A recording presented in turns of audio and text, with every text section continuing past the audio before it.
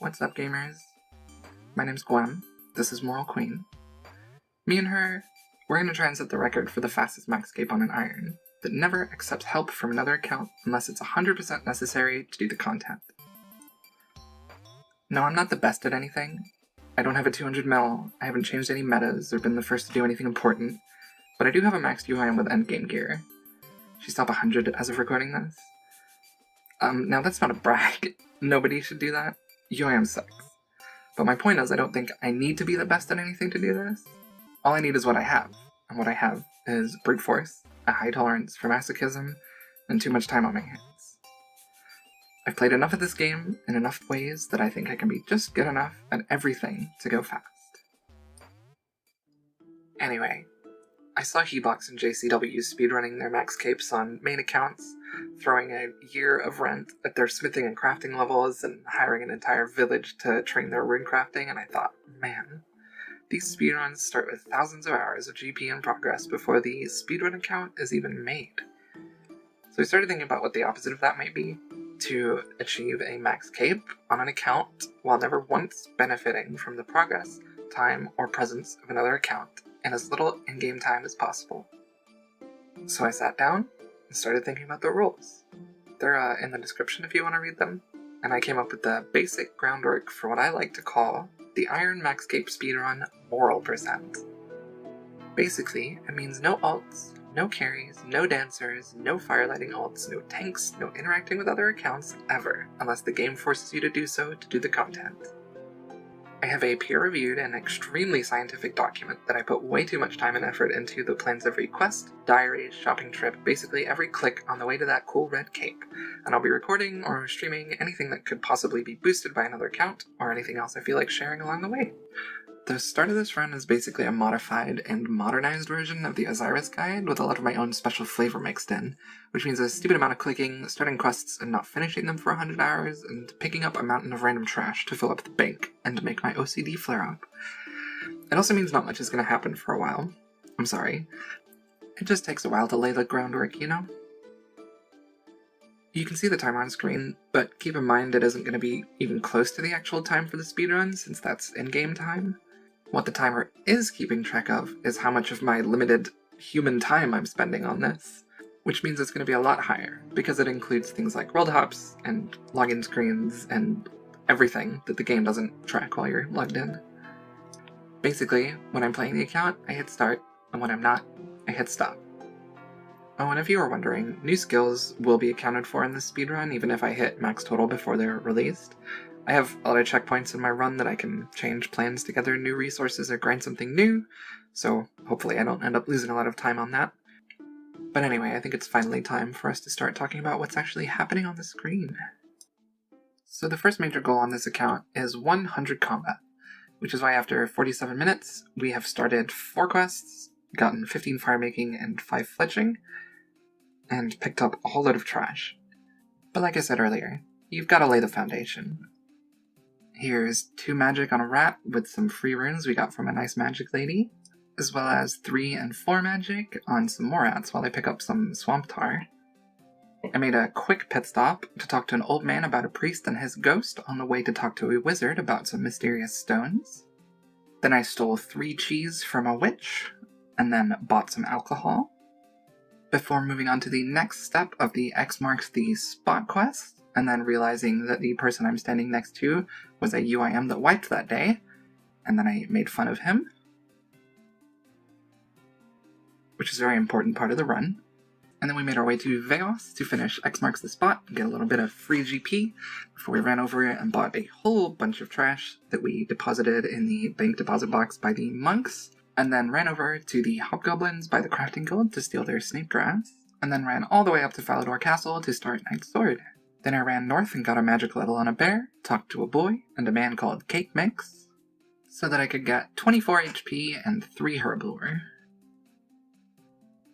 And then after a quick home teleport, I talked to a vampire so that I could go start the Stronghold of Security for a little bit of GP, and then I got really tired of this narration format, so I sped up the clips.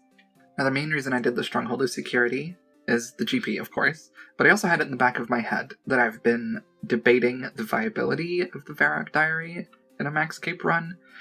It seems it might be helpful for the Grand Exchange teleport, but the Varrock body doesn't fit into my routing, and the XP labs don't mean much in the long run, so I'm still not sure about that one. Anyway, after picking up a bunch of iron bars, we went through the Castle Wars portal in Ferox to Castle Wars, and then ran to Yanel so that we could go to the Hunter and Cooking shop to buy a bunch of random supplies for quests that we're going to need in the future. Which put us in a nice spot to run up north to start the Monk's Friend quest, steal a kid's blanket, get attacked by someone who steals kids' blankets for some reason. And at that point, I made the great mistake of forgetting an axe that I can actually use. I thought I was going to chop down a log. Turns out you need 5 wood cutting to use a steel axe. So I logged off, recalculated a little bit, and ended up having to walk all the way to the bank. Whatever, it doesn't matter in the long run. It's just annoying. After that ordeal was over, me and the monks had a party so that we could relax and get over it. It was wild. You should have seen it. They taught me how to woodcut. Crazy. So once I got over my hangover, I went and put those skills to good use. I thought it would be a good idea to use the RuneLite screenshots for every level, and I could just pop them up on screen, and it'd be cool. But then I realized it'd probably be a good idea to have the speedrun timer actually in the screenshots, so you can see the time difference between them. So I do that in a second, but for now you get this nice little spinny montage. Annoyingly, I did waste a little bit of time here, but time at this point kind of doesn't really matter, because you're not really losing that much in the grand scheme, but I did come up with a much better oak cutting and fire making method for later.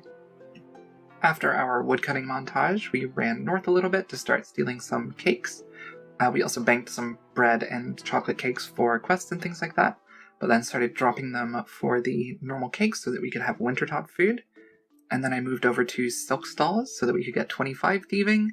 That's also for an Artie diary requirement, as well as some quests. We need silk for that. And then I went over and started poking some sheep. It's a pretty easy quest. I don't know why people complain. I then finished Sea Slug for 24 fishing, extorted a silk merchant for his own stolen merchandise, bought a house, bought some crap, started Dwarf Cannon, and then fixed my timer. I then had a quick chat with this man, where I lied about my barbarian assault skills, and then settled in for a little while to pick up some planks. After I got 200 of them, I started Alfred Grimhand's Barcrawl, Waterfall, I helped out Femi, bought some arrow tips as well as some other stuff at the Grand Tree, finished Plague City for 15 mining, and started the Daddy's Home mini-quest, which has the longest cutscene in the entire world. Then I got a bunch of construction levels from that. It's great. Love that. Finished Jungle Potion for the biggest brain plan I've ever had. I was going to start woodcutting at this point, but I remembered, like literally last second, I was about to take my axe out of the bank that the Gout Tuber is more successful at lower woodcutting. So I got it in less than an hour, and I was so happy. After that monumental success, I decided to run to Falador, where I could do my new oak woodcutting and fire-making methods so that I could get 50 fire-making. If you're curious what's going on here, I'm basically stealing this farm's rats so that they can attack me and stop my skilling cycles. If you would like a guide, it is on my channel. It's actually a super fun method. I'm kind of sad that it will never be relevant again. Whatever. So we talked to a ghost, we bought a chronicle, and then we made our way over to Remington to use all of the planks that we had just picked up, which got us up to 22 construction. Then while I was at the Port Sarum fishing shop, I realized how expensive anti-poisons were for the Gout Tuber grind, and bought less feathers than I wanted to. But again, nothing is a big deal at this point. Anyway, we started fletching on the way to Veos, so that we could go to Port Piscarilius, and then make our way up to Arceus. I took the opportunity while we were passing through to do the Arceus library for favor and for things like the transport spell.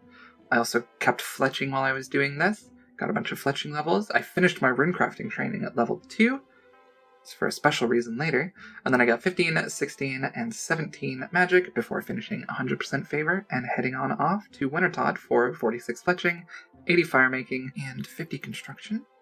Now, last episode I ended by saying I wasn't going to spend the entire episode at Wintertod, and I'm sorry to say that was a lie. I thought I'd be doing Wintertod to level 90 at the start of the video, just for extra money and supplies and stuff, but I decided instead to just never come back. I hate Wintertodd. All my homies hate Wintertodd. 99 fire making can come from Kingdom or Redwoods or something else that I can do while I do artifacts or sepulchre or farm runs or anything. It can beat 0 time. I refuse to go back to the bright white migraine prison. Hate that place. I also want to say, I don't care how you play. If you took me calling this run moral as an insult because it's not how you play, then I'm sorry. It's a joke. That's it. If you want to do a speedrun where you use every alt method you possibly can, then I will happily ring that bell and smash subscribe or whatever. Good luck. Anyway, this video is full of so much random early game nonsense, I kind of didn't know how to fit it into a narrative. So we're just going to blast through some of these early quests and levels, play some chill music, and get to some of the more impactful content a bit faster, I hope.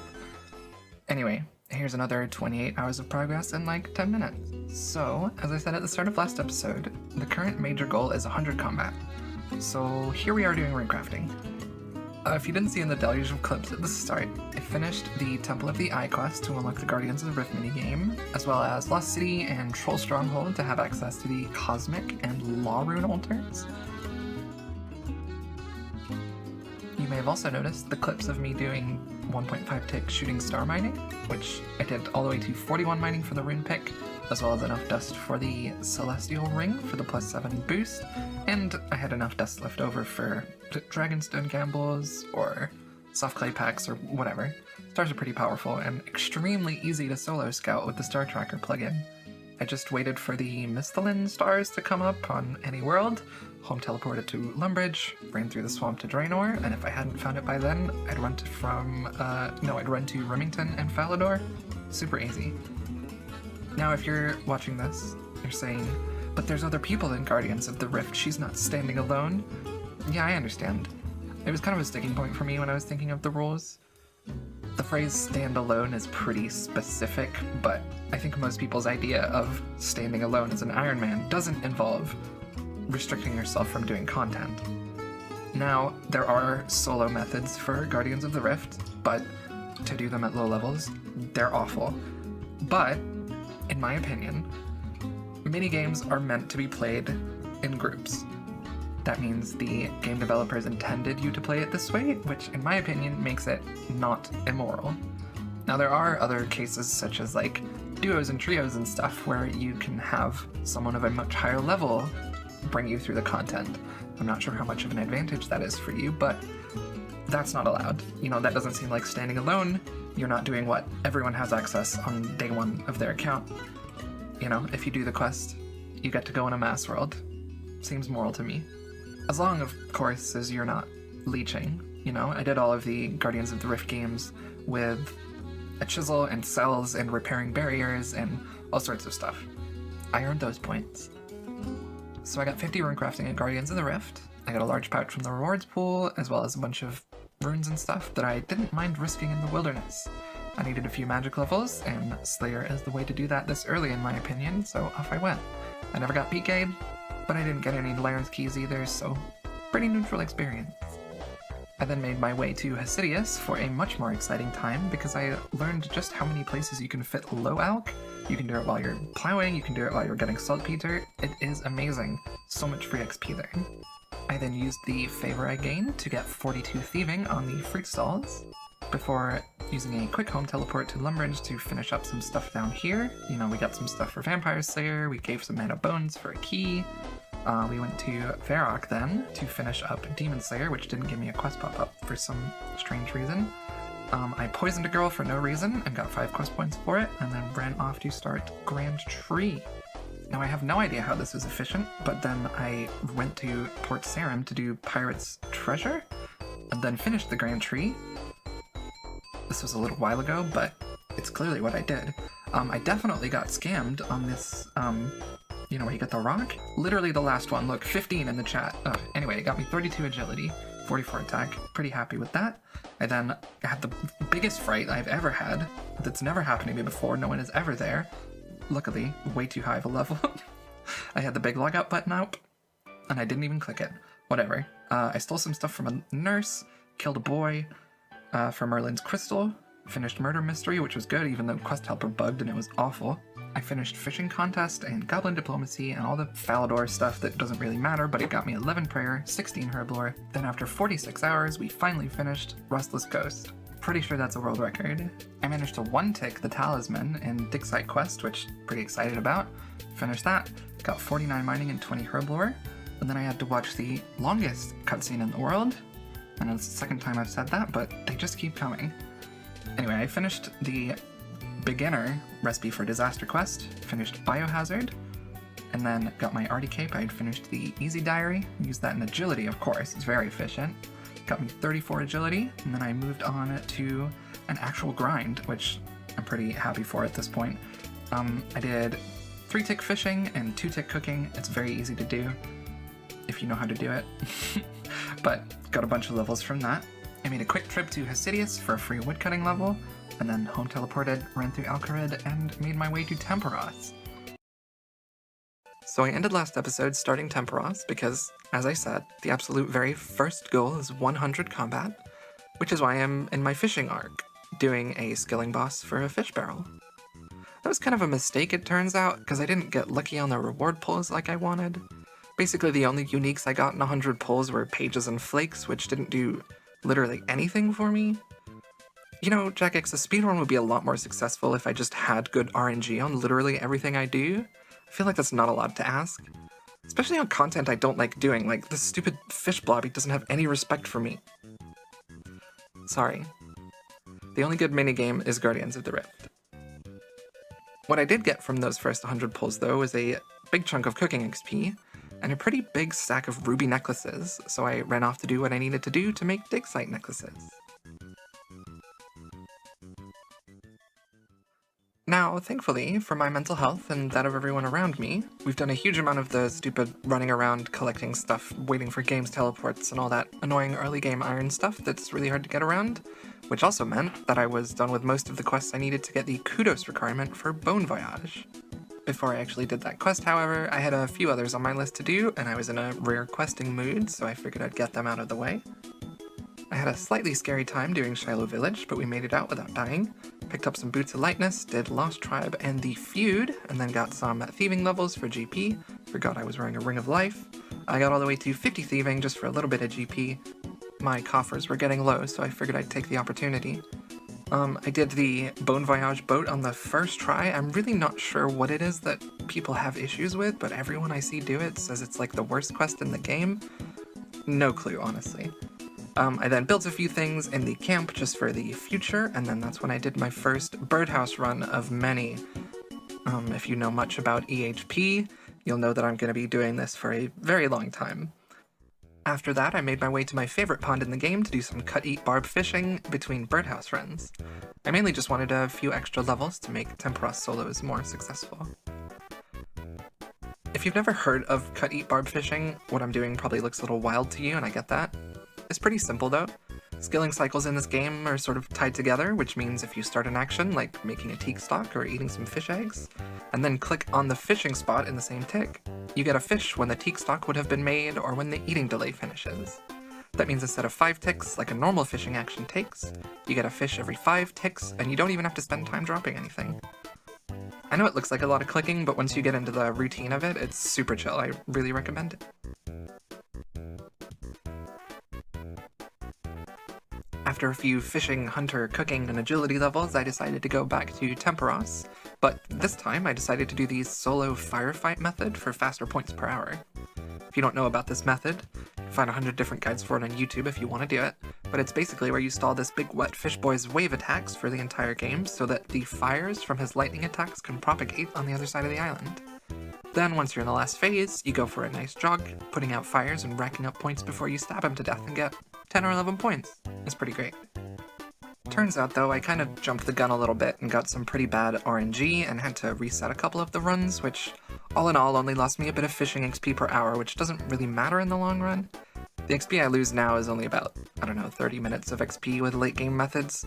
Plus it banked me a bunch of cooking XP and construction XP and some useful food that I didn't have, so we can call that a win for now. So I got up to 200 reward pulls, hoping my RNG would turn around, and I still didn't get lucky, so I decided to head back to the pond to do some more cut-eat fishing to help with the barrel grind.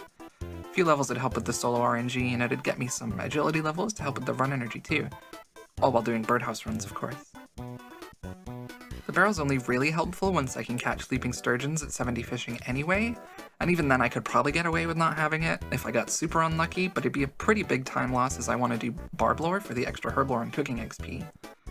If you don't know what that means, I'll tell you when it comes up, don't worry about it yet. Basically, all that to say, I got a few extra levels at the big pond before making my way back to Temporas.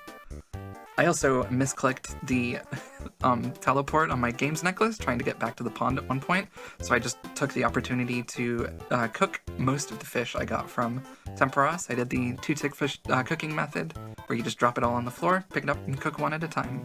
It's faster, I promise.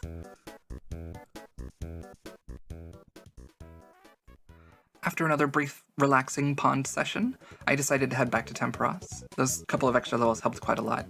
And I managed quite a few 10-plus point games before I hit a really annoying streak of bad RNG that it was so frustrating I said screw it, it's not that important. I headed to the reward pool annoyed and fished up a ton more cooking XP, and I also got the tackle box and the giant harpoon fish, which I was so mad about. I was in the middle of complaining about it on Discord when the barrel popped into my inventory. Very happy I don't have to worry about the fish prison anymore. With that, I reset my inventory and made my way back to the comfiest pond in all of Gielinor to start clicking fish as fast as I could. I couldn't even actually use the barrel yet, and still needed 45 strength and agility to catch sturgeon, as I was only 44, but once I hit those levels I was off. If you weren't quite sure how the barrel could be helpful, its main function in this speedrun is helping me bank leaping sturgeon. When added into the cut-eat barb fishing I was doing earlier, all I have to do is click the barrel when there's only sturgeon in my inventory, and I'm basically adding a huge amount of herb lore XP to my bank in the form of barbarian potion mixes. If you're wondering how I'm banking, I'm just using the games necklace in my inventory to teleport to the barbarian outpost.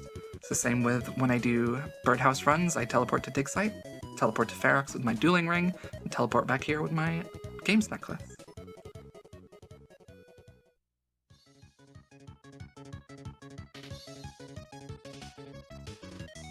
So I hung out at the pond until about 56 agility, which was the main purpose of the whole fishing journey, because of the Guardian Mine shortcut in Guardians of the Rift, but it also got me to almost 81 fishing, as well as 55 strength. With that, I made my way back to Guardians of the Rift to make some more GP, get some more teleport runes, and of course for the runecrafting XP.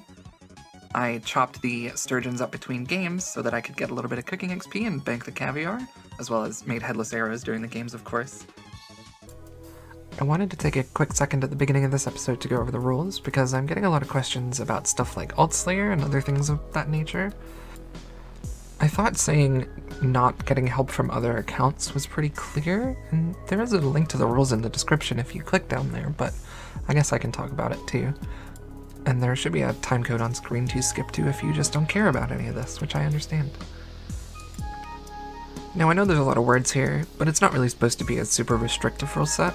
I just wrote down anything that came up while I planned the speedrun and anything that anyone else mentioned to me that might conflict with the idea of playing an Iron account morally. The biggest portion of this is basically dedicated to just not being assisted by other accounts for any reason other than it being necessary to do a piece of content. And it includes a bunch of specific examples of that, like boosting torsos, paying for carries, mains selling to shops, slayer ulting, stuff like that. There's also a whole section for group minigames, and I typed a whole lot of stuff there to basically say mass worlds are okay as long as you aren't doing leech strats or being boosted, and if you can prove that. And if you're wondering how you'd prove that, you can go into the description and watch some really long, sped up, unlisted videos of some very repetitive content if you really feel like it. It's pretty simple, really. Thanks for listening. Oh, and I'll also remind you every few episodes, the time on the screen isn't the actual time we're using for the speedrun. That's going to be in-game time, which I'll reveal once I max. The time on screen represents the real human time that I've put into this, including, login screens, hopping, logging out while I look stuff up on the wiki in a panic, all of that sort of stuff. We finished last episode still working on the first major goal of the account, which is 100 combat. So after a little bit of Guardians of the Rift, I took my runes out into the wilderness and alked while I killed stuff.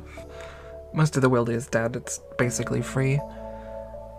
I didn't do it on a revs task though, because that's a little bit spooky, but I did do it with fire giants in deep wildy, and I even got a couple of Laren's keys out of it.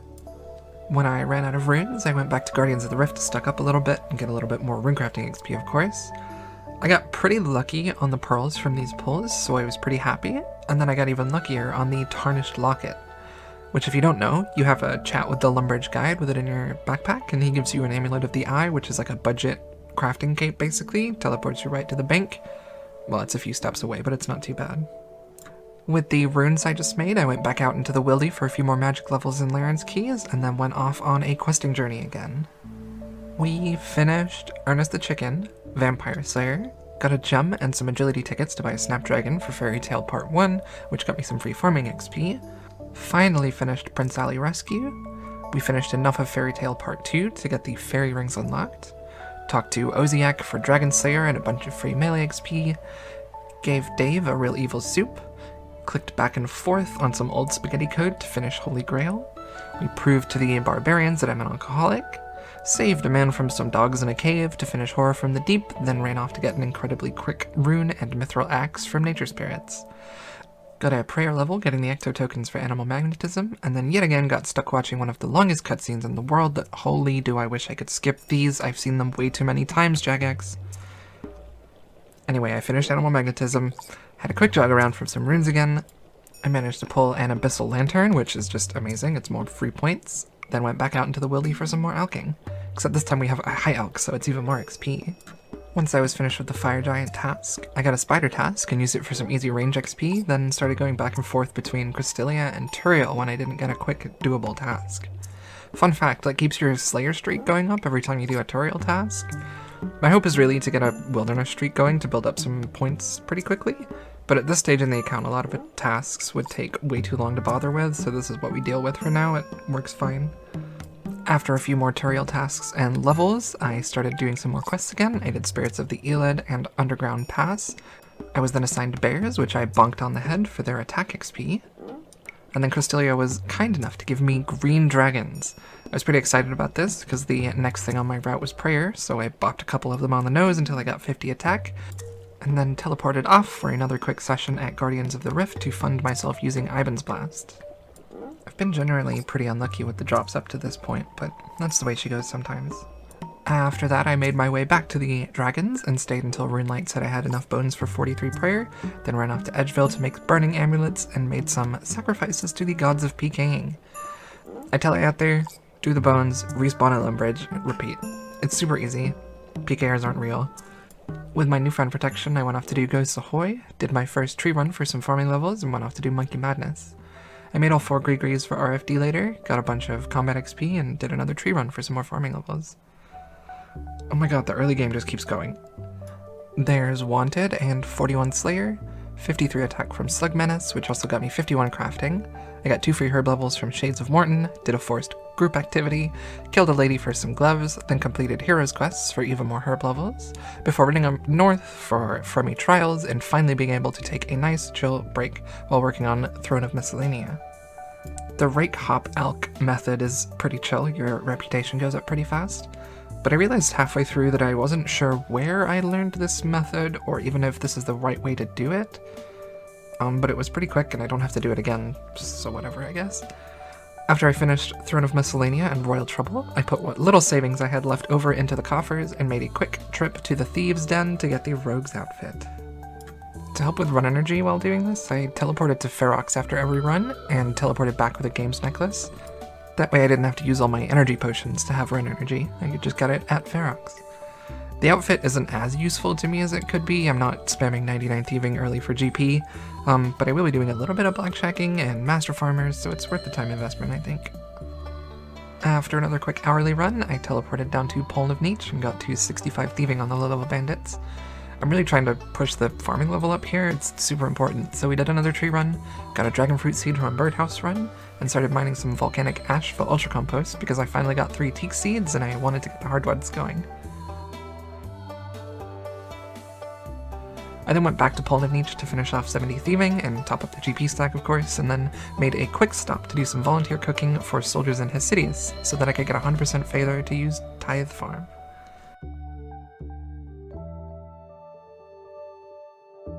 Now, personally, I kind of enjoy Tithe Farm, but I'm sure some of you out there are cringing about it, which is super valid. The reason, or reasons I guess, I'm here are autoweed and the herb sack. Now, autoweed is just like a huge QOL time save thing for farming. That one's not the biggest deal, but the herb sack makes herb runs a lot faster, and also helps me get herbs faster from Slayer. Plus, the farming XP from doing both of those is incredibly helpful for me right now to get past the easy farming contracts and start getting more herbs more consistently. The method I'm doing here is called 24+1, which is pretty well named because 24+1 is 25, and that's how many seeds you plant per run. I start on the little single patch in the south, and then plant in all 3 of the middle rows. Realistically, if you lose too many ticks or don't want to click use on the watering can on the first round, this is impossible. But, to be honest, I used to hate Tithe Farm until I figured this out, so maybe you want to try it. It might seem difficult, but I did most of this grind kinda stoned, and had quite a lot of misclicks, and only lost, I think, 4 plants during the entire Tithe Farm grind. You might mess up on the first few runs, but once you get the walking pattern figured out, it's pretty chill. After doing a few runs and running out of energy potions, I took my fancy new rogue's outfit to Draenor Village to click on a farmer and get punched for a little while I thought about whether logout farming was worth it. For a brief moment, I had the idea of just sitting at a single patch, logging in and out, and farming a patch that's guaranteed not to die, or just sit at the farming guild and log in and out to do contracts for 3 months. From an in-game time perspective, that'd be great, right? But, now I don't know about you, maybe that sounds like a good idea, but it would make me want to cry. Like really hard. If you want to do that, I support you, that sounds great, and you'll definitely set a new record in 10 years. Now that's not to say I haven't and won't be doing it a little bit. I work from home and have notifications and timers set up to do birdhouse runs, contracts, herbs, all of that, so quite a lot of the hourly stuff gets done throughout the day with me logging in and out between them. But then in the evening, or on the weekend, if I'm doing something else on the account and the notification comes up, I'll gear for a run and take the extra in-game time to do it. The positive to that is that it gives me even more time to do zero-time activities like fire making, fletching, glassblowing, alking, whatever other things I need to do, so I think it all evens out in the end. Anyway, I went back to Tithe Farm after I had a decent stack of birdhouse seeds for the Master Farmer, got a couple more farming levels, and ran off to a place I'm going to get very familiar with during this run, the Farming Guild. I set up the pre-plants for easy contracts, which are pretty bad in general, but I wouldn't be doing many, and they get me some more Haralander seeds for energy potions, as well as some seeds for easy contracts in the future when I get Janed and have to downgrade my contracts.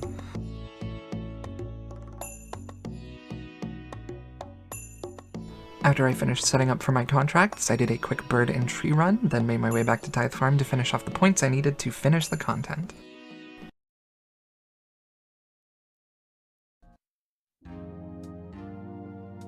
People still like to say Ratcatchers is the worst quest, but that's kind of old news. They've fixed that quest, it's fine. But have you seen Tower of Life? Jagex, come on. Look how long it's taking me to search these crates. What random intern in 2007 thought it should take 5 full seconds to search a crate? You have to do it like 30 times, and you can fail. I feel like we should be writing in Fowler about this. Anyway, after finishing my new favorite thing to complain about, I went off to do the Temple of Ikov. Now fun fact, if you don't already know, you don't actually need 40 range to do Temple of Ikov, even though it says you do in the game. You just need a single ice arrow in your quiver and a thrown weapon. It's great, this game is way too easy. So then I killed a man, because I'm a good person, and finished Temple of Ikov. I killed a bird for an ogre, then took a quick workout break at Giant's Foundry for a few smithing levels to smelt the perfect gold ore for Family Crest. Foundry isn't great XP, nor is it incredibly efficient, but when you're as poor as I am at this point in the run, you can get it done pretty quick for pretty cheap with plate bodies from Horvik and Barok. After I hit 40 smithing, I teleported to Soul Wars and ran into the Edgeville dungeon to realize why Framed still comes down here. And then this old man gave me some terrible gloves, which I immediately traded for better ones, then made a pit stop at the Gnome House for some energy potions, got 63 farming on my first beautiful teak trees, then I got 64 hunter, 37 herblore after a Haralander run, and then minigame teleported back to Giant's Foundry. Now, editing Gwen isn't really sure why speedrunning Gwen did this. It's not in the plan until much later, though it is with the same method. I think I was just tired of questing. My spacebar holding hand hurts. Once we got back from our round trip of Gillinor, we completed one small favor for a nice chunk of herblore XP, and then ran into the jungle to fight a demon that's much higher level than me. I don't know if you guys know this, keep it on the DL, but basically all you need for Legends Quest is 43 Prayer. I'm only like 1,300 total right now. It's not even that hard to do, and they're just gonna hand me 130,000 herblore XP. Like, look at that. I mean, I love it, but it's insane. With my humanitarian deeds done, I unalived a man in cold blood to complete regicide, and then booted up the old PvP arena group finder to start working towards some zero-time imbue scrolls. Now, when most people do the PvP arena for scrolls, they just AFK and die on purpose because it's faster than trying. And while the in-game time spent on the PvP arena world doesn't transfer to your main profile, that still didn't feel very moral to me. That's not to say I didn't die almost every time, but I never claimed I was good at PvP. I tried. If you're curious about the PvP arena, because there's like zero reason you'd know about it unless someone told you at this point, you can queue for random 1v1 matches while you do other stuff in-game, and it gives you a little pop-up. Like this one, when there's a fight ready for you. Most of my PvP arenaing was done while doing all of the RFD subquests, or the brief moment when I was in Hesidious Kitchen to finish 70 cooking off. But by the time I was done with Awawogi, we already had the points I needed for an imbue scroll. I only did one at this point, but I'll be needing a second one at some point later, but again, it doesn't count for in-game time, so it's not really a big deal. With our new powerful rune gloves in hand, we took the next logical step, did a birdhouse run, finally set up for giant seaweed, collected some mushrooms for super energy potions, and took my cat on a desert vacation for a Claren's little helper. A lot going on in this one. By this point I was running pretty low on birdhouse seeds and herbs I needed, so I took a little moment in Hesidious to steal from an honest man for my own profit while plotting my next steps. The goal for the end of the episode is to finish Guardians of the Rift, which means the full outfit for ZMI later, and the Abyssal Needle for the humongous pouch. Before we can get to that though, all this questing has brought me down to basically zero things like in zero time. I used all my logs, my runes, my molten glass, my arrowheads, all of it. So I ran to Draenor and clicked a knife, then a log, then a tree, over and over and over until 60 woodcutting, to build up a supply of willow logs that I can fletch during Guardians of the Rift. I didn't record it, but I went to Port Khazar to buy enough sand and soda ash to get to 61 crafting for lunar diplomacy, and I got 55 and 56 crafting, turning it into molten glass to do between the Guardians of the Rift games. After a couple of games, and with what we had from last time of course, we had enough for an outfit piece, so I bought the top. It's pretty cute. I got a fletching level, and then a rune crafting level, and then a crafting level, and then I got 58 herb lore while on a birdhouse run, so I finally used my tithe points to buy the herb sack, and, you guessed it, went back to guard some more rifts. I don't like to keep too many points, because I like to know exactly how many pearls I have, and on our first batch of pulls we managed to get an Abyssal Needle, which means all we need now is more Abyssal Pearls. However, again, by now I'd run out of stuff that I could do between games, so I took my shiny new 60 woodcutting to the Woodcutting Guild for the Invisible +7 boost, and clicked knives and logs again until I got 61 woodcutting. While doing a birdhouse run, I realized I should get some more volcanic ash, so I took the time to stock up, and then had the saddest seaweed run of my life.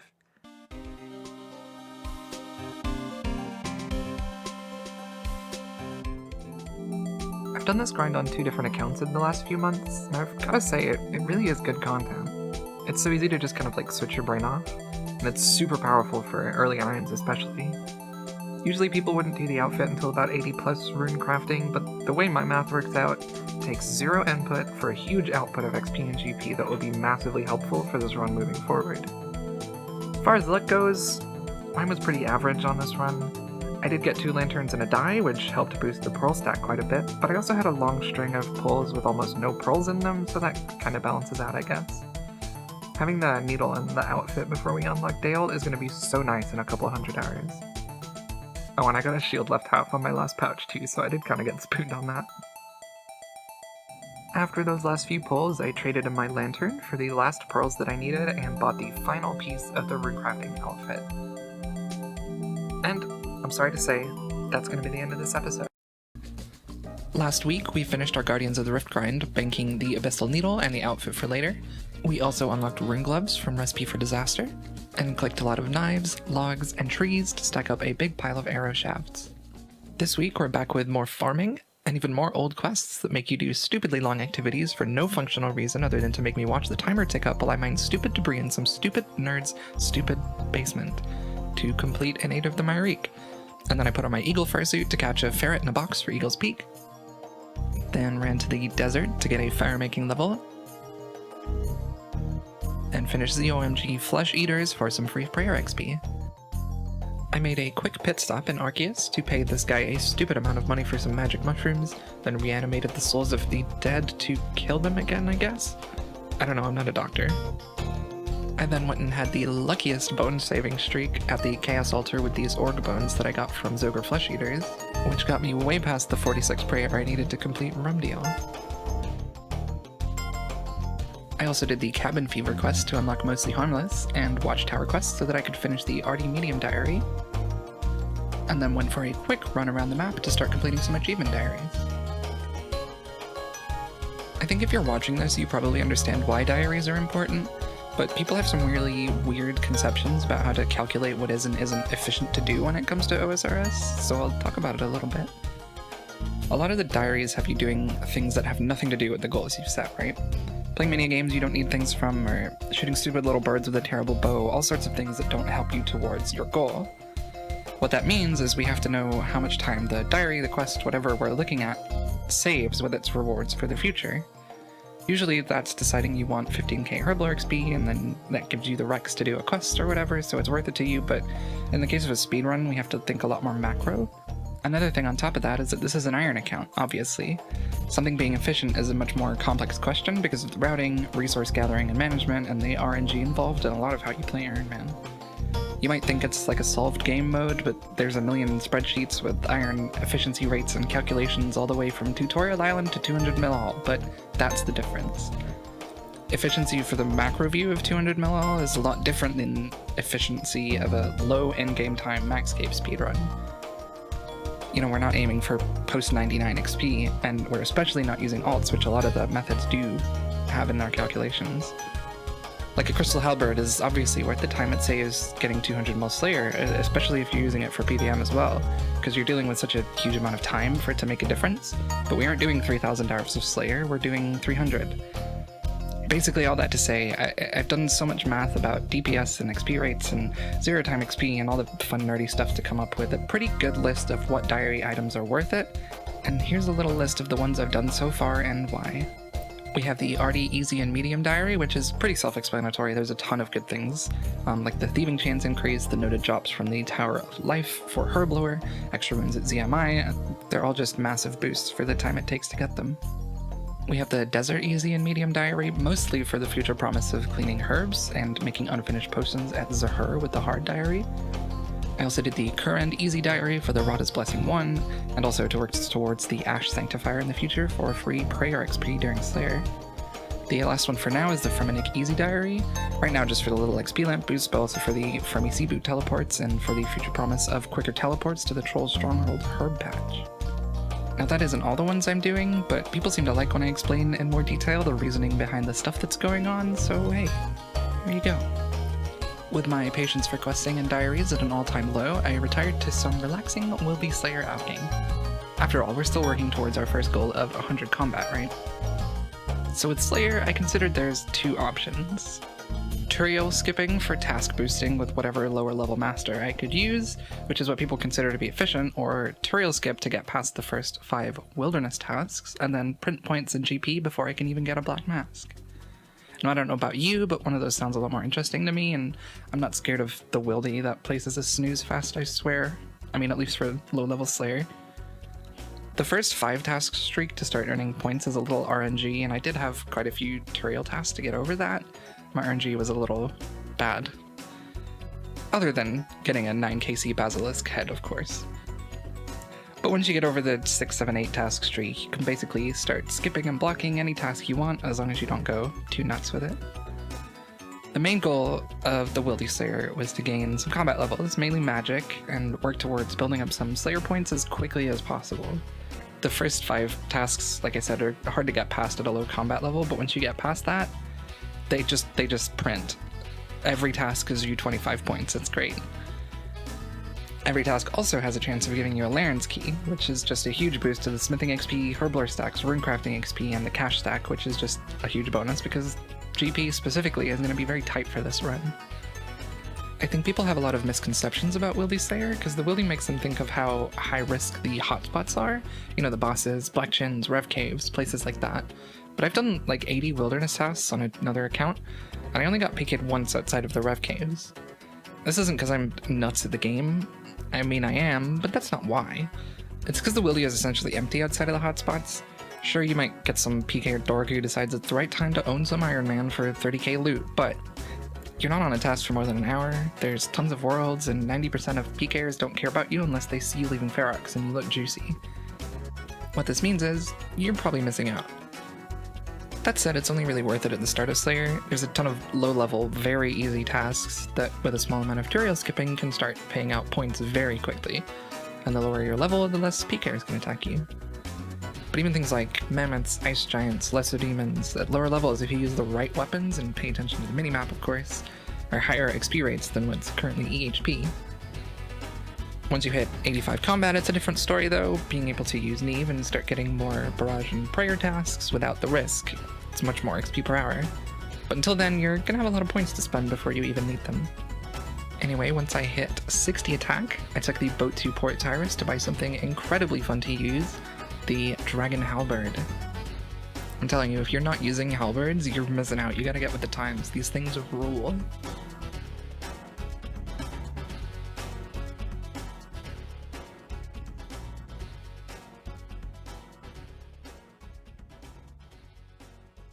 Now, Revenants aren't exactly efficient, but they're fast. They give free wildy food and potions that I can use for other tasks. They still drop Laren's keys, and there's a chance the RNG gods can shine on you and bless you with a giant pile of money. Sometimes that's dragon plate legs, sometimes it's 1 mil from a totem that makes life easier for a while. You never know. The Rift Caves are a little scary, especially without scouts and stuff, but I'm not in there in 30 plus wilderness having to run through tons of prayer. I'm getting a fast task done on low levels that give me a tiny chance of hitting a jackpot while I also build up points incredibly quickly, even with skipping a ton of tasks. Wildy Slayer kinda rules. At this point, I decided to take a little break for some questing to do something a little less prayer flicky for a little bit. And after getting scammed by a very sensitive keyboard button and not being able to stop a golden bull from being made, I finished between a rock for a free defense level, built a room in my POH just for my pet rock to finish the Fremenic Medium Diary, and then ran back out into Deep Wildy to blast some ice giants. Now I'm not sure why, but I bought a set of Proselyte to do a fire giant task. The Proselyte makes sense, but it was late and I went a little autopilot and I got a couple of levels on some giants before I remembered where I was and went back to Cristelia to block them.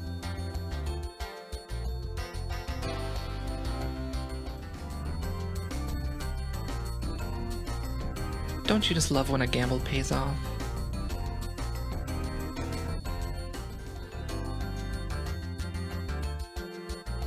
On another brief break from the wilderness, I took a troll to the jungle, suffered through some more painfully slow old quest mechanics to complete my arm's big adventure, and then ran off to the desert to finally start Desert Treasure. And most of the bosses went off without a hitch, other than the shadow guy who really wanted to see me panic. But I made it out alive, finished the quest, switched my spellbook to Ancients, ran over to my guy on the hill to buy an Ancient staff, and then got right back to the Wildy Slayer, but this time so much more satisfying. This is why you gotta get into the Halley game.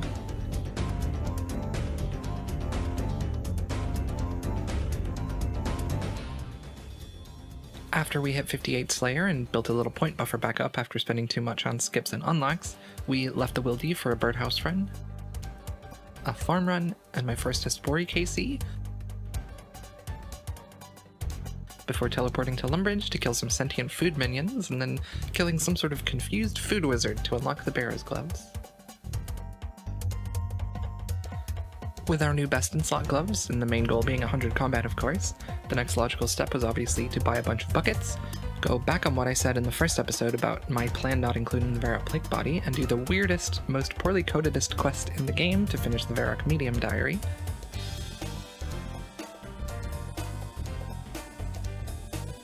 And then made my way to the most comfy quarry in all of RuneScape to mine some sand.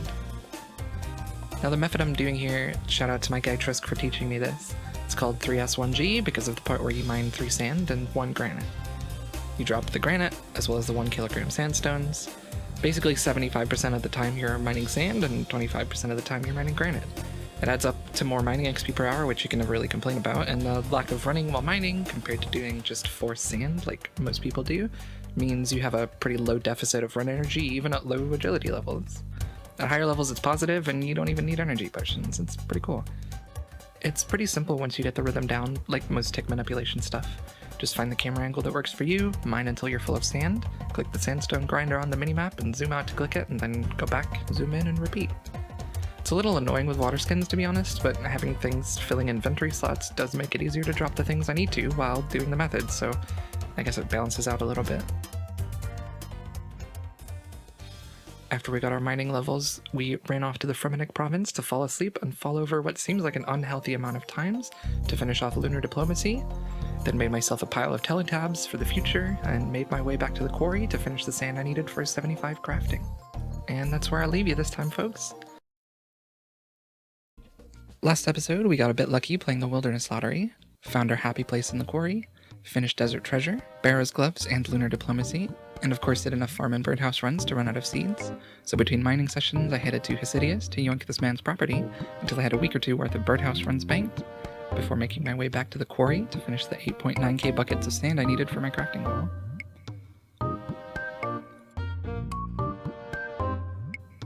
Once that was done, I teleported all around Zia getting 20% favor in all the houses I didn't have it in yet,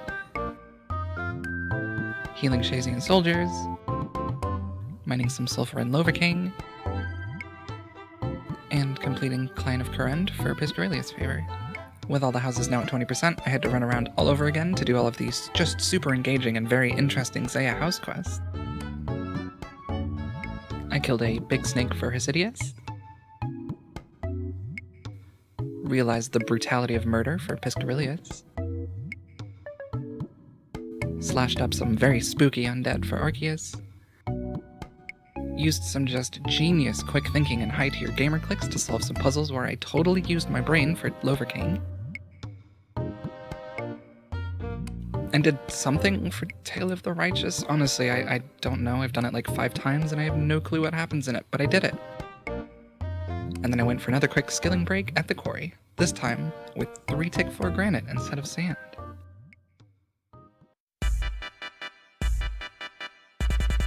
Today's video is sponsored by 3 tick 4 granite with the inventory in the middle of your screen. I'm sure you've all seen someone doing 3 tick granite, maybe on YouTube or while you're AFK mining sand on your 4th hardcore, and thought, wow, that's amazing. How cool is that person? I want to be like them one day. What a gamer. Right? Well, it's even easier now than it ever has been before because of RuneLite letting you move your inventory to the middle of the screen. No more rocks with longer clicks or having to not drop after the 4th rock because your mouse moves too far.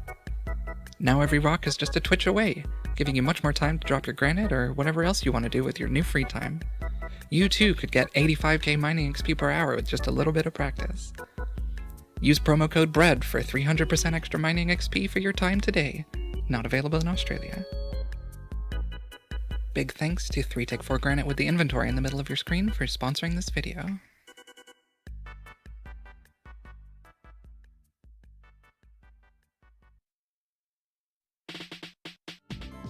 No, I didn't really need this right now, but I have the tools I need to do it, and I can still do farm and bird runs while I'm doing it, and I'm gonna have to do it anyway later, so why not when you're in the mood, you know? Thanks to the great deals from our sponsor, we got 72 mining, did some hacker tactics to save some ticks on a herb run. Whoever said fire making wasn't useful? They're a fool. I then teleported up to Relica to do some wood cutting, and a little casual decapitation to finish the Fremennik Isles quest and get a free defense and crafting level, as well as a Helm of Natisnot that I can equip, which is cool. Once I was done with the Fremenniks, I made a quick pit stop in Cerberus's lair to get Magic Head from a terrifying old man, and ran off to complete the best quest in the whole game. I mean, spy penguins, stoner musician penguins, communism? What's not to love?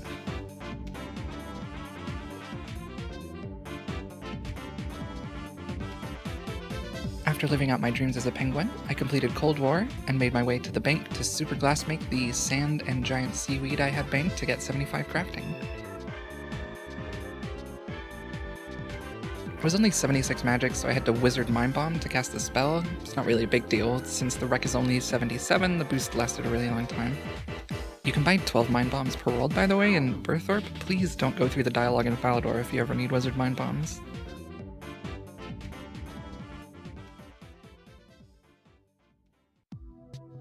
Casting Super Glass Make on all of the sand and seaweed I had banked got me to 65 and 66 crafting.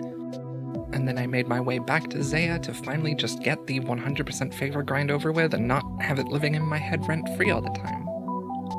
I figured out how to 1.5 tick the sulfur for Lovaking favor and finished 100% with minecarts. I dug up some worms on the beach for Piscarilius favor, and then fought crime and beat up some soldiers for Shazian favor. For whatever political reason, that let me get some architects to throw rocks at a statue, which makes even less sense to me. To build a statue of someone doing winter tot on a new iron. The bar in the Jagex office gets used a lot, I think. Once whatever that was done, I went to a political meeting where I felt completely out of place, hacked up a big demon and an assassin, then forgot I wasn't high combat and underestimated a big hand ghost, and had to make a tactical retreat to Ferox.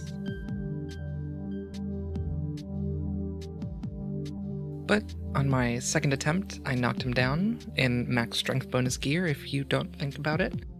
Then I ran off to another political meeting where I was severely underdressed and finished Kingdom Divided for the offering spells and the upgraded teleport book. Now that I was done with and didn't have to think about Zia Favor ever again, I filled up my Book of the Dead and teleported to Piscarilius to do what's probably one of the top 3 methods in the game. Like, out of all of them. Artifacts are kind of OP, I feel like a lot of people need to hear that. You can actually do so many other things while you're training thieving, and it's not even that many clicks. If you haven't seen this before, it's a pretty simple concept. You get targets from DJ Khaled in Port Piscarilius, teleport to a bank to energy restore or fill your inventory with things you want to train with, teleport back to Pisk with the book, and run around avoiding the guards to wherever the plugin tells you to go, basically. You steal an artifact there for a guy who pays more in experience than he does in wages. You have to either find a world where the guards are set up or set them up yourself, of course. There's a lot of videos that show you how it's very easy, and you'll lose an artifact at the start setting up one of the guards, because you have to teleport away, but after that, as long as someone doesn't ruin them, please do not be that person. They should stay lured until the next game update. Ferox banking isn't really ideal, but dueling rings are incredibly easy to get, and having energy restoration without paying for construction or spamming energy potions that I don't have is a huge plus. It does lower the thieving XP per hour a little bit because of the extra running time and the time it takes to restore energy compared to stamina potions or pools, but you can still blow 3 glass from the teleport to the free-for-all portals, so you don't really miss out on any crafting XP unless you run out of glass while you're in Pisk. That doesn't really happen that often unless you have some bad guard timing while you're in the southwest house, and if that happens, that's why you keep a stack of feathers and arrow shafts on you at all times. You gotta stay strapped. If you're wondering why I think this is one of the top 3 skilling methods, it's because of just how many things you can do while essentially getting, 150 to 300,000 thieving XP per hour passively. With a long enough render distance, you can click all the way across the map and do whatever you want while you run. Blow glass, cut gems, fletch arrows or bows, alch or enchant or superheat or make potions or whatever your little heart desires. Not all of those are efficient to do, of course, but some people don't play like that, and that's okay. The point is, with the main part of the artifact loop being teleporting to Piscarilius, it gives you time to train a ton of different skills by either taking items from your bank to use before you teleport, or, if you're a UIM, using things like the Karamja gloves to teleport somewhere near a resource you can gather, like gem rocks, and cutting the gems while you get the next artifact. It's incredibly easy for the amount of stuff you can get done here, and it's really easy to get into the flow without much practice and get your XP per hour to climb higher. Highly recommended.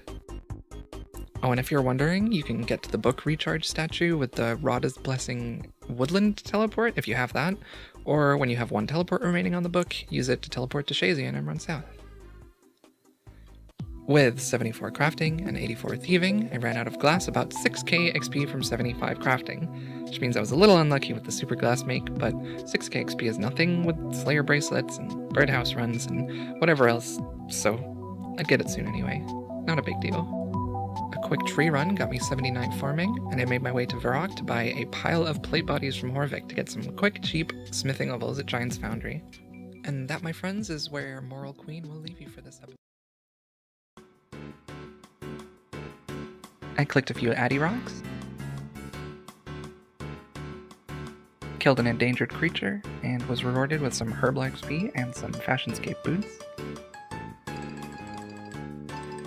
After the Fermi Hard Diary was complete, I spent a while running around the jungle, killing some creeps, and trading a stupidly expensive plant for a completely useless machete to complete the Karanja Easy and Medium Diary. Next up, it was time to finally finish Wildy Slayer, so I spent a little while at the furnace to make some Slayer bracelets, made a quick stop at the Rogue's Castle for a 34kc Dragonstone drop, teleported to Shazian to buy a bunch of stews, and got a +5 crafting boost on the first try with spice I already had in the bank, so that I could finally enter the glory era of the run. We're at the point here where Wildy Slayer isn't as overpowered as it has been for me in the past because of my now very attackable combat level, so I'll only be staying here until we hit the 50 task streak since I'm already pretty close and the point boost is very worth it. Plus I can never say no to Laren's keys. I love a big chest. I re-extincted some mammoths. Someone tried to rush me while I was doing bears. I had a very lucky Laren streak on some jellies. Got a defense level on some revs and then lost one of my glories. Then I went off to Loraniel's big chest to make a little money back and managed to get the second best hat in the game. Friendship with Brudu Mask is over. Dagonhai Hat is my new best friend. After some more very lucky tasks, I got 8 more Laren's keys and made my way back to the chest to try and regain some of the money I spent on burst runes.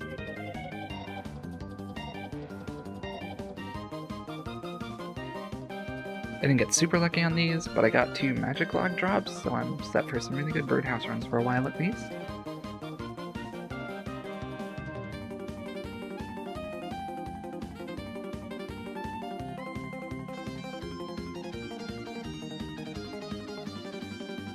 This is why I'm not scared in Deep Wildy. Every single one of them clicked the door trying to get in. Imagine rolling 4 people deep and not bringing a lockpick.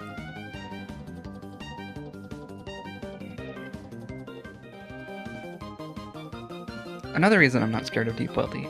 This guy was smart enough to bring a lockpick. I guess he's killing resource area people maybe, not a bad idea. Super persistent, got lucky with an axe running away so I was out of combat. But if you one-item a light ballista with no switches, no entangles or freezes, I don't know, man. All you gotta do is run around some corners, get gap, and log out. I even forgot I had a dragon spear on me to escape and I still made it. Do better at random PKs. Or, don't. That's also fine. When I finally finished that magic axe task, I completed the 50th task streak and got a 375 point boost, and made my way back to Loran's big old chest for the last 3 keys for a very, very long time. The drops were kinda useful, not amazing, except the Dagonhai rope bottoms I got with my very last key, which is just a straight upgrade over Mystic, which is what I was going to use for 99 Slayer, and it's banger Fashionscape.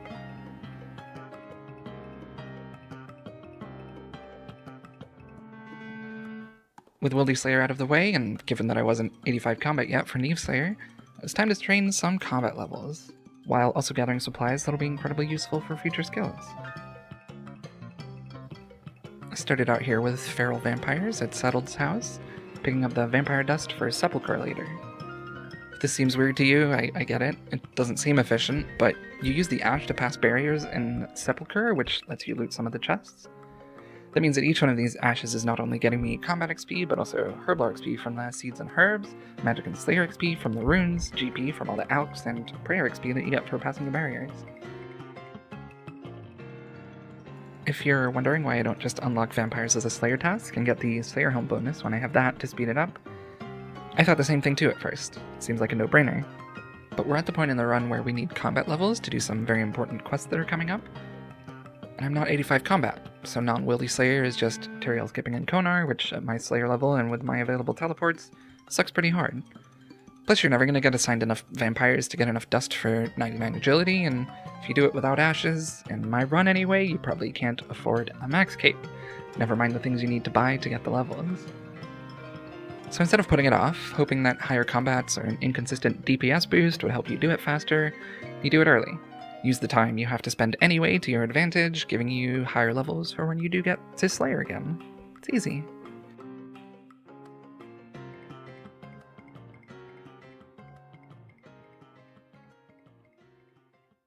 After 60 defense on the vampires, I got 75 hunter with my cool new magic birdhouses, unlocked bigger and badder and broader fletching while I was in the area for a tree run, then minigame telling to trouble brewing to kill some cave horrors for the black mask. In the same vein as vampire dust, it's not worth waiting for cave horror tasks to get a black mask because you'd be doing a lot of Slayer without it. I think most people probably figure that out intuitively, but maybe not. Cave horrors are actually one of my favorite mobs for early game irons because they just feel like you make so much progress. They have low defense and okay hit points, which means they die quickly. They drop a few ALTS, so you make a bit of money. They drop useful stackable loot, mostly decent herb seeds. I just think they're neat.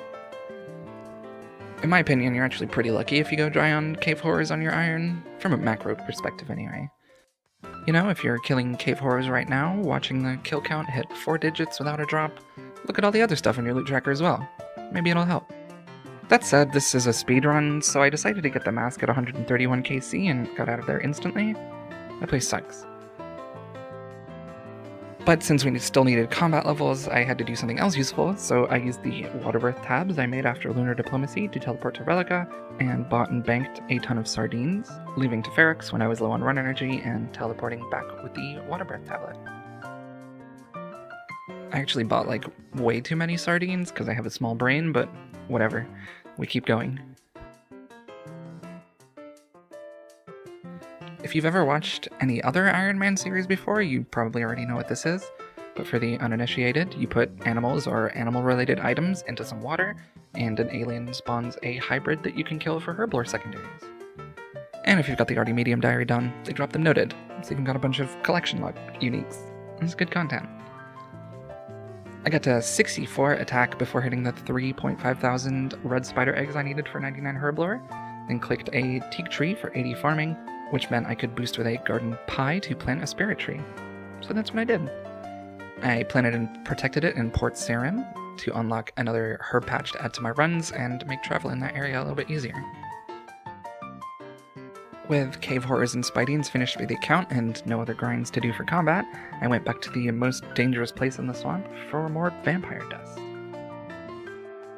I left early the first time I was here because it made more sense for me to do the more annoying RNG things I needed first, on the lower stat creatures before killing another 1,000 vampires.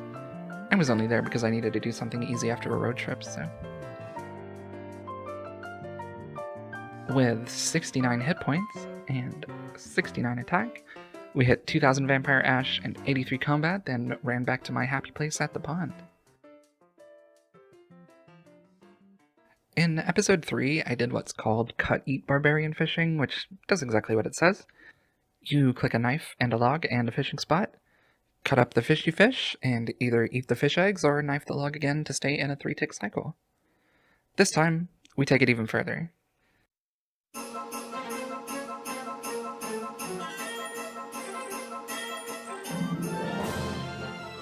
Decant barblore is basically the same method as the one I just talked about, but you also use the caviar you get from cutting up sturgeon to make barbarian mixes, which you then empty, decant a 4-dose potion into the vial to make a 2-dose, until you run out of potions, all while still knife logging and cutting and eating fish eggs.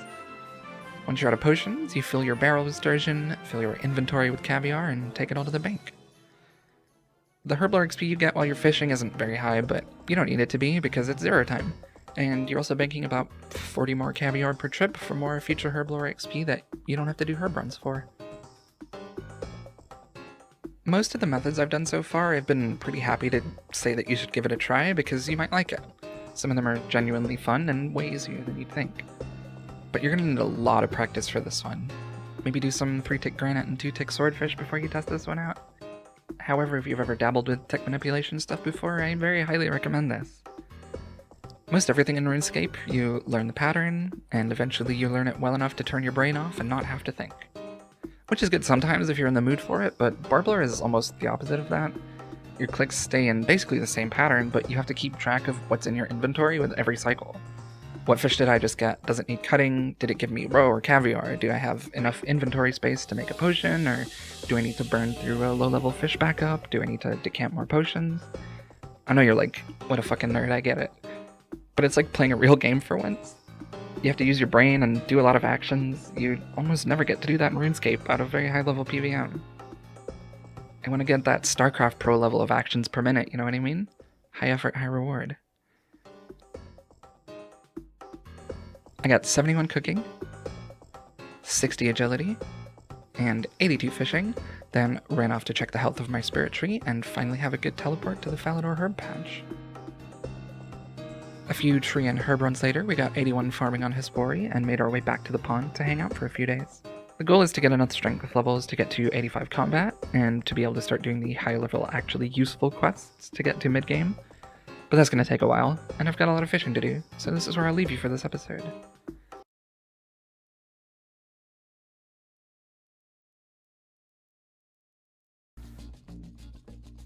By the time I ran out of potions to use, I hit 84 fishing, 72 strength, and 62 agility.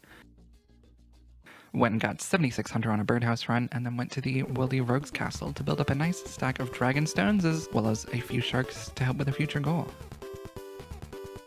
I basically just stayed until I ran out of prayer potions, because I didn't have like a number of gems or sharks I was aiming for. I just kind of wanted to be able to make a stack of useful jewelry for teleports, have a little bit of high healing food so I can kill some higher level stuff, and a lot of the other drops from these chests are super useful too. Got crafting XP and GP from turning the non-Dragonstone gems into amulets to Alk, Death and Chaos runes, noted Tinderbox and Pike, all stuff I totally needed. I had another real banger of an attempt at taking my life, which I escaped by running around a corner, and then went back to safety and enchanted myself some skills necklaces so I wouldn't have to use the fairy ring to get to the farming guild anymore. 61 smithing happened by accident while I was stocking up on some gold bars so that I could go make those amulets I mentioned a second ago. I charged my new skills necklaces at the Legs Guild and then ran off to Mauritania to do the blue box clicking minigame called Quest Helper. This is the first major change I've made to my run so far, because it turns out I vastly overestimated how much GP I could upkeep passively before having the major GP methods unlocked. Most people, if they need combat levels, would do Slayer, and originally that's what I was going to do. But if I want to do Slayer even slightly efficiently at 85 combat, I need either a huge amount of runes, or a huge amount of GP to buy runes. Basically, I don't have enough money to burn through at the rate I need to, so we take a sec. Did a little research and found a few posts and videos about accounts that had finished Sins of the Father with about the same combat stats and gear that I had, so that became the plan. Sins of the Father unlocks some of the most powerful content in the game. It's kind of actually crazy you can do it this early in an account. Sepulchre is the best skilling method in the game. Like, seriously, it's stupid powerful. It's the best agility XP. It gives you 0-time construction and prayer XP at a pretty decent rate, and the loot is insane. The other incredibly powerful thing that Sins of the Father unlocks for me is Dale Essence, which means when I'm not doing Sepulchre for stacks of GP and runes, I can do 1.5 tick Dale Essence to use at the Orania altar for stacks of runes and GP. I don't know about you, but stacks of GP sounds pretty great right now. After Darkness of Halavale was done, I killed a giant slug thing in someone's basement, teleported to Tob to do Vampire Slayer 2 and finish Taste of Hope, and then ran up to sleep to stalk a man for basically no reason. Like, you're telling me all the people out here have never seen him go down the stairs right next to the front door of the church? Anyway, whatever, I murdered another vampire in the basement, and stopped the progress of science by using violence, had some very dramatic meetings with some wolves and a sexy vampire, and then I killed a less sexy vampire so I could rub my clothes on his dead body to make them smell like him, and then got ready for my first actually difficult fight in the run.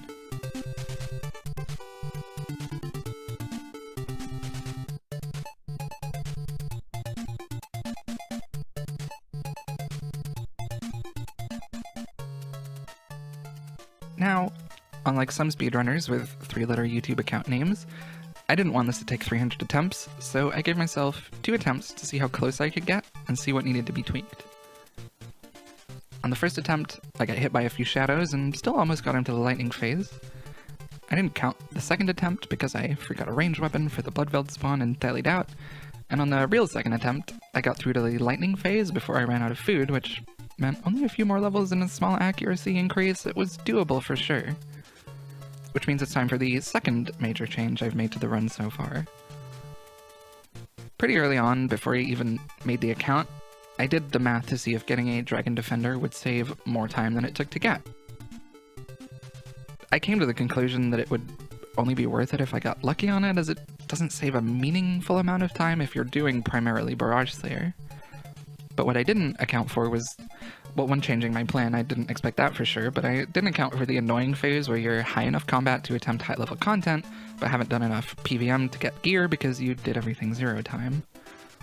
Which means the Dragon Defender is worth it now. If I go dry on it, it saves me time getting melee levels from Inefficient Slayer, which makes the Sin Daddy fight take less attempts, and makes it easier, and if I get lucky on it, I still get levels to help with the fight, and it still gives me more accuracy to make the fight easier. Win-win. I got the Bronze Defender at 9 KC, the Iron Defender at 28, I went a little dry for the Steel Defender at 102, and even drier for the Black Defender at 211, made up for that with a Mithril Defender at 216, got the Addy one at 283, and got the Rune one 4 kills later. So far, pretty lucky overall, so I made my way downstairs to get 73 strength and 70 hit points, and got the Dragon Defender at 384 KC. That's 101 KC for the Dragon Defender, 1 over drop rate. Jagex loves me, I swear. However, I didn't get that many combat levels, so I was a little annoyed to go back to the Sins of the Father fight without much higher combat levels, but I was living on the hope that the Dragon Defender would fill that gap for me. Attempt 3, Lightning Phase. Attempt 4, Lightning Phase. Attempt 5, I died when he died, and I thought it didn't give me the sympathy completion because the quest guide still said I needed to kill him. So I made some pineapple pizzas and went back to find out that it counted, and I just wasted 5 minutes. Kinda took the wind out of my sails for something I should be super hyped about, but hey, I got it done. We killed the Sinful Daddy and finished Vampire Slayer 3, got 70 Herblore from reading the book they gave me, and then made my victory lap through Darkmire to start doing Sepulchre. Now, anyone who's smart and was paying attention will know that that was a mistake because I have a small brain and didn't move the steps around in my spreadsheet when I changed my plan, so I forgot I needed 62 range for the grapple traps and 54 prayer for the vampire dust and 56 construction for the bridge, so we'll call this a test run. Once that very intentional test run was done, I took the dragon bones I had in the bank to the Wildy altar to get 50 prayer, took the heads I had in the bank from Slayer to Kurend and got 53 prayer, and then I was going to kill a few more green dragons for prayer, but this is when the servers imploded and everyone had a bad time, so I went to do Grey Chins instead. Grey Chins are pretty terrible, especially in the Monkey Madness 1 tunnels, which is the only one I had, but I only needed to get enough to get 55 range so I could wield Red Chins, which, I mean, it didn't take that long, so... I'm not going to explain the whole method I'm doing, but they call this one-tick chins because you can set the trap in 1 tick once you've started the cycle, and it makes catching them a lot faster. Basically, you knife a log, walk where you want to lay the trap on the next tick, then lay the trap and run at the same time on the next tick. Easy as. As long as the servers don't die on you. When I had my first stack of chins, I stole some alcohol from an angry god to make some range potions before ooking my way through the jungle to throw some small mammals at some dead monkeys. Annoyingly, I ran out of chins at 54 range, so I made my way back to Kurend to get 77 Hunter, and then over to Feldip to start catching red chins with the same method, which got me 78 Hunter before I left back to the skeletons. I cried a little bit, because the Grey Chins I caught got me 2k XP from 55 range, but it was a pretty quick fix, and I came back and got 55 range before throwing 800 red chins to get up to 58 range, which basically told me how many chins I would need to finish this up. Those chins got me to 81 Hunter, and I made my way back to these skeletons for the last time to finish up 62 range. After that, I went to finish the bones I needed for 54 prayer at Green Dragons. got the level while being attacked by just the scariest Chaos Altar clan there is. I bought some feathers and teleported back to Sepulchre to build up the cash stack a bit before working on the construction level I needed.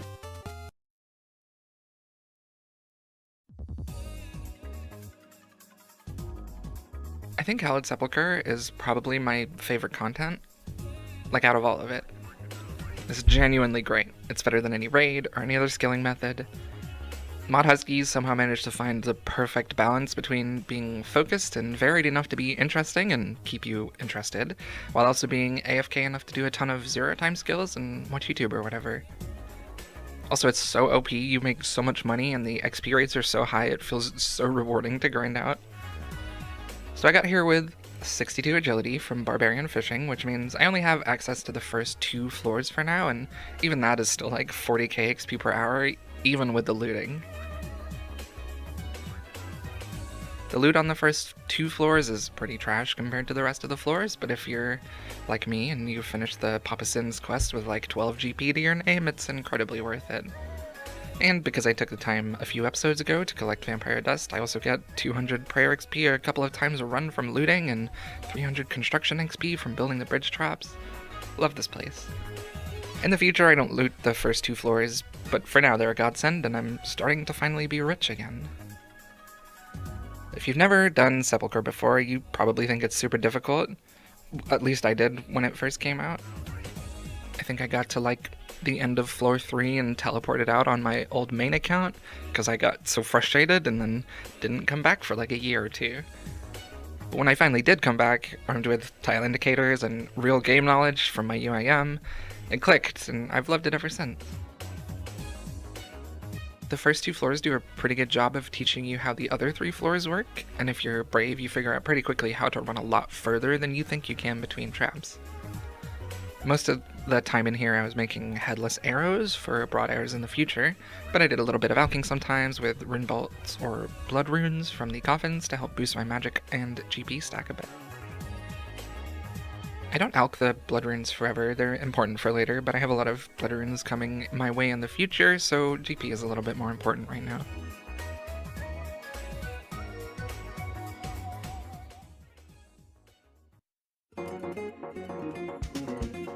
I got 70 fletching while recharging the crystal saw I used to boost for the construction traps, 55 construction from those traps.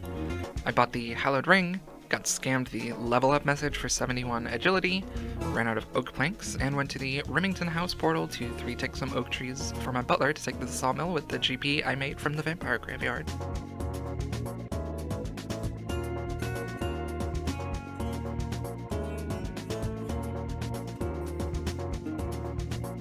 Once I had stacked up enough planks, I went back to the Sepulchre and got 56 prayer, 71 fletching, and 72 agility, which finally unlocked the 3rd floor.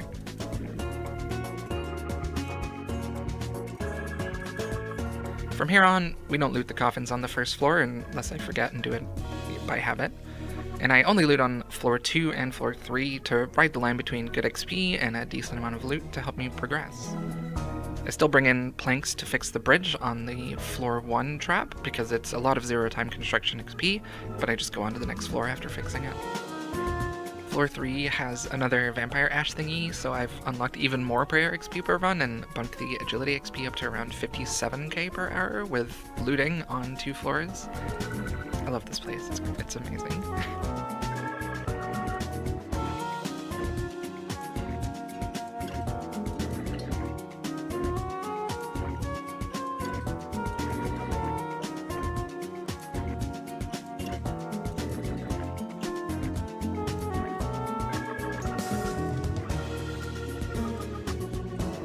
After 57 construction, 58 prayer, and 78 agility, I wanted to vary things up a little bit, so I left the Sepulchre and ran south to the Dale mines.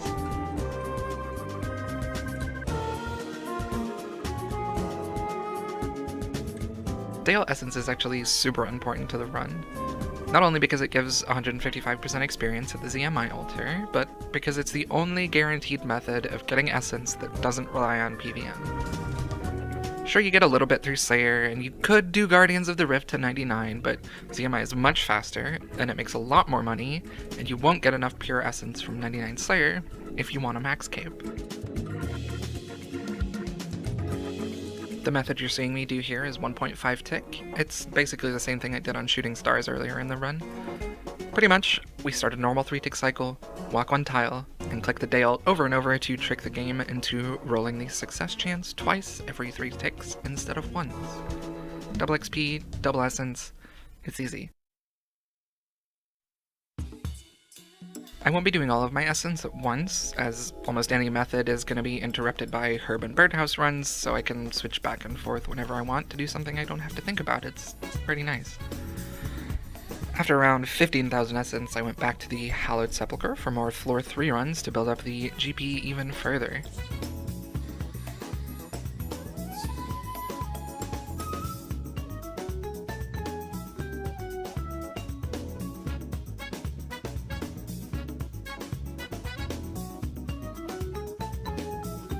With 59 prayer, 58 construction, and both 81 and 82 agility, which took 804 runs, we got access to floor 4, which means our earning potential and XP per hour are about to get even higher. A new floor means a new looting strategy, of course, so now we build the bridge on floor 1 without looting, get the prayer XP from the braziers on floor 2 without looting, and loot everything on floor 3 and 4. Floor 4 also unlocks a guaranteed prayer obstacle at the end of the floor, which means an extra 200 prayer XP per run for free. Now that we have one of the best moneymakers unlocked, I want to do it a lot, right?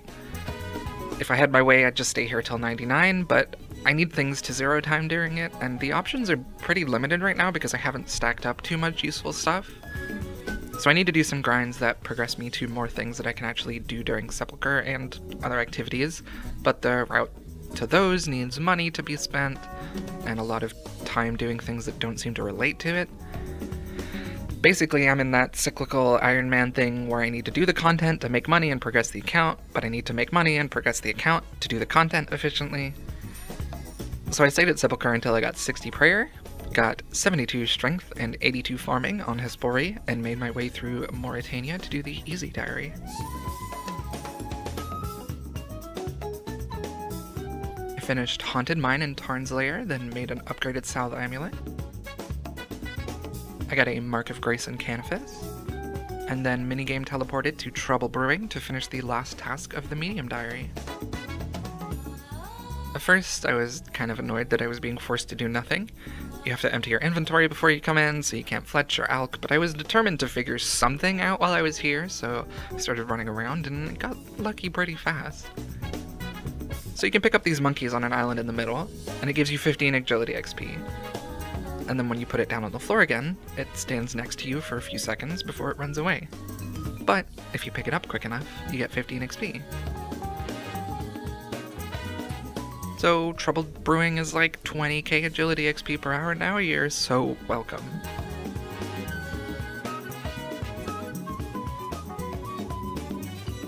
So I picked up a monkey 440 times, finished the Mauritania Medium Diary, cashed in the PvP arena points I got a few episodes ago, and imbued my Black Mask.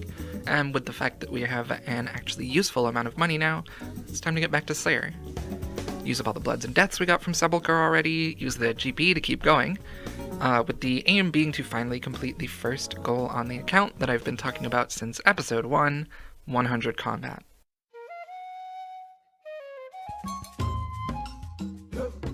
I'll put the task list on screen that I'm using. It's from the Ironman Skilling Discord, which is very easy to Google. But Slayer at this level is pretty simple for me.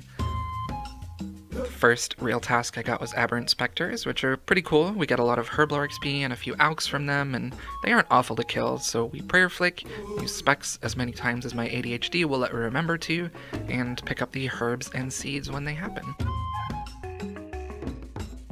However, Melee Slayer is always going to be slower than the alternative, and we want to get tasks like this over with as fast as possible, so we use Expeditious Bracelets to speed up the tasks a bit. I I started out by training defense, which I wouldn't normally do, as most of my defense XP is going to come from defensive casting Barrage Slayer, but I want to push to 65 defense to do King's Ransom and unlock Chivalry as soon as possible. With Prayer Flicking and a huge supply of prayer pots from Herblore and Sepulchre already in the bank, Chivalry and Piety when I get 70 prayer are basically free to use forever. And they give a huge amount of max hits over what I have right now, so it's a good thing to push them early.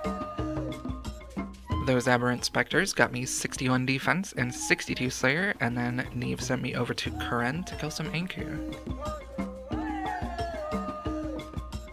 I used to get kind of annoyed with Anku tasks on other accounts, but that was before I knew the joy of using Ancient Magics for basically as many tasks as you can. We use Expeditious Bracelets to make the task a little bit faster because it isn't amazing, but you kill Ankus quickly enough that you can even log out between stacks before they respawn. It's incredibly chill. After that, we moved over to another room in the Catacombs for a Dagonoth task, which is yet another Expeditious Bracelet Barrage task, except this one's a little bit more awkward. So normally, you stack things to barrage by running over a single tile over and over until all the mobs you have aggroed on you are on one tile. But that really only works if they're 1 by 1, but in the Dagonoth rooms you have the little ones that are 1 by 1 and the big ones that are 2 by 2, so they aren't as friendly to your running back and forth methods. The easiest way I can describe it is this. You freeze one of the big ones, run under its southwest tile, then run around that frozen one through the southwest tile of the others surrounding it without walking away from the original frozen Dagonoth, and then run back through to pull the other ones underneath into the range of your spell. It's a little weird, and it's kind of annoying sometimes, but it's still very fast and it's fine once you figure out your tempo with it. Those Dagonoths got me 62 defense and 81 magic. And then the Slayer Lady sent me off to the Desert Cave for some Cal fights. This is one of the few tasks that make me regret being an Iron and not having cannonballs, but at the very least, they die pretty quickly. We use Expeditious Bracelets and hack away with the Dragon Skimmy to get 63 defense. We're back at the Dagonoths again. We got 72 hit points, 88 combat, and 63 Slayer. Killed a few baby blue dragons for 64 and 65 defense. Then went to Camelot to play Phoenix Wright and complete King's Ransom. We bought a dragon mace and a battle axe, then went upstairs to kill some knights to prove I'm religious or something.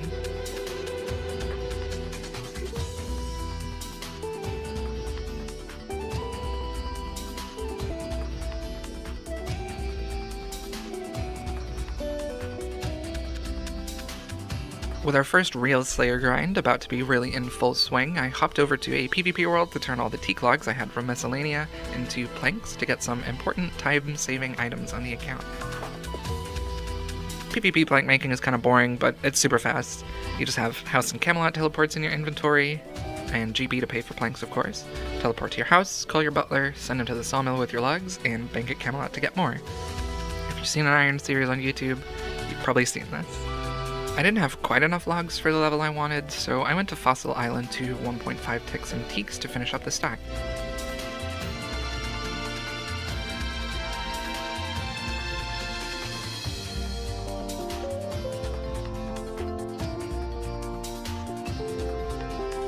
Those teak planks got me to 64 construction with tables, which I boosted with a crystal saw to make a mahogany eagle lectern, so I could make myself a big pile of house tabs to get around while I'm not on the normal spellbook. I got a PB on Hespori, got 64 Slayer and 73 hit points, there's no way. Then just had the worst task streak I've ever seen from Neve, which made me give up and decide tutorial and Konar boost up to 50 tasks to make my life easier and the grind faster. For the uninitiated, you do 9 tasks at the lowest level Slayer Master and 1 task at the highest level of Master you can use. Mostly involves a lot of killing low-level monsters that die in a couple of hits, but you build up the points really quickly so you can keep unlocking and skipping things as much as you like. My 30th task was Aberrant Spectres in the Slayer Tower, which means more Expeditious Bracelets and Herblore XP. I got my first and second superior monsters here with no insane RNG sadly, as well as 75 strength. My 40th task was Cal Fight, which was over pretty quick, and my 50th was my first ever Dust Devils task, which is just so nice to see. Now, annoyingly, I hadn't extended them yet, so the task wasn't as big as it could have been, but with Bracelets of Slaughter, it's still a huge task. I didn't do this first one as efficiently as I could. I wasn't stacking them while I lured them, but it was late and I was mostly just excited to be doing good Slayer tasks again, so we'll do better in the future. It's still very satisfying. Especially with the Dragon Halberd, they die so fast. I got 67 defense, 63 range, 66 Slayer, and 82 magic from those Dust Devils, then went off for my first Bloodveld task. Like any melee Slayer task, we put on the Expeditious Bracelets and slap away at them while we prayer flick. I was using ALTS, I'd have a couple of them spinning around and stacking them so I could barrage them, and it's possible it's worth doing solo with barrage, but I haven't figured that method out yet, and I don't want to do it with the lower freeze time you get from Ice Burst. Those Bloodvelds got me to 76 strength before the task was over, and then I took a bit of a diversion down to Shiloh Village to 3-tick some gem rocks to make a few more Slayer bracelets.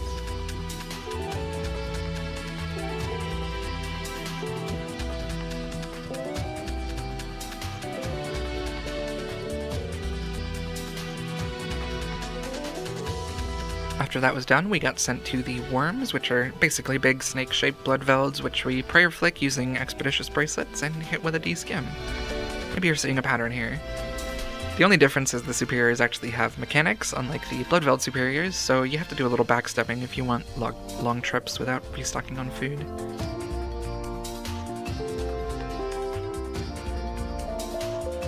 I got 77 strength on some more Bloodvelds in the Darkmire basement.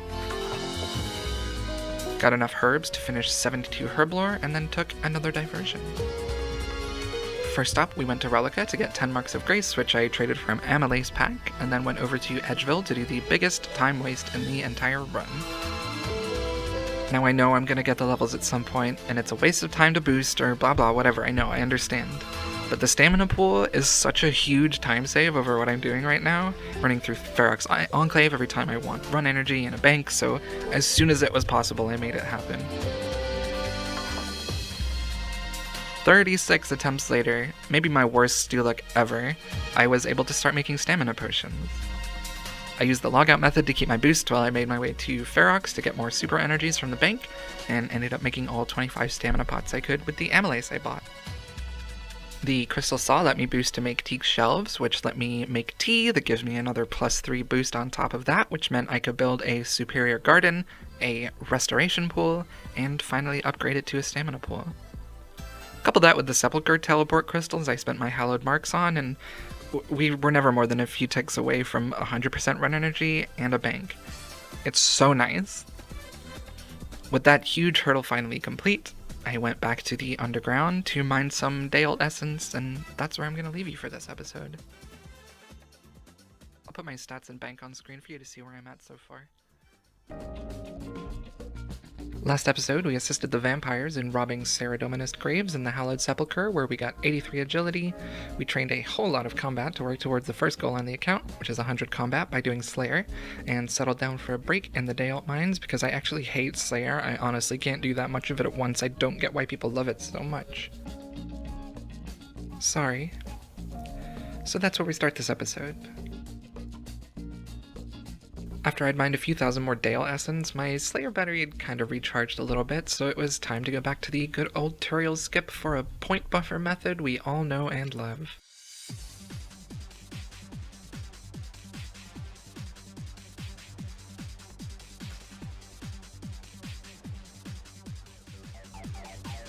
After 73 attack and a dragon sword from some worms, I finally got my first Jad task, so it was time to get some range levels.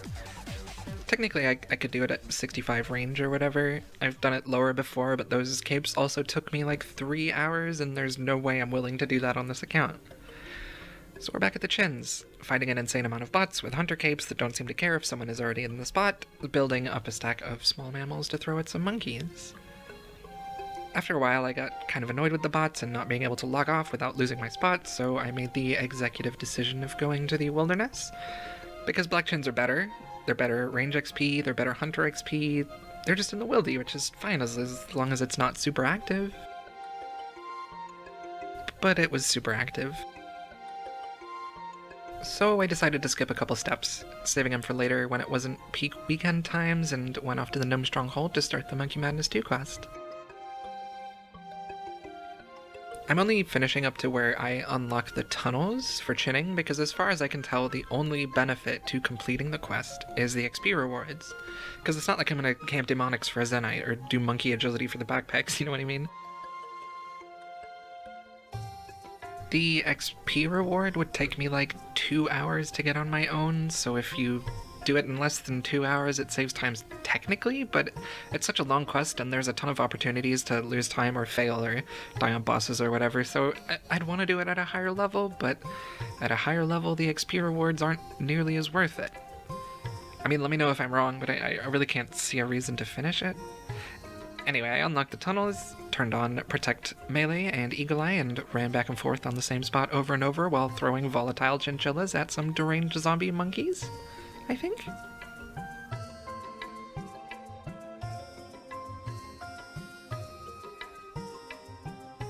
With 79 hit points and 74 range, I let my ADHD get the best of me and looked away while prayer flicking, and of course didn't look in back in time to realize that I had messed up. So I lost a few hundred chins, which is a little frustrating, but I'm still ahead of time because of the RNG grinds like the Gout Tuber and the Black Mask, and it gave me a good excuse to focus on just doing black chins to not lose any more time on the range grind.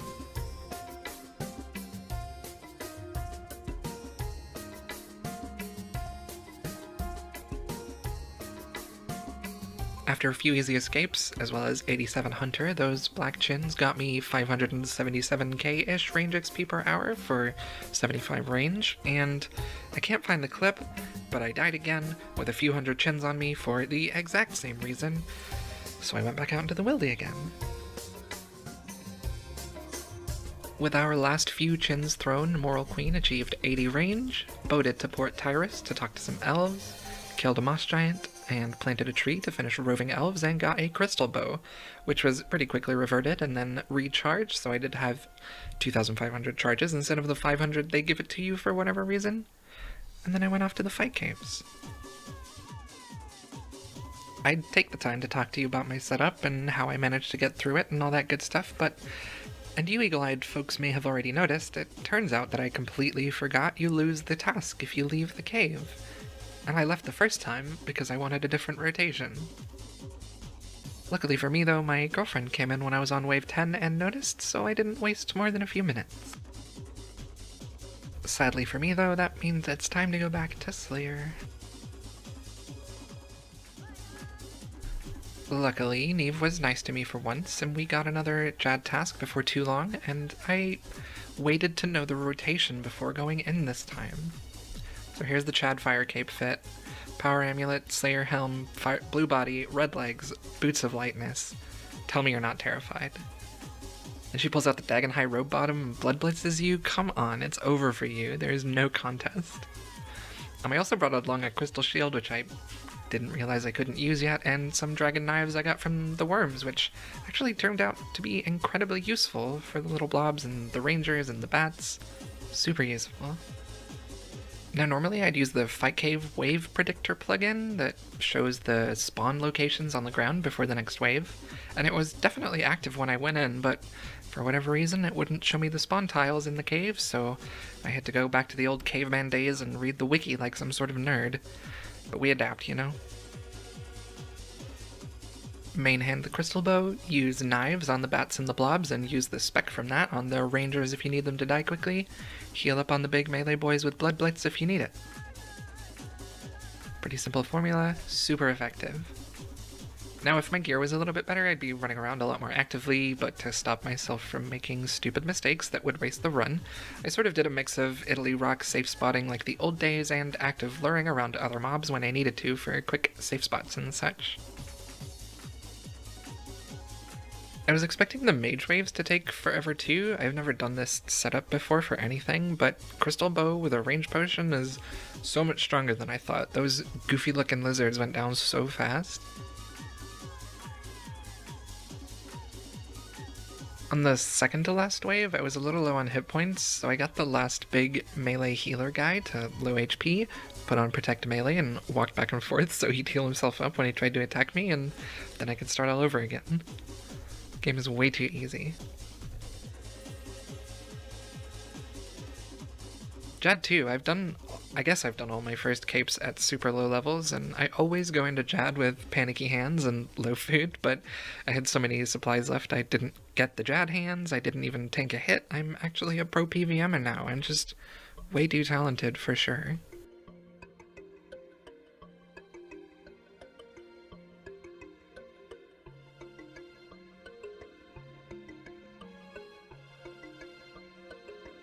An hour and 13 minutes with a crystal bow and dragon knives it's pretty good, come on.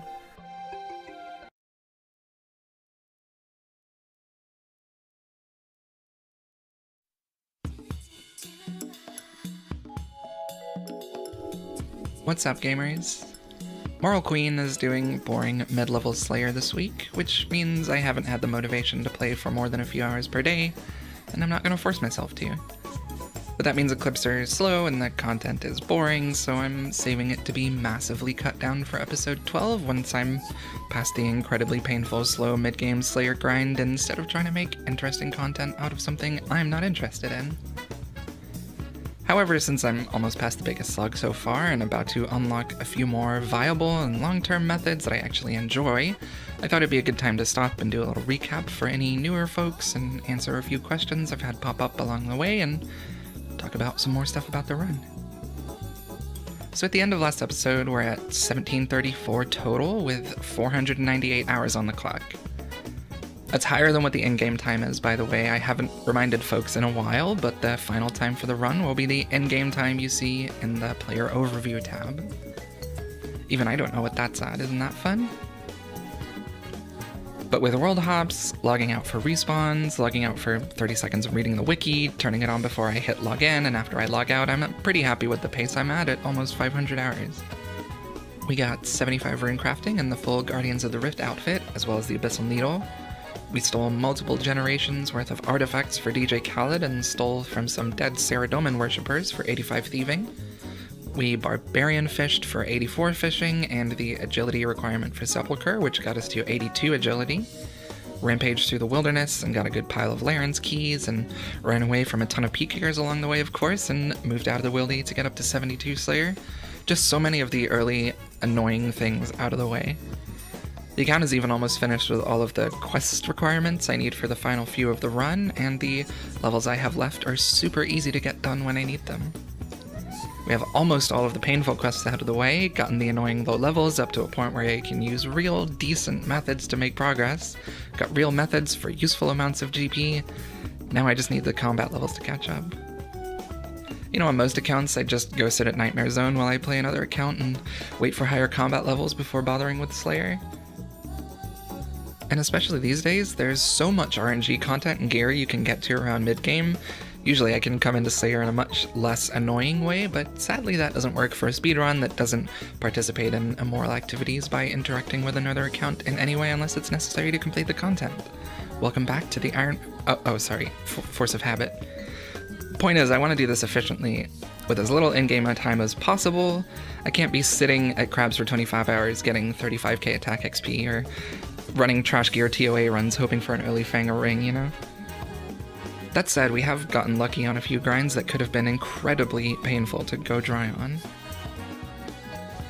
In episode 1, the Gout Tuber grind took less than an hour, partly because I did it at such a low woodcutting level before going off to Wintertod, but mostly because I got stupidly lucky.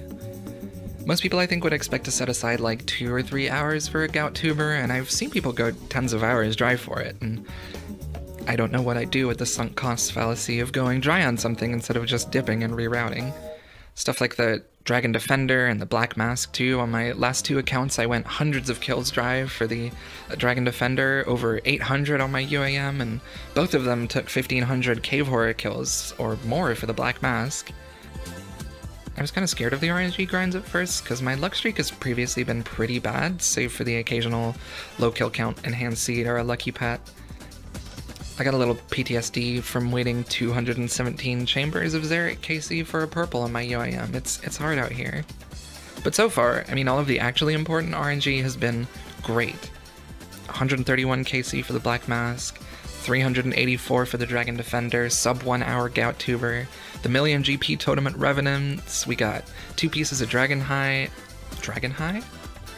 2 pieces of Dagon High from the Laren's chests, and hey, I'll tell you here, because if you've got this far, you're clearly into the series, I just got an Eternal Gem from a Big Booty Bloodveld and made an Eternal Ring.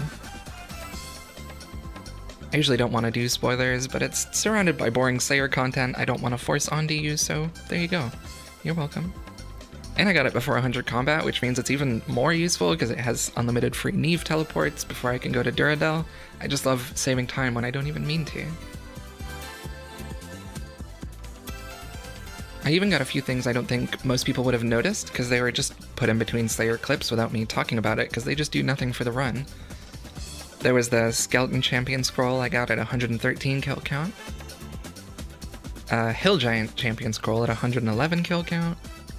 And a Lesser Demon Champion Scroll at 248 kill count. More recently too, since last episode, and even after the Eternal Gem, I got 2 Obsidian Capes and an Obsidian Maul from 156 Zarkats, which are both 1 in 512 drops. And just, I'm so sorry, collection log people. But even small things like Tree Seed RNG from Birdhouse runs, supply drops from Wildy Slayer, good RNG on quest bosses, it's been really nice so far. That said though, I think people worry too much about the small things. I mean, pardon the cliche, I guess, but like when people ask me why I would alch nature runes instead of alch runes because they see it as wasting all my money anyway. But things like that really don't matter in a run like this. Sure, I'm gonna need nature runes and magic XP later, or I could have sold them to Ali Morrisane for GP or whatever, but in the long run, I'm gonna be doing ZMI to 99 rune crafting, Sepulchre to 99 agility. Those alone give me more nature runes than I'm ever going to use, and they don't sell for enough to GP to worry about hoarding them when I could use them to my benefit. Sure, if I alched air runes, I'd have only used 1 nature rune, but I also would have gotten 2 GP. At the time, I needed magic XP, I needed to make money while I was doing things that cost money, and I had a giant stack of nature runes from Guardians of the Rift, so why would I not get 108 GP per alch from runes I didn't spend money on? I even alched blood runes, soul runes, even a few law runes. I think what people forget is that this isn't the kind of speedrun where you're... Well, not even speedrun, it's not even the type of account where you're trying to min-max some future nebulous goal like raiding enough to get a mega rare or collection log completion stuff. It's about progressing as fast as you can to the next step while also making sure you set yourself up for the step after that. If I didn't alch those nature runes, I would have had less money in my kingdom, which means I'd have lower herblore and fletching and construction levels, because I can't just go off and decide to do some low XP but decent GP thing when there's so many ways to keep making money while I do other things. What's that thing they say about it being a marathon and not a sprint? Whatever it is, it's pretty much that. A few people have commented that they think parts of the run are wrong or sus, or they would do it differently or whatever. Things like doing Winter Todd or Wilderness Slayer, but I think it's hard to quite see what goes into something like this from like the videos alone, which is why I'm making this one, I guess. The planning of something like this is so stupidly in-depth, it's hard to give one specific reason why something is a good or a bad thing for me to do, because that's not quite how you plan this kind of thing. I spent maybe 3 to 5 hours every day for close to 2 weeks making spreadsheets with hundreds of steps on each page, trawling over wiki pages and compiling lists of random garbage I had to pick up to do some random thing 100 hours ago that I completely forgot existed. It was kind of fun, it's like playing the game without having to actually do the grinds. I fudged a few of the steps into different orders and I've moved some of the parts of the plan around to better fit where the account actually is at that stage, but it's all planned forwards and backwards and added onto and mathed out and cross-checked with people who are much smarter than me. I'm not saying it's perfect, it's pretty far from it, but when I get questions or criticism about something I've done in the run, I can choose to go into a 4-paragraph explanation on why I did it that stretches out 400 hours from now and tells you exactly what's going to happen in all the videos, or I can just choose to let them think I suck. The second one is a lot easier. I don't think I'll ever release my spreadsheet for people because it's tailored pretty specifically to my brain and I don't want to subject you to that nightmare, but I may at some point go over how I choose whether something is worth it in the long run. perhaps a big video after the run is over where I go over some of the big stepping stones along the way and how I chose them over other things. People might like that, but it'll definitely be a while. The other thing is, this speedrun is so long and has such a widespread goal that you can make such hugely different choices in the routing to get there and still not make that big of a difference in your time. Maybe you did it differently and you think it'll be faster, but you don't know until you do it, so go do it yourself and prove that I did it wrong. I'll subscribe. Oh, just as a quick side note, I've had a few people ask about the music I use, because I just constantly pick banger tracks with my amazing and perfect taste in music, of course, so I'll just say here. I'm working on making a playlist with all the songs I used, but the first 7 episodes were all recorded on a computer I can't get to right now, and I can't be bothered going through the videos and trying to match everything back up because I'm terrible at remembering track names.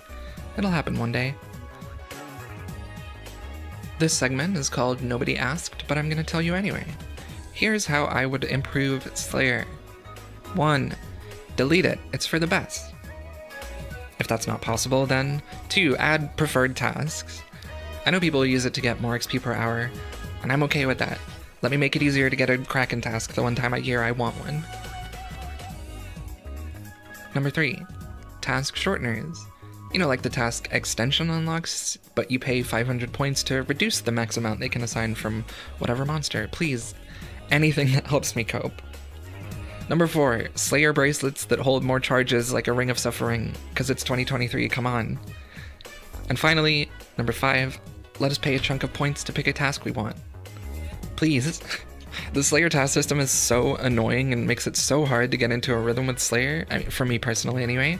I just want to be able to pay to do a task we like sometimes. Maybe it doesn't reward Slayer points, maybe it's super expensive so you can't abuse it for point boosting, I don't know. I know you can pay to store a streak for the future, but that's also kind of stupid in my opinion.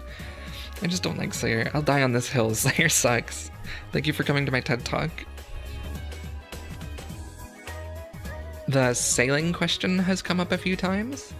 They picked a really silly time to start the dev process for that. I told them to do it years ago, but they never listened to me after I suggested EOC to mark down at the pub, so now I have to adapt, it's whatever. But it's pretty simple. If sailing comes out before I get a Maxcape, I take a break for the metas to form and fit it in wherever I am in the run as efficiently as I can.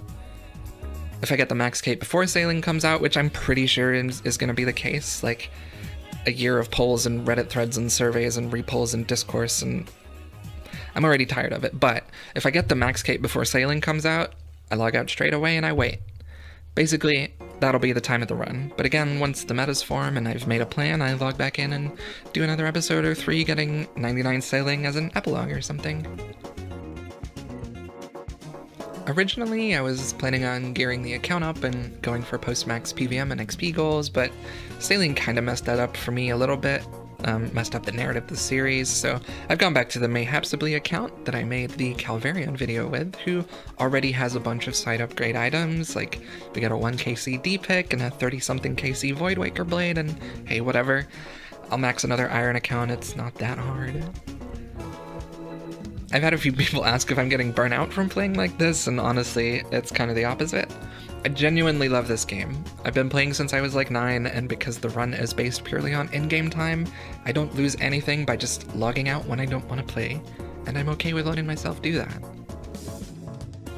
Even with this med-level Slayer grind, it's not that I'm burnt out from the game, I'll go play another account or something, but the Slayer loop is just so incredibly boring to me, and it's even worse when you don't have access to decent tasks, so it's hard to session out 30 tasks in a day without getting bored and distracted and losing XP and time.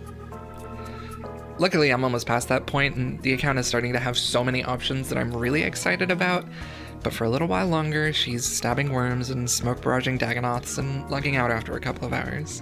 It just be like that sometimes, and that's okay. It is a little rough scheduling it all with the time spent editing and trying to start a YouTube channel with a consistent schedule where I can't use that time to AFK things to progress and having job obligations on top of that, but it's been going pretty well so far. I actually just got monetized the other day, which happened pretty quickly, and I'm pretty jazzed about it, and I really appreciate all the support you folks have given me. It means a lot. Hey, you could become a channel member now, or leave a super chat if you want to help me buy a better computer and sound setup, or watch my member streams in the future if you were like a cool and nice person who supports their favorite moral percent speedrunner. Plus, it's easier to justify the multiple full-time jobs worth of hours I put into the game and the editing and the channel if you can get a little support from it. So hey, got a plug, you know how it is. I left this for the end for all the real fans, big shout out, but I was incredibly nervous to start uploading content and trying to get people to watch it, and it's really been the opposite of my expectations so far. All the likes you leave, the sweet and adorable comments I get to wake up to, suggestions on how to make better videos, and all the well wishes for the channel in the future. It's been a lot and it happened pretty fast, and I just want to say thanks. So, thanks. I guess that's all I had to say, really. The Moral Girl will be back next week, and she's just so excited to see you, so come on back now, you hear? See you next time.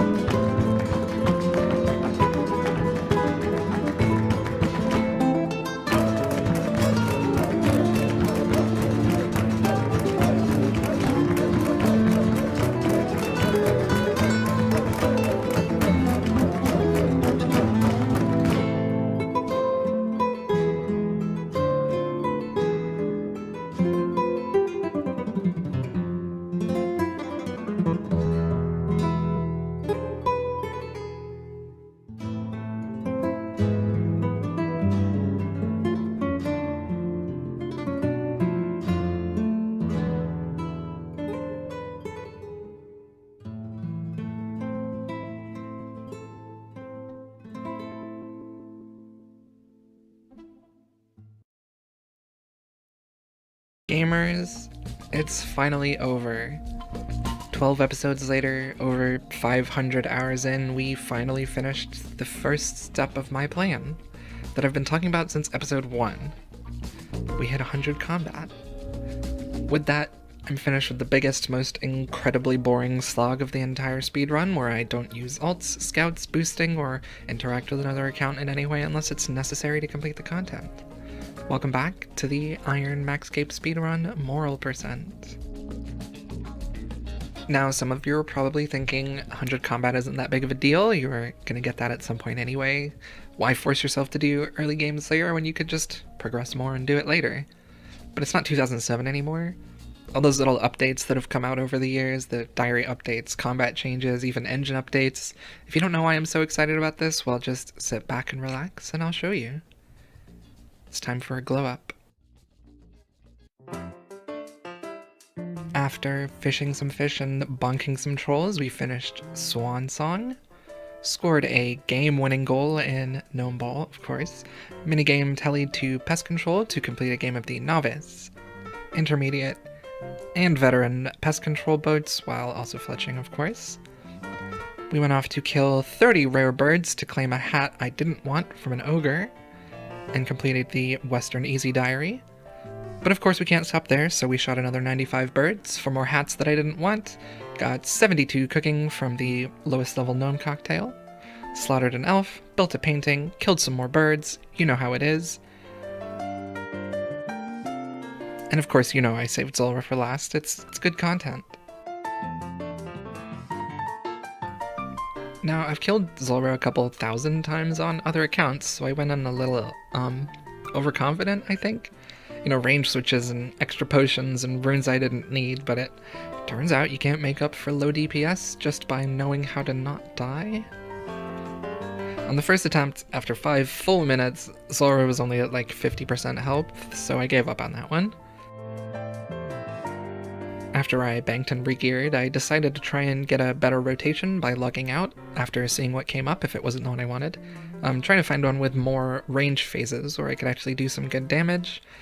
I found a rotation that I thought was cool and got just wrecked, so, you know, we go again.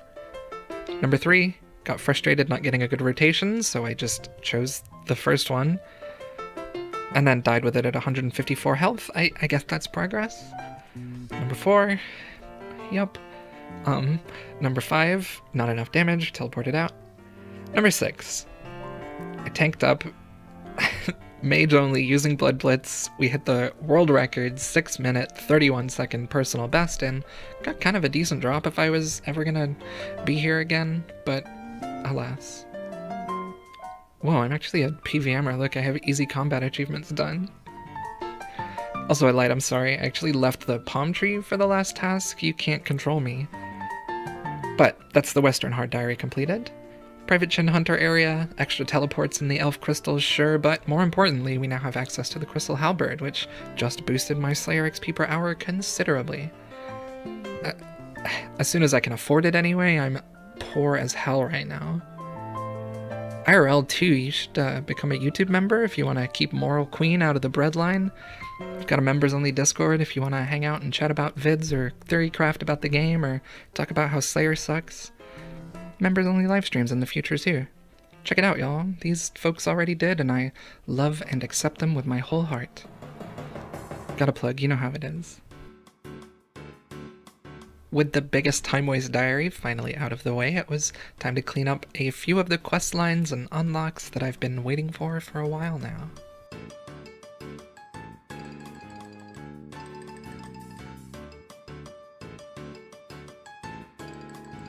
That's Dream Mentor done to unlock the rest of the lunar spells.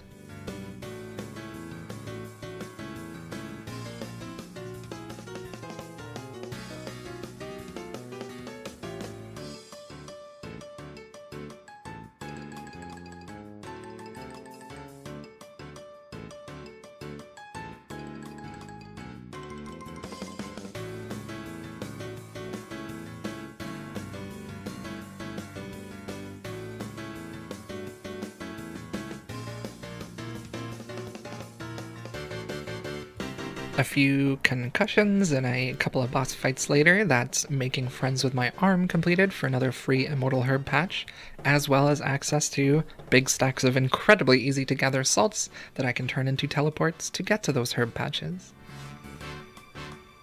Then after selling off half my runes, because again I'm always poor, it's really hard y'all, there's so much stuff to pay for, I spent all of it on sending my butler back and forth to the sawmill using up all the teak and mahogany logs I also spent all my money on from Miscellanea.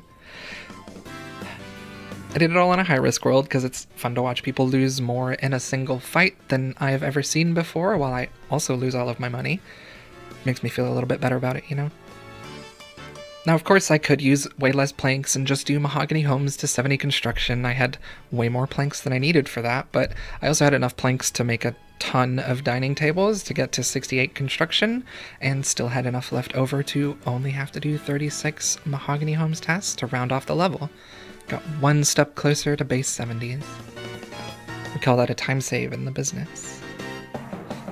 With 83 quarming from some farms and 1775 total, I needed some time to recuperate from my time in Neve's Slayer Slave Mines, and the next quests coming up aren't my favorite things in the world, so Moral Queen is headed back to the Dayalt Mine in Darkmire to relax and kick back and bank some runecrafting XP. And that's all you'll hear from your hero Moral Queen this week. Last episode, we finally finished my least favorite part of the entire run and got 100 combat through the painful mid-game Slayer grind and moved on to some great quality of life quests and upgrades I've been fiending for a while now. We did Pest Control, Chompies, and Zulra to finish the Western Hard Achievement Diary to unlock the Crystal Halberd. We did Dream Mentor for the rest of the lunar spells, and Making Friends with My Arm to unlock the Immortal Weiss Herb Patch, as well as the Salt Mines to make teleports to the Troll Stronghold patch worth using. We spent all the money we had left on 70 construction through tables and just a little bit of Mahogany Homes, and settled down at the Day Out Mines for a well-deserved break.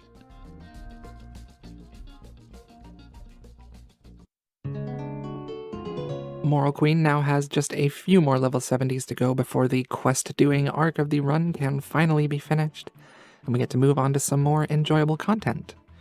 We're basically coming to the end of Season 1, isn't that exciting? The first thing I did was make some more planks, mostly to work on getting 70 woodcutting, but also to have more banked construction levels that I'm going to need later. I'm doing 1.5 tick teaks on Fossil Island and using my butler to turn them into planks, but I'll talk a bit more about the method later as I leave pretty quickly after 66 woodcutting to build up a little bit more cash at the Hallowed Sepulchre. Our little quest for gold got us 85 and 86 agility, 67 prayer from the ash offering thing, and then after a quick Mortmire fungus session, we hit the minigame teleport to Blast Furnace to go spend all the money I just made on gold ore.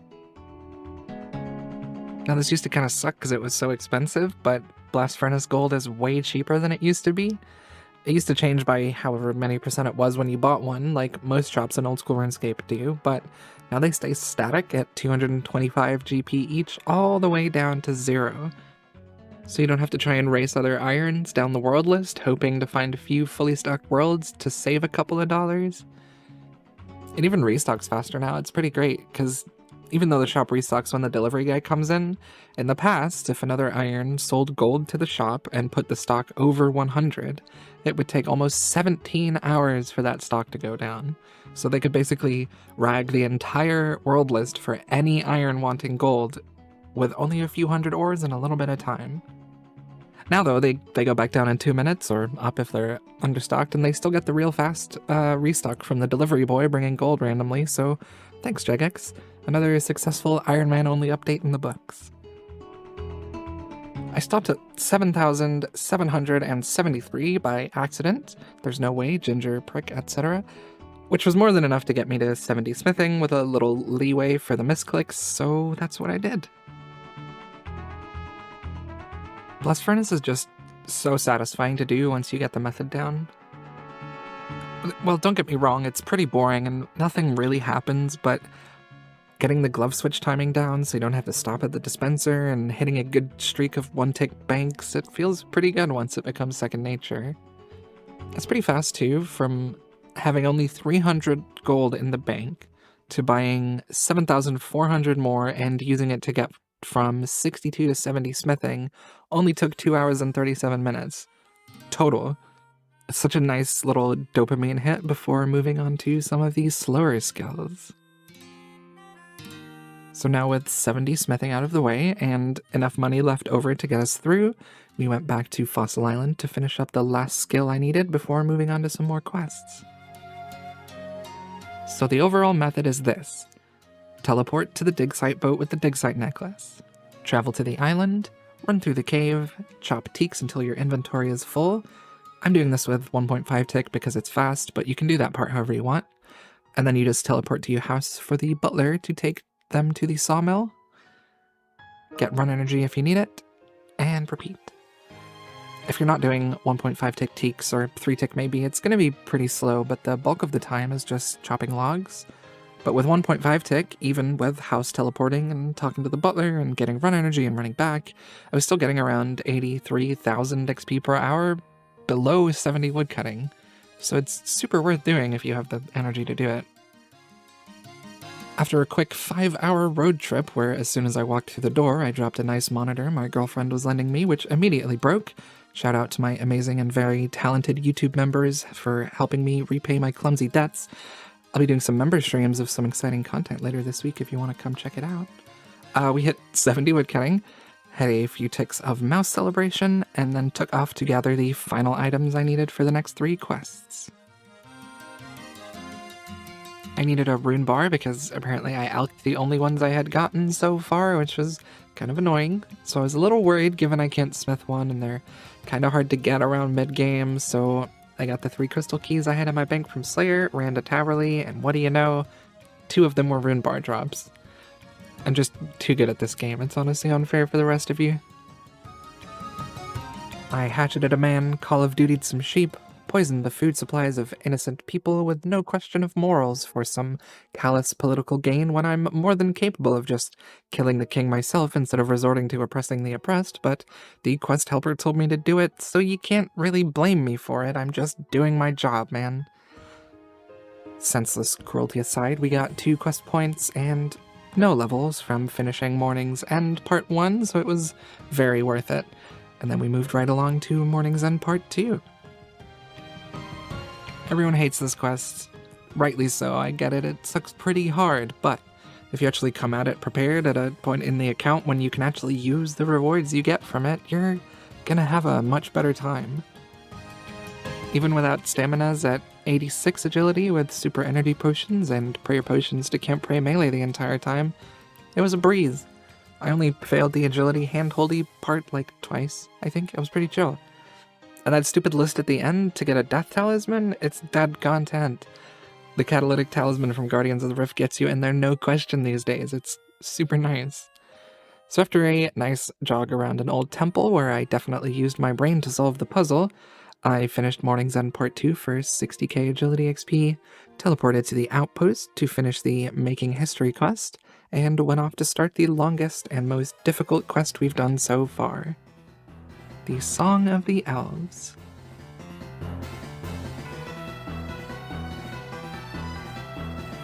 Overthrowing a monarchy for the good of the people by burning the people's food supplies that I had poisoned just moments ago, and then lying to other people about taxes. You know, this quest is just a testament to how easy it is to rise up against your oppressors. As long as you lie about their policies more than they lied about a plague, you starve the people and claim it was the enemy. You know, have a big fight and then kill them with a halberd in the town square. Everything will work out okay. Politics is very easy and simple, and I've never even heard of nuance before. My quick run in local politics having finished with great success, it was time to help some elves by definitely using my own brain to solve a puzzle. Hammering a single rune bar onto an old woman, using even more of totally my own brain to solve an even bigger, stupidly long, annoying oh my god, why puzzle in a library, jumping on some rocks and chopping a tree, a little bit of NPC pathing mechanic abuse to aid in violence, and then even more violence. The elves seem to love violence. The first mini-boss, I made the tiny mistake of clicking way too late and died, but on the second time back, we showed him who was in charge. The little tower defense minigame thing went super smoothly. All I had to do was bring a sort of fast ranged weapon and shoot any of the enemies when they started attacking the base. So that was finished first try, and the second demi-boss guy was even easier than the first one somehow, so we knocked him out pretty fast, and then it was time for a real challenge. Now, annoyingly, it seems like I didn't learn my lesson from my struggle with Zulrah last episode and assumed mechanical knowledge is more important than actual DPS. Last time I did this fight, I only used Karamp wands, and I finished it on the first try. It was the same magic level, it was in Mystics with no Dagon High. I thought this was going to be a cakewalk compared to that even. Like, the mechanics are easy, surviving is easy, the only thing I don't have control over is how fast the boss's health gets to 0, but geez, y'all, I don't know who I made angry at Jagex, but even with Blood Blitz, Pineapple Pizzas, Karamp wands, using darts for the crystal tornado thingies, not using darts for the crystal tornado thingies, my DPS was just so low on every attempt. I died twice, but only due to stupid mistakes like removing my glory instead of clicking the teleport I want, and because when I resorted to the tried and true Phoenix Necklace method, I ate my first Belladonna way too early. Luckily though, the Phoenix Necklace Cave Nightshade tech was more than enough to give me more time to do damage before I have to tele out. If you're not sure how it works, Phoenix necklaces heal 30% of your hit points when you go below 20% of your hit points while wearing it, and clear any pending damage from delayed things like arrows or spells. Cave Nightshade or Belladonna, if you farm it, do 15 damage to you when you eat them. So you balance between using Blood Blitz and Ice Blitz to stay around 20% of your hit points, and when the Fragment of Saren starts up her big damage attack, you put on a necklace, eat a Belladonna, and get a free heal and don't take any damage from the boss. It's pretty nice, and it doesn't delete your prayer points like Redemption does. And yeah, I know if you farm Belladonna now, it's stackable, so you can bring more necklaces and food, but you have to be pretty low level for that to be a real benefit. I brought 9 necklaces and only used 6, so it doesn't really change that much, you know? With the Fragment of Saren down and a huge amount of spacebar holding later, we finished Song of the Elves, unlocked Prif, got 74 Herblore, and we are now one step closer to the end of the quest era of the Moral Percent speedrun. Last episode, having finally finished the 100 combat grind, we set to work finishing off the final few quest requirements we needed for the run. We started with 70 smithing at the blast furnace, we went to Fossil Island to 1.5 tick some teaks for 70 woodcutting, and finally finished Morning's End Part 1 and Part 2 so that we could have a few frustrating fights with Saren to complete the Song of the Elves. Now with only a few more quests to go, I went back to the Hallowed Sepulchre to build up the GP a little bit and prepare for my next moves.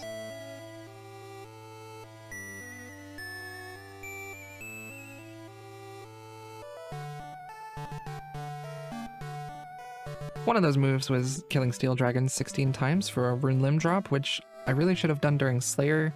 I skipped plenty of Steel Dragon tasks, but there's always next speedrun, right? So I made the Rune Crossbow, took out some gems, and went back to Sepulchre to make and enchant some bolts, and pass the time while I waited for the time to come for my Dragon Slayer 2 stream. If you didn't catch it, I'm going to be doing members-only streams on YouTube for a while. If you want to come hang out and see how the morality is made, it's a lot of fun, and look at all the new friends you could have.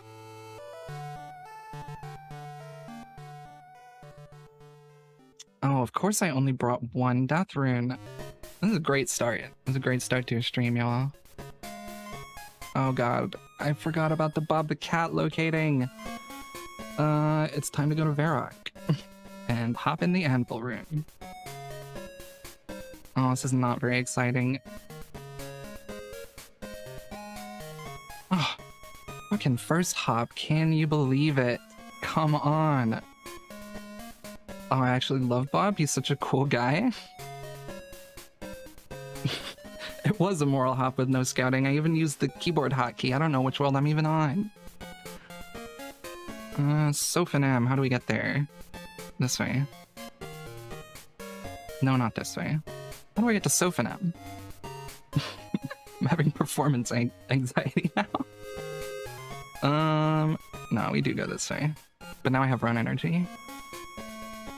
Wait, this isn't the move. I don't know why I'm doing this. I'm going the completely wrong way. I didn't want to go this way, but I'm here. I'm doing it. I'm a waste of time. Nah, I could have teleported to Falador and changed my house to Polnivneach and teleported there in like 20% of the time. I've done it hundreds of times before, but now I'm streaming so my brain doesn't work.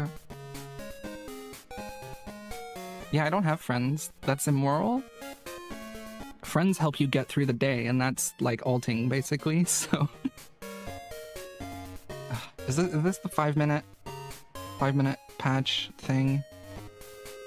Am I gonna like do a bird run or something? Oh my god. Oh, we got some little cuties here.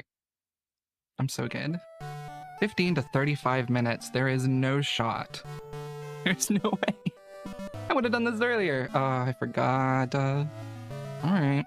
I feel like my skilling fit is pretty good, right? The red D-hide. The Nezzy.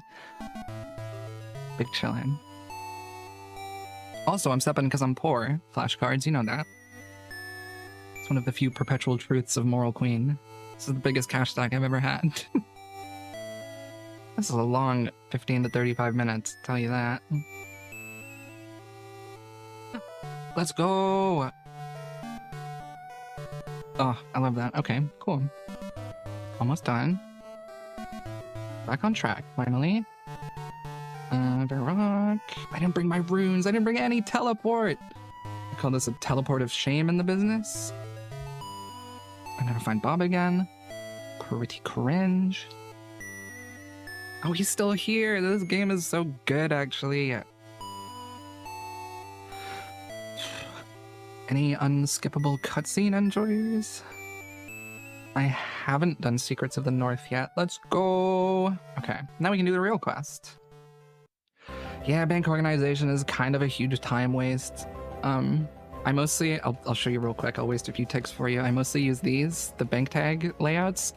You can get everything you need in here without ever having to actually organize, so it's pretty nice, actually. And you can set those up on other accounts, too. Oh, and you asked earlier, DS2 is almost entirely for Wrath runes, for the prayer grind through Slayer and stuff. What's up, Dallas? And this guy that you're not allowed to say the name of. Oh, I didn't bring a weapon. You think I can think I can squash that little bug thing with my Draymond staff? Let's find out, I guess. Yeah, okay. Just a little prayer flicking, you know how I go. Maybe a pickaxe. Look, it would have taken more time to go back. Trying to UIM brain this inventory and not bank stuff, but I don't know how successful that's gonna be. Oh god, are there a ton of map pieces I have to pick up? I think there are. We got this, it's fine. No issues. Never had an issue. Never wasted ticks. Never once, ever. Yeah, I can give them to Dallas, but I gotta pick them all up and run them back and forth every time. And then I gotta use them. It's fine, I got planks. Whatever. Fine. I don't have my planks back. How about that? Guess I got my rune pickaxe back too. I think I've got this. Yeah, so this one goes here. Yeah, I haven't even looked at the rest of them. I just feel like I'm just kind of know what to do. I'm not sure what that is. I think I'm just really, really good at puzzles. Oh, I'm so smart. I keep my reflexes to just go Fletch. I hate this. I hate quests. I can Fletch now. I can Fletch. Oh, he's still here. Man, what a homie.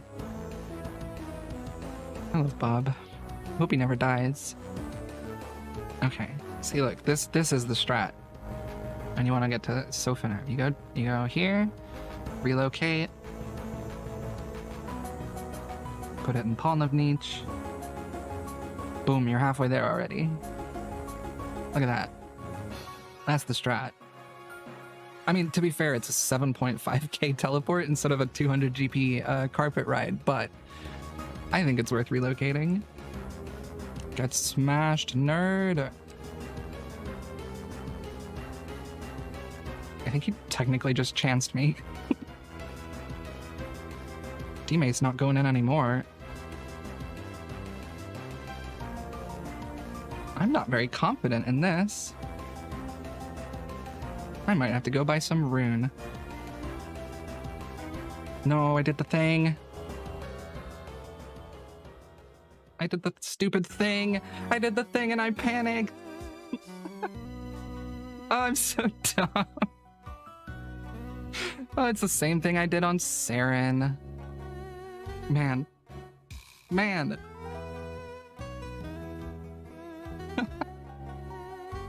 Oh, that was bad. Okay, what do we do? What do we do here? We get our Moon Clan. We go right back. This time, we're gonna make pineapple pizzas.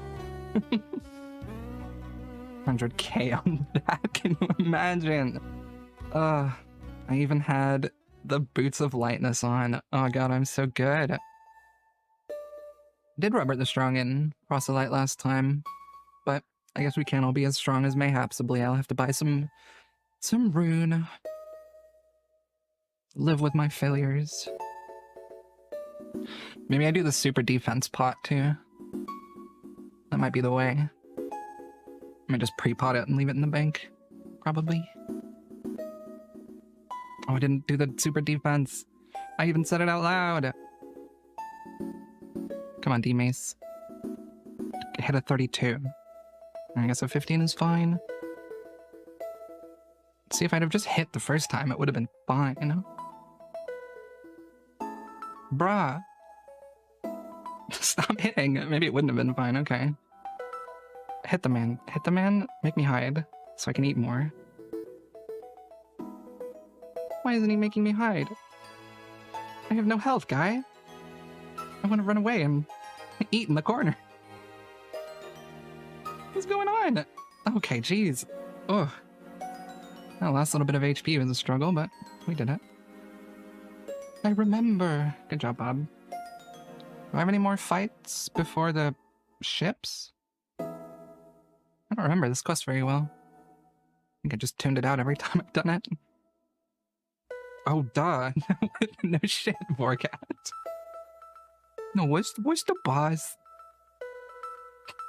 How did I forget Vorcat? Not important, he never comes up again. Nice, you got the first key. And first key part, I guess. Of course, I don't have any fire runes. Jeez. Nope. Something about the glory, I just cannot click buttons. Bruh.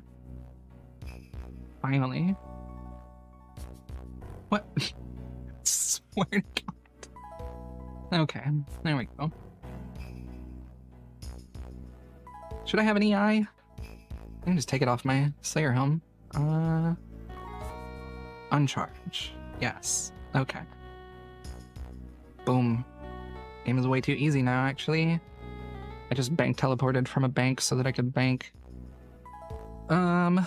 We got our anti-poisons, we got the anti-fire, we got the shield, we got the bolts. Yeah. Are you all ready? I'm not confident in this.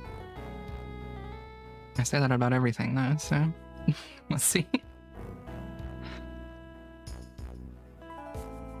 I mean, I've done a lot of Vorcaf in the past. Oh, that was fast. He auto-woke up. Didn't think that was gonna happen. That's not how you do it. Still not really how you do it, but it works, so whatever. You know, I did do like 2,000 Vorkath on my main, but it was like 3 years ago. Haven't done much in a while. I am good at PVM, I just prefer skilling. Oh, I say that right when I walk on the poison, but it's okay. This is going way too smoothly. Something has to go wrong. No! We chillin'? Oh, we're chillin'. I'm getting hit though. That's okay. I'd like to hit. That it? No? That it? Yeah! Look at that. Oh, we're tick perfect. Technically. If you don't think about it. Alright. That was way too easy. Now I'm gonna be overconfident for Galvac and it's gonna take me 76 attempts. See, is it gonna be cool? Is it just gonna let us? We're gonna get washed down. Yeah, okay, fine. Fine. Fire making. There we go. Sure. I just do it right here. And then say hi. And now I can go? Maybe? I hope so. Oh, did they fix this now? Nope. The stupidest thing in the game. You can't just click it and it runs you over. It always says I have to get onto the pier. And then you still gotta like walk randomly anyway, so why didn't it just path me? It's a cool game. Nothing's wrong with it, actually. Wait, what? I did talk to him about fire making again. Do I have to do it a third time? This is so lame. Oh my god, because you have to do the next step. Whatever. Alright, we're on track now. Come on! Drum roll, please. Yay! The dramatic angle. Boom. We got a key. Let's go. Making big moves, actually. I'm not being dumb, right? You can't teleport to the thingy until after the quest. And there's no other mush trees that are close.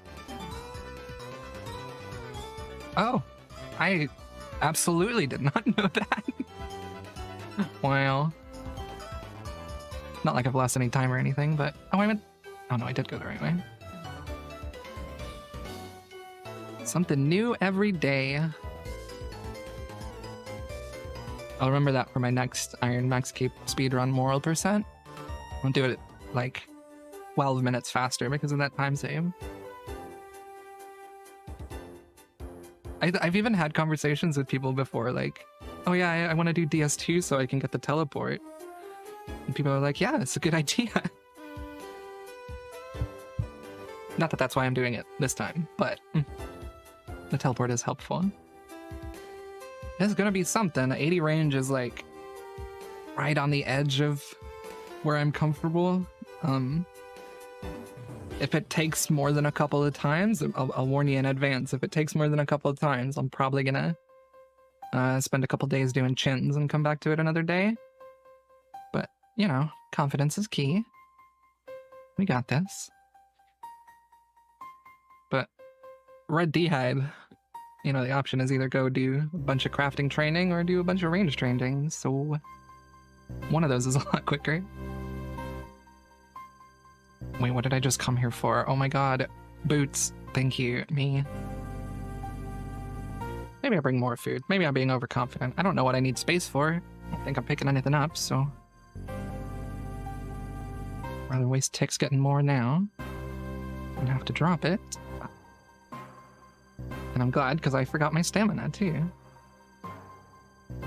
See, this is why we accept that we make mistakes, because we learn from them. Oh my god, I love cutscenes.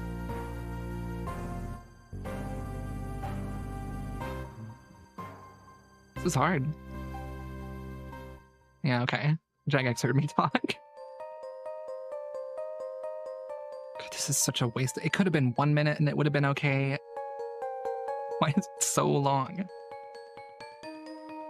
And this is the skill you guys voted for. I mean, I don't know why. You gonna do this to 99? Come on. It's really the hardest part of the quest, honestly. You chopped down a hole, buddy? Need some help? Okay. It'll be over soon. Green dragons can fly. Why do they live in a shitty crater in the wilderness? That's the real truth Jagex is hiding from you. They don't have to pick themselves up by their bootstraps, Puck. They have wings. They have an appendage for picking themselves up, and they live in a shitty crater in the wilderness, so... I'm so glad I did agility. It's so much smoother. It's so much more comfortable. I failed, what, like 3 times at most? Okay. I guess I shouldn't talk. Failed, what, 4 times at most? Yo! Let's go! Now I don't need to go train range. I've got more than enough levels. If this isn't a gamer save spot... Oh, okay. Again, I shouldn't talk. I have the capacity to play other games. I just... usually don't. I play idle games. That counts. Okay. There are fireballs happening. I need to remember that. I forgot 3 times in a row last time I did this quest. Yes, I'm not easy to kill, it's true. I'm too moral for that. Death is very immoral. Cool. Bob is dead. Love that. I'm getting the Jad hands. I've done this enough times I shouldn't have any issues, but I'm getting the twitchy big boss fight hands. I do got this. I'm confident in my abilities. I'm just shaky. So the fun thing is, they just keep moving, and there's enough space under the dragon to get away from the fireballs while they attack him, and you can flinch it, and you don't have to take any damage. I'm just gonna tag you, make it a little bit easier, and now he's trapped in the corner. Like a good dragon. You can take your time and eat your food when you want to, and deal with your potions when you want to, and you don't take a ton of damage. It's pretty nice. I know you can't flinch with the range, but the point is they do a ton of damage. You can just hide under the dang dragon. Hit it when you're comfortable. Doing these dragons on low levels is pretty rough sometimes. Ooh, that was a close one. That was a real close one. See, like, there's just no shot I'm tanking a rune dragon at this type of account. They're so strong. Just gonna hang out. Just gonna hang out. Not risking it. Don't need to waste the food. I know it's gonna die. Yeah, I figured that strat out of necessity on my last account. It's easier to survive against Galvek than it is against the metal dragons in my experience, so we don't. Remage first. Yes. Alright. We're doing it. We're doing the Galvek thing. Start like this, maybe a teleport out. Yep, a start like that is a teleport out, because I'm not wasting my time. Okay, no specs, but we're hitting. We were.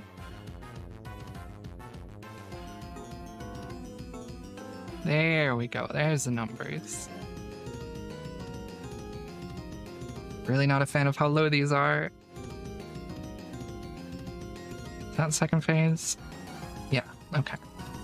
Well, we're not too badly off.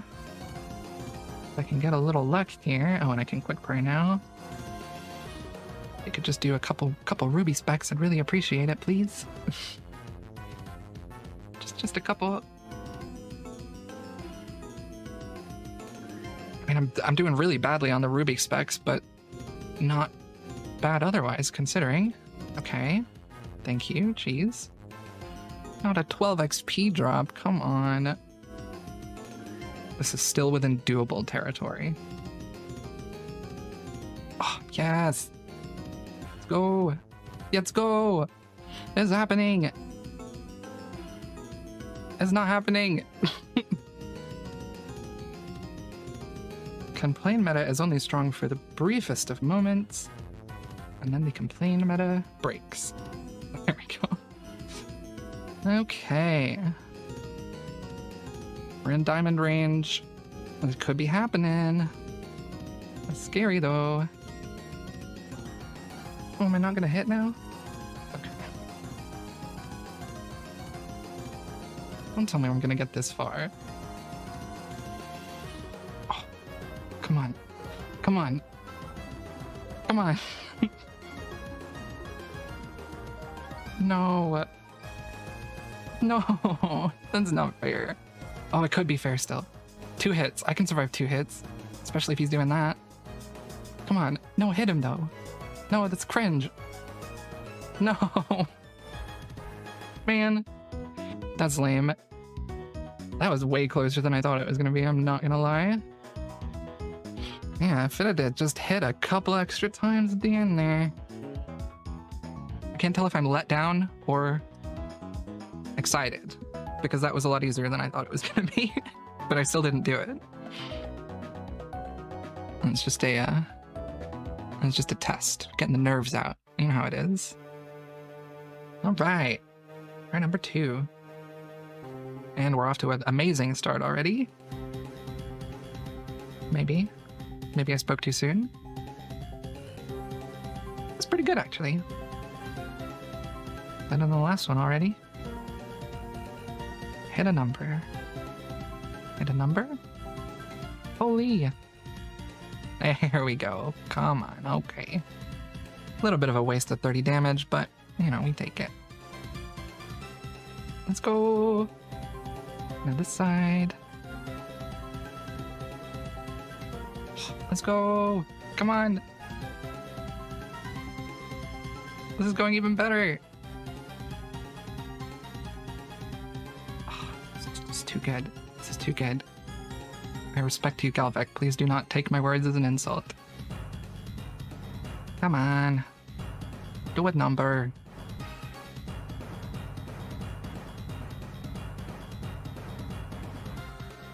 Hit something. Jesus Christ.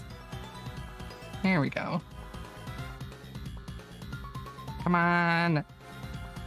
Kill the thing. Let's fucking go, you stupid lizard. Get fucked. The second try's pretty good. I'm pretty happy with that. Look at me, my red D-hide. Come on. I'm unstoppable. I had to fucking sell my Megalodon. That's so good. Oh my god. Oh, I'm too good at this game, honestly. Who needs accuracy? That's so funny. Where am I going? Okay. Man, I either got real lucky or real unlucky in the past, because that's never been that easy for me. Hell yeah. Look at that. Ah, that's so exciting. Oh, and I got 71 smithing. Hell yeah. And 75 mining. And 1800 total. Let's go. Alright. Alright, not bad. Let's please. What are we doing? Range, I guess? Range, I guess? Range, I guess? And, I think range, I guess? Yeah, cool, cool, cool, cool. There's like a gnome I've got to talk to or something. I don't know if I'm ever gonna need it, but I'm gonna make sure I've got the unlocks. Oh, I gotta buy a cape. I need GP, I'm gonna buy a cape, and then I'm done. And that's where the stream ended. With the mythical cape in the bank and the promise of wrath runes in the future, I was pretty happy. So I decided to use that good energy to do something I hate, because happiness is for the weak. More quests. Or, there's only one quest really. I finished Contact because I need it for later, but after that was Pyramid Plunder, and boy, I really do not enjoy that. I'm sure some of you are out there love it, and I would be fine with it honestly if there just weren't so many movement stalls everywhere. Every door or coffin or urn you click stops your inputs for so long, it's just so frustrating. But I'm gonna need a Pharaoh Scepter in the future before I go back to Slayer, so I can build the Spellbook altar in the house instead of running through the desert until 99 Slayer, so necessary evils or whatever. Plus, I figured I made a bunch of staminas and had some left over because I stocked a few to make sure DS2 would go fast. Why not chug through them and make Pyramid Plunder a little bit easier? So I got 87 thieving on a door, tried to figure out some mechanics I could use to try and skip the stalls, but it didn't work out, I was just coping. I got 88 thieving and top-down mode right after I ran out of stamina pots, so I decided to come back later once I could enter the final room. And now Moral Queen is back in the Dayalt Mines, which means that's it for this episode of the Moral Percent Speedrun. I killed my other account in the fight pits. If you think that's immoral, I'm sorry, but it's not like anyone plays the minigame and none of my friends were awake, so sorry about that. I kind of did things a little out of order here. We got some of the Karamja hard tasks done. We spent way too much money on a bad shield for the Artie Hard Diary, which I hung on to for a little while because it looks rad as heck, and I figured it might help me deal with the Calphite Queen. Thankfully, I'm only doing a single KQ kill. I don't need the Desert Elite Diary for anything, which means I don't have to go drive for the 1 in 256 KQ head, which I'm just so happy about. But good lord, even this single kill was rough. KQ is just such like it's a terrible boss. I mean, I honestly have no idea why Reddit isn't constantly talking about fixing it. I guess it doesn't really give you anything useful, but good grief, this bug is tough. My first attempt, I thought I could get away with not doing any lures, basically, just stepping under between attacks so I could take less damage. But I don't know if I just got unlucky with spawns or what happened, but she just never stopped moving and never got trapped, and she caught me off guard enough times that I had to, tactically Lumbridge teleport and rethink the strategy. Yeah, that's what we'll go with. The second attempt was somehow even worse. Like, I didn't even get through the first phase. I don't know. Same issues, you know, she just wouldn't stop moving, I couldn't get her trapped, nothing was spawning. But I got the teleport out this time, so... Attempt number 3, I stopped being stubborn and did the limport lure when you pull the guardians down with her to kind of trap her in place, and it went pretty smoothly. I mean, not great, but pretty smoothly. You know, I stepped in and out for attacks to make sure I wasn't too low on health. And I wasn't trying to, like, time the attacks to be tick perfect with stepping under. I was genuinely just making sure I wasn't doing stupid things and dying, because that happens when I do bosses that take a long time. So it took a while, but we got there in the end, and the Humble Bug Lady dropped us a Super Combat Potion and some Herblore XP. Could be worse, I guess. But we finished off the Desert Hard Diary, which means Zahur will now make potions out of noted herbs and vials and clean noted grimy herbs if I need him to, which genuinely saves a ton of time on the Herblore grind in the future. Then after that, it was time for Karamja with our well-earned 100 combat to get an actually great task from Duradel, and a quick swim across a useless shortcut. Finish the hard diary for the clappy Karamja gloves for way clicker travel to Duracell, and access to the underground gem mine, which is going to come in big for us very soon.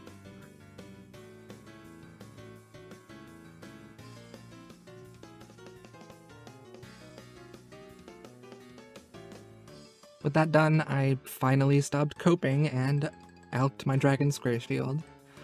I checked on the health of a bush that killed my whiteberry gains, and finished up the RD hard diary for the extra herb run teleports, and a nice little 10% bonus to my pickpocketing all around the world. The last one, for quite a while, was the current hard diary.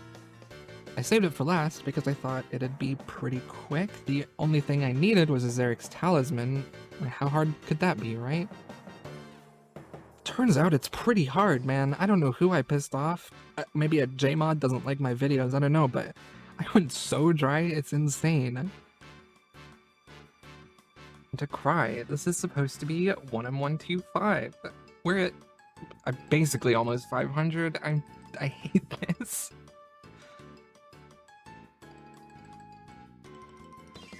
Finally! Jeez! Alright.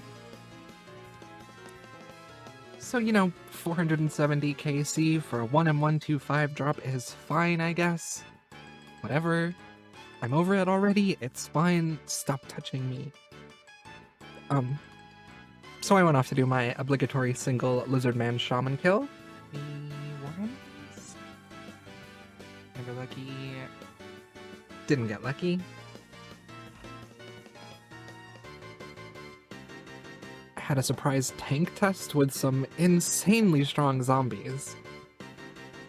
And these guys so strong. We good? We good. Ooh, free rune. Ah! Oh, worth it. Then, after a quick trip to Mount Kitty Morgan to peep some trolls, we finished the current hard diary, which unlocks the Ash Sanctifier, which makes Slayer just way more satisfying with 0-time prayer XP, and gives us 5% extra herbs into Hesidius, which is pretty nice.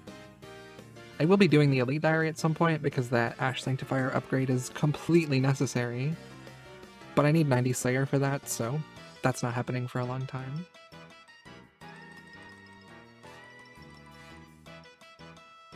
With those diaries done, the first arc of the run is basically finished. Other than a few side things, we don't have any more random running around, picking up trash for stuff that we're gonna do 500 hours from now. No more training stats inefficiently because I need them to do a quest or something else efficiently. Now we're actually into the real grinds.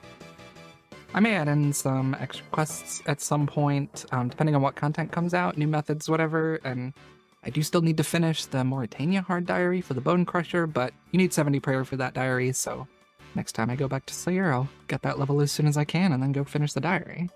Make sense? It makes sense. Before we get into the fun grinds, though, we have to do our chores. So I'm going to spend a little while robbing this insanely rich farmer to build up a nice stack of bird and herb seeds for the next arc of the run.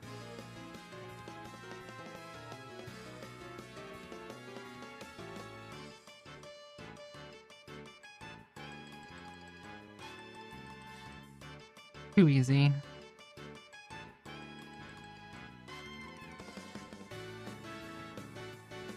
It's even easier. With a few thousand of each birdhouse seed saved up, which should last me a long time, I teleported out to get a couple of cheeky construction levels. That's 71 construction? Finishing Dragon Slayer 2 got me the Maxcape, which is the best way for me to train construction to 99 now. But I'll only be staying here until... And there's 72, which means... time for a spirit tree, which is insane QOL for me. Yeah, that's right, you heard me. The spirit tree in the POH always feels like such a big step on an Iron account for me. I'm not really sure why. Just being at a point in the account where you're finally getting the quality of life upgrades is so satisfying. Now we get to actually use the diary rewards we unlocked, starting with my new favorite mining method.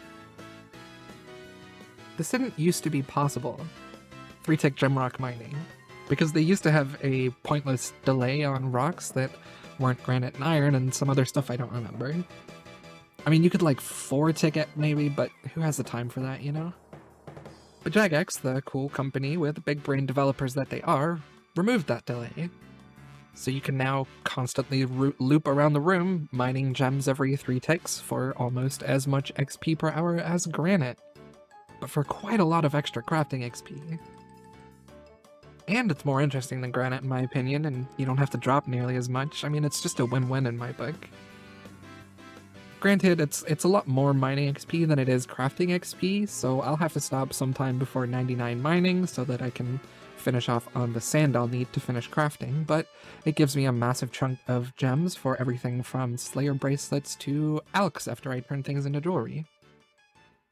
For some reason, this is the thing I was most excited about when I was building the account up.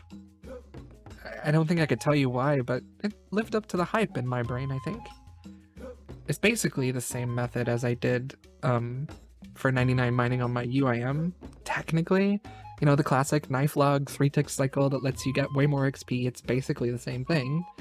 Except with this, you aren't dropping everything you get in your inventory, only the stuff you don't need so that you can make space for better gems further in the loop. And the movement between a few of the rocks is slightly different and sometimes loses you a tick or two, but for some reason it just feels like a more fun version of a method I was pretty medium about before. So it's a good update, Jagex. 10 out of 5. Jeez. Oh, not the sub 1 minute, come on. Now I don't hang out here for very long. I'm being a little too picky to just do a skill all the way to 99. Mostly due to me wanting to multi-skill and running out of supplies to 0 time with, or running out of GP to buy things to 0 time with, but hopefully if I get my act together and push through to some of the later levels here, I can really start steamrolling towards that Maxcape now.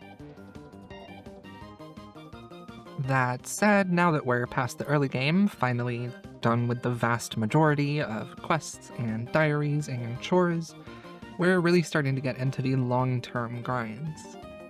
Which, you know, while I'm excited about because I enjoy the game and this is such a fun but kind of stressful but fun way to play the game, it means these videos are taking a lot longer to put together than they used to.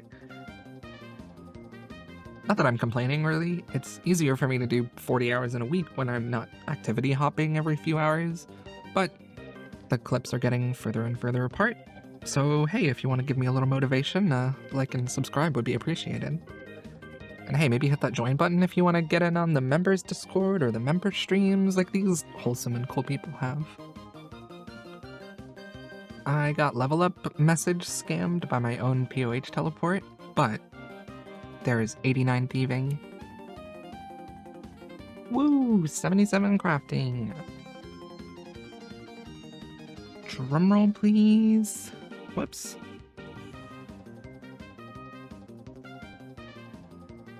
For 90 thieving. This is the first level 90 on the account. Woo! That's a good one.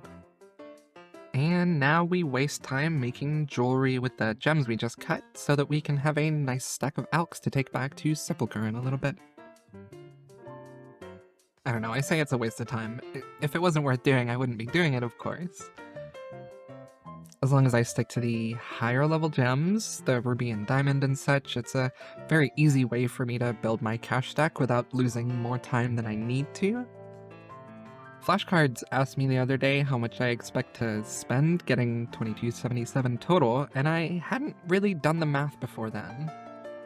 Individual grind, sure, and there's numbers all over the internet that tell you exactly what you'll spend, but instead of putting strict numbers in my plan, I routed through some efficient GP methods and trusted that I'd do them enough to keep up with the GP requirements.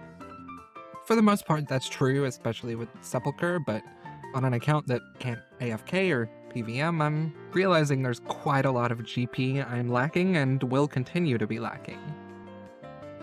With gold ore for smithing costing me about 51 mil, myth capes for construction instead of mahogany homes, that's another 50 mil, broad arrowheads for fletching is another almost 60 mil, efficient slayer is about break even instead of profiting.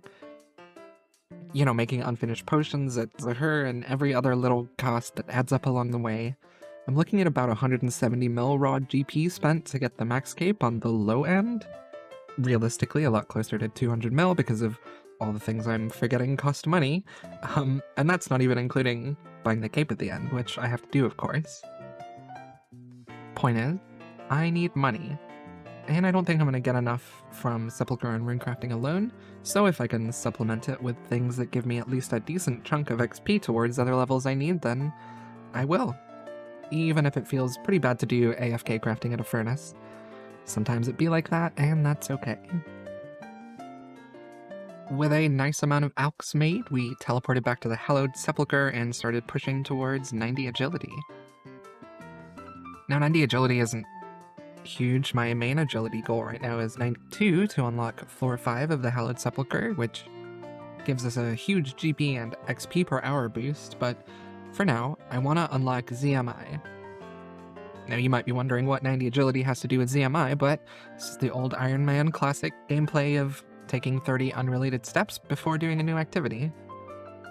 ZMI uses a lot of run energy, and I don't have the magic level for spellbook swap to use the Vile Vigor spell on the Arceus spellbook, while still being able to repair pouches and use the Iranian teleport.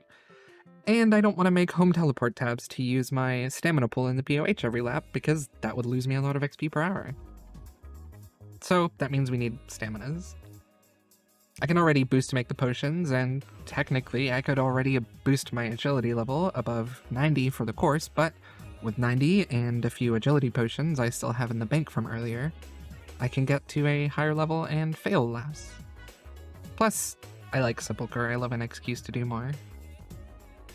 Now I'll only be staying at the Arty course for a few hundred stamina potions for now, just to give me the option to do ZMI when I want to, you know, when I want to change a pace. And then I'll be coming back to Sepulchre for 96 agility before I go for any more Marks of Grace. Once I get 96, I'll go back to the Arty rooftop to get full Graceful, because 96 is the no-fail level, and because Graceful is useful for things like Blast Furnace, 1.5 tick teaks, herb runs, 3 tick gem mining, but that's all for the future. For now, we keep running Sepulchre. I'm kidding, I'm back already. I'm actually gonna go buy some broad arrowheads, just so I can get more XP while I'm doing Sepulchre. The headless arrows aren't doing it for me. I gotta make the number go up. I need to be satisfied. I think if you play an Iron, you'll probably relate to me on this, but there's a point where you have so many different options. You know how to play, what you want to do, what you could potentially unlock, how that would change every other skill in a tiny way, the routing the way you want to do things. My brain just gets a little fizzled out when I get to this point every time, even with a pre-written plan in place. I know what my goals are, I know how to get there, but every time I get back to the bank, after a herb run, I think, okay, what's next?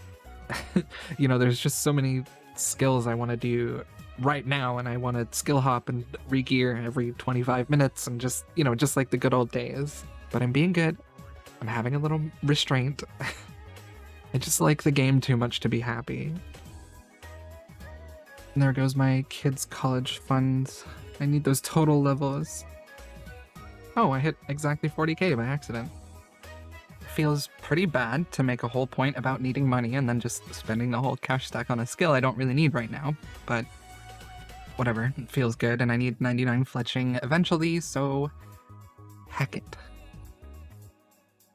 Think I'm gonna get scammed a level up message here, but yep, there's 89 agility. One more to go. Whoa, nice. Woo, 79 fletching. And there's another level 80 for the collection. Oh my god, I don't even get the message. That's 90 agility. That's my second 90 on the account. Oh, that's so exciting. That means once I'm done with this lap, I'm gonna be done with Sepulchre again for a little while. Granted, whenever I need money, I'm just gonna come back anyway, but I lied, I had to do one more for the sex number. Now, like I said earlier, I'm only going to be here for a little bit just to get a few marks of grace, and there's not really much I can zero time while I'm here, so I'm just going to alch a few rune bolts and not worry about it too much. I'm not spending enough time here, well, now anyway, for it to be impactful overall, and it's big for the routing and the not burning out, so we love that. There's 20 marks of grace. And 30. 40. Once we pick up these last two on the floor, we're going to be up to 50 marks of grace. It's not a ton, but it's 500 doses of stamina potion, which basically gives me the freedom to do ZMI whenever I want, which I appreciate. So once I'm done with this lap, I'm going to stop doing agility for a little while. Go do some ZMI. So this is a setup I started with, using bank fillers so I can deposit all without putting the items I need in the bank, of course. The setup isn't perfect right now. I haven't done much ZMI on accounts that can bank, so it'll get better later. I'll talk about it more then, but for now, here is 76 ring crafting.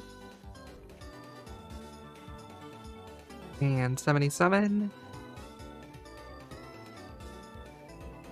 Oh, that's 78 rune crafting. Don't know where I'm trying to teleport. By this point, I had it optimized basically as much as I can for now, using a lava staff and paying the bankman with air runes, and it's pretty enjoyable. ZMI is pretty chill. It's good XP, it's good runes, AFK for long enough to respond to people on Discord. I think I'm a big fan. Now, I can already hear a few commenters saying, but isn't ZMI group content? And I see why you're thinking that, because sometimes other people take the aggression from the NPCs in here, but that's not quite how it works. Unless you have ALTS splashing and constantly keeping them in combat, they switch targets so fast that it doesn't matter if other people are running past and taking aggro. Especially now that Guardians of the Rift exists. I'm using Entity Hider, so there's less stuff on the screen, but if you look at the minimap, you'll see how few people do this now, even on the mass worlds. Like this was the busiest ZMI mass world. And I can see what, like 3 dots on the minimap? It's pretty bad. Plus, mass worlds are how the content was designed to be done, so I don't feel I'm losing any morality here unless I use ults to splash. But you see how often I get hit. Don't even act like I'm a cheater, I will find you. Can I get a round of applause for 79 rune crafting, please?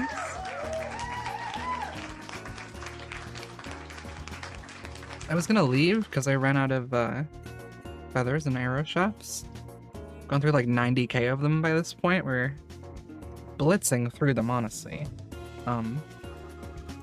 But I realized I'm about half an hour away from the first 6 hour I've ever done on this account, so I figured I might as well finish it and get that record on Temple. Why not?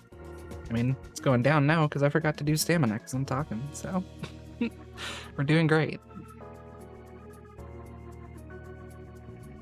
Think we can get this last craft in before the nerd log? I don't know, sometimes it goes a little early. We're past the 6 hours. This is dangerous territory. Come on, be cool, Jagex. I mean, I feel like that has to be it, right? Yeah.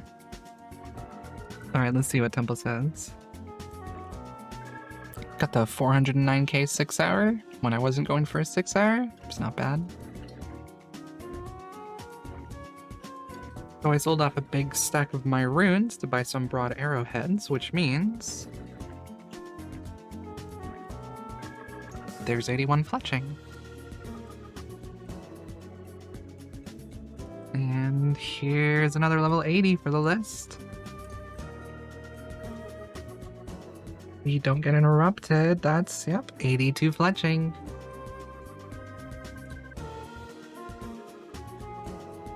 Yo, 85 mining. I don't have to boost for hard contracts anymore. Heck yeah. Finally get the cool kids part of the farming guild. Come on, it's fair, it's time. Bucket, please. Not even white lily seeds. I haven't had a single one so far. And now we start the push for 92 agility.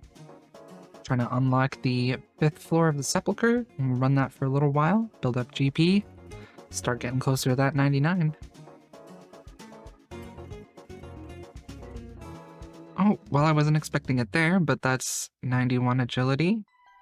Just one more level until I can go down here and get way more XP and way more GP. Any buckets? Please? Nope. That's 92 agility, which means we can do floor 5 in the sepulcher. Of course, I got it after I left, but not a big deal. I'm getting around 67k XP per hour right now, and I'm going to reset that, and we'll see how much better this is going to be for me. I already messed up this floor. Very cool. I haven't done floor 5 in, well, a very long time. So we shall see how this goes. I did do it like 600 or 700 times on the UIM, so it's in my brain somewhere. Just gotta find it.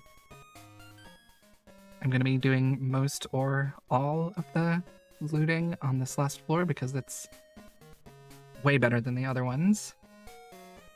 First one gets us the collection log, we love that. No catastrophic failures so far. We got the grapple back out finally. Probably won't do it forever, but it's worth it for now. Okay, well I guess I got the muscle memory pretty good already. Don't want to get cocky, but it's going pretty well. I got this chest. I may have to leave for Graceful earlier than I thought if this is going to happen every time.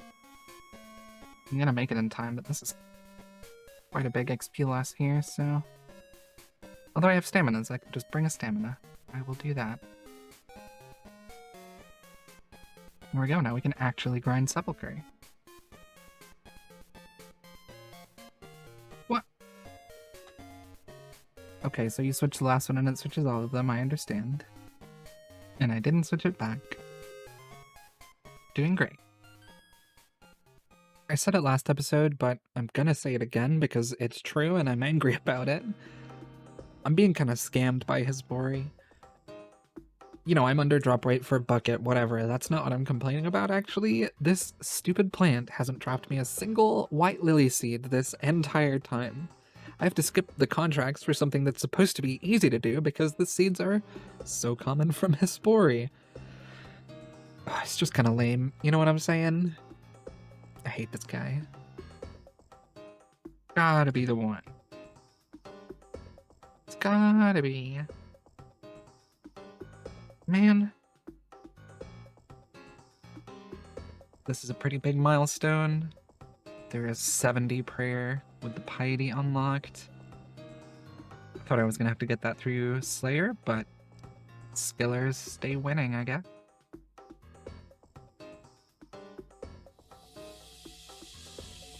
Ooh, I forgot that was coming. That's 83 fletching.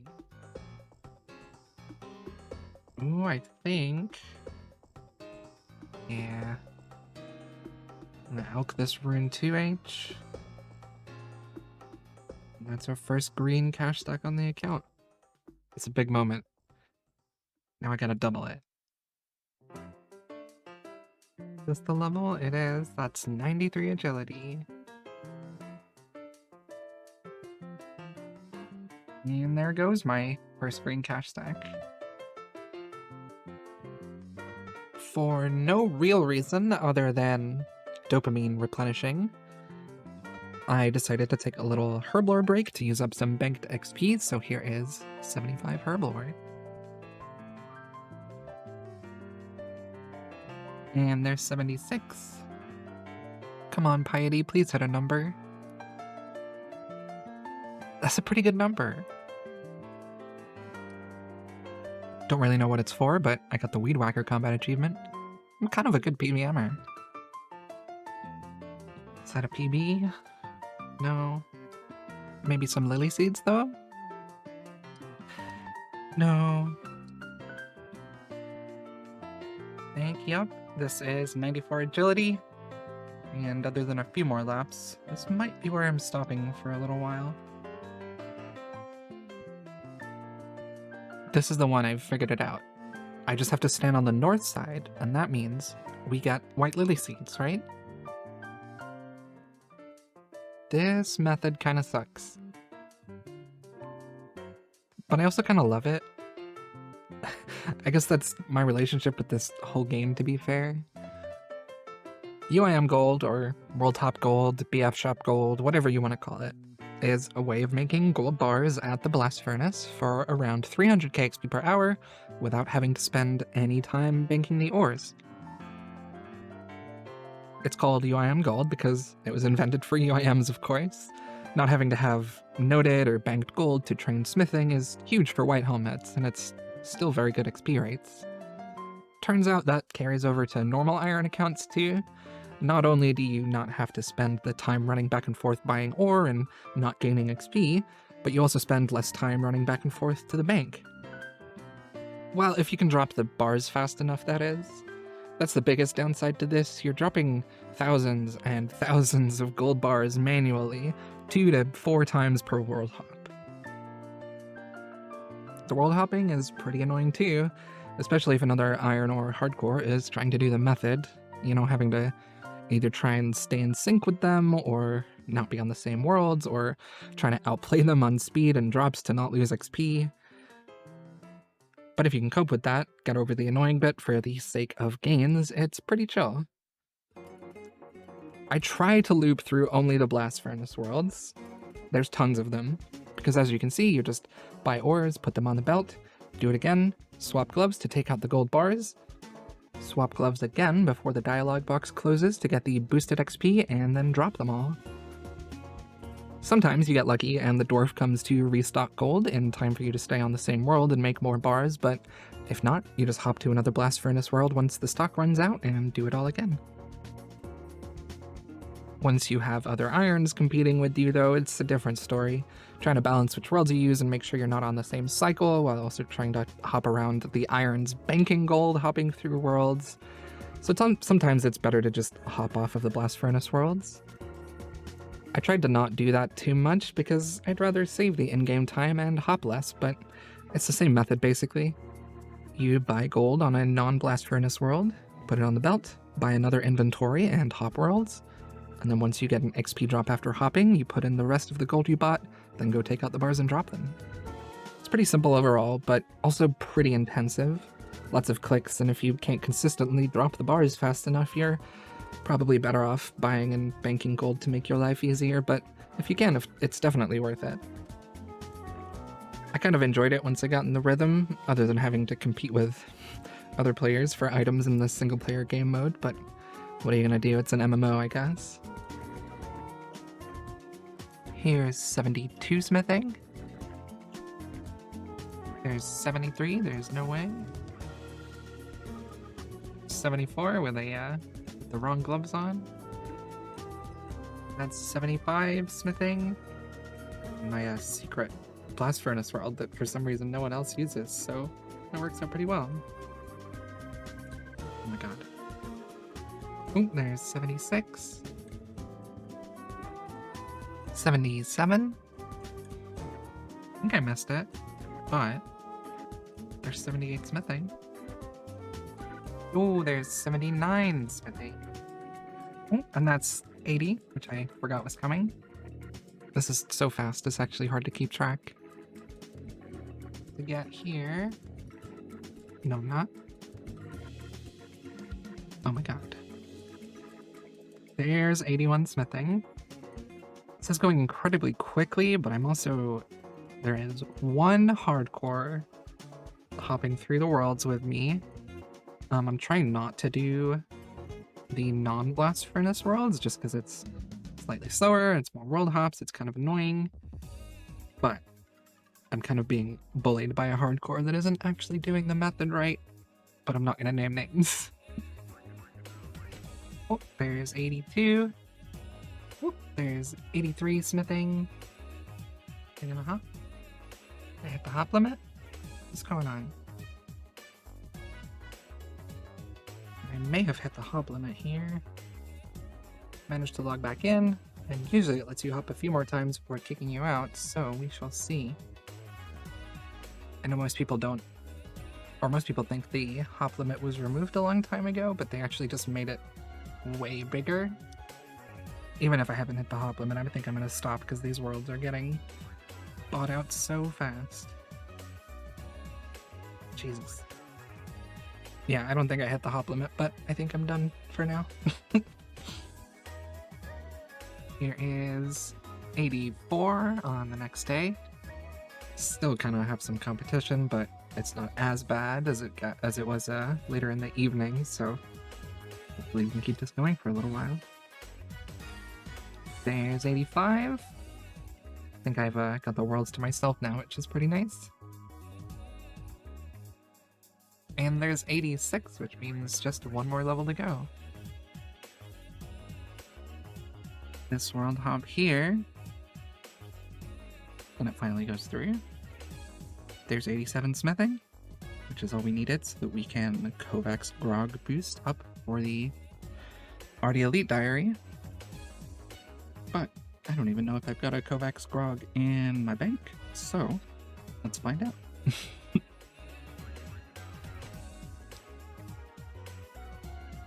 I do. This game is too easy.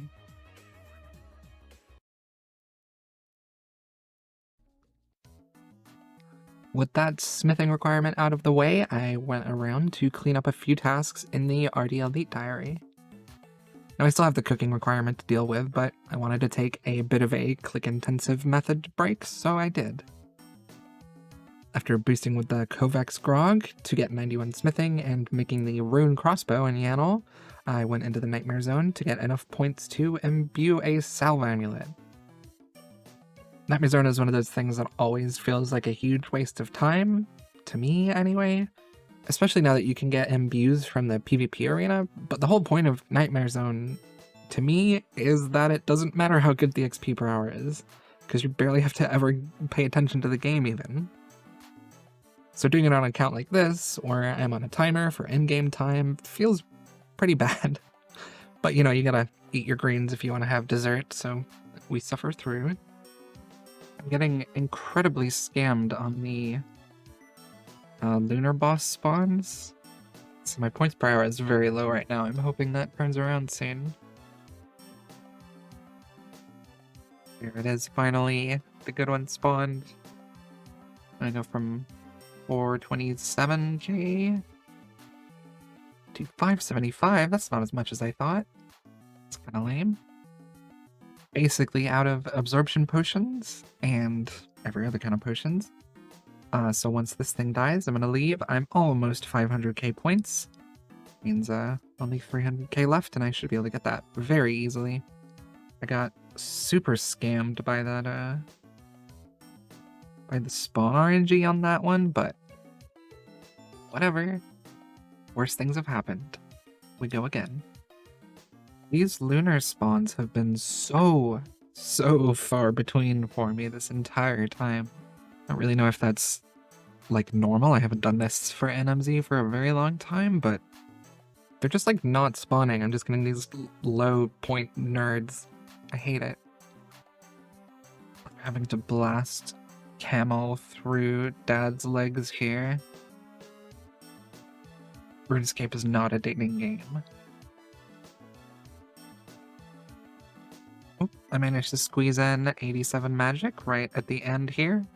Just 50k points left to go. There we go, that's our 800k points. And whoop, there's our elite diary task. We are immediately going to uncharge it.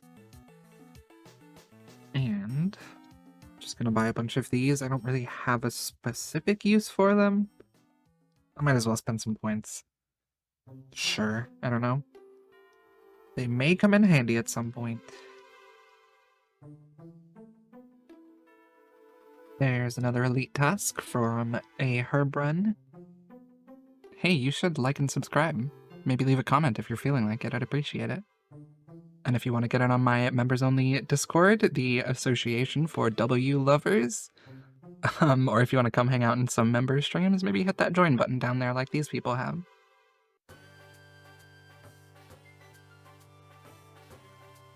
Well, I was too focused on going fast, I forgot to pay attention to my health. Right. I'm good at this game. Maybe the ritual sacrifice was what Hespori needed. Nope, but I got 86 farming.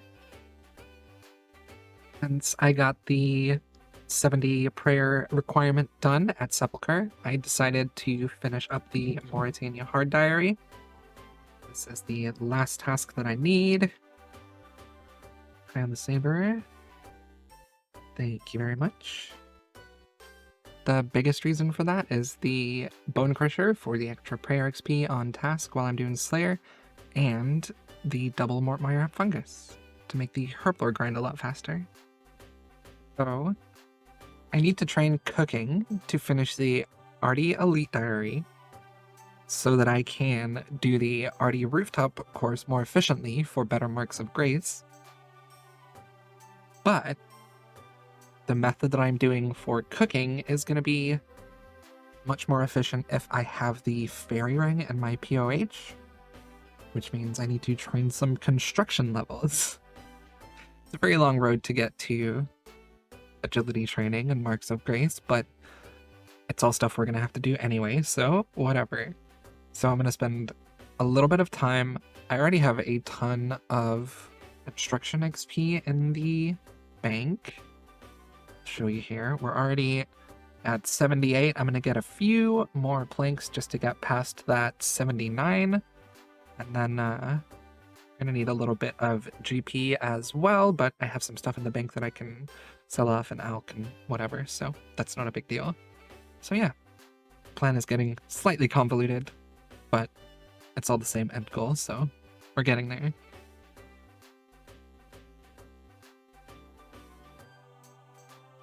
There is no way. You demon prick. 74. 75 construction on the last few mahogany planks I had. That's pretty good. Now we move on to the teaks. 76 with the mythical cape ranks. Here's 77. I don't know what level it is, but it's 78 construction. It's the last one I'm going to do for a little while once I finish these planks. I'm going to get a medallion from this guy. Now we can make the T.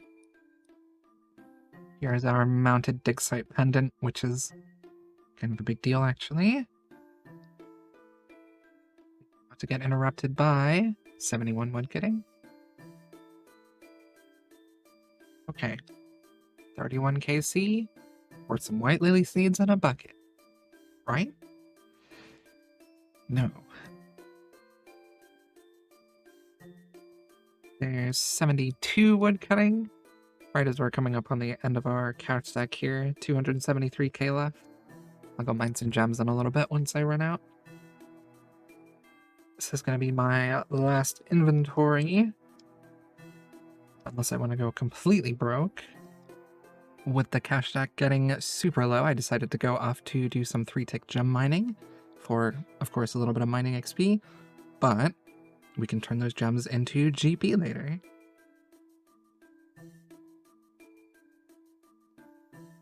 Yo. Holy back 3 back diamonds? Oh, it's the little things that get you through the big grinds. Alright, here we go. That's 81 mining, and for now that's all I'm going to do. I actually decided I'm going to save these gems for later, and against my best judgment, sell a bunch of the blood runes that I got from ZMI. I was going to save them, but I don't need them yet, and I'm going to do more ZMI, so it's not a big deal. But once I'm done with this loop here, I'm going to go sell some runes and get back to some construction and woodcutting. Guys, okay, this is important. Please watch this. Did you see it? Did you see the 1-tick frog? Watch, look right here. It just pops in and then disappears. No one had to like run through here in a while or anything. I have no idea. Someone give me some 1-tick frog info, please. Just noticed the 1.5 tick cycle, the way I do it at least, sounds like the John Cena intro. 1 second. Well,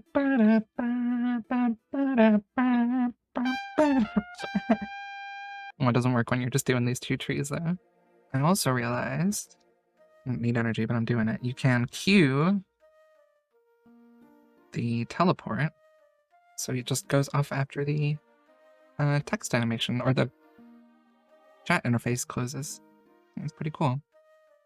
I imagine that's probably known, but I hadn't seen it. I usually just figure things out for myself, so. Here's 74 woodcutting. Once I get 3 more logs here. Let's do already. There we go. That is 75 woodcutting, and it's the last level I'll be getting here. I'm gonna do a few more planks. Probably get to under 600k on the cash stack. I think I already have enough planks. I will go check after this inventory and see how many more it's worth doing. I didn't quite get there. If I include the teak logs I've already got, I only need 26k, and I think if I go collect from Kingdom, I should have enough teak planks then to get 82. Let's find out, shall we?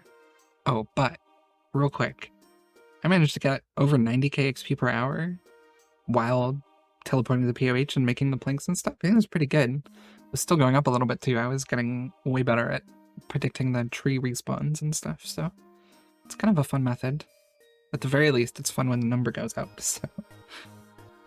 Alright, drum roll please. I'm gonna make sure, yeah, put it on teaks just to get the extra XP I need here. So, 148 is not enough, so I'm gonna have to do probably like 400 more. It's not too bad. Alright, and here is the last of the planks that I'm gonna be making. Of course. The last inventory I wanted to make, and I got here 1 tick too early. Now I have to wait for him. This game sucks, actually. Here we go. Okay, now I have enough. And now I get to use all of the planks once I get off of this PvP world. Here's 79 construction. And there's another level 80 for the list. And only 2 more levels to go before I can stop burning through all my GP here. There is 81 construction. Really burning through these. And this right here is 82 construction, which means finally, after 726 hours, as long as I don't drink it. Wow, this takes a lot longer, I remember. Restart. That means after all this time, after 726 hours, we finally finished Fairy Tale 2. For some Herbal XP. It was all worth it. It's the end of the run now. We need to make a little bit of a mess in the house here.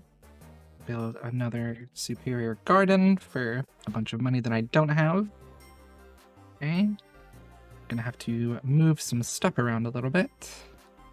Heck. How do we do this? There we go. There's some good ticks wasted. Still get into the rooms and stuff here. Yep, I can. Okay. Now I gotta make a tea. We have all the... Whoops. We have all the stuff we need. So that boost should... Oh, this is such a big upgrade. The fairy ring and the POH. Oh, this is a dream. I mean, the house is ugly as all heck, but... Whatever. Efficiency isn't pretty. It also means I can upgrade my pool to also finally restore my prayer potion, or prayer points. Gonna do the next one, but I'm missing a lot of money. So, for now, that's all we're getting. Sold out a bunch of stuff and I had the money I needed, so I figured, why not upgrade this? Doesn't do a huge amount for me. Just restores reduced stats, but gonna need it upgraded for the future anyway, so. I had this whole speech about how cooking was my last issue on this run. For whatever reason, I didn't actually plan what method I was going to use for cooking levels when I was doing the speedrun routing. Well, at least after 70 anyway. I think it was just something I always thought I didn't have to worry about because cooking is easy. It turns out that's true, but the speech I had planned for you had all sorts of stuff about testing different methods and trying to figure out the overall meta EHP of solo fire Karambwan hopping versus fishing minnows to 2-tick sharks versus fishing Karambwans with the fish barrel. You know, trying to figure out how the fishing XP gained balanced out with the extra time spent getting and banking the fish and all that fun stuff. But within like 2 minutes of actually doing the math, I realized all those other thoughts and ideas were absolutely pointless because the first method I thought about, which is just a modified version of the iron EHP method for cooking, was just so much better than the other ones. So instead of giving you all the math I recorded, you know, probably hurting your brain because I am absolutely not a math communicator, I'll just get to what matters. So the most efficient way for an iron to get cooking XP is to buy Karambwans from Tiadesh and Taibo Wanai Village and have an alt light fires for you to 1-tick cook them on. Then you drop them and repeat.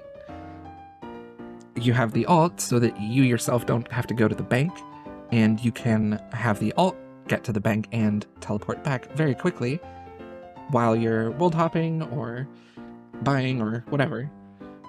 But obviously, since this is a moral speedrun, we can't be having an alt light fires for us. That's cheating.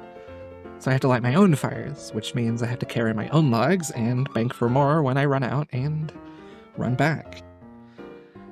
That's originally why I thought there would be a better method, because the run from the bank to the fairy ring isn't a quick one, and carrying half an inventory of logs means I can't cook as many Karambwans at once.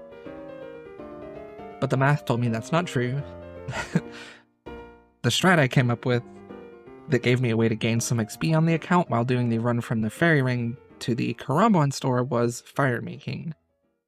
Originally, I brought a knife and a log to get into the fire making and run-in cycle faster and to light logs faster while I was actually doing the cooking. But those 2 inventory slots add up to a lot of cooking XP per trip that I would miss out on, so I banked those pretty quickly. I basically lose 3 or however many ticks after I teleport with the fairy ring, and then I can fire make about 75% of the run back to the shop. It's not amazing, but it's 0 time fire making XP, which I need, while I still get a good cooking rate.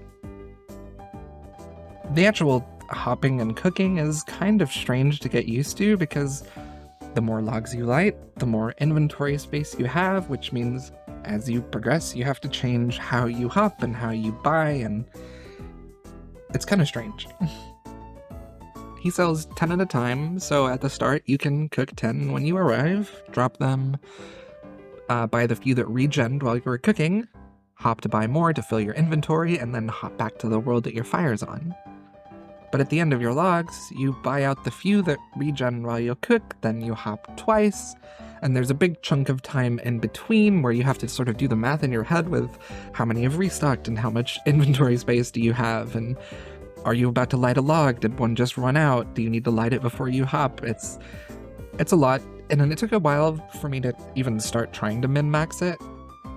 You know, I'll be doing it all the way to 99 eventually, so I'm sure I'll be great at it, but the little nuances for stuff like this take a lot of learning other stuff about the method and a lot of doing the method to start seeing the signs of what you can optimize. For now though, I managed to record the wrong client from 70 to 75 cooking, so just know that they happened. 73 cooking, no way. Oh, and if you're wondering how I can prove that I didn't use an alt for this at any point, you know, if I record the wrong account or if I'm not recording the entire time, which I'm not, my Temple OSRS profile gets updated whenever I hit the logout button, and there's this neat update table that shows you the different XP I earned every time I log out. It's got timestamps that shows the date it happened. It's a lot of data. It's got the home teleport magic XP, the fire making XP, and it'll be there until the site shuts down.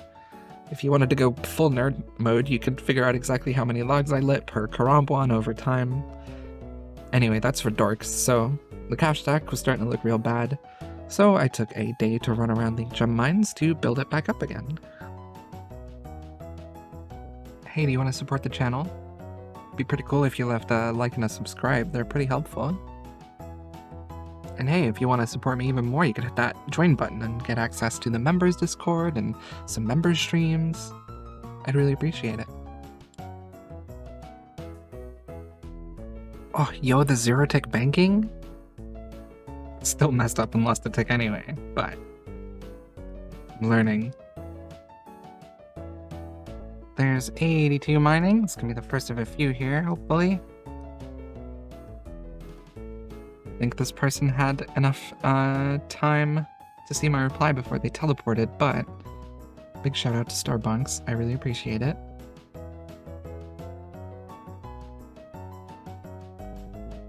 There's the tick perfect banking, come on. Getting there. This one? No? This one. Yeah, there's 83 mining. I lied earlier. I'm probably not going to do a ton more because I currently don't need much money for the cooking grind that I'm working on right now. And once that's done, I'll be able to go back to Agility and Sepulchre and make money that way. So we're just going to hang out here a little bit longer and then go craft them all and make some money. Here's 78 crafting creeping in. Just slowly going up over time there. Oh, I didn't see it happen, but I got 91 thieving,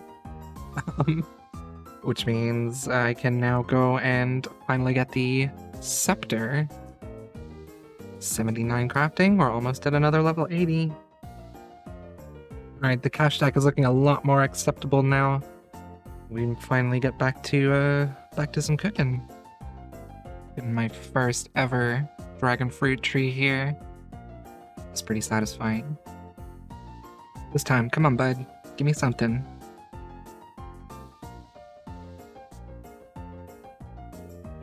I'm over here lighting my own fires, making my own way in the world, and this person just comes in and steals the fire from me.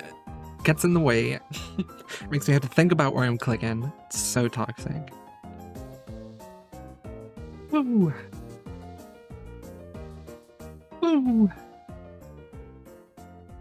Woo! Woo! Here's, yep, another level 80 for the list. No! Lame. Just want the level! I swear if I get the hop limit right now, I'm gonna cry.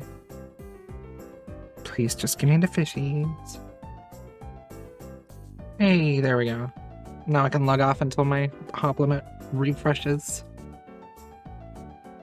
It's kind of annoying. I wanted to get 1 mil cooking XP done, but with these solo fire hop Karamb ones, it's a lot more hops if I don't want to, or it's a lot of hops if I hop back to the world that my fire is on every time.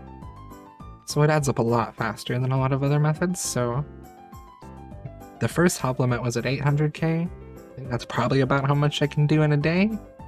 I guess depending on how early I start, but I'm not trying to wake up at 7 a.m. just to do more Karamb ones, you know? Woo! Woo! No sneaky fire making level. Another one. Oh, it's so good. I've been buying raw Karamb ones every time I bank the logs, or bank for more logs while I'm doing this method. And that means I finally get to hit 1 mil XP in a day without worrying about the hop limit.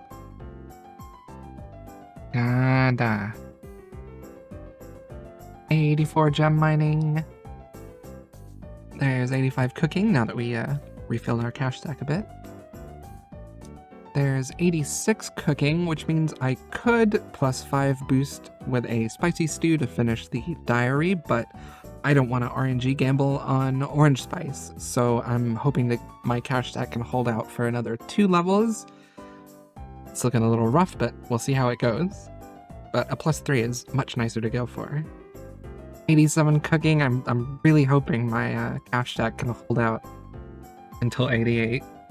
That's the goal right now, on the edge of my seat. You remember when I had a green cash stack? I miss those days. It's so long ago. So I've resorted to using the mithril bars I had in my bank to make mithril plate bodies for my GP to go back up. Kind of scraping the bottom of the barrel of what I have in the bank, but I'm so incredibly close to, at least for now, not having to think about GP for a little while. You know, this is like the last major goal unlock type milestone that I'm aiming for, and then anything after that I can do whenever, you know? And the main goal of this is to get to a point where I can go and finish 99 agility without doing it inefficiently, so sometime soon, we'll be getting back to Sepulchre. But for now, we are smithing plate bodies in Varrock because I forgot about Pref. You know, old habits die hard. I had some Addy bars in the bank too, so I'm making Addy plate legs. I should definitely have enough now. Maybe that's foreshadowing, I don't know. There's something whack going on with the servers right now.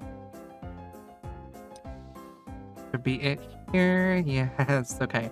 88 cooking means we just need a +3 boost for the Arty Diary, which I am comfortable rolling the orange spice RNG on, so... I mean, realistically, unless something goes really wrong, all I should have to do is a single game for a few manta rays, and then I have 5 chances of getting a +3 boost in my inventory, which should be super common, so...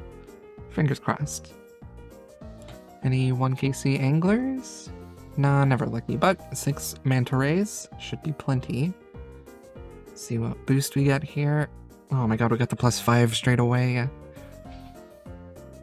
Shouldn't even burn them. Come on, 2 extra levels. Yeah, there we go. Oh, Love that. Here is the very last thing in the diary. I've got to cast Barrage on someone in Castle Wars. I have to interact with them. That's how you do the content. But they don't let you bring in non-combat items, so I just gotta stand here and wait like a chump.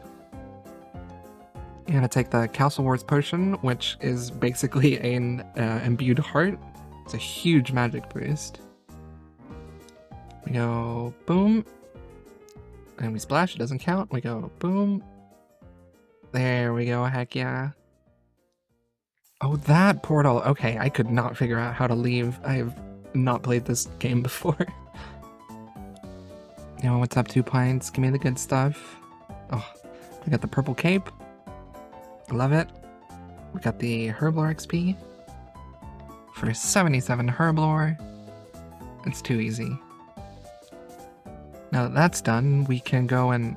Well, I was gonna say we can go and finish agility, but it's not technically true. But I can do a couple rooftop laps. And this right here is our 1000th lap of the RD course, and I am going to take the briefest of breaks, make my way over to Berthorpe. I have a chat with our friend Grace over here by the up and the legs and boots, and that's it. I'm not ever gonna buy the full outfit just because I don't think it's worth it for this account. But having a few pieces both gives me the... Oh, I meant to buy boots, not gloves. Whoops. That's fine, I can buy some boots as well. I'll do that later. I guess it's not the biggest deal. I did mean to buy the boots instead of the gloves, but the gloves are 10 marks cheaper, and they have the same run energy restore rate, which is pretty nice. The one issue is I can't use it on places where I have to use gloves, like gem mining and blast furnace, which are 2 pretty big areas that Graceful is useful at. So I might also buy some boots. I'm gonna do a little think. No, you know what? Honestly, I don't think I need to. It's only 3% extra run restore rate, which, you know, in the long term is kind of a lot, but I'm also going to have a bunch of staminas made, and I've already got more run restoration than I would have had before, and I was doing things fine back then, so I think I'll be fine with my my legs and my gloves. Oh, and I forgot to mention, agility is going to be one of my first 99s once I get this last stuff here sorted out. And the cape also acts as a graceful cape. So all I have to do is spend 99k on a cape rather than spending marks on a graceful cape. Oh my goodness, I got one thing at least. Still no white lily seeds, but that is incredibly useful. That's so good. I got something useful. And of course I was recording the wrong screen. Because, why wouldn't I? Maybe that was the secret. I just had to record a different screen this whole time. But look, I got it. See, it happened. It does mean, though, that I got a bottomless compost bucket before white lily seeds, which is kind of an interesting thing to happen, but how RNG goes sometimes. Have you ever thought about liking and subscribing? That'd be cool. There's 95 agility. To get a few more marks to spawn, I'll be moving on to something else. You know, there's 160 marks. That wasn't really like a specific number I was aiming for. It was just the next interval of 10 after that level. I'll be coming back to do a few more at some point, probably. Right now I think I will, but I might change my mind in the future. It's all kind of optional, so we'll see. And I'm all on a big stack of amylase here. Pretty satisfying. First farm run with the bottomless compost bucket. It's like a dream. I spent a little while gathering some Mortmire fungus here with my Mauritania Hard Diary, giving me the double mushrooms, which makes this just so much nicer. Berry ring and the POH and the double mushrooms, it feels really nice to be not early game anymore. A little bit of one-tick stamina action, if I can click right. So now we're gonna do a little bit of pyramid plunder. Mostly because I want the Pharaoh's Scepter, but also just to do a little something different. I've been doing a lot of agility and I don't know, it's nice to have a change of pace. I hate to think about it, but I am gonna have to do Slayer at some point, which means I want an altar in my house so that I can not have to go to the agility pyramid or the ancient spellbook every time, so gotta do it at some point, and I have the leaving requirement for the highest level rooms, so why not do it now? Talked about this place in the past, but just to make it clear, coming in, picking the grand old chest out, grand gold chest in the middle, and you move on to the next floor, next room, I guess. In the last room, it's coming up here, I do the grand gold chest and the sarcophagus. It's a really low chance from the sarcophagus, but in my opinion, 2 chances at the end is worth it, so. I try to keep some of the higher value artifacts or whatever that you get. Mostly, or just the golden scarab and there's like a cat statue that's worth a little bit more. I don't take all of them, of course, I'm not banking every 5 minutes, but when I go to get more staminas or I leave to do a herb run or something, bank them then. Take him to the guy at the agility pyramid later for not a huge amount of GP, but some GP, which is always needed, so I will take it. Another 25% of the way through the level, well 26 now, no scepter. So, I haven't done the actual math, but I'm pretty sure by this point, with the pyramid plunder I did before, and the amount that I've done now, I'm getting pretty close to the drop rate, and I'm not seeing anything. It sucks to complain about RNG, but this is the kind of thing that it would be really nice to get spooned on, and it feels really bad to get to the drop rate. The free strength level from going dry for a scepter, I guess. Pretty cool. This has gotta be the one, right? Can I manifest it? No. Maybe from the sarcophagus. I'm focusing real hard. Nope. Nope, 50% of the level, still no scepter.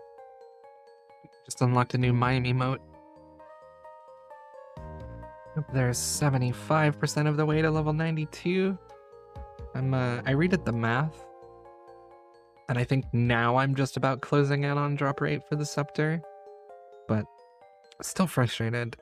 Kind of feel like I should have it by now. Come on, Jagex, please.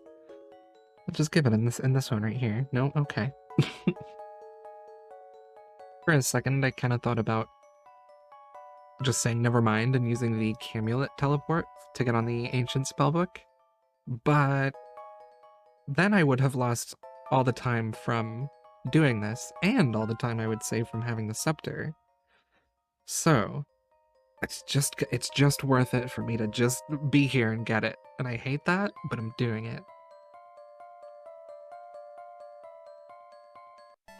Yes! Cool. Finally. I'm so happy. Let's go. Woo! We're 7. Pretty good. I'm going to take my artifacts to the guy.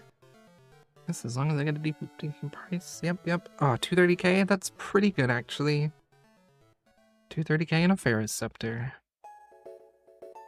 Finally gonna refill the miscellanea and get rid of this message. Easy farming level. Now we go back to my favorite little cave and stack up some gems and some mining XP and hopefully turn that into GP pretty soon. And I forgot my glory. That's why I have that tile. Well done. I don't really need a ton of GP right now, but I need enough to turn the herbs that I have into unfinished potions with Zahur, and enough to buy a bunch of feathers, because the next thing on the list is 99 fishing and as much barb lore as I can with the potions I have. So I'm going to be in this mine for a little while. Ooh, I just noticed. Did you see it? The little timer down there? 779 hours. I am now the world record holder for the longest rank 1 speedrun. Unless there's some big gamer doing a moral iron speedrun that I don't know about, but I don't think that's the case. So yeah, I'm sorry, Hebox. I had to take it from you. But, you know, with how the UAM's going, you'll have it again pretty soon, and you'll have it for a while, I think. Good luck. One of these. Yeah, 85 mining, which is probably the last one I'm going to do for right now. Well, depends how much I make from the gems, but my wrist is tired, so I don't want to do 3-tick mining anymore, so I'm going to go craft. No, I can't grow white lilies. For some reason. We're way back over 600k. Let's hope that can tide me. Oh no, 730k. No way. There's 140k feathers and a lot of money, but hopefully that should be enough to get us all the way to 99 fishing. There goes almost all of it. No, I still had some in the bank, but got a bunch of herbal XP to do. Here go the bucket. It's time for the seeds. Come on. No shot. There's 78 herblore and 1900 total, which means just 377 levels to go. I'm basically done. I don't really need them. I don't even really need the herblore XP right now, but I have it, so I'm boosting for Cerebrew XP. I'm sure this makes some of you want to cry, but I'm using all my crystals for Zamorak brews, because they're really good XP. And a lot faster than super combats. 79 herblore, which is the last level that my supplies are going to get me here, but pretty good. Turn those into 2-dose potions. Alright, we got the tab set up. And these are all the potions that I'm going to use. I'm going to log out for a moment to explain this. So all of those potions are what I'm going to use to get 99 fishing. Now those potions probably aren't going to last the entire time. In fact, they're definitely not going to last the entire time. So when I run out, I'll be banking the fish with the fish barrel and banking caviar just for the extra herblore XP that I'll get. You know, it makes a lot less herb runs happen, which is nice.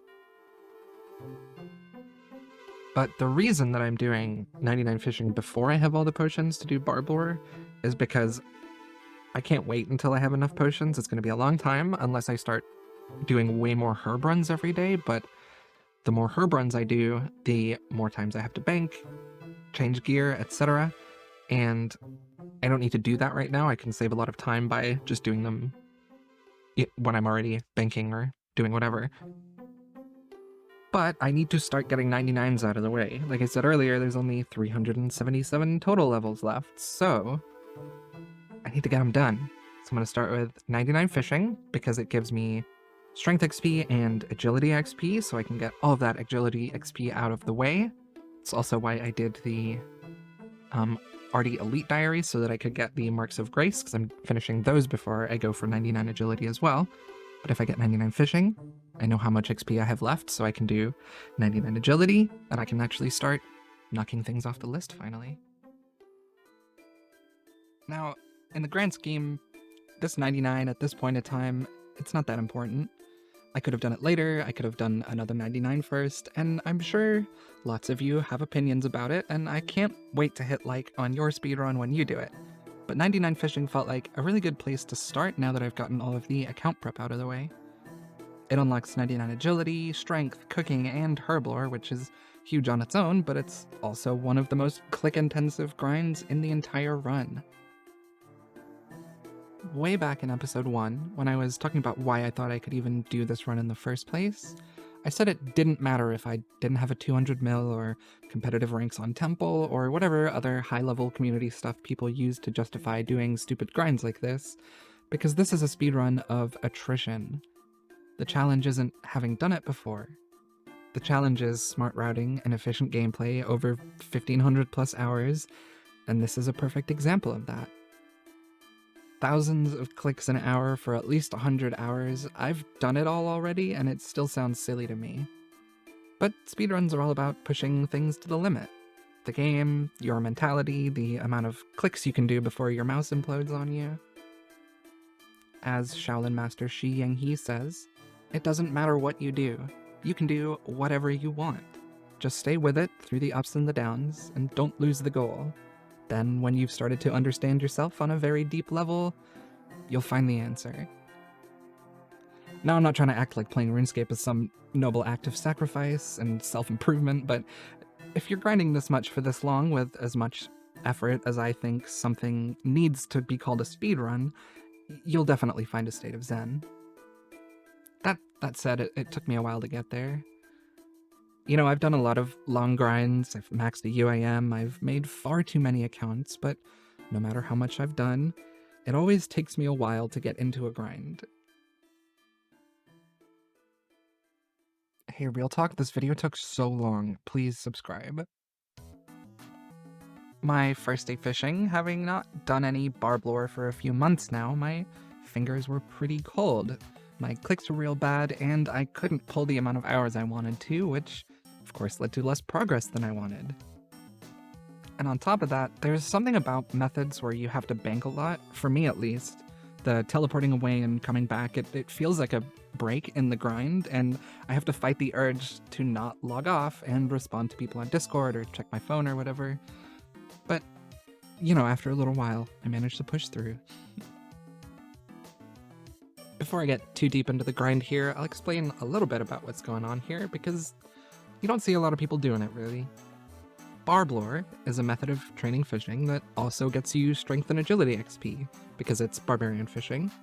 It also gets you cooking XP, because you cut every fish you fish for a little bit of cooking XP, and herblore XP, because I'm using the caviar you get from cutting sturgeon to make barbarian mixes when I fish. It also banks even more herblore XP because you fill up your inventory and your fish barrel, if you have one, with leaping sturgeon and caviar, and you bank them when you run out of space. You can make about 7,000 barbarian mixes an hour once you're actually making the potions, so it's pretty OP. It's also incredibly satisfying to get good at, especially once you're good enough to start pushing the XP rates a little bit higher, but it gets so tiring. Honestly, the amount of clicks isn't that bad because it's at least engaging, like you kind of have to know what's going on and keep up with it, but mostly the constant attention you need to pay to stay even slightly efficient is what's going to get you here. Like, I don't know about you, but it's really hard for me to do, especially when it's been a while. So these first few days were a little on the slow side.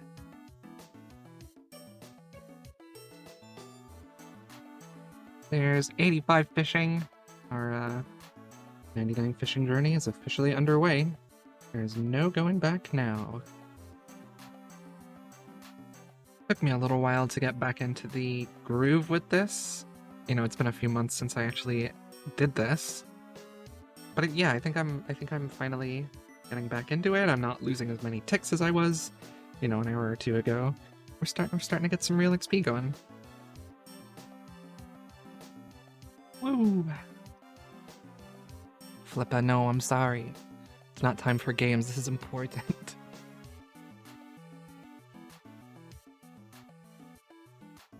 I am having fun fishing. I'm onto some super strengths now. Should be getting a little bit more herblore XP. It's exactly the same method, but, you know, tiny bit better. Just passed the very important milestone of 73 million XP, and talking makes me bad at the game. was not worth the terrible joke.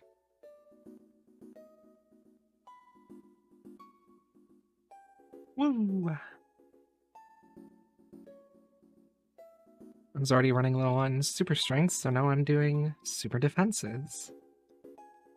These ones are actually pretty good XP. How much are they? 50? 50's not bad. For a potion I'm literally never gonna use. Spooked for a second. Thought I had the pet. I even noticed before the person who got the pet. That's just so tragic. I got? Nope. 89. I'm sure this is going to make some of you angry, but we are moving on to the super restores now. The first big milestone of the grind. Yeah, there it is. 90 fishing. At this point, I'm basically out of all the potions it's worth doing barb lure with, so I'll be transitioning to regular cut eat barb fishing for the rest of the journey here. Some of you might be thinking, wow, just wait until you have all the potions you need and come back at the end of the run or whatever. You're wasting herblore XP. And I get it. But the way I see it, one of the skills has to be the first 99. There's probably infinite ways to route this game, and the idea you just came up with that's better might actually be better. But it's time to start knocking them out, and fishing unlocks other skills for me. So instead of waiting most of the rest of the run to stack thousands of potions for 10k herblore XP per hour, I use what I have, get the XP from it, bank more herblore XP on the way to 99, and start knocking some skills off the list.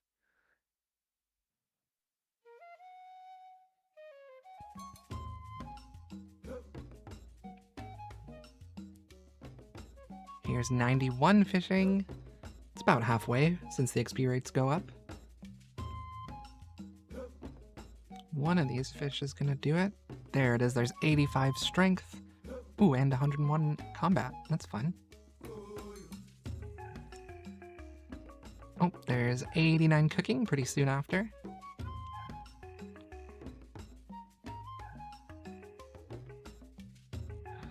$92, the actual halfway. I'm having fun fishing. There it is, there's 93 fishing, but I'm on my last games necklace, so I'm gonna have to make a quick detour to Shiloh to mine up some sapphires and some other stuff.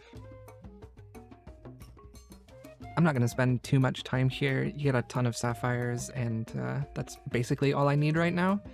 Any of the extra stuff I'm going to turn into jewelry, just to boost up the cash stack a little bit, because I realized I couldn't even afford the fishing cape once I got the 99, so, like, it's not the most important part of the run, but I consider getting the capes to be part of it.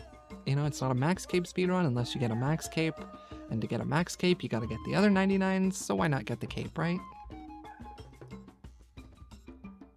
There's another level 80 for the list, 80 crafting while I'm making some games next. And we're back at the pond. I managed to leave without convincing myself to go and do another skill. So, you know, pretty successful trip. Should be smooth sailing to 99 now.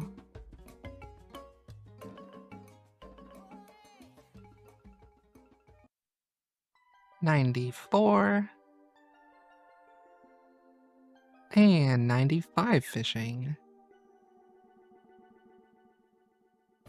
I've just learned, about 50 hours ago, OBS switched my default microphone. So I've got a bunch of clips without audio now. I love making content. I get? Nope. I'm not sure what this guy above me is doing, but he seems confused.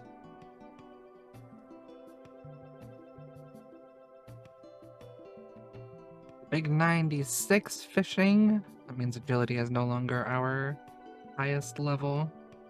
That's so sad. I have no idea how much XP I have left, but the strength circle is full.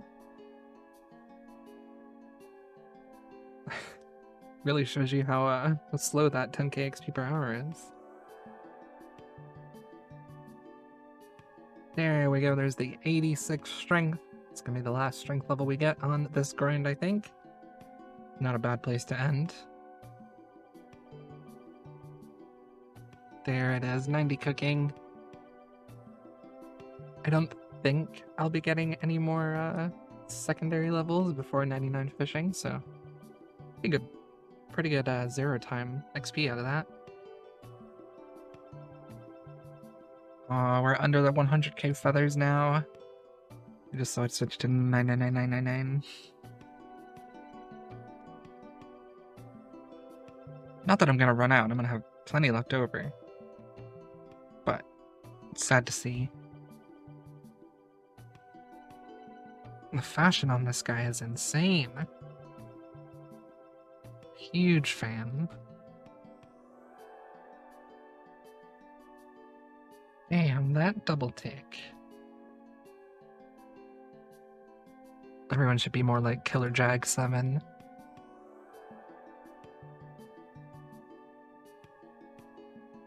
See, everyone on Reddit says all the high-level players are like toxic and try to force gameplay styles on you, but all I'm doing is minding my own business, playing my own way, and I'm getting called an authist.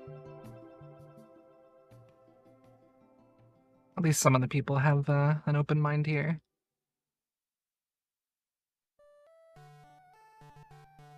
Come on. One of these fish. This one?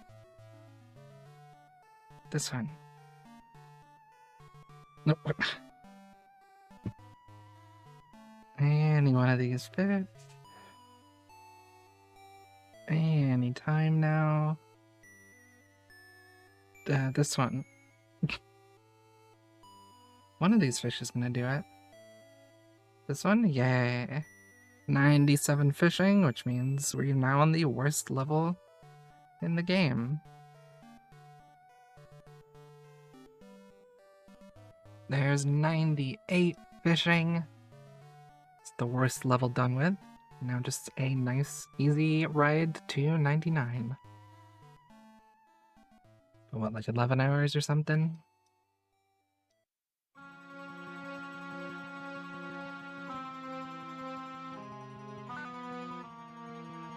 I guess? Yes? Nope. I always get way better XP rates when I'm close to 99.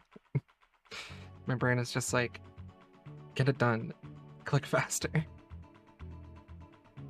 Of course, the more I bank, the lower the rate gets, but it's still pretty good for cut eat with banking some of the caviar. 105k after running away and coming back, you know? And the off chance that anyone was wondering why I didn't have the XP rates on the screen until now, mostly I find them demotivating, you know, over a long grind, just sitting there watching the number very slowly go up.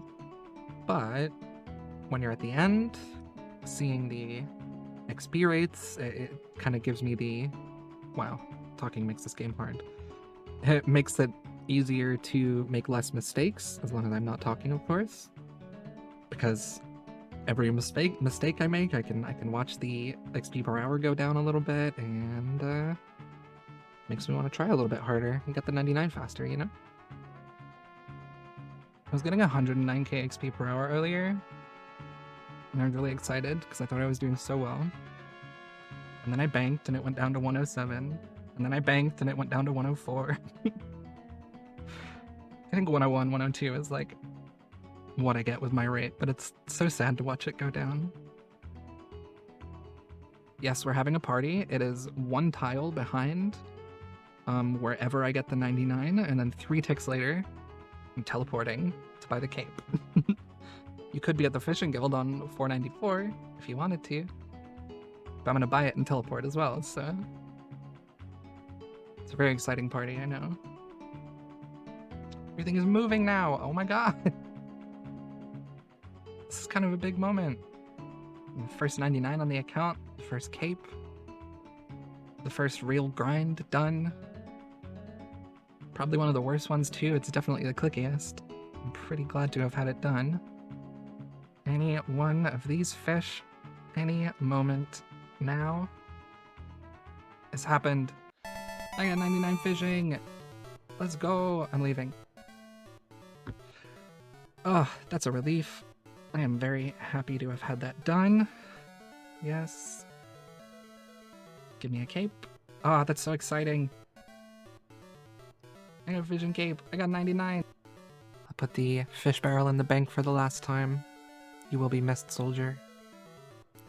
And just like that, it's over. 2 weeks of fishing, #1 on the current day and week records on Temple, 99 fishing levels, and 1 cape down.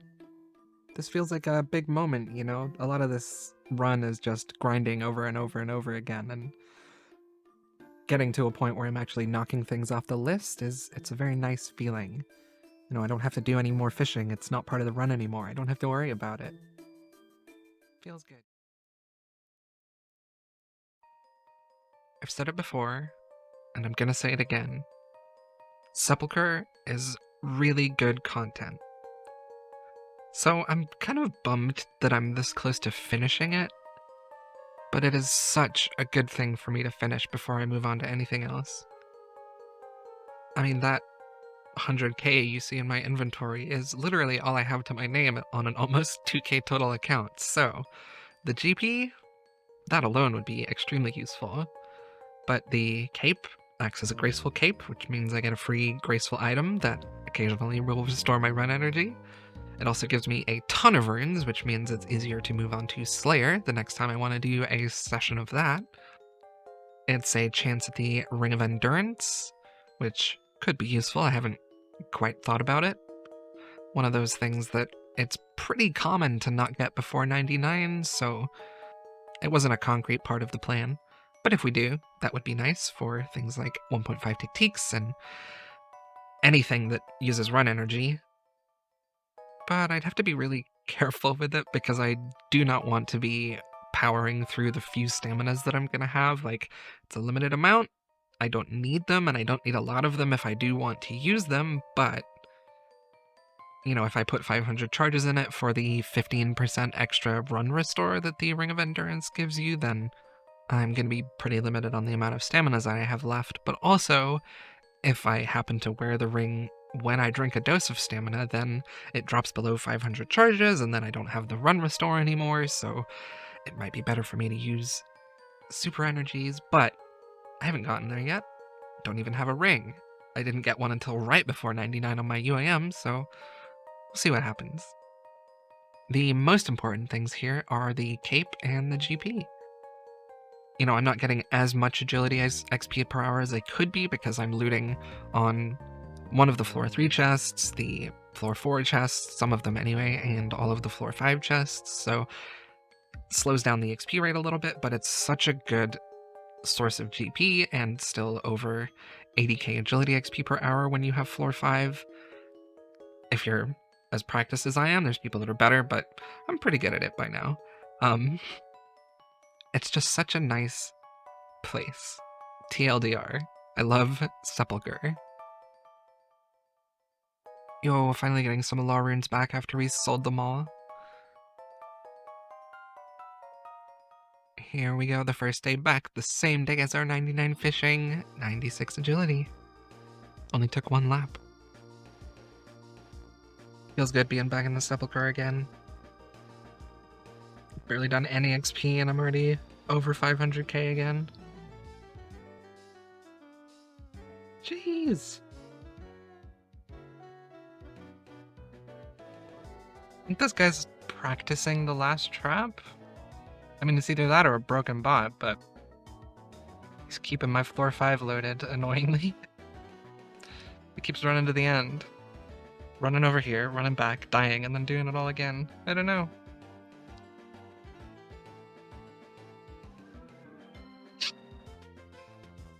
Amount of mithril nails, this is terrible.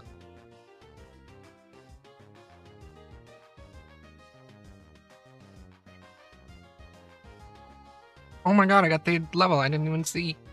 With 97 agility. Time for the worst level, I guess. No way, let's go. I don't know if that's actually useful for anything, but it's pretty cool. It's kind of cool. The drop rate's 1 in 200 and it was 198. Basically on drop rate, kind of cool. And I think it is worth charging. I'm trying to read the wiki to double check my math while I'm doing Sepulchre here. If the ring has 500 charges or more, it passively reduces run energy drain rate by 15% without using any charges. Which is like basically a graceful, well, better than a graceful piece in the ring slot, right? For 500 stamina doses. Not bad. I'm gonna have to do some cooking, figure out if it is worth it. I mean, actually, even without doing the math, I think it's worth it, because a ring slot for reduced drain rate for stuff like 3-tick gems and 1.5-tick teaks. It's just a lot of stamina doses, but that's fine. Actually, I do still think it's worth it. However, I lose a lot of Herbler XP from not making stamina mixes, because as far as I know, you can't charge the ring with stamina mixes, only with stamina potions. I mean, it's pretty negligible. It's not a lot of stamina, you know? It's not a lot of Herbal XP I'd be losing, but it's worth thinking about. Ooh, there's the 800k stack of headless arrows. I have like 200k left. I basically need about a mil, so getting pretty close. No shot. Okay. I'll take another one, I guess. Was it like a 36k alch? Yeah. 38k. Beautiful. I really wanted a Ring of Endurance on my UIM. And it took me until like 50k XP before 99 to get it.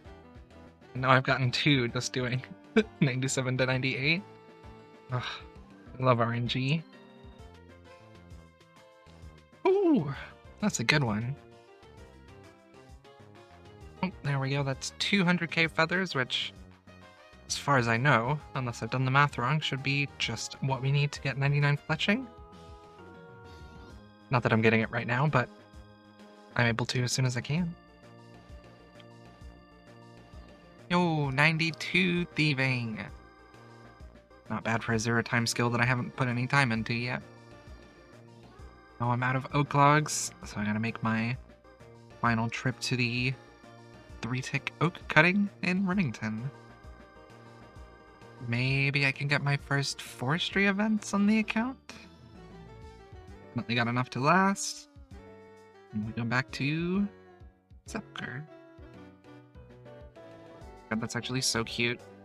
I'm distracting myself, but I just realized the spiders, the little tiny ones that you find in Sepulchre, are like little baby Verzics. Alright, 40 KC. Some white lily seeds, maybe? No, of course not. No shot! Okay, number 3. Amazing.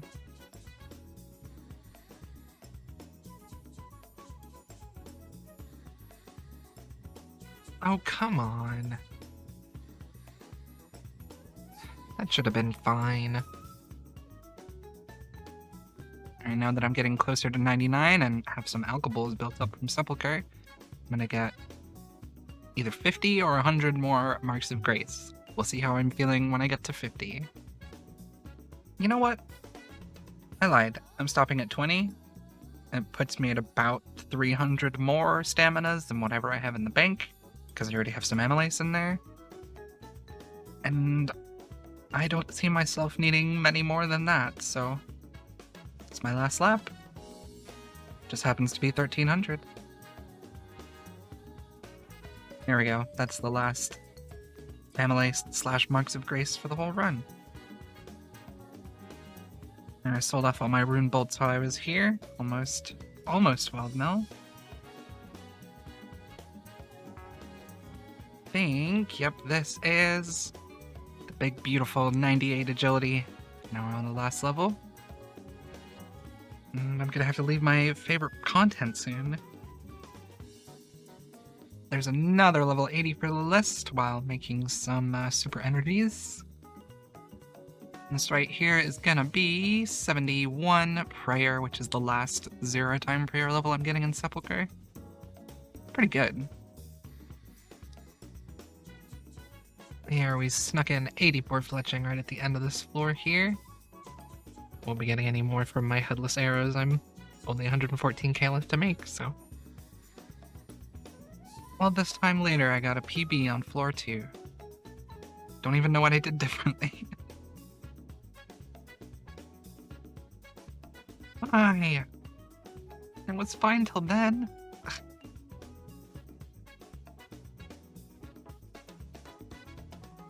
you're wondering what I was complaining about there, there's this very annoying thing that happens where, you know, usually you can just fletch while you're running and it doesn't stop you.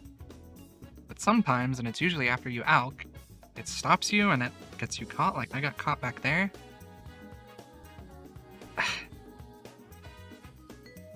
You know, the big brains on the internet say that it's due to alking and you shouldn't be, you know, doing Sepulchre and alking. But it's fine if you do one. Maybe, as long as you weren't fletching at the time. Honestly, I don't know. Remember how talking makes me bad at this game? Basically, TLDR, the game sucks. 0 out of 10. Jeez! And then it all gets better when you get a double rune 2H drop. It's a good game, actually. 10 out of 10. Bruh! If I was doing a tier list, this trap is the worst. Not the floor 5 final one. Not the floor 3. It's this one. This one sucks. This is F tier, trash tier, hell tier. I hate it.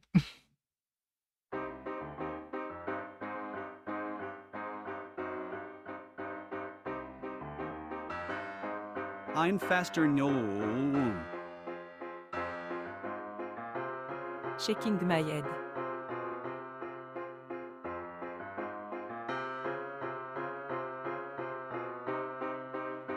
New. New.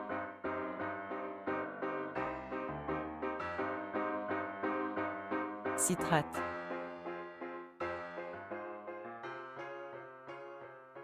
No, that's so sad. I would do that on the one I'm about to get 99 on. That's so me. I'm lagging. Yeah, that is the worst trap in the entire run. Hate it. It's bad. It sucks. Okay, well, at the very least, here's 99. Give me the message. Oh, that's so exciting. I've been trying to do this for so long. Look at that. It's beautiful. It's a good cape. It's passive. It goes on your back and it does a ton of stuff for you. Come on. That feels so good. I'm so glad I got that done. I got 299s down now. That felt like pretty quick succession. Man, the progress is actually happening. I feel like I'm moving towards the actual goal here, you know? I felt for a long time like I was just kind of, you know, I was doing everything efficiently, but it kind of felt slow and lame and like I wasn't doing it fast enough, but I'm speeding up. I'm doing stuff. I'm getting the big GP. Oh, I'm gaming. And we're gonna get a ring on this final chest. Right? We're gonna get a ring. Nope. Okay, so when we leave, we're gonna get the pet. Nope. Well, that's okay. Oh my god, you guys are so cute. Thank you so much. I appreciate it. You're the best. I can just put all this stuff away now. That feels pretty good. All right. Now we herb run. 90 mil of that is the rings, but you know, almost 55k souls, almost 60k blood runes, a stupid amount of alks. I got all the pages, of course. I had to make sure to get that. Yeah, the almost 8.5 mil just raw GP. Yeah, the law runes, like all of the good runes being such a stupidly high amount. So nice. I think it's the best skilling content in the game, and it's also the most, like, in-depth skilling content in the game. You know, like with mining, the options are super AFK or super high effort. But Sepulchre, you can kind of, you don't have to be tick perfect, you get tons of time. It also gives you tons of loot. Like, it's just so nice. Oh my god, this is a great streak. Thank you, Jagex. Number 4? Come on, give me a number 5. I know you want to. Oh my god. This is nutty. Yo, that was big. Alright, seeds. Lily seeds? Please? Never. Never lucky. And I didn't bring a Spore seed. That's so sad. There we go. Heck yeah. Certainly. Here you go. I'm pogging. I'm caping. And I'm leaving. There we go. It happened. I'm done with agility. And now it is time for mining. Okay, so if I put 500 charges in the ring, I would still have 800 doses of stamina left, which is 200 potions, which is fine by me. So, gotta make some staminas. There's 500 charges in a ring. Now, ideally, I never accidentally drink any stamina doses while I'm wearing it, because the hope is that it's going to be the only charges I ever put in those rings. So I'm not getting any more staminas. So let's hope it works out. 200 staminas is enough for later, as long as I don't have to add them to the ring. And now I hang out here until about 90 mining, so we can take the gems to artifacts and hopefully get 99 thieving. This is so nice. I'm using like barely any run. I forgot to even add Ring of Endurance into my calculations, but it's so nice. 86 mining. It feels good to be grinding this place out again. It's very satisfying. I'm sure most of you haven't done this method, so some of you are probably wondering how good it actually is, maybe compared to something like 3-tick granite. So 3-tick granite being the old standard for efficient mining XP once you've mined sand and dayalt or whatever else you need, according to the big brains in the Iron Skilling Discord, is about 123k XP per hour at 99. And all you get is mining XP. Or I guess magic and fletching XP or something if you stick in the 0 time, but most people don't. You could get smithing XP too if you have a smoldering stone, but that's not really that viable for irons. 3-tick gems though, again according to the big brains at the Iron Skilling Discord, is 120k XP per hour at 99, so only 3k less, and you bank up to 45k crafting XP per hour with the gems you mine. With that in mind, here's my current plan.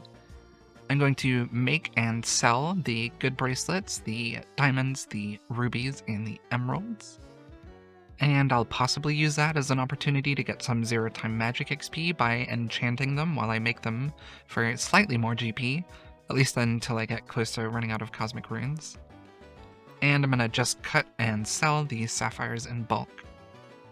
So on top of the 120k mining and around 40k crafting XP that gets me per hour, it also nets me over 250k per hour if I hop and sell them to the Birth Orb shop. I mean, those rates are based on level 99, and I'm not going to be here at 99, obviously. I'm going to leave. But hopefully that gives you an idea of just how good this place is. It wasn't possible until this year, too, which I'm just a huge fan of that update. I used to have to do it 4-tick, and it was not really worth even doing. But now it's possibly one of my favorite things, and it made mining good for me, so big fan. Oh, that was so close to getting all 4 of the gems in order. All 4 of the good gems, anyway. Yo, there's 87 already. I know we're not in the longer levels yet, but these are going by so fast. Testing Picking up my opals, okay. My jades. And stealing my rocks. That's fun. Yoink. I mean, it's gotta be a bot, right? I didn't know there were bots in here, but... like, come on. There you go, someone report them. I don't have the time, sorry. Like the dumbest bot in the world or something? I don't know what's going on. I think it's like trying to find a rock that isn't mine, but at the same time it's seeing my gems on the floor? Oh my god. And picking them up? Like, I have no idea. But, I'm gonna hop because this is ridiculous.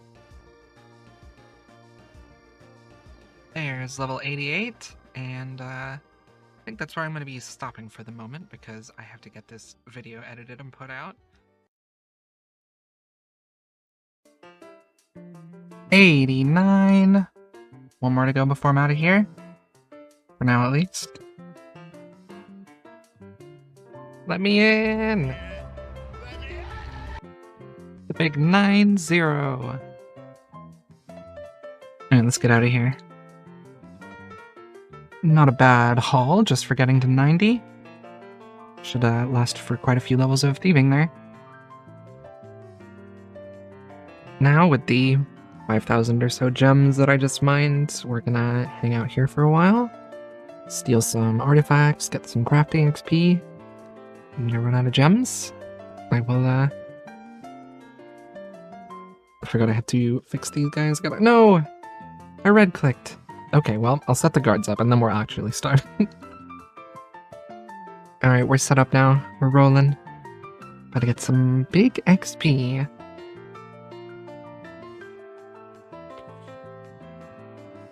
Thought I was done for there. It has been a little while since I've hung out with DJ Khaled, so a quick refresher on artifacts. DJ Khaled tells you to steal something. You run around doing other skills while you steal it, and then DJ Khaled gives you 200k thieving XP per hour. It's great, I love artifacts so much.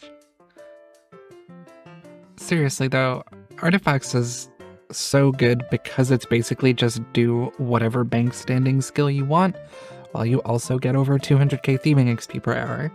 So I'm able to get a bunch of crafting, fletching, alking, and fire making done while I push thieving to 99. But the problem is, it's too fast.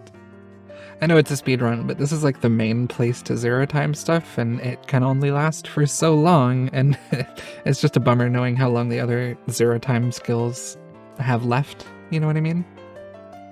But all good things must come to an end. DJ Khaled is still here waiting for me when the run is over. My stack was starting to get a little bit low, and the shop stocks were actually decent for once, so I've taken the opportunity to buy all of the arrow shafts that I need instead of wasting what valuable zero time I have left, cutting them myself. I'm pretty sure that's enough. I need 32k to make up the million. I'll have some left over, but I'm buying 32k. I'm gonna make however many I need until the calculator says I can get 99 with broad arrows. 93 thieving. Not bad. Going pretty quick. Yeah. Nope. And there it is. The last full inventory of emeralds has gotten our first crafting level of our little artifact grind here. Not sure where I'm going over there. It's annoying. I'm working my way up. I started with sapphires. I've gotten through all of those. I'm on the emeralds now. So I'm probably going to get maybe another level just from cutting the rest of the rubies and diamonds. But then I'm going to get even more when I make the bracelet. No way. Wow. For a little while, I hadn't really thought about how much run energy I was using per artifact. I was just home teleporting and restoring after every one and not thinking about it, but I realized this one is the only one that actually needs me to be close to 100 run energy. Everything else, I can basically do 2 artifacts before home teleporting. Sometimes 3. If I get lucky and get this one twice in a row, I can do 3, which is amazing. That doesn't sound like a huge deal, but the amount of time home teleporting and restoring adds up. It adds up a lot. So, for the whole rest of this 99, I'm going to be a little bit more efficient than I was being before, which is nice. I had just done so many with like dueling rings and low agility and no graceful. It was not something I had to worry about, I always needed run energy.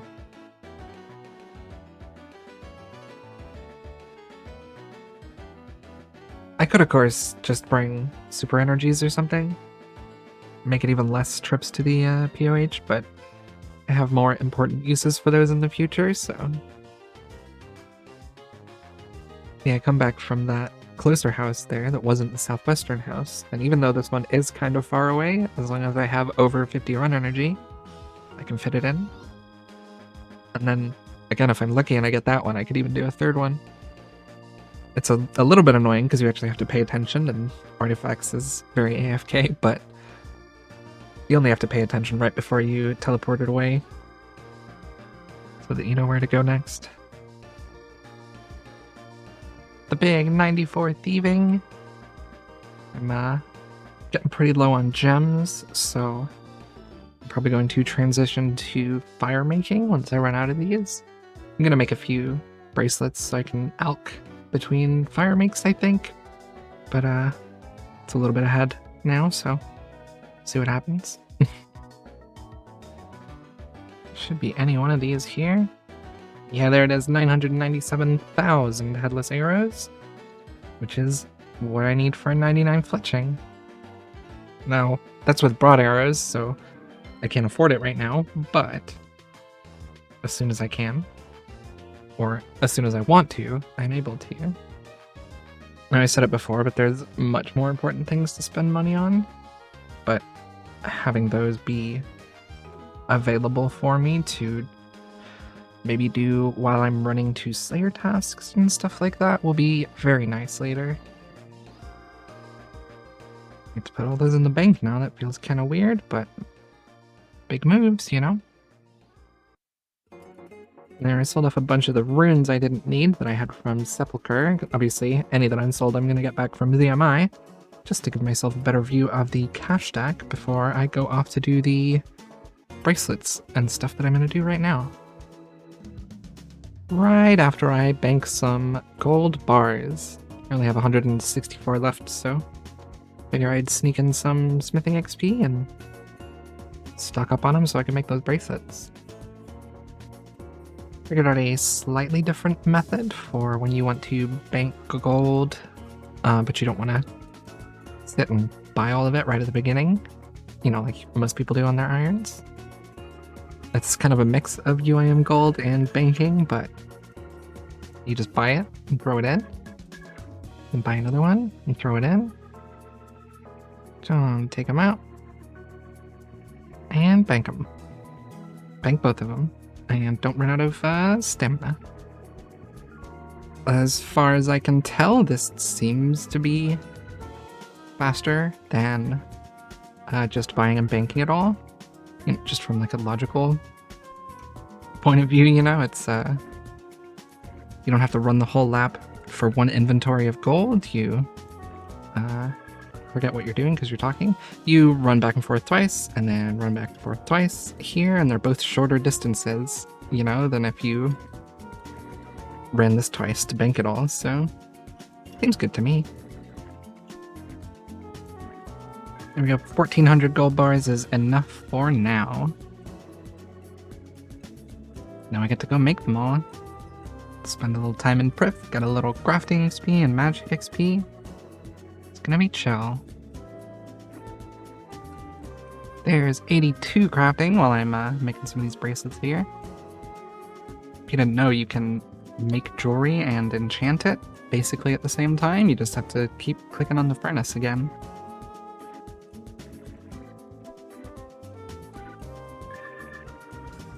There's the last of my diamonds. How many we ended up with? Almost 1,000 abyssal bracelets, not bad. Let's get those out while we artifact. All these ticks I'm saving. So good.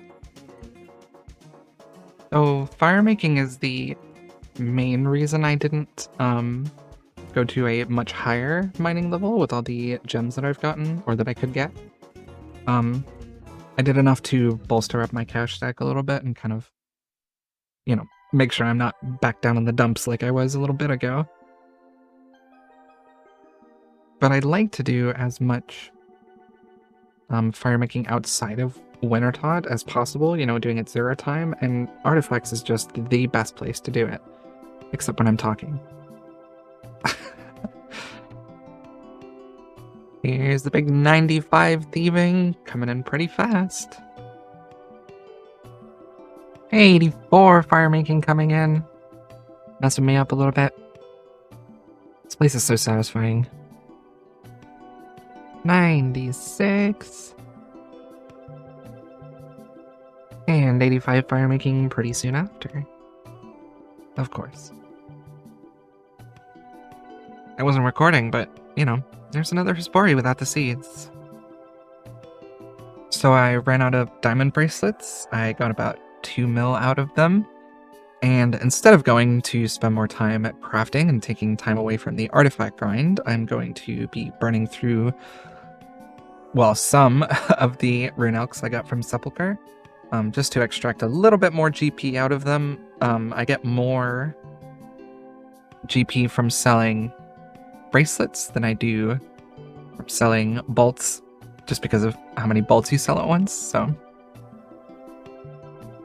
can I get a drum roll for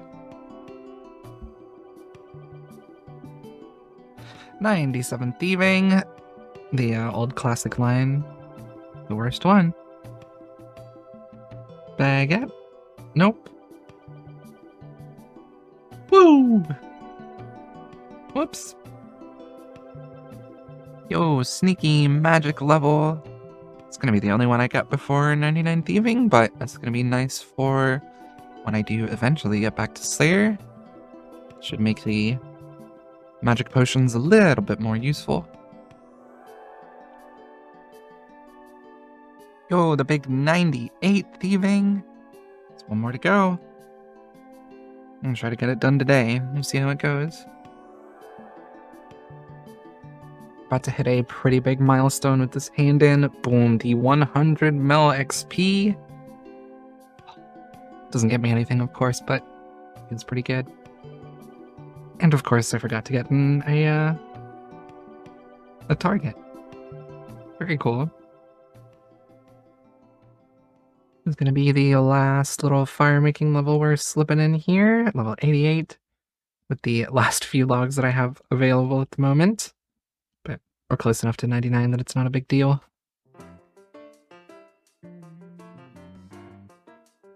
What the hell, dude?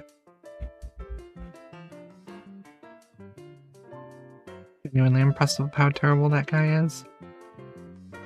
Or bot, I have no idea.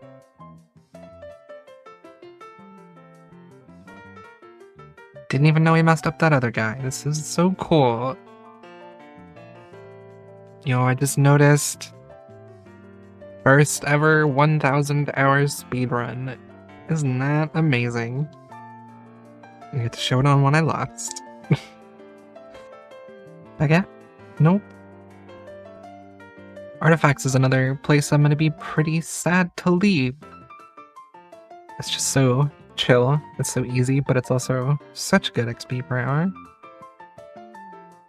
But, you know, all good things must come to an end, so there it is. 99 thieving, another one for the list.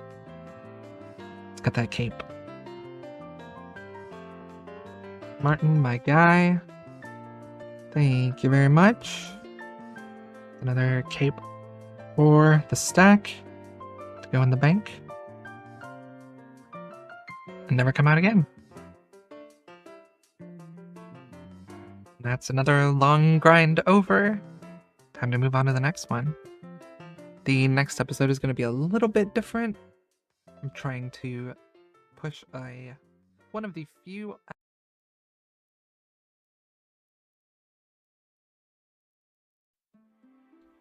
When you're planning a speedrun, especially in the type of grindy game mode that old school Ironman is, it's important to consider every little upgrade you can get that might tip the scales and save you an hour or 3 by the end. Most little upgrades aren't that big of a deal if you aren't going for 200 mil, just because you don't actually invest that much time in the skills. Like getting the angler's outfit, for example, even if you get it efficiently through the aerial fishing shop, it still loses you 2 hours just for 99. But if you keep going, it saves you much more time simply because of how long you use it for. For similar reasons, I won't be finishing a Questcape or going for Zenites or doing most of the little upgrades that make Ironman so fun to play, because the time invested doesn't become extra time saved, especially on RNG grinds. Like, I don't know about other speedrunners, Hebux and JCW haven't really gotten to any points where RNG is that important, and they probably have some method with 36 alts using Venom to get 8,000 kills an hour on whatever boss. But it is so incredibly hard for me to justify doing an RNG grind on this account. I even do math to try and convince myself they're not worth doing, and I hate math. I'm terrible at it. Trusting in RNG when you're watching the timer slowly tick up is really rough. Dagannoth Kings, though, they were just way too good to pass up. Like I said, I had to do the math to figure it out, and I consulted with the biggest brain gamer, Trisk, and we figured out that the Berserker Ring and a Dragon Axe would save around 12 hours if you did 1.5 tick teaks for 99 woodcutting and use the Berserker Ring for Crystal Halberd specs and melee tasks for 99 Slayer. And that math doesn't even include any extra XP I get while I'm trying to get them, like Slayer and Prayer XP, because I'm doing it on task. So it'll actually save even more time, just a little bit more. And more on top of that, if I follow the efficient methods for 99 Slayer, I won't actually get 99 melees. So I'll be using the Berserker Ring for even more melee tasks than I calculated for originally, so it'll save me even more time. That is, of course, if I actually get the drops I need in a reasonable amount of time. Which means I have to put a time limit on it. Like, I obviously don't want to waste the full 12 hours. Like, if I spend 12 hours getting something that saves 12 hours, I might as well not have gotten the thing. I'm still in the same place I was, you know? So, I gave myself 7 hours. No particular reason other than it being a smaller amount of time than 12 hours, and it was enough time to get at least close to a decent amount of kills if I kill Rex and Prime, and it had a little bit of extra time in there to run to the lair and get set up, you know, without Supreme trying to kill me and deal with anyone crashing. So 7 hours sounded pretty good. But first I had to get the Dagannoth task. That was an incredibly successful cave horror task. I hope that RNG continues for me. 87 string. Under it, I'll be kind.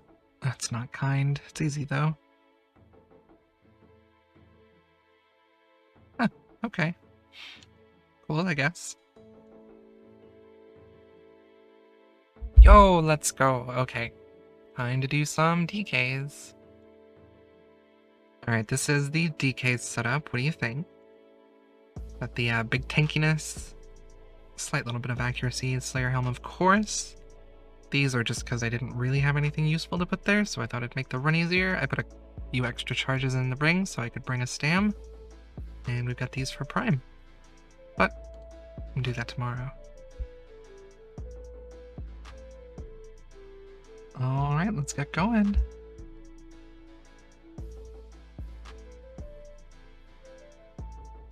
See if we get lucky.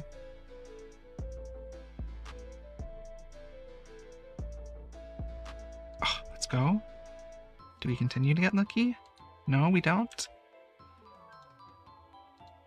How are we gonna do this? I'm lucky? I'm not lucky? Didn't work. I don't have melee. Nope. Just wander a little bit. Just gotta wander a little bit. He really wants to hang out by that ladder. Kind of annoying. Like I'm just gonna die trying to wait for this guy to move. It's not fair. I'm actually gonna have to go.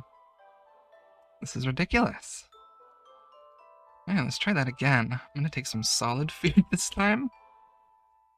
Good grief. Oh, I consider the 7 hours that I'm doing to have started at the 1006 hour mark, so once that gets to 1013, I'm out of here. So all of this is taking time away, but it's okay. It's faster than trying to be brave and dying because of it. Alright, we peek again. I'm gonna log out for a moment to collect my thoughts and hopefully give them time to move around a little bit more. Alright, my thoughts are collected. Let's try again. Let's make this one work. Oh?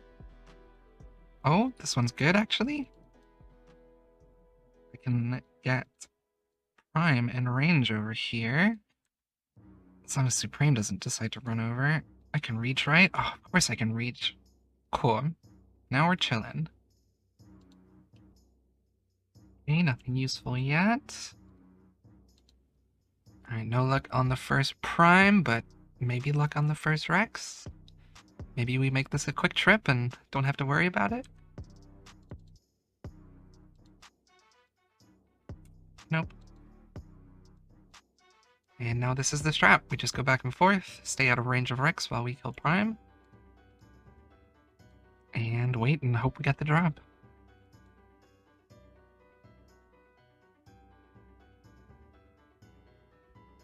Feels bad just having to stand here and wait, but it's not like I can do any skills on them here, you know?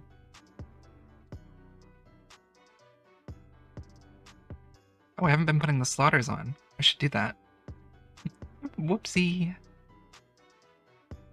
Technically, I have the exact amount of kills to at least get a Dragon Axe if I'm doing Rex and Prime.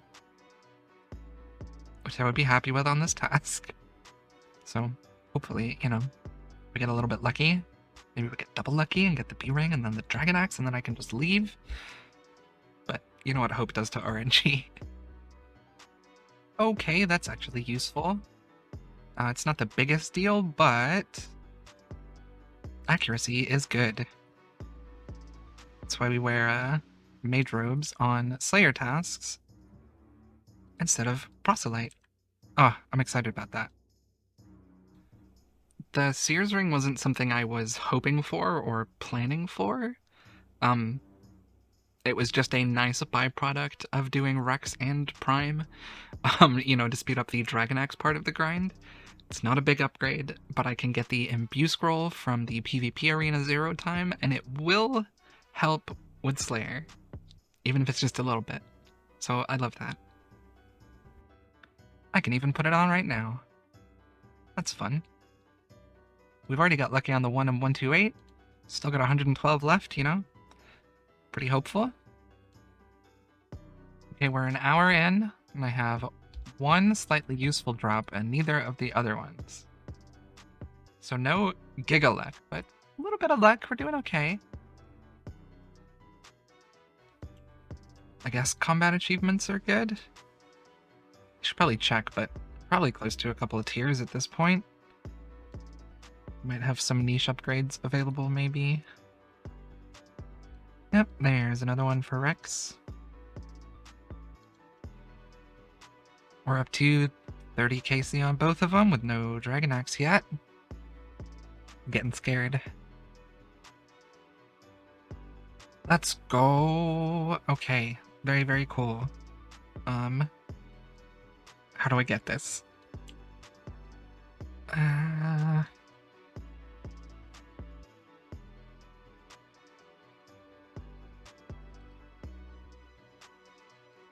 Oh, beautiful. Oh, that's so good. We're only 2 hours in too. I love that. little bit of RNG, finally. I think I will just camp and wait for Rex now. I don't really gain anything else from killing Prime. I've got the Sears Ring, I've got the Dragon Axe, and I kill it slower than Rex respawns, so I guess we'll just camp Rex. It feels pretty bad, but I've gotten pretty lucky, so I guess it's okay to waste a little bit of time, technically. If you think about it, both of the drops I've gotten so far were from Prime, so I'm actually dry at Rex, and I feel like I deserve a drop. What? There's only one of them attacking. Jeez. Man. Oh, I did it. Oh, you can't stop me, game. Falling asleep over here. I know the math works, and I've actually saved even more time by also getting a Sears Ring, technically. Even though it's not a lot, it's just good, better accuracy. It just feels, it's so slow. Get out of here. Oh, that was 50 KC. Definitely not falling asleep. No, that's so toxic. We're being crashed. Seems like it, doesn't it? See if he's gonna be an ass. Might have to X-log. We'll see. Yeah.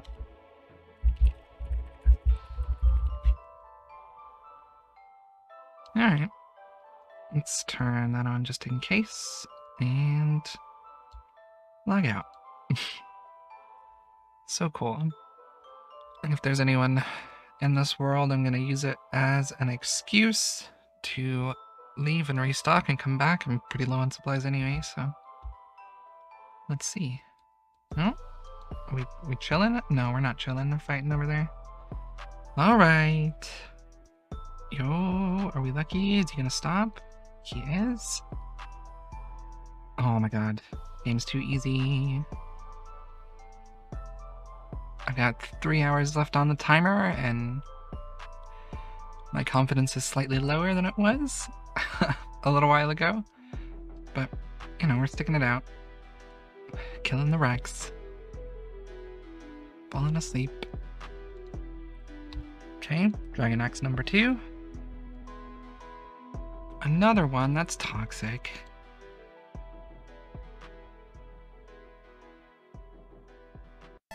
Yo, let's go. That's so good. Oh, I still have 2 hours left on the time. Oh, I can just get out of here. Oh, I'm so happy. Yes. Heck yeah, we got out of there with the Sears Ring, the Berserker Ring, and 2 Dragon Axes, which just the biggest fan of. Now, I'm gonna go craft a bunch of bracelets while I queue for the PvP world thingy, PvP arena. If you haven't seen the PvP arena stuff before, it's amazing. You basically just queue for a group, and then it finds someone for you to fight. And then whether you win or lose, you get points, and then you can buy imbues with those points. There we go. And the best part of this is any time on the dual worlds don't count as in-game time. Wow. But the worst part is that happens sometimes. Let's see, I mean, I'm gonna do my best to not just be throwing. However, I'm not good at PvP. So, you know, I don't want to be boosting. There's a lot of people who come in here just to die and lose points. Some people actually try a little bit, like this person. Oh, my potions were unused. That's what's up. Anyway, even when you die, you get a bunch of points, so it's great. Ancients hop worlds and queue up again, and eventually you get a scroll. I love this update, it's so dumb. Death number 2. Wow, I say I'm not throwing on purpose, but it sure does look like it. I've had so many fail. I've had like 3 actual rounds and I've tried 11 times. Why does no one want to fight me? This is so sad. Oh my god. Oh, it's taken so long that I'm out of gold bars. This is so sad. Yeah, well, I finally got one and he doesn't want to play, so it's fine. Bonk. Jeez, come on. It's a free kill if I've ever seen one. Good lord. This is so toxic. Bonk. There we go. He gave up. Redemption. Okay. BF. Too easy. Alright, all you have to do is try a little bit and you're just gonna get arena points. Like, there's so many people who are just here to give up. It's crazy. He isn't doing anything and I still can't hit. It's impressive. There we go.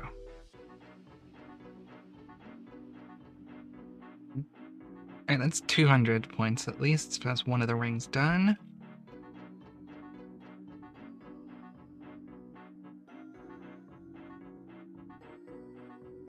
Boom.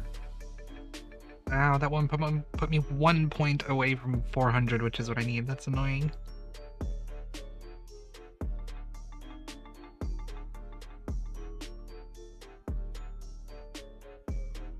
What was that?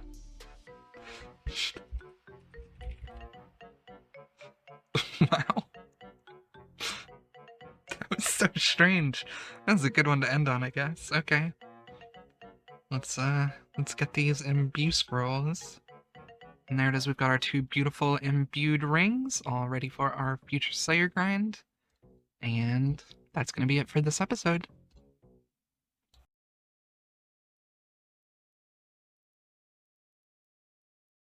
With that RNG stress out of the way, and the last few videos having been some pretty hefty grinds, I decided I'd take some time to clear up some stuff in the bank.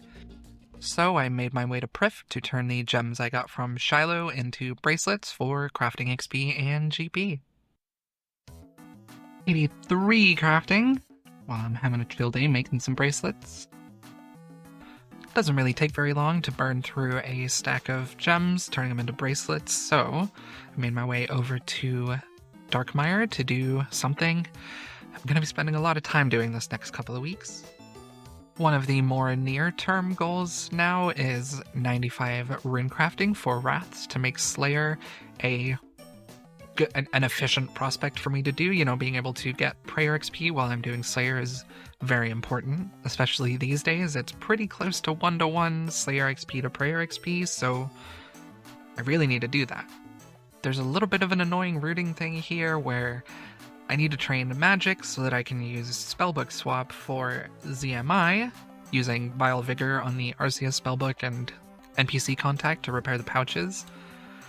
That requires 96 magic, but if I want to train magic, I'd like to do Slayer, and I don't have that many Slayer levels left before it's actually, you know, when I actually need to have Wrath runes. So my plan right now is to build up a big stack of Dayalt in the bank, while I build up the stack of stamina potions as well, so that I can do as much ZMI as I can before I actually have to use the spellbook swap method. And by that point, I should be able to take the runes that I've made, get a decent Slayer level and a decent magic level, or a usable magic level. Hopefully. That's the plan anyway. But that's for the future. Again? Yes? Nope. 88 farming on the farming contract. It was getting pretty late and I didn't feel like mining Dayalt anymore, so I figured I would spend a little time to cut through all these sturgeon. A little under 300 left. I've done like 7,500 of them, but almost 100k XP so far, and 112k XP per hour. I mean, it's not bad. Plus all the herbal XP that this caviar is going to turn into later. That 99 fishing did me real well. So like I said, I'm having a bit more of a chill week than usual.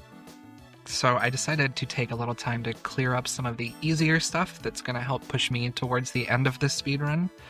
Right now I'm going through Route 1s in the temple trekking thing to try and get the lumberjack outfit. It's usually very fast, it's usually very easy, and it'll be good for me in the future with the forestry basket with the clothes bag, so I can wear graceful and still have the lumberjack XP when I do 1.5 take teaks. It's gonna be great, but I've got to deal with the room RNG now, I guess. We don't do the bog events, no thank you. Yo, this is the actual one, this is the first one, that's cool, okay. Just gonna kill these guys until I get a lumberjack top, and then I'll leave. Or whatever lumberjack piece I get first, I guess. Come on. Come on. I think you can cross the bridge to make more spawn?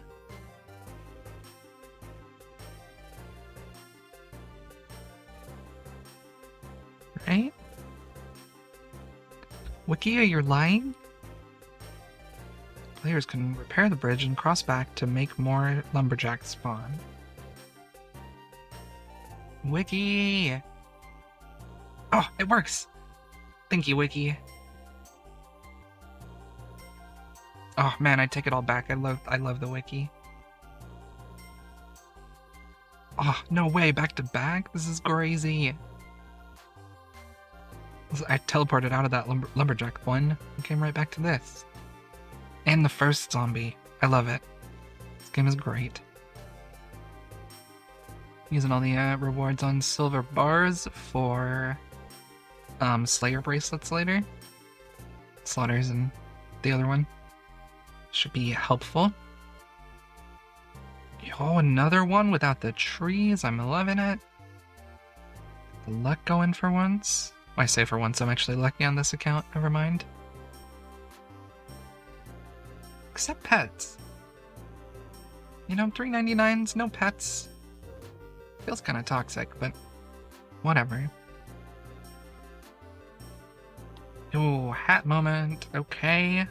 One to go. Oh, we got the tree one. It sucks. If me talking about the tree one or whatever, it sounds like complete nonsense. If you this is the one where lumberjacks are supposed to spawn, but if there's trees there, it means there's no lumberjacks. That's it. Oh, we got it. It's not bad at all. 22 minutes since I logged in, and I was at the bank and getting stuff out too, so 10 runs, something around there, maybe less. Pretty happy with that. That said, it's gonna take like 15 zombies now. Maybe I got cocky. Yeah, it's making me have to spawn more. Give me lumberjacks! Game is being so mean. Oh, there we go. Complain meta. Give me the boots! Oh my god. Legitimately, it is making me kill like 15 of them. This is the worst. Oh my god. Oh my god, finally. Alright. I'm out of here. Not bad at all. 26 minutes total. See ya. Good luck on your own out here, buddy. Alright.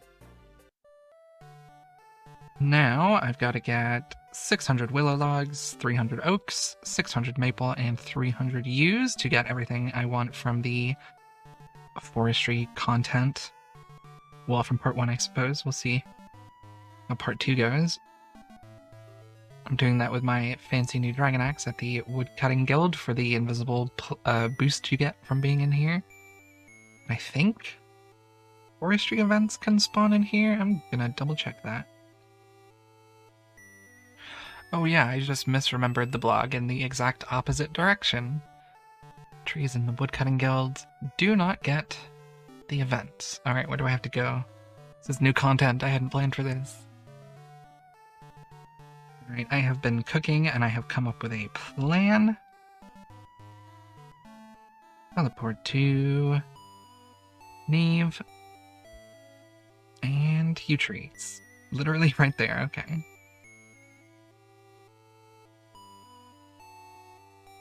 Do Oak and Yew at the same time, because I actually need both. Isn't that fun? Oh my god, I forgot I can do the special attack too. Got woodcutting boosts, and I'm not even using them. I even got my own yew planted. Like I'm 1.5 tick. Oh my god, I'm a genius. Just forget everything I just said. This was the plan all along. That's why this yew is here. My brain is huge. I just do the, whoops, I do 1.5 tick on my farming tree. And then while that respawns, I come over here to these two. Get mostly oak logs, of course, but the occasional yew. Should be pretty quick for these, I guess. You can solo spawn forestry events, right? I mean, I haven't been here that long, but I'm second guessing myself. I might have to double check another thing. Geez, the way forestry events spawn is weird. When a tree is first cut, the event table is rolled to decide which event can spawn. All events on the table are weighed equally after an event is picked. The moment when it will be given an opportunity to spawn is selected. Spawn either during the lifetime of the tree, or once the tree falls down. I guess all that means I can do it on my own, so... Okay. Let's hope we do. Okay, I did a tiny bit more research, and basically, shouldn't do this if I want. Well, I shouldn't do 1.5 tick if I want forestry events, so I'm not going to be doing that. Instead, I'm just going to be retaking this and the other yew when this one despawns now, I guess. It's not very exciting, but it's XP. Hopefully we get some events soon. I just realized I don't have to go all the way back down either. I can just teleport the Slayer Cave. Boom, I'm saving ticks right next to the tree. It's an incredibly niche thing to enjoy having the Eternal Slayer ring, but, you know, the little things you gotta appreciate. Cut down quite a lot of trees without any events already. It's not very promising. I decided it was worth it to do some of the use 1.5 tick, given how long it takes for these events to spawn. I would rather get the slow logs out of the way first and go and do better, or go and do events on willows or something. These slightly better woodcutting XP, and should be able to spawn events more reliably. But I gotta get the yew logs first. Finish up the oak logs here. I think I'm almost done. There we go, that's the last yew log I need. Which means I'm 600 logs without a single forestry event now. I guess they weren't all on forestry trees, but still, it's kind of lame.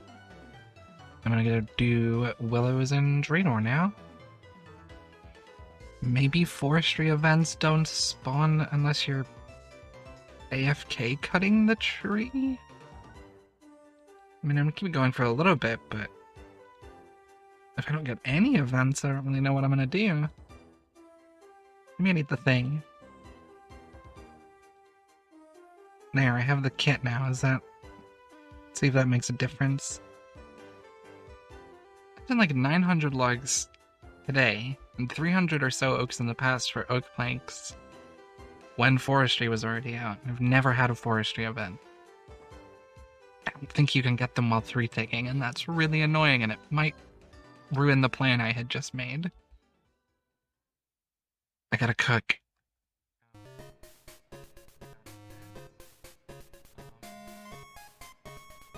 Which leads me to be pretty confident that if you're the only one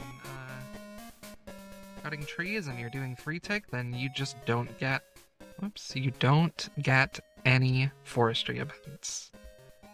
It's not the biggest deal because I still have plans for other wood cutting later that isn't 1.5 techniques, so that I can get crystal shards for the crystal halberd. So I have more opportunities to actually spawn the events to get the anima bark that I need for things, but I'm going to see if there's a... Like, if I chop AFK and I get events suddenly, then it kind of confirms it for me. Unless I was just getting super unlucky before. Yeah, double checked with him, and he just says, you gotta have it on you? I don't think that means you have to wear it. Maybe I'll try that. There's 76 wood cutting. Still no events. I'm really, questioning how frequent these events are when you're solo. So, here's the thing. If events are incredibly rare when you're solo, then it's not worth it for me to push directly for them in one go.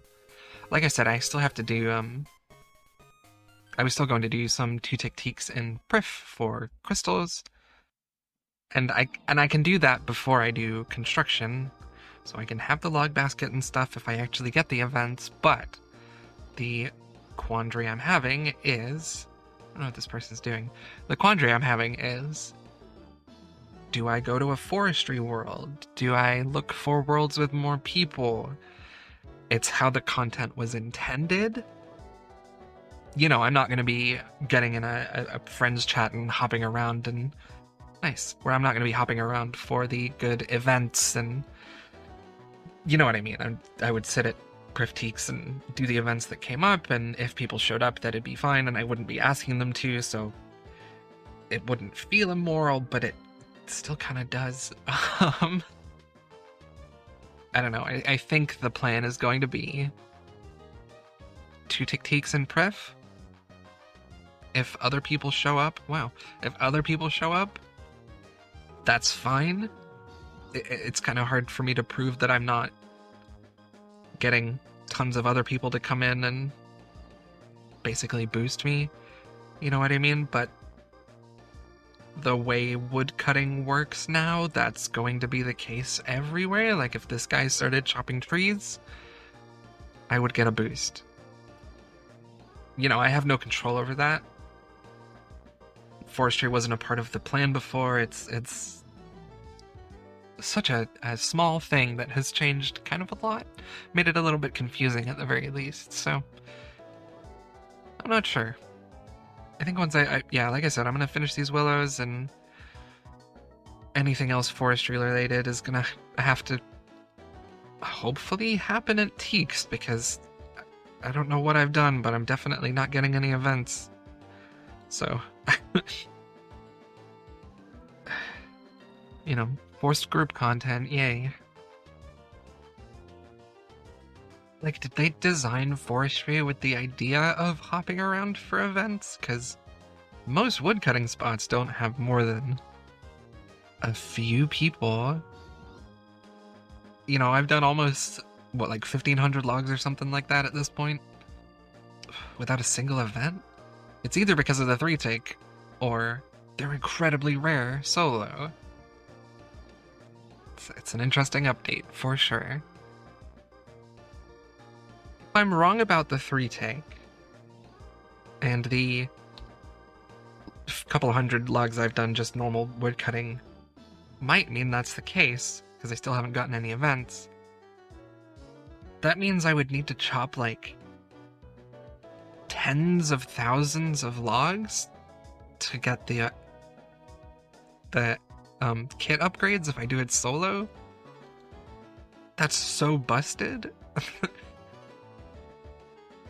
I mean, maybe the rate's higher on Teaks, so it won't be that bad. And I do still have to cut a lot of extra logs other than the ones I need for 99 construction, so it's not a big deal, but the balance seems quite wrong. Haven't done 2-tick in a while. Let's see how it goes, I guess. There's the first crystal shard, hopefully of many. Not gonna need a ton, but some is helpful, and the woodcutting XP is nice. Yo, finally. Okay. I don't know how these work, but we're doing them. Didn't really used to be a fan of 2-tick woodcutting, but it's pretty nice now with forestry. As long as you're not messing up. Just with the way the trees work, you can cut down one teak. When it falls down, you chop the one on the other side until this one comes back up, and then you go back to it. They used to sometimes despawn after just one hit, and you'd have to run over to the other tree, and the rabbits would get messed up, and it was pretty lame, but kind of rad now. When I did get some bark, it went into my kit, I think. At least that's what the plugin says. Okay. So, yeah, we're making progress. Even though I failed that first event, basically. We're still making progress. Yo, this is a good one. Alright, that more than doubled the bark per hour I was getting, so that's good, I guess. Promising, at least.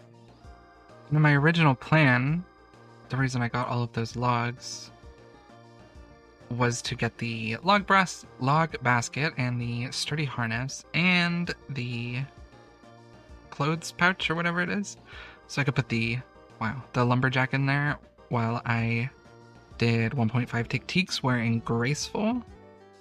But given the rate of anima bark without other people, I think I'm deciding that's not viable.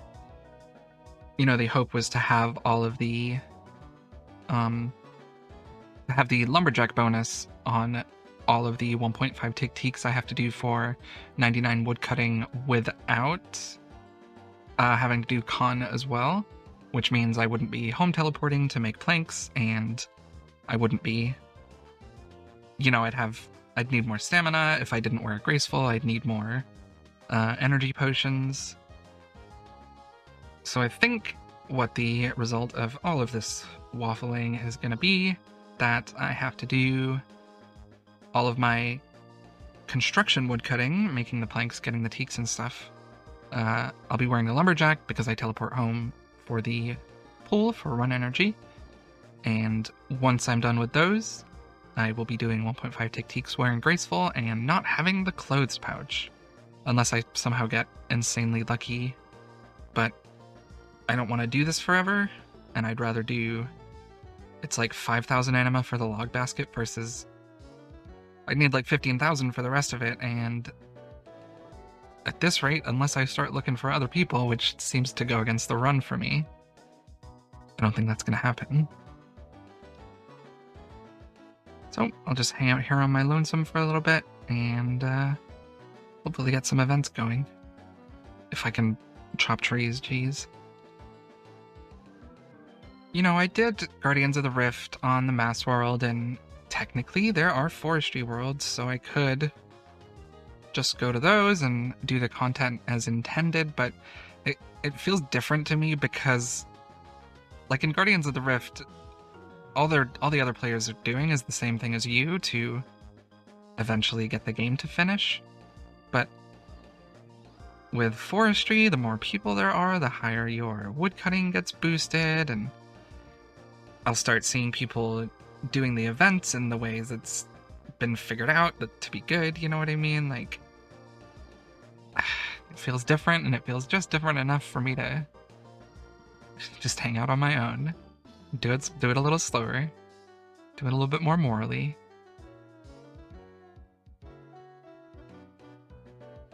$77 woodcutting. I mean, at the very least, the XP is still fast, especially with the Dragon Axe, so even though it's going to take a little while to get that log basket, we are chillin'. It's been a long time since I got a forestry event. Now I'm thinking even 5k might be a lot. Not a big deal, I need woodcutting XP, it's okay. Finally, this was a really long time between the last ones. Man, it's really slow. Bark is thought forestry was a lot faster than this. I guess it really is built for a ton of people. And 78 already, and I'm not even at 1,000 bark. I think I hate forestry. 79 wood cutting. I got a single forestry event that entire level. This content doesn't seem like it was cooked right, Jagex. When I got 78 wood cutting, I was like, okay, I'm gonna get one more event, and then I'll log off and I'll go make some food. I'm now a quarter of the way through 79. If that tells you how long it is between these events. Oh my god, finally, almost halfway to level 80, and we finally got another one. Oh my god. Wow, 6,300 logs and 1,000 bark. That's so cool. I'm gonna log off and think about some things.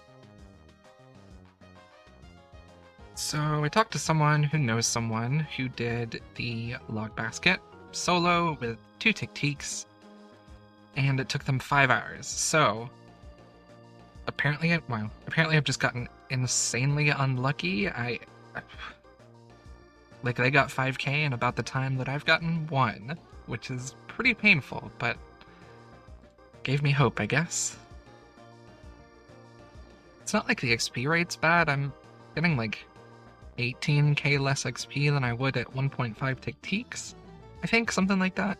So it could be much worse. You know, I'm not losing almost any time, but it's very strange to go this unlucky on such a simple, strange thing.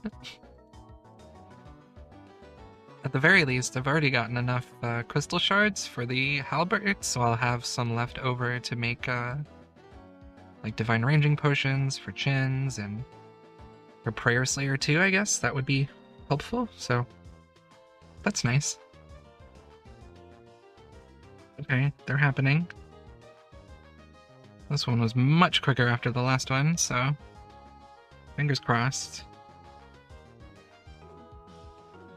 Ah, there we go. Now I actually get what RuneLight's trying to tell me. And that's a good sign, at least. That was 2 events within 30 minutes of being logged in, so maybe the luck has turned around. I don't know. 80 woodcutting. Almost at base 80s now. We're not missing very many of them. But that does mean we've done 75 to 80 woodcutting with 1,400 anima bark, which seems wrong, but I don't know enough about it to say it is.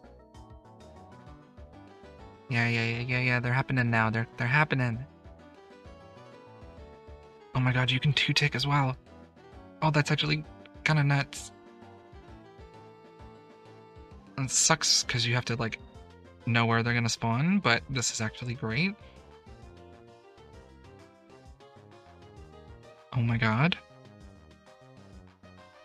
And now they're gonna move. Yep, but that's okay. Oh my god. Okay. 81 wood cutting. About halfway done with the bark, almost.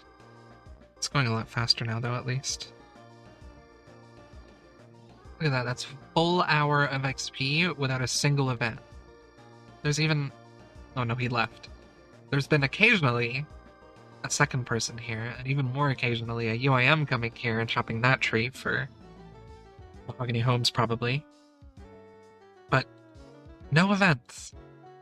Even with sometimes 3 people? I don't know. Forestry's weird. 82 woodcutting, and still no more events. There's more like it. Got more bark in the past 20 minutes than I did in the last hour and a half, which is really annoying. 83 woodcutting, and we're at about 3.1k bark right now, so making progress. 84 wood cutting with about 900 bark left to go. Hopefully it doesn't take too long. So I'm on what is hopefully the last day of woodcutting training that I'm going to be doing just to get the anima bark. And I think I've come to some pretty good conclusions about solo forestry. Originally, I was mostly chopping this tree because it's closer to the inventory and easier to drop things. And then when it went down, I would only chop the other tree until it came back up. But what I've figured out is that, especially if you're doing it solo, it is much more important to have the trees fall down. Especially given that forestry has made it so you can just, like, you never have to move when you're doing 2-tick anymore, so it's just incredibly easy. But going by what the wiki says, at least, the way that events spawn is, like, they're rolled when you start chopping the tree, and sometimes they spawn during the tree, but I think that's only for specific ones that require specific forestry items. The ones that are important, I believe, roll at the end of the tree when it falls down, so the more trees you have falling down, the better, of course, to get more forestry events. I mean, it sucks when people are doing mahogany homes and they come ruin your tree, but whatever. So UIM, I'll leave in a minute. Yeah, I think forestry is entirely balanced around the idea that you go on a forestry world and hop around. And if you're not participating in, you know, like the main bulk of forestry, how it was designed, then the bark is slow and the events are slow. And even when I've had a couple of people here, you know, they just show up and leave every now and then because there's no reason to hop anymore. Even then the events are slow, so it seems like it's balanced on having the clan chat and running around and teleporting between woodcutting spots on busy worlds. I don't know, but it's real slow when you're solo. To me, this has still been worth it. Like, I needed crystal shards, I needed woodcutting XP, and it's not that much less than 1.5 tick-ticks would be at this level, especially given my energy restoration options. And I'm going to have enough XP left over that I can do the woodcutting I need for 99 construction with 1.5 tick-ticks, and still have a little bit left over to do with 1.5 tick-ticks for 99 woodcutting, so, you know, I'm glad to have been doing this. I wish it wouldn't have taken quite as long. It has lost me a little bit of time just on the woodcutting aspect, but the log basket does save me a lot of time with construction, because I'm doing 1.5 tick-ticks on Fossil Island, POH teleporting, and then to get back you have to use the dig site necklace and take the boat, and it's quite a long run, so the less I have to do of those with the log basket means I can bank logs and make planks even faster once I've chopped them all with the butler, so it's definitely worth it for me to get the basket. Although everything before this led me to believe that this would have been a much faster acquisition, but I'm still getting a lot of XP, so whatever. New content, changed the plan a little bit. Still worked out. Got about 500 bark left. Hopefully it doesn't take too long today. And that was half of the bark that I needed in a single event. I wish that it had been going at this pace the whole time, but I'm grateful. Oh, I got 85 wood cutting. Woo! Just 250 bark to go.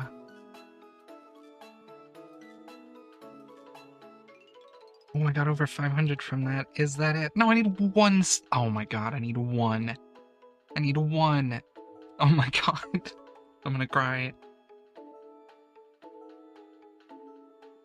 This last singular bark has taken an awfully long time. Any day now, please. Oh my god, finally.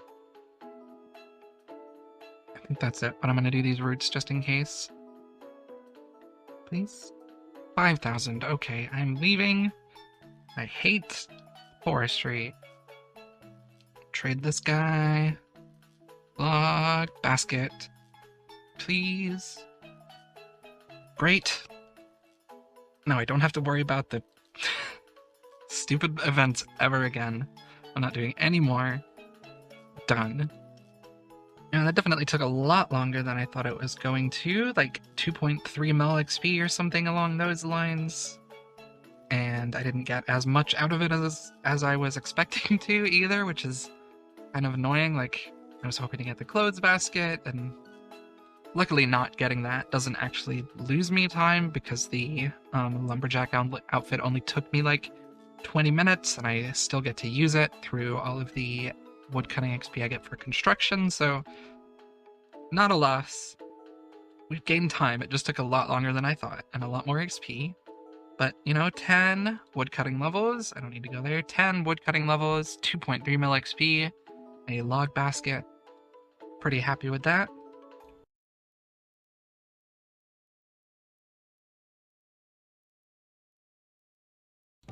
In the recent theme of cleaning up things that were now easier for me to do because I was a much later stage account, I went back to Turiel boosting for a little while so that I could build up some points for doing Slayer normally, so that I could push my magic level a little bit higher to make ZMI easier.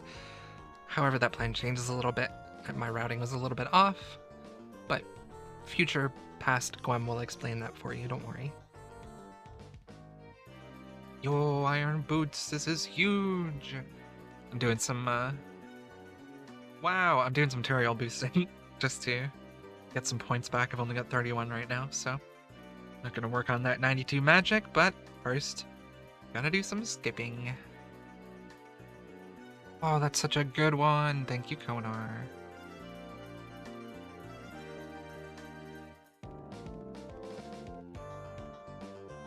Whew. Crystal Halbert goes nutty with the B ring. Jeez. Have you ever thought about liking and subscribing? It helps a lot. I'd appreciate it. Okay, geez, the second brimstone key of the task, and I've still got 90 KC left. Love to see it. And a third brimstone key with 40 left. Surely we get another one. And a genie. This is beautiful. Yo, there's the fourth. Oh, man. Konar's being nice to me. She's never been nice to me before in any account. I'm so happy right now. Not bad, almost 300 Dust Devils. We're up to 121 points. Probably gonna do another 10 milestone at Konar. Well, skip to a 10 milestone and then do normal Slayer. I did lie a little bit. I rooted the rune pouch in with Slayer points, and now would be a good time to do a bunch of boosting to get a bunch more points, and hopefully get some tasks along the way to get the magic level up. So that's gonna be the goal. I'm gonna boost until I can get a rune pouch and have some points left over to have a chill time slaying. Hopefully we get pretty lucky on the skip tasks and the Konar tasks. Wish me luck. The reason I'm switching it up, and the reason it makes sense to do it before I push for the ZMI, which is kind of the reason I'm doing this little bit of Slayer anyway, is because having the rune pouch would be hugely beneficial for ZMI, just to be able to hold a bunch of runes, the stuff I need for teleporting, and the stuff that I don't bank after crafting it, so slight change of plan. I didn't think about it before, but that makes sense, and it'll be pretty easy. Just gotta do some Slayer. So fun. Yo, the superior hand, they're so weird. This is so much nicer than it used to be with all the teleports I have now. Should be pretty quick, I hope. Come on, Konar, are you gonna be kind 2 times in a row? Please? It's not terrible. It's fine, I'll do it. Good excuse to make some, divine potions with the shards I got, I guess. Big spec, holy. Definitely should have healed up and brought food, but I didn't think about that, so we're running a little low on the HP here. relying on the Bloodvelds to drop some food for me, which they do sometimes, so fingers crossed, I guess. I really want to leave. It takes a long time to get back here, but I also didn't bring the thing that sends the heads to the bank, so if I have to, not the biggest deal. I know the Arclight's also doing huge numbers here, but having the upgraded Berserker Ring, it's making these feel real satisfying, and I'm attributing it to that. You can't prove me wrong. Woo! Any luckers? Never lucky. Another 90 points, 200 so far. Woo! 79 Slayer on some Banshees. You'd love to see it. The teleport directly to the tutorial skip tasks. This is amazing. Please be chill 3 times in a row. That is pretty chill. Thank you, Konar. Woo! Whee! Oh, I'm already done. And I didn't bring the teleports because I wanted more bone space. This is terrible. I'm gonna kill this guy. Gotta get that prayer XP. Anyway, that's 300 points for 30 tasks. A few more to go. Can't. Oh my god. That's what happens when you forget your bow, I guess. And forget that you have a stamina that you can drink. Oh my goodness. I managed to do a tutorial task for my 40th, so 10 Black Dragons in the Myth Guild's dungeon for the 50th. It is. That one's easy. Ooh, thank you, Konar. Not bad. 50 tasks done, 270 points. 200 more points until I can get the rune pouch, and then a couple more before I'm actually comfortable buying it and having points left. So we'll keep doing a couple skips, probably another 20 tasks, and then we're probably chilling, I think. And maybe 30 tasks. I don't know what's changed since last time. I know I'm just doing tutorial skipping right now, but I'm actually kind of enjoying Slayer for once. It's kind of a miracle, not gonna lie. Let's keep this good streak going, Konar. What's the 60th? Mutated Zygomites? Pretty fine. There we go. That's the easiest 90 points in a long time. Got like 120 points left. For the rim pouch, anyway. Almost there. Alright, we're on 69 tasks, Konar. Are you gonna continue to be nice for number 70? Not really. But it's fine. I can do that in one trip at least. Oh my god, I could mage these. Why am I not doing that? They're stackable and everything? I wonder how long they take to respawn.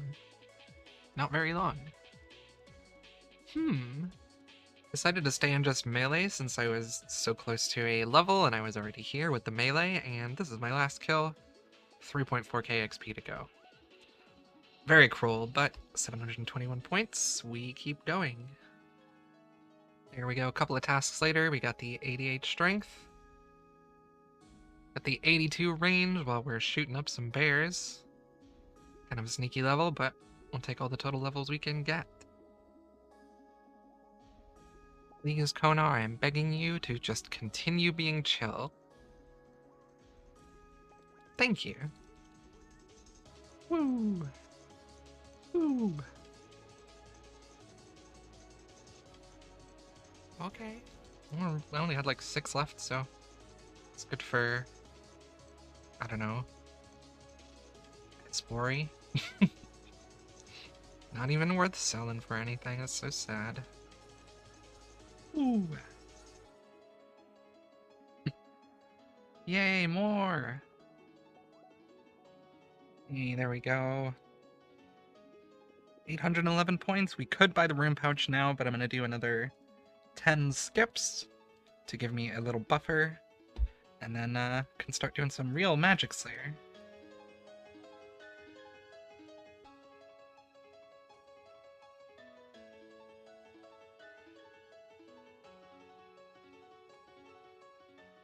Alright, Konar, the big 9-0, please don't ruin my day. That's actually pretty good. Okay, cool. I mean, it's a terrible task, but it's a good milestone task. That's the 90 done. I've got over 900 points. Forgot to pick up Dragon Bones, but it's not a big deal. Let's go get this pouch. It's kind of a big moment.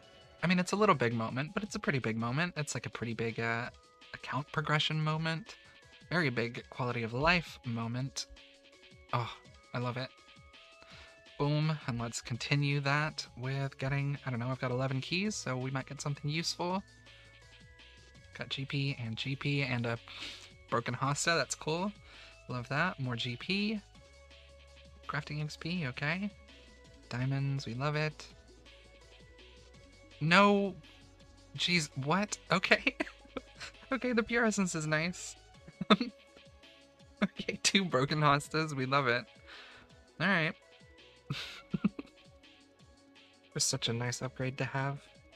It's not a huge deal, but 2 inventory spaces on a herb run for, you know, when I'm doing the allotments and stuff is really nice. It's gonna be really good for Slayer. It's gonna be helpful for ZMI. It's weirdly, it's one of those, it's like a fire cape moment, even though it's not that big of a deal. It just feels like another, it's like a step in the account, you know? It's unlocking more efficiency for me, which I appreciate. It's nice, you know?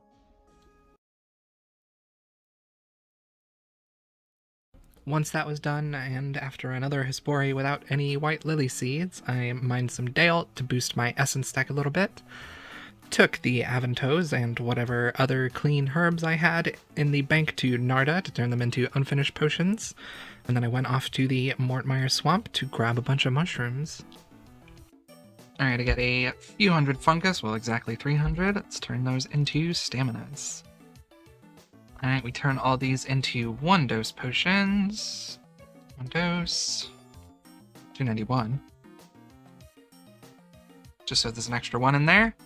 And now I can use all of those for ZMI. I'm gonna spend a few mil on broad arrowheads. I don't want to spend all of my money. That's kind of why I'm doing ZMI, is to make money. But I'm gonna buy a few, spend a few mil, get a little bit of fletching XP. I don't want to be doing nothing while I'm doing ZMI, you know, so I'm gonna do some arrowheads. I'll be able to cut some gems while I'm running, hopefully. Should be good. Maybe this one? No? What about this one? No? Yeah, okay, there we go. Just rolled under 18 mil. Which means we basically still have 18 mil. Got almost 75k arrowheads. Should last us for a comfortable amount of time at least. Now we actually get to it. And here we go. Hang out in the best weird little cave in the game. So there's a few different reasons I'm here right now.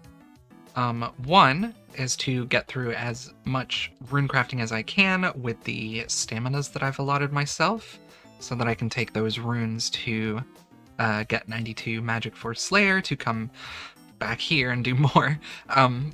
But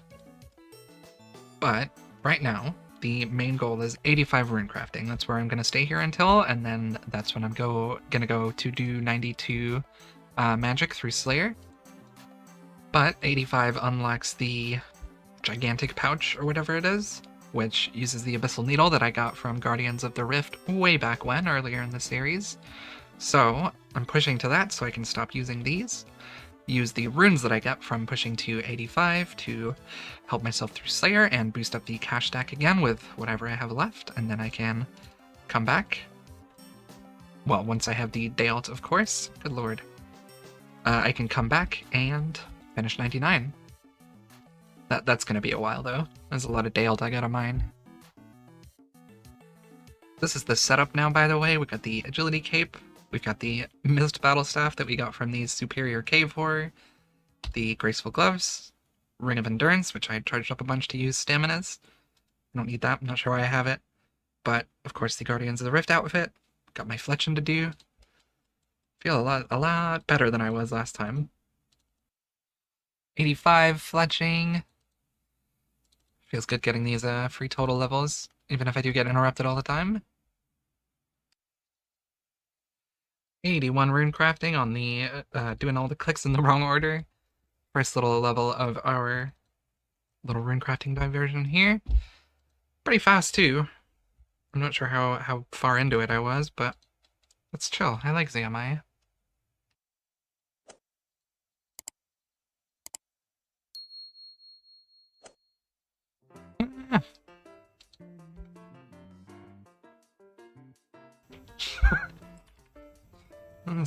That's a good name.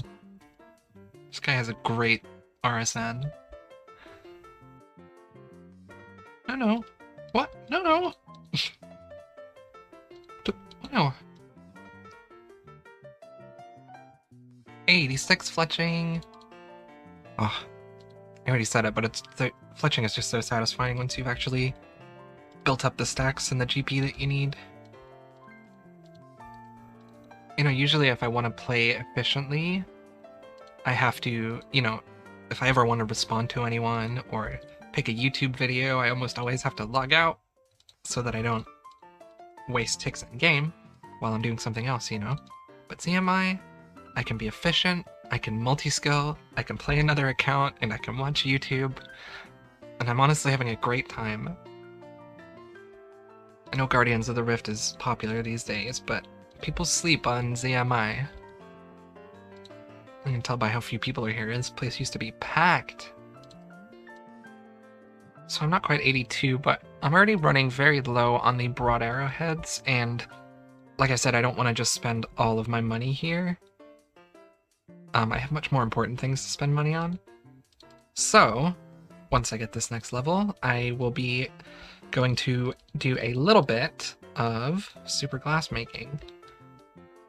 Now most of my, well, I say most, a huge chunk of my crafting XP is going to come from the gems I get from 3-tick gems, but that doesn't get me to 99 crafting all the way, so I need to do some glass blowing as well. I've already had Bert delivering sand to my bank for a long time, so I should be able to make a good chunk of molten glass, so I can bring, I don't know how many I'm gonna do, like maybe 10 until I get the good pouch, the big pouch, but after that I can do even more. It's hard with inventory space to actually do stuff 0 time here. I would love to keep doing fletching because it's very easy. I get interrupted, but it's not a huge deal. And it's good because it's just 3 inventory slots and you don't have to drop anything, you don't have to get anything out, you just get fletching XP the whole time, and it's easy until you get interrupted. But I've been pretty lucky. There's usually not very many people on these worlds, but the last couple of days, they've been Friday, it's now Saturday, so got more people around to do the more niche method, I guess. But that means I've gone through the arrows a little bit faster than I was expecting to, and I still don't want to spend money, so I'm not going to. I've already gotten a lot of astral runes from this. I think I had like 3,000 when I started. I'm already up to almost 9. So I'll have plenty for any actual super glass making that I do. I don't, however, have any giant seaweed, which is, you know, a small problem for the super glass make. I think I have a little bit. Let me see real quick. I don't have any. Gotcha. Okay, well, I'm gonna have to farm some. I have some planted, I know that. We'll see. I'm gonna get 82 rune crafting. We'll go harvest the seaweed we have and plant some more and see how many we can get, or how much glass we can get in a relatively small amount of time. Like, if I can... So I think what I'm gonna do is go back to Slayer just for a little while. I've already made a ton of runes, so I don't have to worry about that. That still was a good reason to have come here. I'm gonna do a little bit of Slayer while I do seaweed runs for maybe a day, maybe 2 days. It shouldn't really take that long to get enough. I don't use a ton per run. You know, like I said, probably 10. And then once I have 85, I might be able to do more, but we'll see until then. That's in the future. For now, though, I gotta finish up this last 2,000 XP. Should be like one more run after this. And we'll get back out there into collecting some resources that I was hoping not to have needed at this point.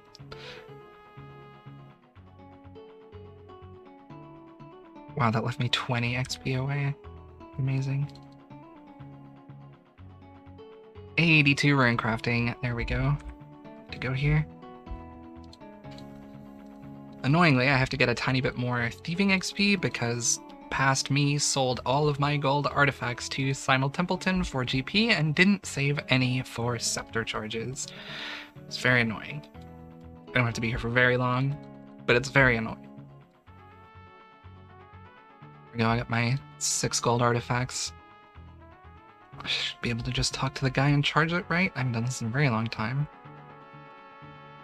Oh, there we go, 50 charges, beautiful. Alright, back on track. But that was a lie that I just said. I am definitely not back on track. The routing here is a mess. I'm not losing any time, but it's a real mess and I hate it, and it's a whole journey we're gonna go on together, so buckle in. The original plan, at the start of last episode, was to do Slayer until 92 magic. And I thought, if I'm doing Slayer to 92 magic, I should boost to get the rune pouch, because that would make barrage tasks even easier. And then I thought, well, if I'm gonna get the rune pouch to train magic, well, I should use the rune pouch at ZMI, so then I'd have more runes to train magic. You know, and then I could get the colossal pouch to do 95 rune crafting at ZMI using Vile Vigor, which you can do with 92 magic and a magic potion, so that you can spellbook swap on Lunars to the Arceus spellbook, all the way to 95 rune crafting, so that I could make Wrath runes, so that I could go get 99 Slayer. Now, since so much of ZMI is clicking on an altar and waiting till you get there, I don't want to waste all of that running time, so I need things to zero time. But I don't have that many things I can actually zero time here. You know, I can't alch, I'm on Lunars, I can't fire make, I can't do Herblore. My only 2 options really are fletching and crafting. For now, we're going with fletching because it's the easiest, but I don't have nearly enough GP to do fletching all the way to 99 rune crafting. Well, for one, I would get 99 fletching before 99 rune crafting, but I can't afford that, and even if I could, I have much more important things to spend money on. Like I said, it's messy. It gets better. Everything from here, you know, I figure it out, I get back on track actually, but it's a mess. I did not plan micro enough. I was thinking too macro. Dudes are... It's not a bad one. Got some magic XP. Oh, I didn't have any seaweed planted. Passed me as a nerd. Or at least I got lucky on some spores. It's probably enough to actually get what I need for the ZMI grind at least. There's the 89 magic. I need 3 more before I can do ZMI without staminas. So it shouldn't be too hard, but I won't be getting those before I go back to ZMI because I have fucked my routing up, but it's where we are. We're dealing with it. Oh, we got the 86 HP. The total levels are coming in pretty fast now. Oh, okay. Is it the rings? Yeah, let's go. It's huge for the collection log speedrun that I'm totally doing. I guess we might as well use them to get a little bit more range XP while I lure. Why not? I was hoping to catch a spawn right before I left, but we're never lucky. So 36 is probably like 30 to 35 runs at ZMI, depending on how much glass I do and how successfully I use them all. So it's pretty good. It's going to take a second to build up, but we keep slaying. Neve is actually being awful to me. Why am I getting these? I don't want that. That's like the 4th one I've had to skip in one task. Wow. Oh my god. Wow, well, Neve has been so bad to me that I'm having to go back to tutorial skipping again. It's kind of annoying.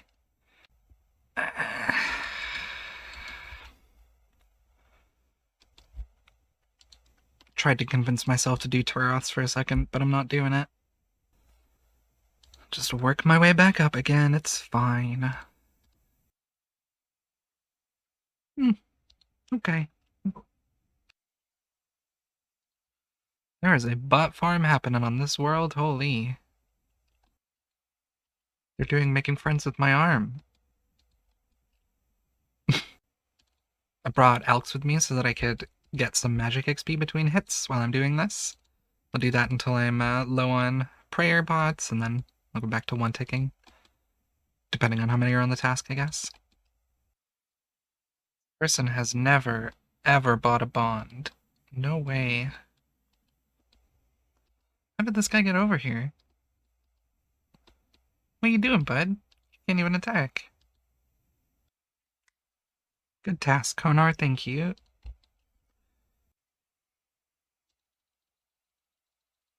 No.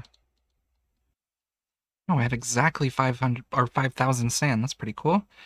Gotta set up my stuff here. I got like 150 something giant seaweeds, so it's not too bad. This should be enough for a few levels at ZMI at least, but I gotta make it first.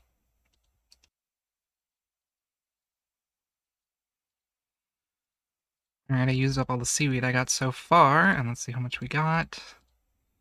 Total of 1,500, not bad, should last me a while at ZMI.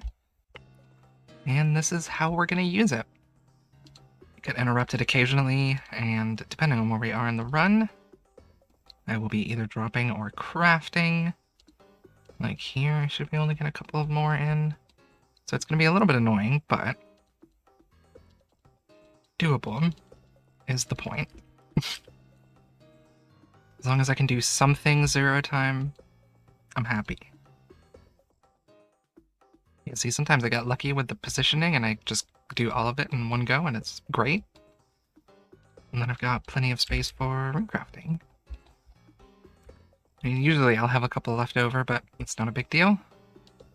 I guess we'll see how many crafting levels we can, well, how much crafting XP we can get while we get 85 runecrafting. Yeah, see, sometimes that happens and I can only do 3. I'll get better at this as I do more. We'll see, I might cut it down to like 7 for cases like that, because that's really annoying with the inventory. I'll figure it out over time. Swap that to, swap that to withdraw 7, and we'll see how this goes from now. Really just depends on how busy ZMI is, and I'm not going to bring alts or ask people to come to make it busier, so sometimes I'm just going to get less crafting XP. Just means my supplies last longer.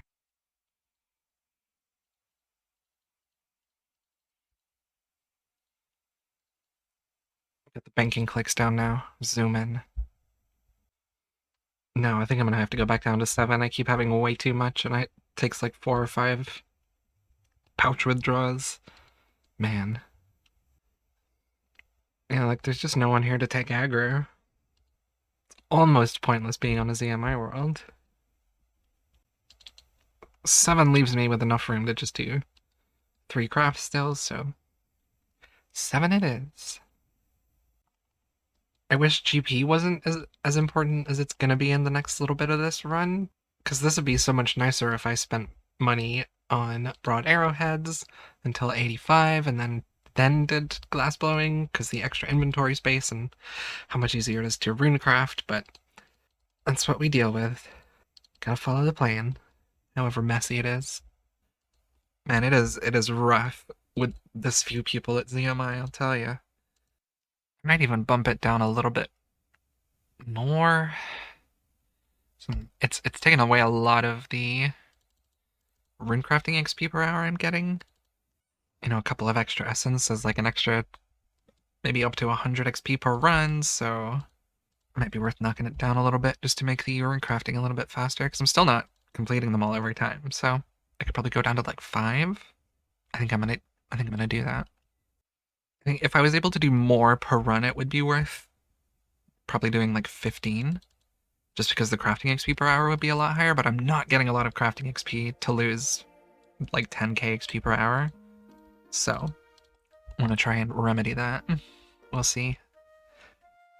I can also cast Hunter Kit on the way back and just destroy it very easily. I don't remember that being an option, but I think I'm going to do that. I mean, at the very least, I can get in a little bit of crafting and then do the hunter kit thingy just to get a little bit of extra XP. Push that magic level that I'm trying to get, you know?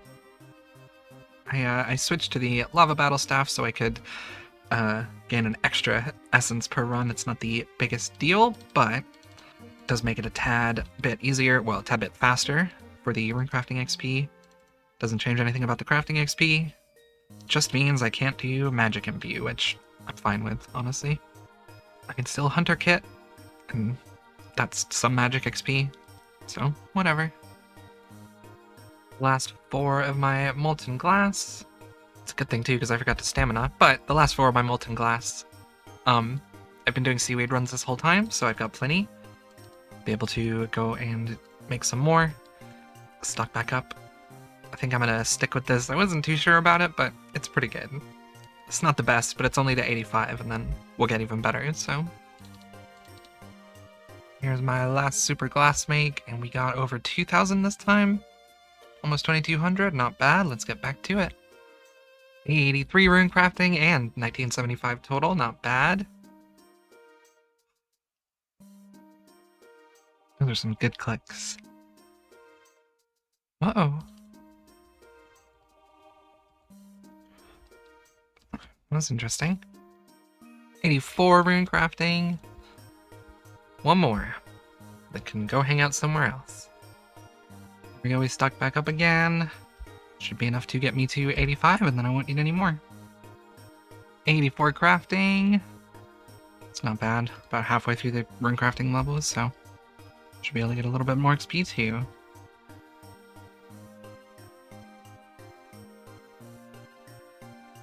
I'm really good at this game. Not this one, right? No, 46 XP, cool. Maybe this right here, yep, 85 rune crafting, beautiful. Can get out of ZMI for a little while. Now that I have. Gonna get the components. Get the abyssal needle, and turn all of these pouches. What? Oh, I've gotta empty them, I see. Cool, cool, cool, cool. I missed some, whatever. Boom. Oh, it's beautiful. We got the colossal pouch, the 1k XP. And now, I am one step closer to actually unlocking ZMI as a method. Now, because the next goal is Slayer, I just sold off a bunch of runes, and of course, forgot to bring a teleport and I'm on the wrong spellbook, so I came to Mount Carulam, but I'm up to 21 or 22 mil, and now it's time to woodcut. Now, woodcutting might seem like kind of a huge detour, but if I want to do Slayer even more efficiently than I did last time, you know, incremental upgrades, I need to get a few construction levels so that I can build the occult altar in the house to make spellbook switching easier for Slayer. Not only that, it's a really good way for me to squeeze in a little bit of extra magic XP, because the more magic XP I get with Slayer before I have Wrath runes it's just less prayer XP that I can get, so I'm going to push for a little quality of life and speed upgrade for Slayer, which should help me squeeze in a bit of magic XP, and hopefully get me even closer to that 92 magic before I actually start Slayer. There it is, 86 woodcutting. I was pretty close to it from the forestry grind that I had to deal with. I didn't do many teaks, but I remembered I had miscellanea. So I topped that up, got a bunch of logs, and it got me basically exactly to what I need for the construction level. So now I'm going to make those into planks.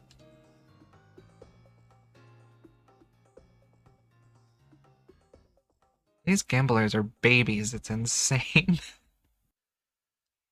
Imagine putting this much energy into dumb RuneScape RNG fights. It's beautiful. My last inventory of teaks, and they're still going at it.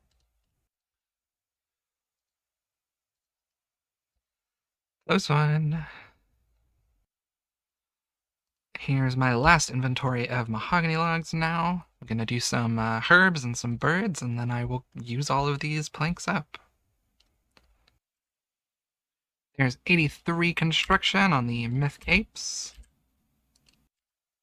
My last cape break. Is this my last one? Yep, that's all of my teaks done.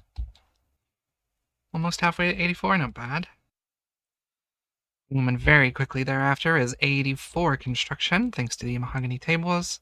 Sorry, Butler, you can keep those planks for now. God, my house is a mess. Is that the right option? Yeah, there we go. That's the last signet we need. There's 10 limestone bricks and a mill on a magic stone. Amazing. Achievement gallery? Yeah, 200k for that. Beautiful. Far too much. I don't know, that's probably good for now. And there's our boost tea. Plus the crystal saw should get us all the way to 90. We build the ancient altar, and then we upgrade that to the occult altar. Oh, and we never have to worry about changing spellbook again. I love that thing. Cool. Huge QOL. Huge QOL. Yeah, things are still a mess, and I'm ending the episode. What are you gonna do about it? Which is just a huge quality of life upgrade. Now, I did last episode say that I had messed up my speedrun, and I feel I didn't clarify enough. I had a lot of questions about it. What's messed up is the basically annoyingly circular loop of requirements that I'm in that are supposed to get me to the next step in the run. You know, I've got to do Slayer to train Magic to train ZMI so I can train Slayer, but I need Magic to do ZMI to train Slayer. It's annoying. I didn't plan well enough. What's messed up is the routing.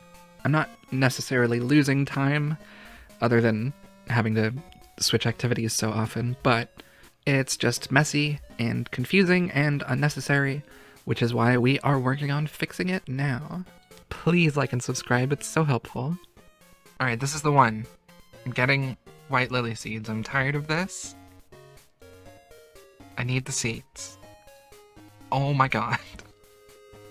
So, since the major goal right now is to get as much magic XP as possible, with as little Slayer XP as possible, so that I can do ZMI for Wrath Runes, which means more prayer XP per Slayer XP, I'm gonna spend a bunch of money, or the majority of the money that I have, on construction.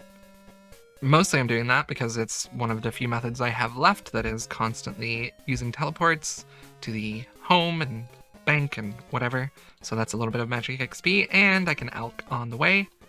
So, I'm gonna do this for a while, see how far it gets me, how far this like 16 mil gets me. I probably won't spend it all, but a lot of it. I'm also taking the opportunity to drop some of the logs once my log basket is filled up, just for the extra woodcutting XP that I can get without having to use staminas. You know, when I'm doing this method, I teleport to the POH and come back, which means I can hang out here a little bit longer, use up the run energy that I do have, teleport to the POH, make planks, etc., and hopefully I can try and balance out the XP that I need, or the XP that I'm going to get from 99 construction, and it's a little bit complicated. 99 construction gets me like 7 mil woodcutting XP. Wow, I really can't do this while I'm talking. Alright, 99 construction gets me about 7 mil woodcutting XP, which is a few mil XP off of 99, so I have to kind of try and add that 3 mil XP in where I can. I don't know how close I can get it because it's... Wait. I don't have a bell pull. Oh, I deleted my kitchen. No! Stupid altar. Alright, that'll do for now. I've turned a bunch of these soft clay that I had into house tablets for future Slayer. That should be enough until I get the construction cape, hopefully. Means I can delete the room with the lectern, 'cause hopefully I don't need it anymore. And add in a dining room, I think is the one that has the bell pull. And there we go, we got the bell pull back. Okay, back on track. Oh my god. should have done something with the farming trees when they did the forestry update. They go down so quickly. It's so annoying. Look at that. Ugh. Oh my god. They all went down. 87 woodcutting, a couple of hours in. Good lord. 88 woodcutting. No! Okay, let's see if I get some white lily seeds from Hespori. Please. Come on, Hespori, just let me do the contract. I'm tired of all of this. Please. Oh my god. This game sucks. This guy's picking up my logs. It's kind of cute. Look at him. 89 woodcutting. Oh, one more to go and we've got another 90 on the list. Probably gonna get to 90 and then stop. We'll see how I'm feeling when I get there. So I've got the strat down pretty well so far, trying to balance con and woodcutting XP, so I can actually explain it to you now. You just do normal 1.5 tick until the log basket fills up. Like now, and then you start dropping for a while.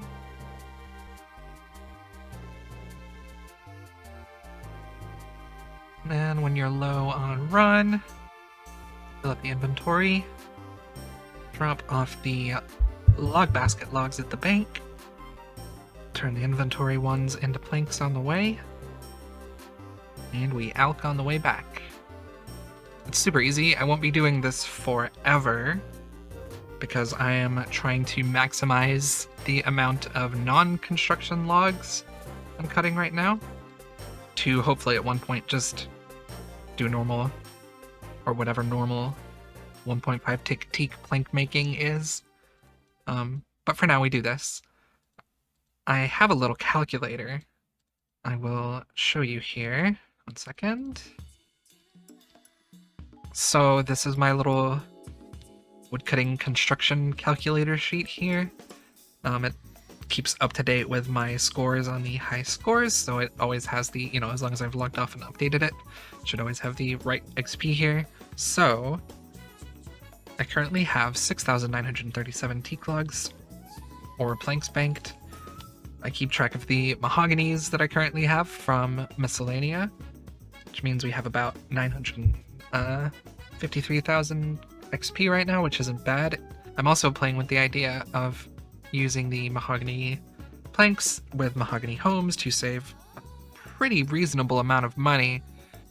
So right now the construction or the woodcutting XP I need that isn't for making planks is 1.6 mil. That was like 2.4 mil when I started this, so it's kind of a balance, and the more logs I get from Miscellanea, the more this number is going to go up, so it's kind of loose, but I'm keeping an eye on it, I'm going to keep chopping and making planks until this goes below 0. We'll see how long that takes. And if you're wondering what kind of XP I'm getting with this, I'm getting 151, 152k XP in woodcutting per hour, and about 7,000 magic XP per hour, which that's secondary, so it's not a big deal. I'm not entirely sure how many planks I'm banking per hour because I bank at different run energies just depending on how I'm feeling. But yeah, pretty good numbers for running away and teleporting back, Dragon Axe goes hard. Oh no, I brought the nest and the egg. 90 woodcutting. I'm gonna finish off this inventory and go turn all of these logs that I've gotten into planks. Here is the last of my planks made, which of course he's gonna make me pay him. Now, use them up. 85 and 86. Do I edit this inventory? This one? No, is it this one? Yay. That's 87 construction, which is all I'm going to do for now. Absolutely was not necessary, but I wanted to spend some money and get some fast XP and fast levels. 112 mil XP total now, not bad. Now, like I said, it wasn't really necessary to do that just now, but I could. And it also means that as soon as I am able to get some more magic tree seeds, I'll be able to get magic roots and make antidote plus pluses, which means I can have an ornate pool in the house. But silly me, never dug up any roots from past magic trees, and I haven't had that many anyway, so hopefully Jane or the birdhouses are kind to us in the next little while so we can get some magic roots and get that ornate pool built. Trading in some spirit seeds, hoping that I get lucky on some magic seeds. Nope, so annoying. Okay. Really good seeds though, jeez. Now, next up is Slayers, so I'm stocking back up on the Slayer bracelets I need. Sneak in a tiny bit more magic XP before we actually start doing Slayer here. It's not a lot, but it's better than nothing. And there's the last one of these silver bars that we have. I don't have a ton, or I didn't have a ton anyway, but we're up into some pretty decent numbers for the bracelets here, so let's do some Slayer. Now, technically, it's best to start Duradal at 80 Slayer, but I hate the tasks Neve gives, especially with the block list and the points that I have right now, so going to the Duracell Father, and hopefully he's going to be kind to us. Elves is not kind. I can do Czar, yes, okay. Get to use my beautiful altar for the first time. Oh, it's too good.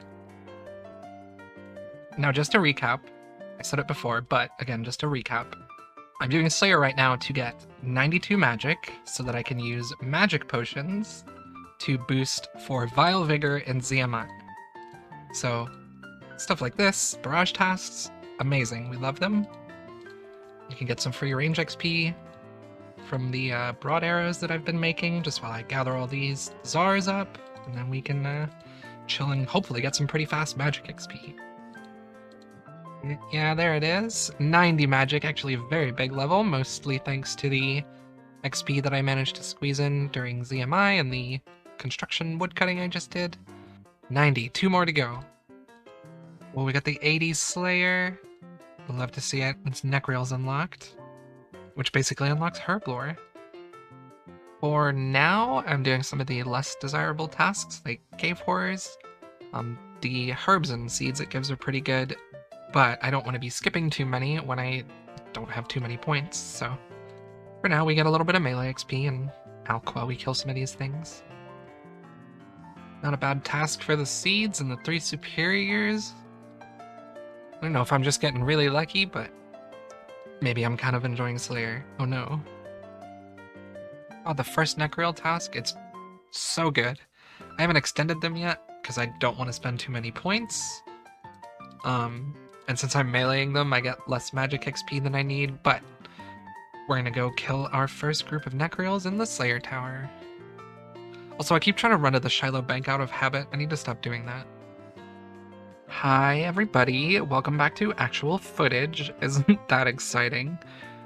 Yeah, sorry about that. But I just got my first Necreal task, and I was going to melee it, but I realized the whole point of the magic experience I'm going for right now is to be able to do ZMI more efficiently. And the reason I want to do ZMI more efficiently is so I can get 95 runecrafting to do Slayer more efficiently to get the prayer XP. So the more magic XP I manage to get without Slayer XP means I get more prayer XP when I actually have Wrath runes. So that's the goal right now. We're just getting some magic XP with as little Slayer XP as possible, which means barraging Necreals for a little while. But it's not so bad. Oh, I didn't change my spellbook. No, rookie mistake. Oh, and we got the rune boots on like the first kill. Amazing. That's the first actual boot upgrade over combat or over climbing boots, right? That's exciting. I'm putting them on. I'm dropping the climbing boots. I don't need them. I need those max hits. I should have brought soul runes so I could blood barrage too. I haven't done Slayer in a while. My brain isn't working. Take 3. We have everything we need. Now we game. Oh, the weird lag. My Avanto. You know, I talk a lot of smack about Slayer, but there's nothing quite as satisfying as doing an entire greater Necreal Barrage task where you go through multiple bracelets of slaughter and fill up your inventory with ALTS. It's kind of great. Oh, 50k XP, almost exactly. It's a good task. Like I said, I won't be doing those in the future because I'm going to be doing melee next. But for now, it's very satisfying. Nice. Honor, you've been so good to me. Woo! Woo! Boom, there's a task streak done. And here's one brimstone key. And another one. GP, not bad. Oh, I missed it, but I got 87 hit points while I'm killing some trolls over here on the Cox Mountain. I think I've got enough points now where I'm not worried about spending points on extending. Oh, it's in the extend tab, duh. Where you at? Where's Necreals? There they are. 100 points, yeah. Since I've got the level and the points, I might as well, and it already paid off. We love it. The one magic sneaking in there. One more level to go before I don't have to worry about Slayer again for a little while. Hopefully we get more of these next Necreal tasks because they get so much magic XP. 81 Slayer. Going a lot faster than I was expecting. I guess I'm kind of good at the game. And there's another 60k XP. Man, I love Duradel. Finally! I haven't had a superior worm in so long. Go on, give me a heart. Never mind. Oh, there's 40 tasks done. Thank you for the points, Konar. 89 strength and 103 combat. Sneaking up so close to that 2k total, it's starting to feel like a real account now. So good with my little rune booties. Such a powerful account now. Yo, is that the shield? Let's go. Love that. Completely useless, but we love a collection log. And another obby cape. SARs are easy. Thank you. Okay, that should get me the 92 magic. Should be pretty easy. A little bit of GP. Should be done with Slayer. Fingers crossed. 76 defense from a sneaky Crystal Halberd spec. Oh, 88 hit points coming in. Very close to 92 magic now. 42 kills left. Should make it. I have the feeling that I'm going to be real close to 92 at the end of this task. Why say real close? I've only got 9kc left. But my bracelet just stopped proccing for like the whole second half of this task. Which is pretty annoying. But I'm still going to be real close to 92, I think. Actually, I'm okay with not getting 92, because I wasn't going to go straight to ZMI anyway, considering I don't have enough Dialed Essence for that. So, my plan is going to be, once this task is over, to move on to mining Dialt and doing some alchemy stuff, get some extra XP, whatever I'm going to need after this task. Probably like 45k XP, 48k, something like that. Won't be too much. Won't be too much XP for me, I don't think. But the amount of time it's going to take to get all of the Dialt that I need, plus any other of the skills that I need to do right now, which is most of them, I'm going to have plenty of time to throw in some alchs, get a little bit more XP while I build up the Dialt stack again, and hopefully we can knock that rune crafting out pretty soon. Oh, there it is. That's going to be my last Slayer task for a long while. I had one Necril in the end there that lasted forever, so we have 47k XP to go. For now, though, we're going to go hang out in the Dialt mine and build up a huge stack of essence so that we can really boost the account into the next step of the whole run, you know? It's an exciting point, but it's kind of a big chunk of grinds to get through. You know, everyone loves rune crafting.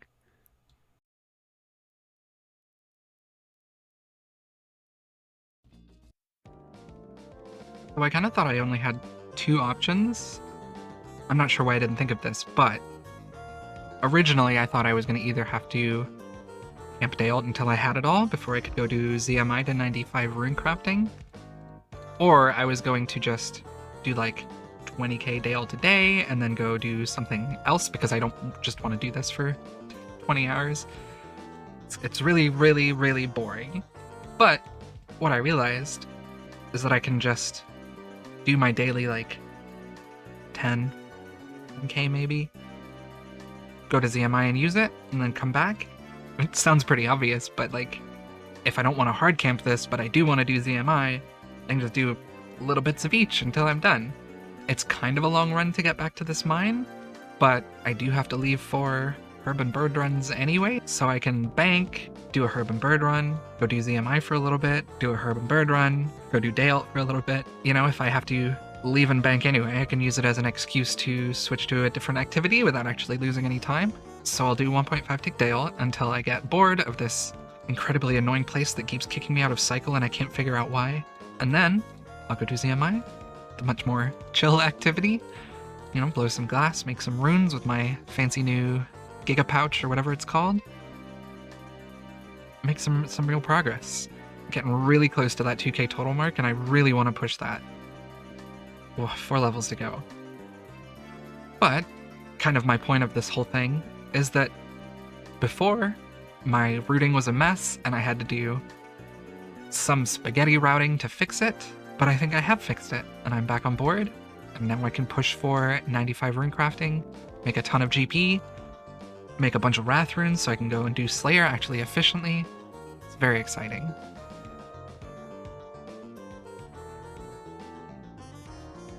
Boom, there's the 92 magic. Whole reason we were doing as much Slayer as we did without Wrath runes. I'm gonna stay here for a little bit longer, get this last gem in my inventory, and maybe do a couple thousand more. I really want to leave, but I also need Dale, so I'm up to 49k in the bank. I was gonna go do some ZMI and show you how I'm gonna change the setup a little bit now, but I need to go mine some basalt. Probably set a portal in the POH so I don't have to worry about it again. Love getting sidetracked. There's the Weiss portal. Oh god, I hate that these aren't in alphabetical order. There's Troll Stronghold. Didn't need those other portals anymore anyway. I'm making a little bit of detour because I needed to turn the magic potions that I had into 1 dose, and I didn't have a ton left. And then I realized, well, I can, if I'm using them at ZMI, I can turn them into mixes, so I should make all the other Lantodimes I have into magic potions to turn them into mixes to get more XP. Anyway, I decided I'm just going to use all the herbs that I have in the bank now, and we'll see what herb lore level we get to. 81 herb lore. And 82. I'm down to the last mixes I'm going to be making for now. Almost 550k XP, pretty good. I wasn't aiming for like a particular number. Just wanted to get some total levels and some easy XP. And I needed these mixes so that I could do the ZMI method that I want to do when I'm out of these stamina potions that I'm going to use. As is tradition, every time I go back to ZMI, I'm selling off a bunch of runes, and I'm gonna spend it on broad arrowheads. What's the last one I can buy? Another one? No.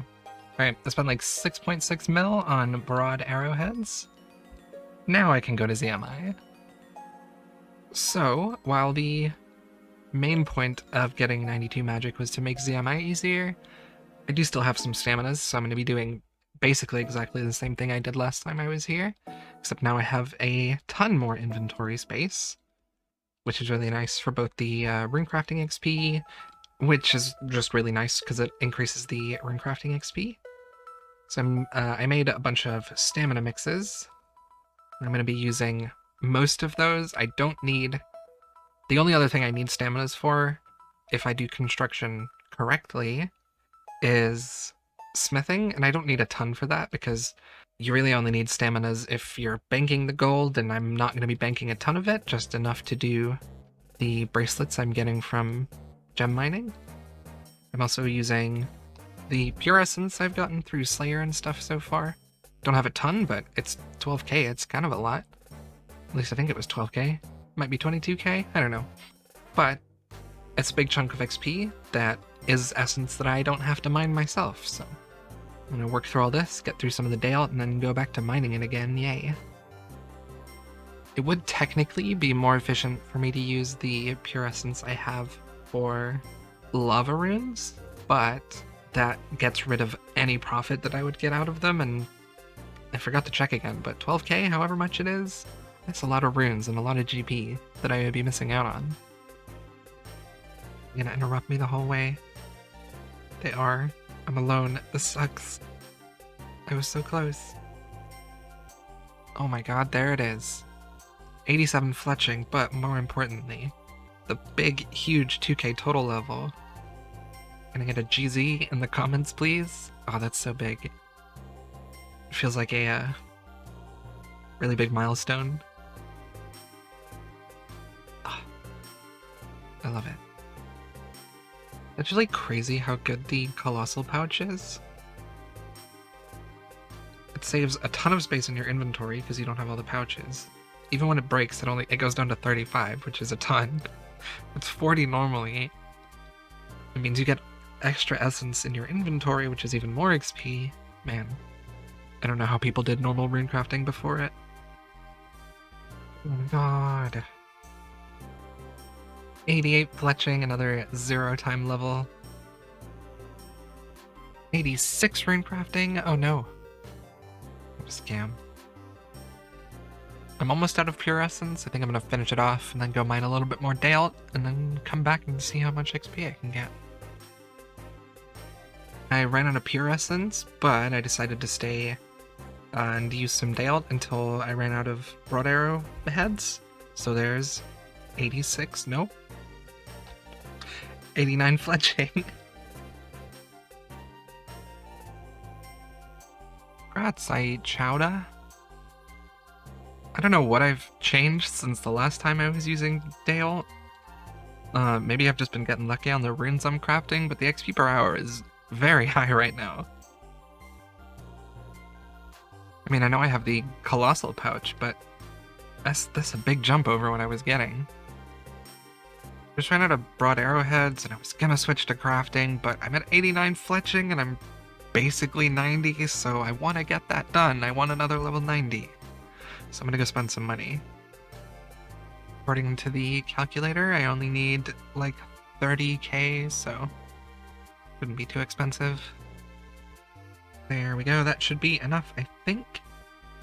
Like 1.7 mil spent to get another fletching level, and hopefully I don't convince myself to spend any more before I do 99 construction, because fletching is worthless. I just like the total levels.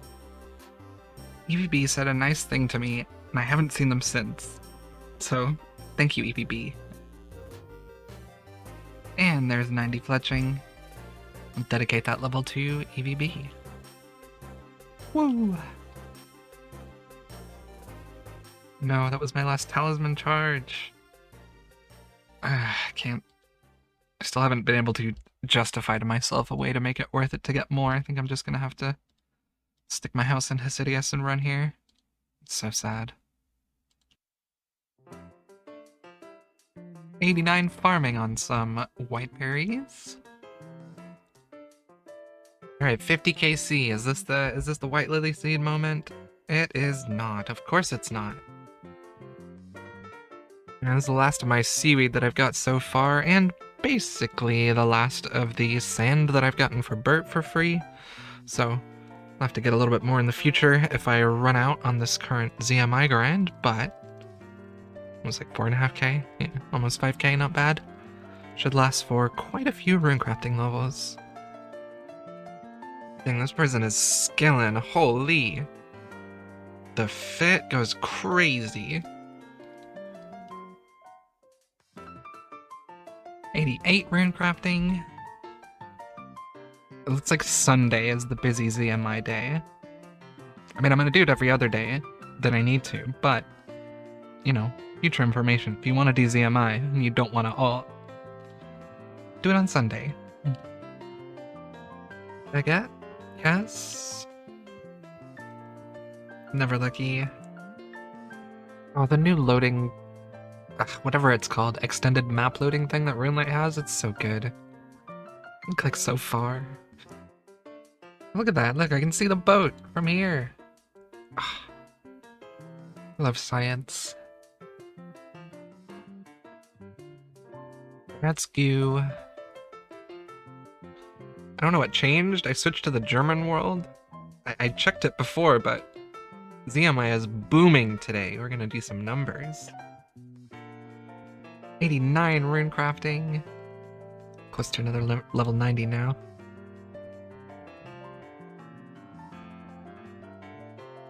Yep. Woo!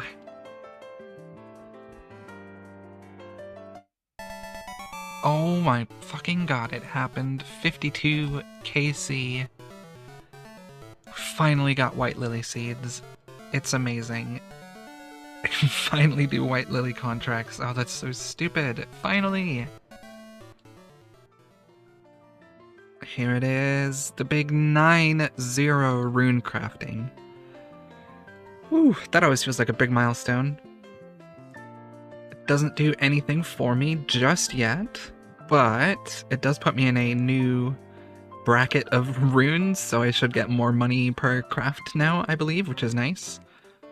I'm really low on Dale, so I need to do my chores and build the stack up a little bit again, but making some real progress here. Got another 90 for the list.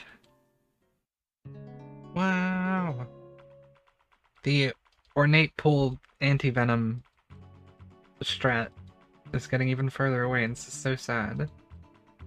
Ugh, this is like a stupid complaint for someone doing a speedrun, but doing... Oh, I didn't get anything to 0 time. Doing ZMI with the spellbook swap Vile Vigor without 96 magic is really annoying. Just having to like pay attention to the timer and time exactly when I'm gonna do stuff, and sometimes I have to use the spell before I would need to, really, because I'm gonna have to do a whole run before I can pot up again without wasting time. It's annoying. So I have enough Dale now to get me to 92 rune crafting, which gives me the opportunity to use the orange spices that I still have in the bank from getting boosted or getting spooned on boosts earlier to boost up to 95 plus rune crafting and make a bunch of wrath runes so that I can do Slayer efficiently and get 96 magic for 99 rune crafting. I know it seems like a small thing.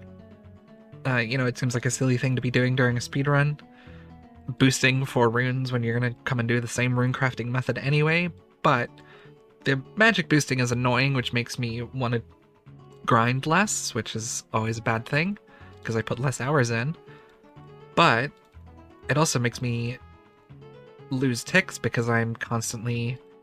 You know, if I look away at the wrong time and bank and run and realize I need to have run energy or I'm going to be walking this whole way, you know, I'll either run back to the bank or... Point is, if I get 92 rune crafting and boost to make a bunch of wrath runes, then I'll be able to come back here and lose less ticks by not making mistakes or having less opportunities to make mistakes. That said, that does depend on me getting... I think I have like 3 stews worth of spices, and I may not get lucky, so, you know, we'll see how it goes, but hopefully it works out. Fingers crossed, as always. 91 rune crafting. Got 1 more to go before I'm probably going to get out of here for a little while. Coming up on another kind of sort of big milestone here. 92 rune crafting, ended up keeping some essence, whatever. Now we get to see how lucky we are with the wrath runes. Negative on the first try. Negative on the second try, that's a bummer. If you're wondering, I just had this orange spice in the bank from possibly when I made a glory. I forget when, but I have 2 more attempts. I failed the first 2, hopefully we can get at least one of these to be at least level 95, and then I can do a lot of logging in and out and running around, and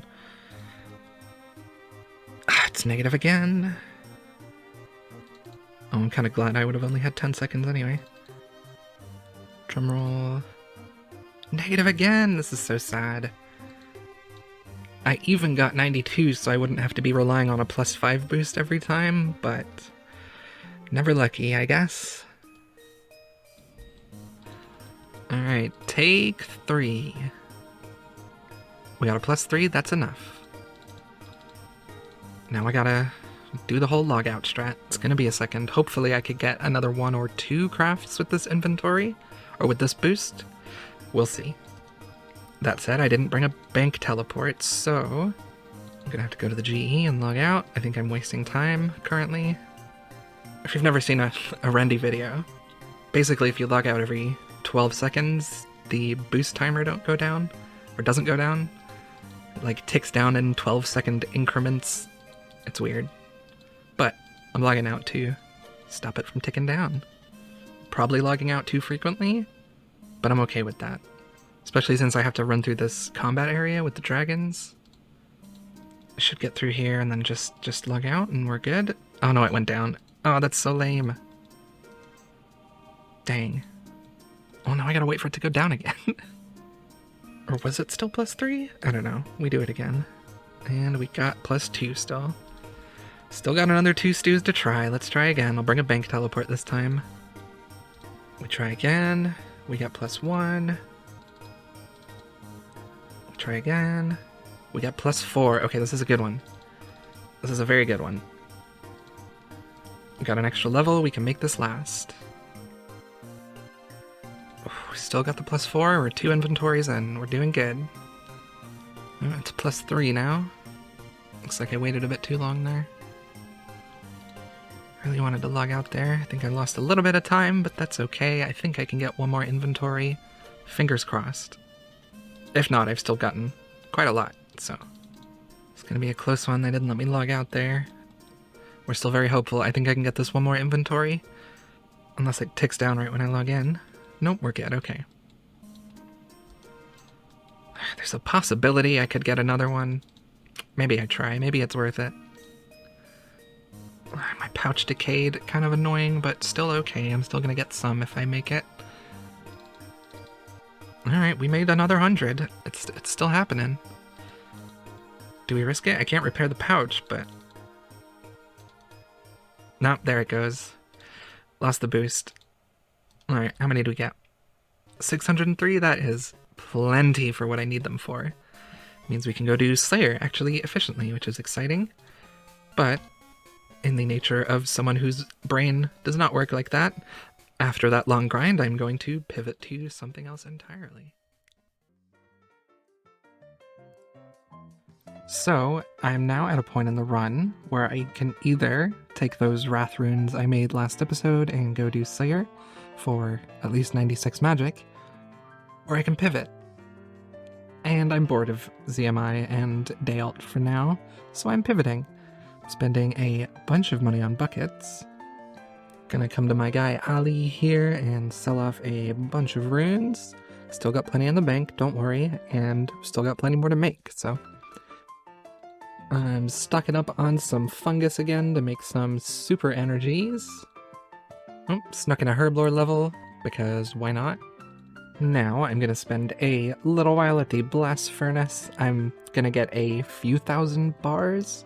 Basically, if you hadn't guessed yet, whoops, oh, I'm rusty. If you hadn't guessed yet, I'm gearing up to get 99 crafting. There's 88 smithing. How many bars do we have so far? 4k, I'm gonna do a few more. I have only got 1k left in the coffer and my run energy is low, so I'm gonna stop here. Got 1500 silver bars for Slayer bracelets and 6800 gold bars for Alking bracelets. With all the supplies needed for 99 mining and 99 crafting bought, I teleported down to the quarry and started mining a whole bunch of sandstone. I'm doing the 3-tick 4 sand method and using energy restoring potions here rather than the 3 sand 1 granite method, which doesn't use energy because the main goal with crafting is to minimize the amount of mining XP I get before I finish 99 mining with gem rocks. You know, with sand for crafting and ALTS for rune crafting, the more mining XP I get before I can do gem rocks, the less money I make from 99 mining and crafting. The math was kind of annoying, but as always, spreadsheets came through for me and did the hard part, so I landed on mining 70,000 sand, which should basically land me a little over 99 crafting once I've gone through the gems afterwards. I gave myself a little leeway for RNG, I don't want to have to come back later, you know? 91 mining. Just got my first 25k sand done. Gotta do another one of those and a little bit more. Baguette? Nope. Alright, I'm gonna convert this 10k shards. Boom. And that puts us at, yep, 100k day alt. Now let's go mine some more sand. Baguette? Nope. Jeez, that is a crazy inventory. 92 mining back at the quarry. Perfect timing right as I run out of run energy. Let's boop. Spend a bunch more money. Another 25k sand. I'm gonna get that last one. There we go. I think I'm gonna call it with this inventory. Yep, 20.3k. And there we go. It's all the sand I need for 99 crafting after I do my gems. Don't have to go back to that quarry again. 90 farming on the Celastris tree contract. Yet another 90 for the list, we're getting there. Oh, the 56 seconds. By this point, my microphone was in the mail and I was kind of just playing in maintenance mode.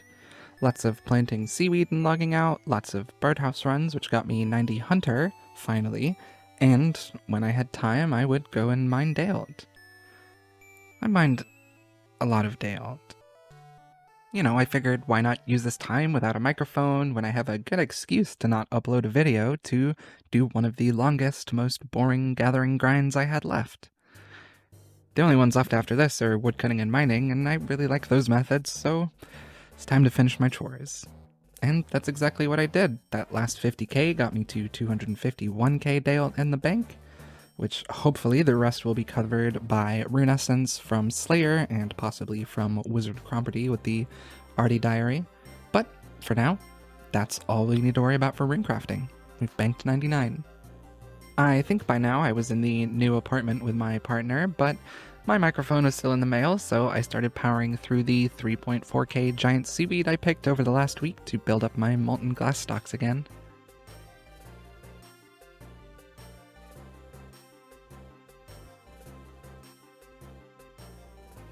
With that 31k glass banked and my setup slowly coming back together, I set my sights on Slayer. Mostly to finish the last few RNG requirements left in the run, but also to push the magic level higher to finally fully unlock CMI. Now I'm doing a few more melee tasks than usual to hopefully balance out the magic and melee XP by 99 Slayer, and to boost the GP stack with things like gargoyles. The more Slayer I do, the less melee tasks I'll be doing hopefully, but for now you gotta do what you gotta do, you know?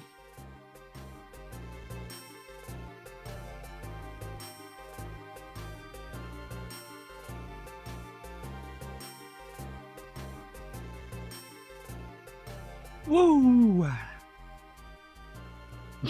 Oh, okay. Oh, another one, okay. Oh, there's 93 magic, 3 more to go. Is that a shield? Yeah, another shield, okay. Okay, interesting, cool. I'm clogging a little bit. Oh, and another obby cape, the luck is kind of going off. Oh, so good. Finally got another neck rail task. I can do some melee next.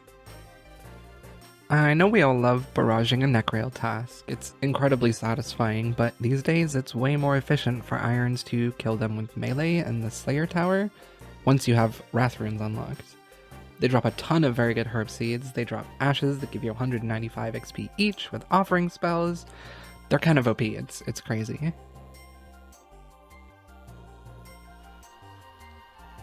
Woo!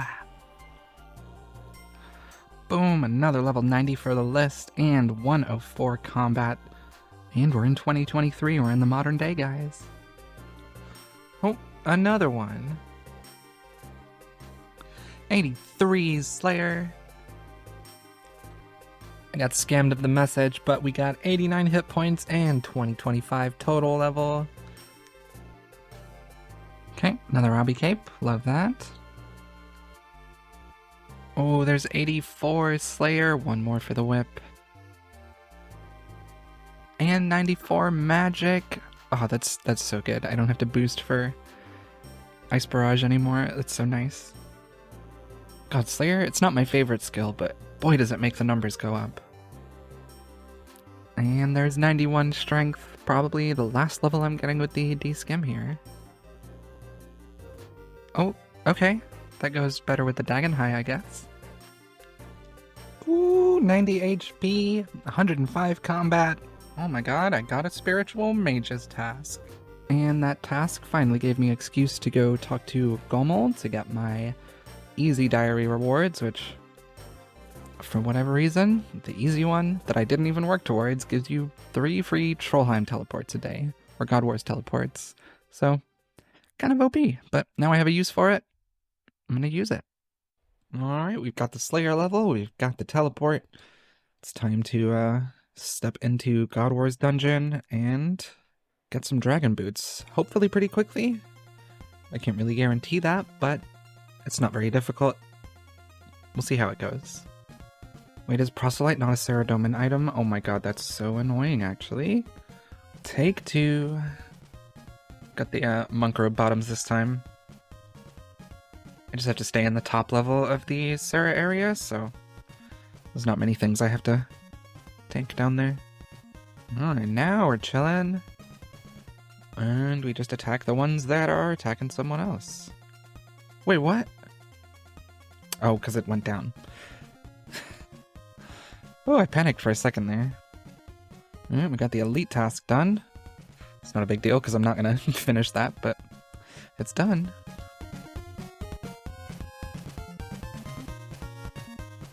Yo, there they are. 64 KC, not bad at all. Beautiful. And let's get rid of these. Boom, let's get out of here. Oh, heck yeah. That means the only thing I have left is the whip with 85 Slayer. So, after a few blue dragons, we got No Way 73 Prayer. Boom, the huge 85 Slayer. Oh, that means Abyssal Demons are unlocked. Hopefully we get one pretty soon after this task.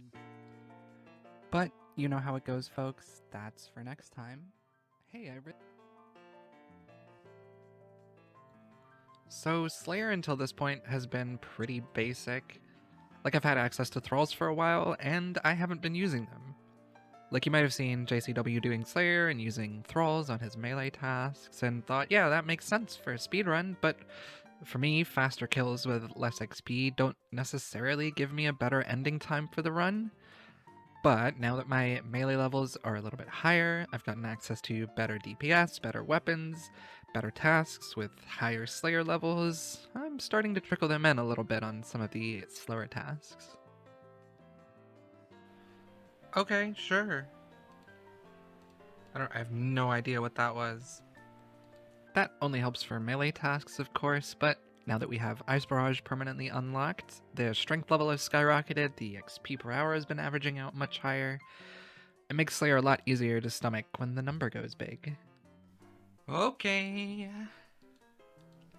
Also, these Zar tasks are printing an insane amount of obsidian drops, so my Tuckle stack is huge. As soon as I need an Onyx, I can just grab one right away. Okay.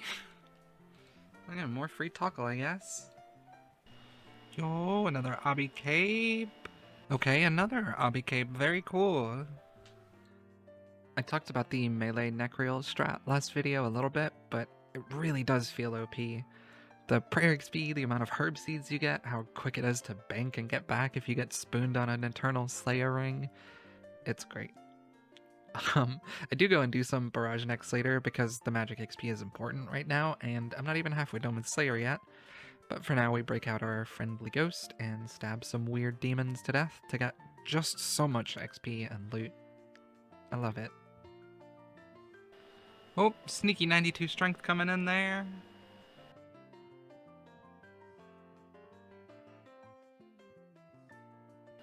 Yo, finally, 200 Abbey Demons. That is so good. Let's get a whip, maybe? Abbey Demons are super normal for now. You know, we tag both rooms in the catacombs, stack them up, and barrage them to death for a huge amount of XP.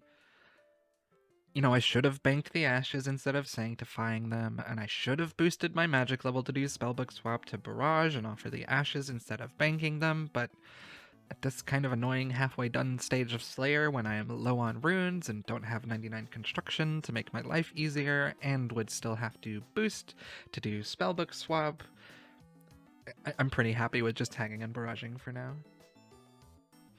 91 HP and 106 combat on the first Abyssal Demon task. Yo, 95 magic! One left before I can be done with the Slayer. Hopefully I get the whip before that happens. No shot, that was so fast. I've still got 20 left on task. Oh my god. Not even 200, 198 demons. Got the whip. Let's go. Sorry for the fan noise. Hey, I don't know about you, but I am so happy with 198 KC for a whip. I really don't need it right now, and I wasn't taking any time out of my run to farm a whip, so the KC doesn't really matter. But a whip is one of those, like, holy heck, I've got a gamer account type of moments, and it's nice to not go dry on it for once. There's the first task done. Very successful. I was expecting that to take a lot longer, but okay. We're out of here with a whip. With that whip out of the way, I no longer have any unlocks from Slayer that I need. Basically, from now on, I mean, there's going to be, like, the Hydra for the Elite task in Korend, but I don't really count that. That's one single kill. I don't have any more unlocks from Slayer, so now I just get to chill. I'm going to keep doing Slayer until I get 96 magic, which not too far away now, and move on to some bigger and better things, I think.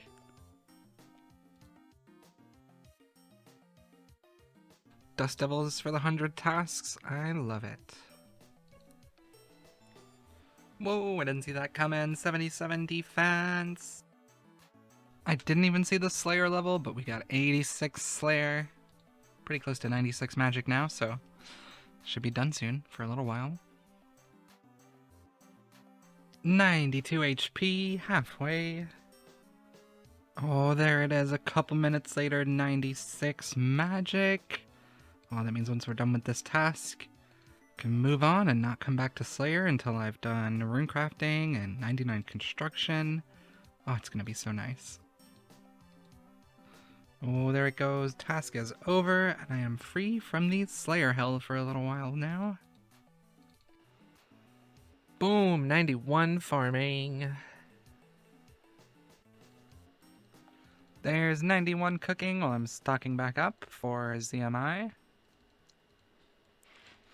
If you're wondering where these raw Karambans came from, I was banking a few of them when I was doing the shop hop method before. Every time I had to restock, every time I had to get more logs to light more fires, I would fill up with raw Karambans and bank them.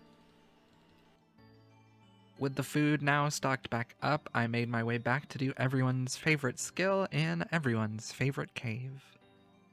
I know I've done a lot of ZMI in recent videos, but this is the start of the actual big 99 runecrafting ZMI grind. I have all the unlocks I need, I have all the magic levels, I have the crafting supplies to train 0 time with, I have food, I have all the essence to get it done, so I'm getting it done. I just want to be rich. I've been worrying about GP since day 1 of this run, and I've had a green cash stack for a little while now, but I don't know if you've noticed how much raw GP irons need, but it's so much, it's crazy. So, we park ourselves at ZMI for the next week, we make a mint, and then make even more at the Shiloh gem mines afterwards. You know, it's not the most exciting content other than the end results, but it's a pretty huge turning point for the success of this run. And I'm just so glad to finally be doing it and getting it out of the way, instead of just talking about it. Now that we finally have all the unlocks, this method is pretty satisfying to zone out to. We withdraw 7 glass from the bank after filling the pouch with essence. We blow as much of it as we can, or as much as the wizards and rangers will let me before crafting the runes, Orania teleporting, using Spellbook Swap and Vile Vigor if the run energy is below 40, pray at the altar, and repeat. It's really not that different to what I was doing before, but having to pay attention to the potion timers and constantly making sure you're on the right book at the right time made the method very unfun for me. But now I don't have to do that, and the XP rates and the quality of life are so much nicer. I'm averaging 94 to 95,000 runecrafting XP per hour and between 27 to 30,000 crafting XP, but that goes up or down depending on how many other folks are doing ZMI at the time. If it's not peak hours and there's like no one in the caves, I can barely craft any glass while I run, and it's super frustrating. Oh, and I get like 14k magic XP too, but whatever. 93 runecrafting! There's the 87 crafting. Finally I can do Dorgishan light orbs. A little bit more XP. Beautiful. A little bit more XP coming in. It's gonna make this CMI a lot better.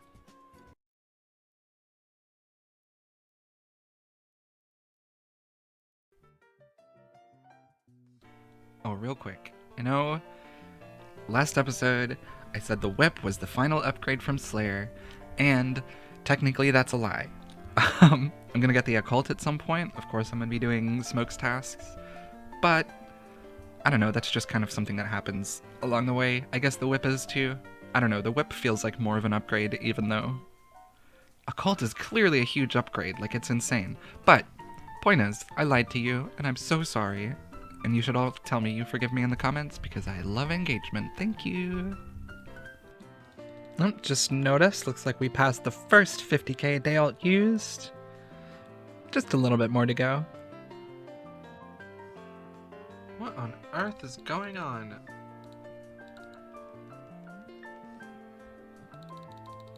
Like, people are moving, stuff is happening. This is the strangest lag. Jeez. 94 runecrafting. Oh, they're coming so fast at the moment. It's so nice. 88 crafting. I went right past it, but there's 95 rune crafting. Oh, that's the Wraths with no boosting. And just 4 levels to go for 99. I'm chilling at the moment. ZMI is just so easy to completely turn your brain off and watch YouTube. I'm having kind of a nice time. Plus the XP is really good, so it's chill and satisfying, good content. I've got this deep feeling that this is going to be another skill that I'm going to get to 99 without a pet. Like a squirrel would have been cool, Rocky would have been cool, although I couldn't get that with artifacts, but the heron would have been cool. Hopefully Jagex is kind. I really like the runecrafting pet. It'd be fun to have. It'd be good for clickbait too, we'll see how it goes. There we go, we just rolled over, or under the 150k day alt mark. 100k down. A little bit more to go. What? Hello? Jagex, what's happening? What the hell? I could see what everyone was doing. Malformed login packet. Interesting, I have never seen that one before. Okay, everything's fine, I guess. Whatever. Duh. Whoops. This is completely random and nobody asked, but I realized I never explained how I'm banking. Because you have to pay the guy runes, so I buy a big stack of earth runes at one of the rune shops, whichever I'm close to or whatever. I just buy a huge bulk stack of earth runes, and I use those as one of the spells. Yeah, the Orania teleport needs them, and I use them to bank with, so it's pretty good. I think I've gone through like almost 100k of them at this point. So you definitely use a lot, but it works pretty well. It's weird. ZMI is the first time in a long time on this account that I've had time to actually sort of sit and actually look at the skills we've gotten. Like in my head, I'm still super mid-game. This is like a baby account, but I'm not close to done, but I'm pretty close to being done, you know? It's getting 99 rune crafting out of the way, which pays for 99 construction, which makes Slayer easier. Like, we're getting real close, and I kind of hadn't realized. It's satisfying doing the end game grinds, getting to move on and cross a lot more stuff off the list. I'm excited. Can I get a drum roll, please? Keep that drum roll going, please. And 96 rune crafting. Oh, that one feels pretty good. 96 kind of sucks, just to get through, you know? It's over a mil XP, but we're not getting closer to 99, you know? We're still gotta get 97, I don't know. 96 rune crafting. Woo! 89 crafting, one more for the Fury. It'd be nice to have when I go back to Slayer. And if you take a quick look at my bank right here, you'll notice I am now on 100k day out left, which means I've done 151k so far. I've been getting a little macro unlucky, I guess you'd call it, with the XP drops that I'm getting, so I'm going to need to mine a little bit more day out. Not a ton, you know. I also got a little bit unlucky on the rune essence I got from the Slayer grind I did, so we're gonna have to go make up for it, but that's not gonna be a big deal. It should be a very quick process.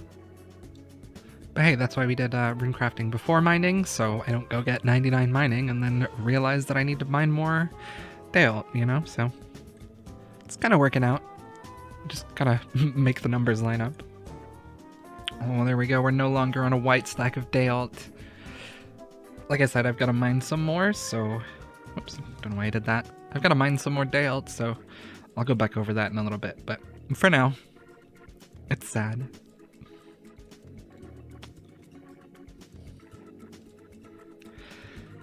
That's what happens when you try to play while you record. Whoops. Alright, totally pointless update that I haven't done in a while, but there's a 10 mil XP milestone, 140 mil. Oh my god, what's happening? This lag is so confusing, oh my god. Like, people are doing things, they're getting hit, I can see it happening. What's going on? I can't even log out. There we go. Cool, and now I can't log in. This is fun. My internet's fine. Alright, I got the timing right this time. Give me a drum roll for... 97 rune crafting. Oh, that's such a big level. It's a really long level for the next one. 1.1 mil XP, but we're gonna get it done. 97 rune crafting. Come on. Oh dang, that was 2050 total level 2. Amazing milestone. Okay, it's doing that thing again. I don't know why. Look, clearly people are doing stuff. They're getting attacked, the NPCs are moving, my fan's getting loud, and here I am. I don't know why this is happening. Like, I wasn't disconnected. Ugh. Why is it doing this? I've literally never seen that before doing this round of ZMI. Yo, 90 crafting sneaking up on me. Oh, that is a big level. Not only is it another 90 for the list, it is the level for the Amulet of Fury, so I can have a little upgrade when I go back to doing Slayer later.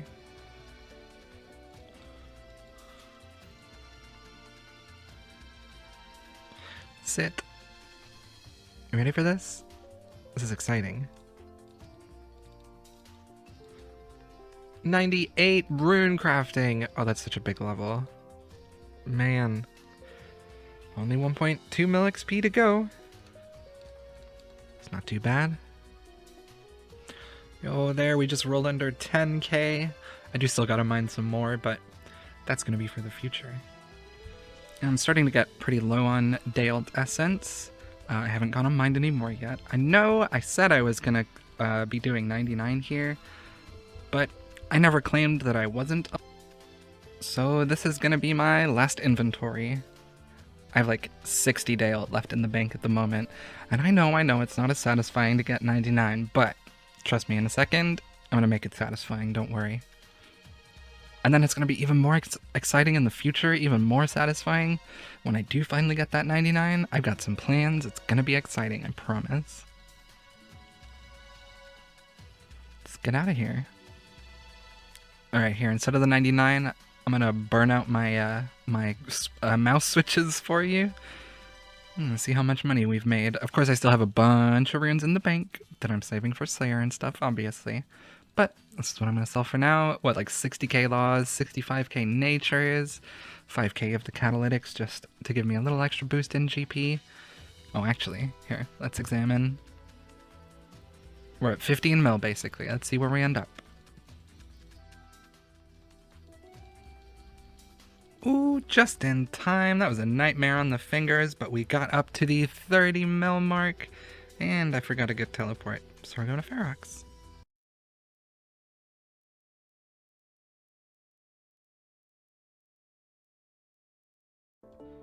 So now that we're finished with the bulk of the rune crafting training, I have a little bit left that I'm saving for something special. I'm going to spend a little time at the gem mine here. I need about another 10 mil until I can push for a 99 construction, which will also get me 99 woodcutting. So I'm not sure how long I'm going to have to spend, but eventually I'm going to make all the gems I get into bracelets and sell them at a store and hopefully get a big chunk of cash. Past Gwen was really nice to me and left me almost leveled, so I can come to this and get a nice little dopamine hit at the start of the grind. Should be coming up anytime now. There it is, 93 mining. Feels pretty good. Means we're way past the halfway mark. Cool. 93 mining. We love that. Just as a little refresher for anyone new, since I haven't been here for a little while, 3-tick gems is basically like doing 3-tick granite, but you also make a ton of money. It's great. It's like 115k XP per hour at 99 anyway. Maybe a little bit higher. I love 3-tick gems. Baguette? Nope. Scam. Oh my god. So many episodes ago I talked about getting another magic seed. This is the first one I've gotten since then. Oh my god. Which means I can finally chop down this magic tree and get some roots. Very poorly, apparently.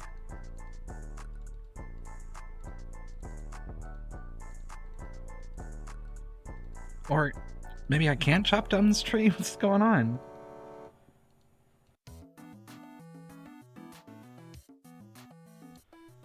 Maybe if I spec. Maybe that's the issue.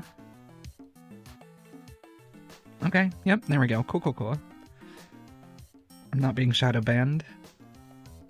Oh, this means I can do magic birdhouses again, too. I mean, not many, but they're so much better than you. Finally! Let me clear this. Get a stack of magic roots, and hopefully have that happen again in a little bit so we can get that good pool in the PRH.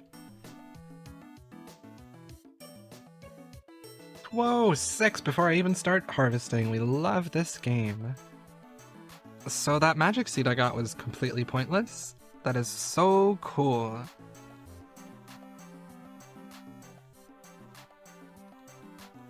Boom, 94 mining.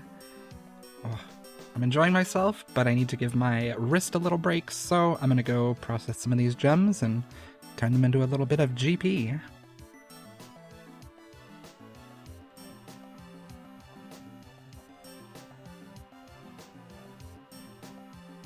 $91 crafting. Sorry for the fan noise. this right here is my last inventory of bracelets that I can make. Well, until I go mine again, obviously. But I'm gonna go sell what I have, which is... I got 431 abyssal bracelets, 583 whatever inoculation bracelets. I have no idea what that does. Never heard of that before. Where are my gems? What am I doing? Here we go. And we'll take out all of these and sapphires, and we'll go make some money. Now, I'm sure you've seen it before, but it's been a little while since I've done it. So, what I do to make the money off of all these things I just made and alkables and stuff in the bank is just hop worlds in the... Was this the Rogue's Den? And talk to this guy and sell him all my stuff. I'm selling like not a ton every world, but I'm not doing one every world because that would be incredibly slow. But this is way faster than alking, and it's going to give me an idea of how much XP I actually have to do for the money I need to make. Alright, that's 2.4 mil gained so far. I realize I have a few more runes to sell, so I'm gonna do that real quick. And with the last of these cosmics, we're almost at 4 mil. We're just gonna call that 4 mil, which puts us at almost exactly 34 mil. Cool. So I'm about 2 mil off of affording the planks for 99 construction, and probably about another 2 or 3 mil on butler fees, but we're pretty close. I'm gonna do another level at the gem mine and we'll see how we get on. But first I need to top up on some volcanic ash because I'm running very low. Hopefully this will be enough to get me all the way to 99 herblore and 99 farming, because I need to spend the mining XP before I get 99 mining, and farming and herblore come after that. So, you know, gonna spend a little while here, probably get quite a lot to make sure I get through to the end there.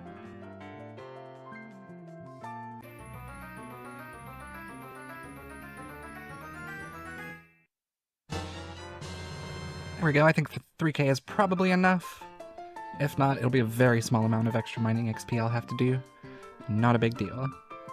Oh, finally, another magic seed. Oh, that was so much quicker. Okay, cool.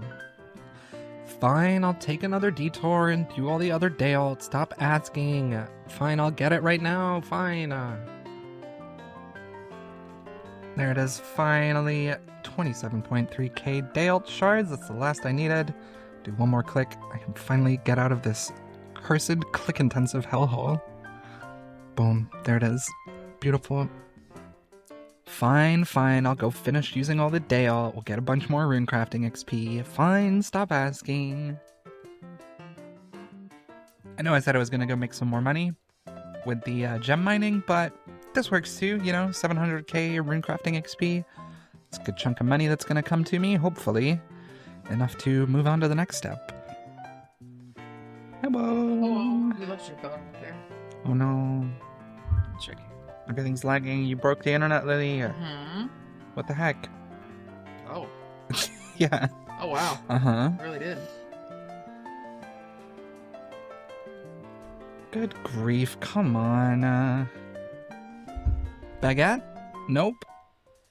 Alright, this run right here is the last of the... Well, it's my last full inventory of day alts. And we are probably going to be about 87k away from 99, which just happened to have enough rune essence for that. I actually did the math right for once, which is nice. I'm going to be using that at a slightly later date for a little something special that I'm going to be doing. But for now, this right here is the last day alt craft we're going to do for quite a while. I didn't bring any teleports, of course not. Sorry if there's fan noise in this clip, but when I turn it off, the fire alarm goes off for some reason, so maybe I can fix it. Shouldn't be a big deal. Sorry if it's there. But I figured, now that I'm basically done with ZMI, I'm going to cash in all of these drops that I got from the Zartasks I've done so far, as well as sell off some of the Chaos runes if I need to, and I'm gonna buy an Onyx and build myself a Fury, finally. I'm gonna hop just so that I can maximize the little bit of toggle I'm gonna get here. Like, it's not a huge amount from these, but it's a pretty good amount, so...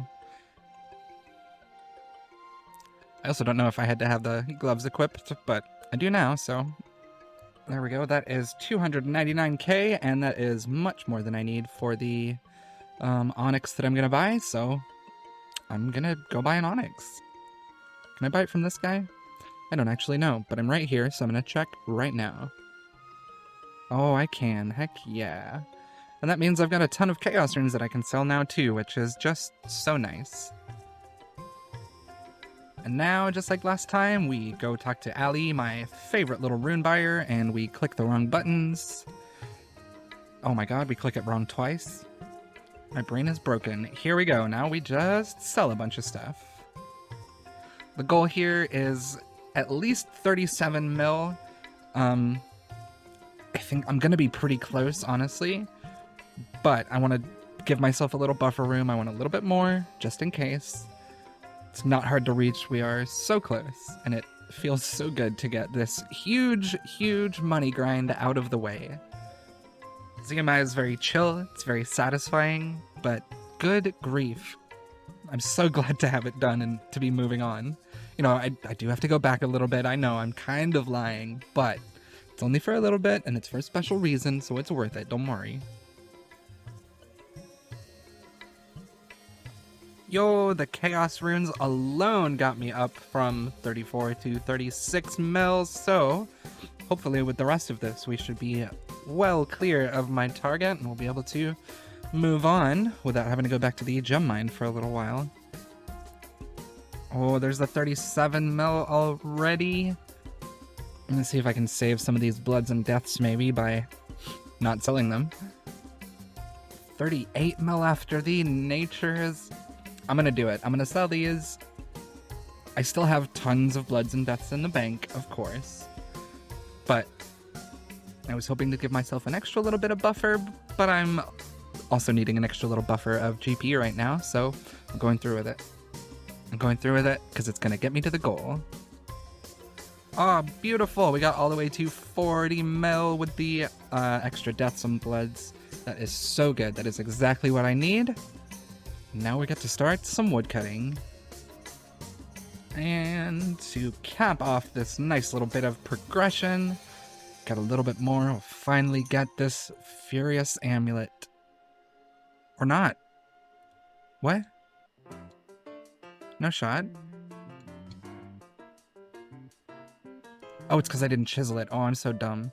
I'm losing ticks. But it's okay. Boom, we got the unstrung, or the unenchanted, the Onyx Amulet. And boom, there it is, the Amulet of Fury. That's going to be so nice when we get back to Slayer. You know, it's not a huge upgrade, but it is quite helpful, actually. Classic. Woo! 92 farming, halfway done. There we go, finally got some more magic roots. A couple more of those. See if it takes another 2 months, or it could take a few days, who knows. My molten glass stack was getting low, so I am working through the seaweed that I farmed while I was doing ZMI and stuff for the last week. I had like 1700. Should give me enough glass to last me for a little while longer. Is that gonna give me the level? There it is, 97 magic. Magic, of course, not that important, but it's the... What? My bad. It's the only skill I know for sure, oh my god, is going to be getting post 99 XP. Like, I can't really do much about it. Magic is used for almost literally everything. So that's gonna go post 99, so 97's not a big deal, but it'd be nice to have another cape soon, I guess. Plus, free 0 time total levels. What am I complaining about? 97 magic is great. Alright, I'm on my last couple inventories of seaweed here. About 15.5k molten glass, not bad. Should last me a little while. I'm honestly not sure. I might just have to bank stand glass at some point. I am running out of places to zero time, especially for things that take up this much inventory space, but we're figuring it out. I did a little procrastinating / bank scrounging and found a bunch more alcohols or a bunch more things that I could sell for a little GP, including alcohols and some resources that I got from Slayer. So we're already over 41 mil. Hopefully I can get a little more. This is my last mithril plate bodies, which puts me at 42.6 mil, which hopefully should be enough for what I need. Basically, the only thing I need to buy at the moment is some broad arrow packs to get me through the construction grind. I'm not going to be spending too much money, but I need something that is in my inventory that I don't have to get out of the bank to zero time while I run from the dig site teleport to the tree patches on Fossil Island, because that's where I'm doing all of my woodcutting and construction training very soon. Just over 40k now, which feels like probably not enough, but I'm not sure how many fletches I can get between woodcutting laps. So we'll see. I'm gonna get a few more just because I'm gonna need them at some point anyway. As long as I stay over 40 mil, that's good enough for me. Now I can actually go and start spending even more money, which is so cool. So now that I have the money, the most important thing I can do is get 99 construction, and that is the plan. I'm gonna hang out here on Fossil Island for a while, teleporting back and forth, making planks and banking teaks, and I'll be getting 99 woodcutting first, but by the time I have 99 woodcutting, I will definitely have 99 construction banked, and I would be able to burn through all of that pretty quickly, which is very exciting. The construction cape is like incredibly OP.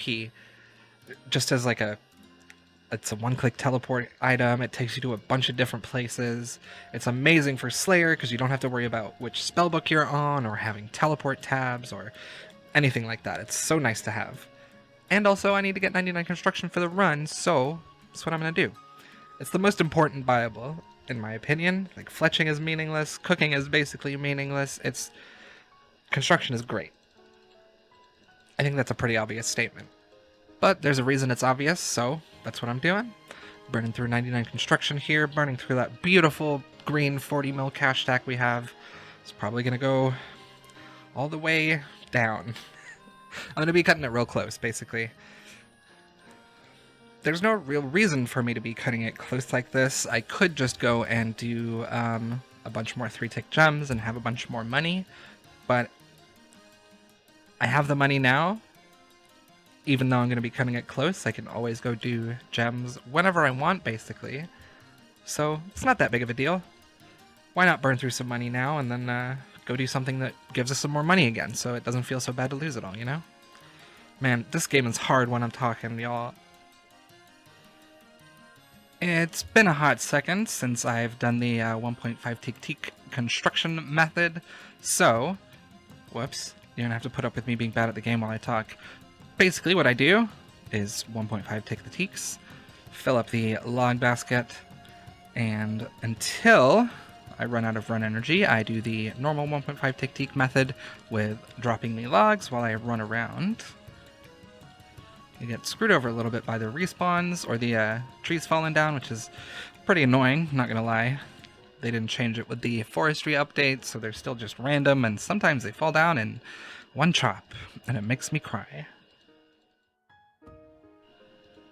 Now, once my energy starts getting low, I start letting my inventory fill up. Basically until I get annoyed by the trees, and then I do the last couple, and teleport out to Sepulcher, empty the basket, POH teleport. Gotta open the settings tab and use the pool. Click on the teleport before you call a servant. Send them off to the lumber mill, and then you get teleported after that, and you fletch on the way back to the trees. It's a really nice method, and it's really good XP even with the teleporting out, as long as you can stand doing 1.5 tick teaks, of course. Most people can't, but It's very satisfying. Like, it's fast XP while you're doing it, and then it's really fast to process the planks after or process the logs into planks, which means it's also really fast to do the construction XP after, and it's just a really good gameplay loop. Hopefully, this should be a lot faster than the runecrafting grind I just did. There should be some really good dopamine and some really good total levels.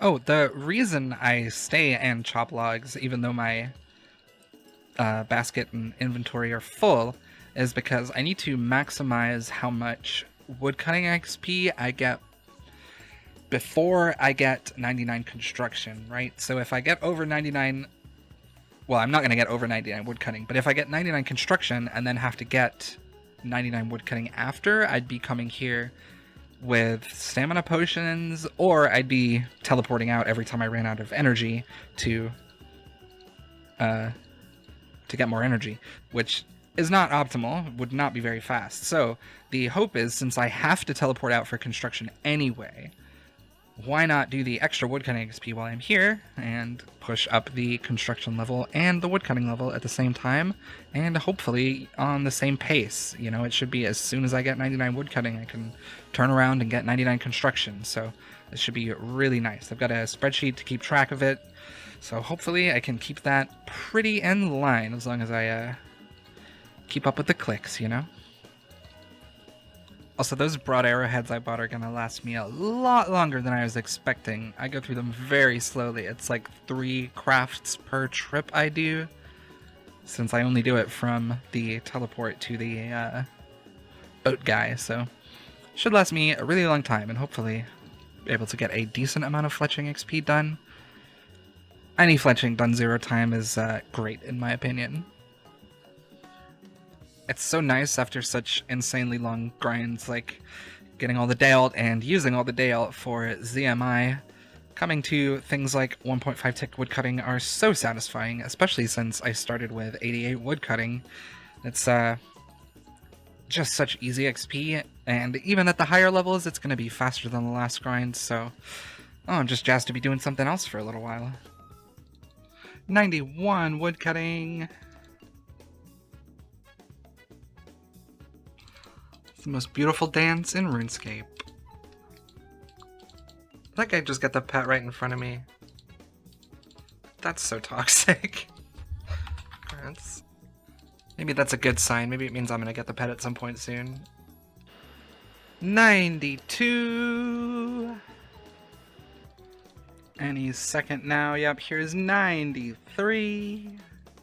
This right here is going to be my last collection of mahogany antique logs, because I won't need them anymore after this, so we're going to turn that off and put a lot more on the herbs.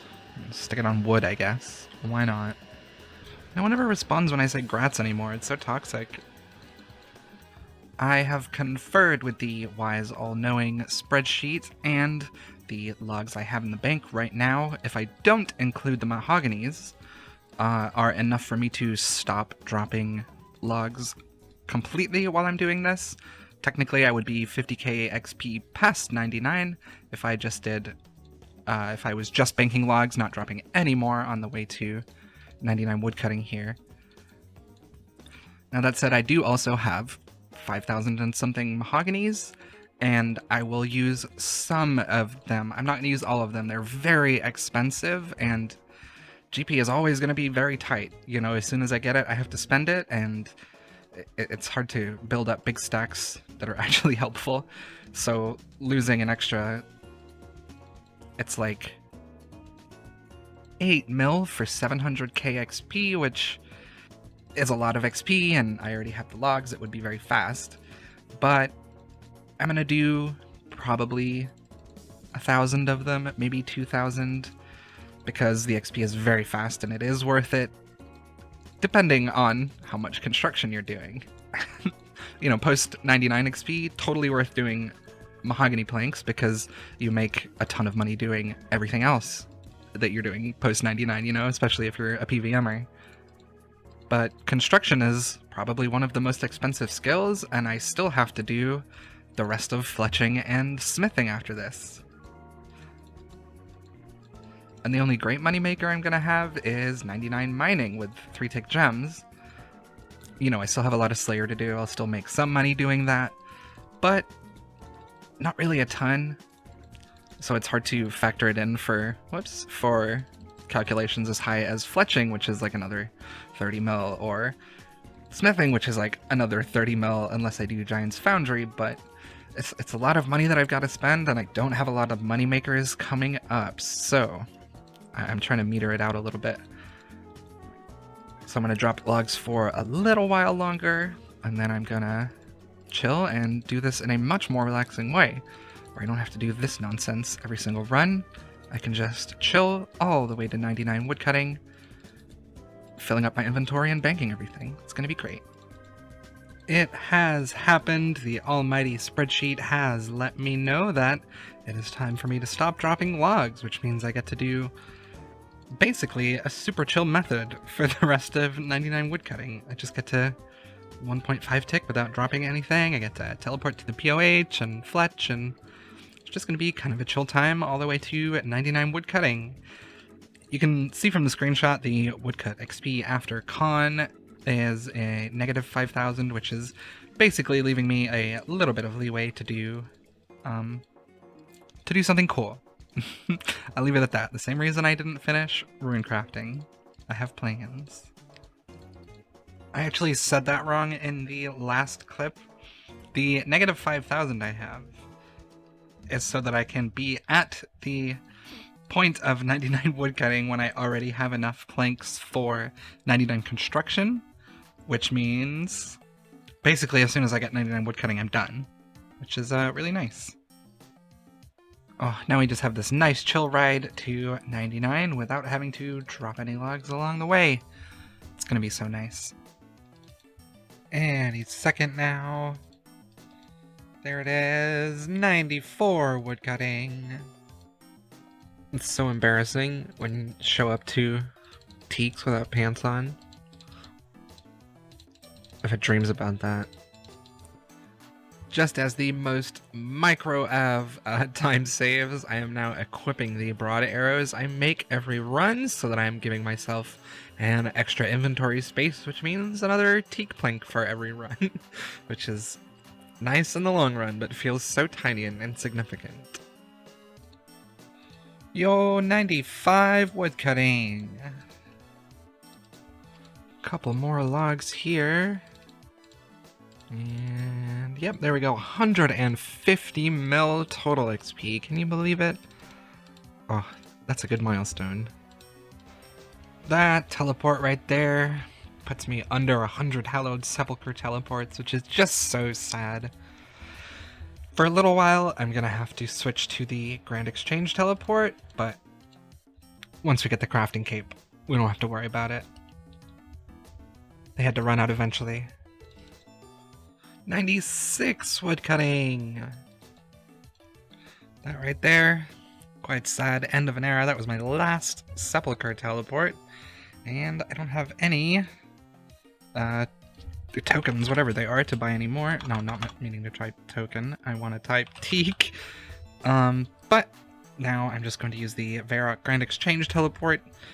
It's a little bit longer of a banking time, but it's very easy for me to access. So that's what I'm doing for a little while. Just means I need to get 99 crafting as soon as possible. Oh my god, it's actually impressive how bad I am at this game when I try to talk. I didn't even send my planks off. On the plus side, even though the banking time is a little bit longer now, I've got an extra space in the inventory. I just need to remember to actually send the guy off with that extra log next time. Getting real low on broad arrowheads. I have the feeling I'm going to have to buy a few more. Which means I'm going to have to do some mining before I can fully pay for 99 construction, but I'm okay with that. I prefer the XP right now over the GP in the future, I guess. There we go, that's all I'm going to do for now. We're stuck back up to 15k. Don't know why I came here. Let's get back to woodcutting. Big level coming in. 97 woodcutting. Just 2 to go. And not too long later, boom, 91 fletching. You love to see it. The numbers are going up so quickly right now. Baguette? Nope.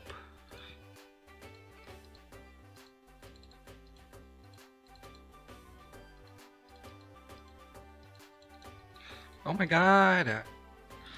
Here we go, another little session of being Neve's Pay Piggy. I'm up to another 13k broad arrowheads.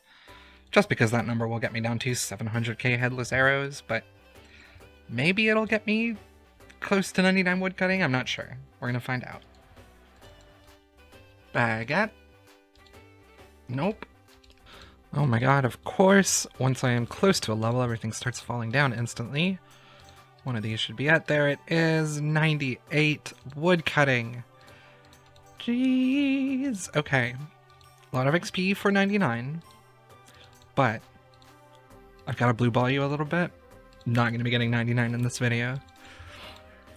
I've got to save a little bit of XP to use at Wintertod. So I wasn't going to do Wintertod 299 previously, but there is just not enough time in the world for me to fit in 0 time stuff all the way to Maxcape. So I'm doing a little Wintertod to get the 99 fire making and the 99 wood cutting and the extra mahogany logs that I have in the bank from Miscellanea that I didn't calculate before so that I could give myself some leeway. We'll cover the rest of the XP I'm going to need for 99, or the construction XP anyway. But I've got a whole, well, most of the rest of the level to do, so I'm going to do that. I'm going to edit this video and see how much XP I can do before it goes out. Since I've spent this entire last week just grinding woodcutting and watching a show, I'm going to do a little grind-in review segment for you. So that show was Mr. Robot. It's essentially the only thing I've been watching this last week, and I love it, and I also hate it. The writing is like CSI, but it's like a intense high production drama. I don't know. It's fun. I'm almost done with it, but mixed feelings. Good show. Worth watching. I've obviously stuck through with it, but you know, let's say 8.5 out of 10. Could be better. I've basically just rolled under 1 mil XP to 99 woodcutting, and I'm getting pretty low on these broad arrowheads here, so I think that's what I'm going to call it for this episode.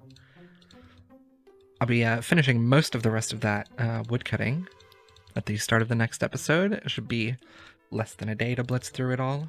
Super easy. And I think that's going to be enough, honestly.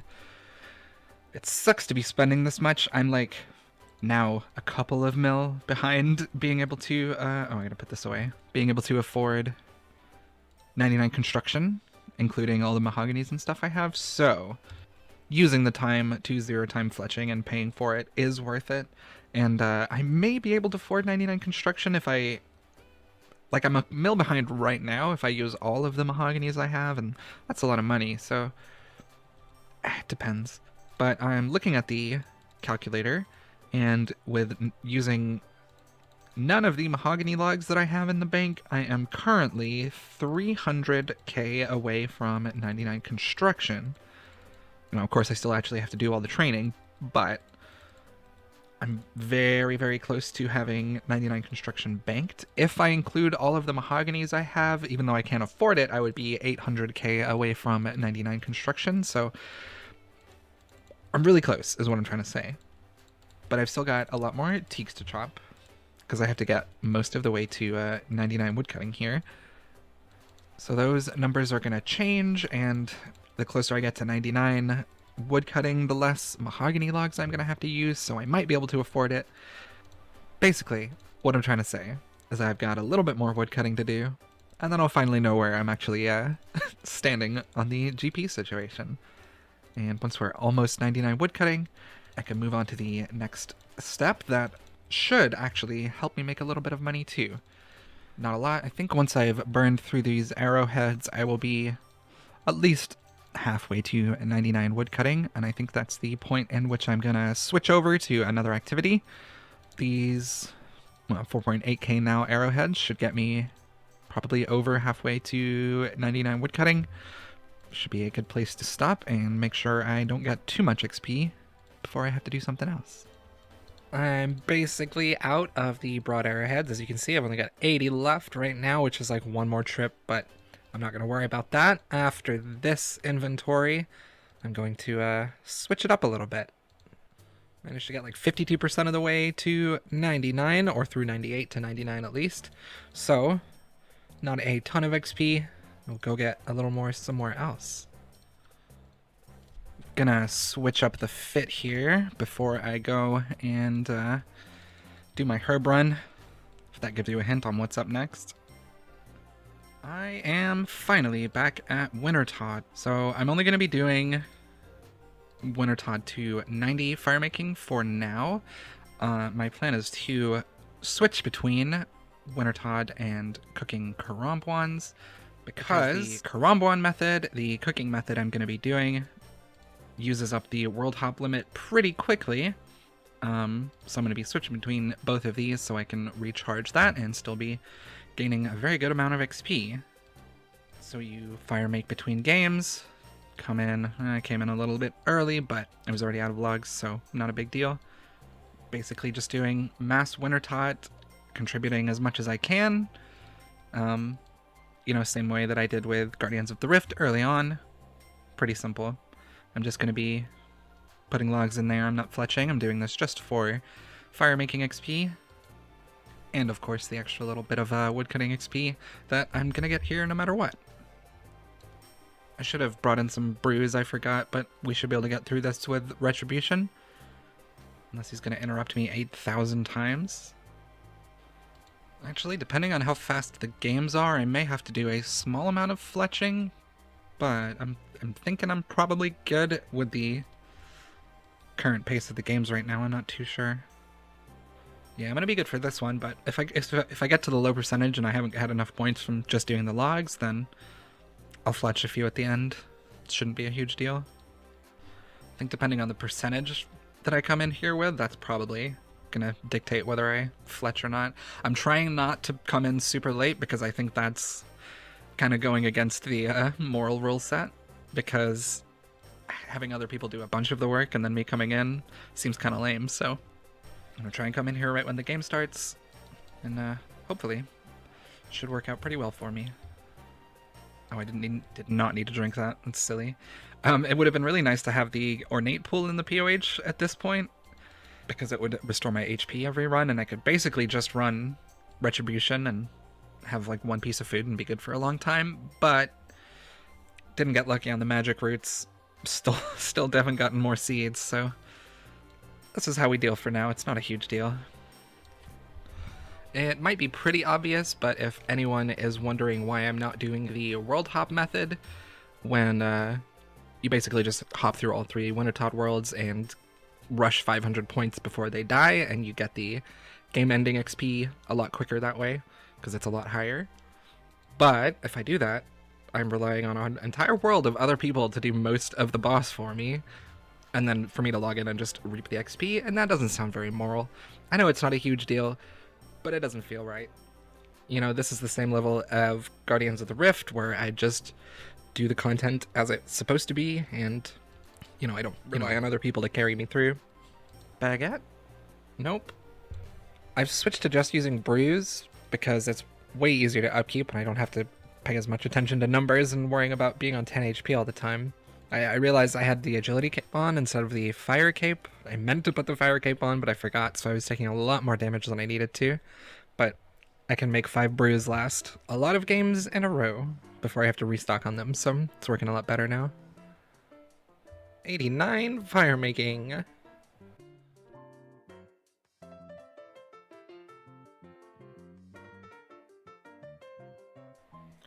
Yo, boots!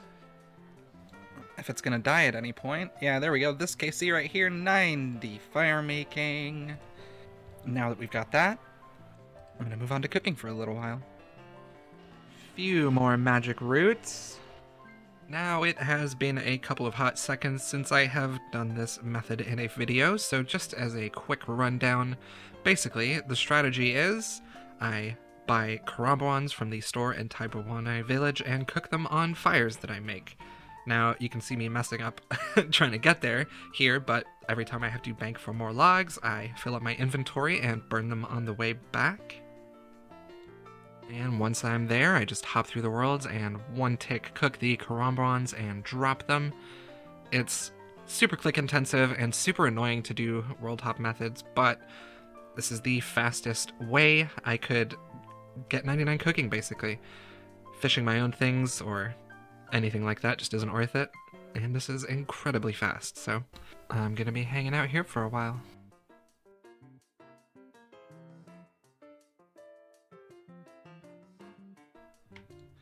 There's 92 cooking, which means after I run out of logs here, I'm going to make my way back over to Wintertod. The end of this game is going to get me a beautiful 91 fire making, which means it's time to go back to cooking. I had the genius big brain idea that I'm not sure why I never thought of before, to bring the fish barrel with me. Whoops.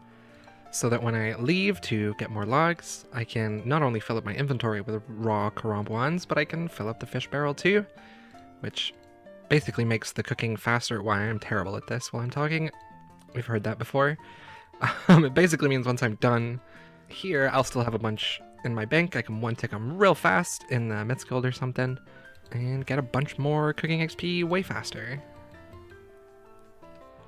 I know I did say I was doing woodcutting and construction because I had the money, and now I'm spending a few mil on karambwans here. But it's pretty cheap, and the hope is I'm gonna make at least a decent chunk of the money back with the GP and resources I get from Wintertod. And I was gonna have to make a little bit more money anyway, so I'm gonna end up hopping over to gems for a little while. Not for too long, probably not even a whole level, but once I've done that, I can burn through construction, and finishing fire making, or finishing cooking lets me finish fire making, which lets me finish woodcutting, which lets me finish construction. So it all leads back into itself, but we're getting there. I'm very close to being able to actually get some cool and useful capes. This is some great timing right here. I'm on my last log of the trip, and there is 93 cooking.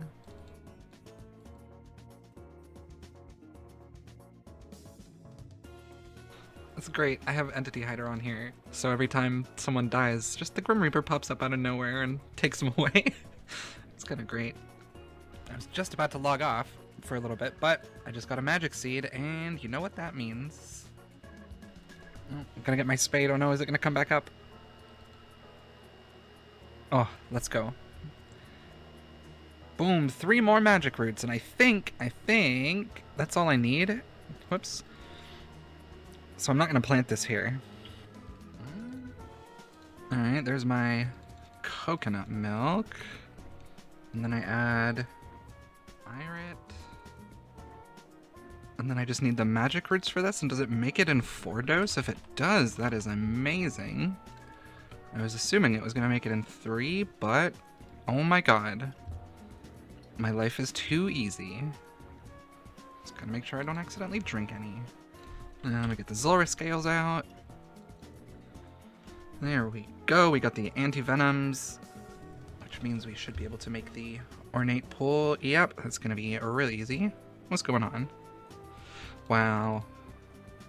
Alright, now we finally got those. Oh no, I don't have enough scales. Wow. Oh, that's so toxic. I'm gonna go fish some, I guess. Big giant snake. Is that enough? It should be enough, right? Yeah, that's enough. Alright, there we go. We got our scales back, got the pie back. Now we actually have enough potions. Now I gotta get the stuff to make the pool. And I get to spend even more of my construction money on 5 of these. I'm not even gonna hop because I am hardcore. And I do believe with just the crystal saw, I should have the boost because I'm 87. So if I go to upgrade this right here, Oh my god, I've done it. It's the most beautiful pool, and that is actually going to make my Wintertide grind a little bit nicer too. 92 fire making. 94 cooking. That's the first level back after playing leagues for a little while. Feels good. 93 fire making. Man, this place is way too fast. Is this gonna get it for me? 93 farming. 95. I'm gonna chuck one of these logs in here for level 94 Wintertide.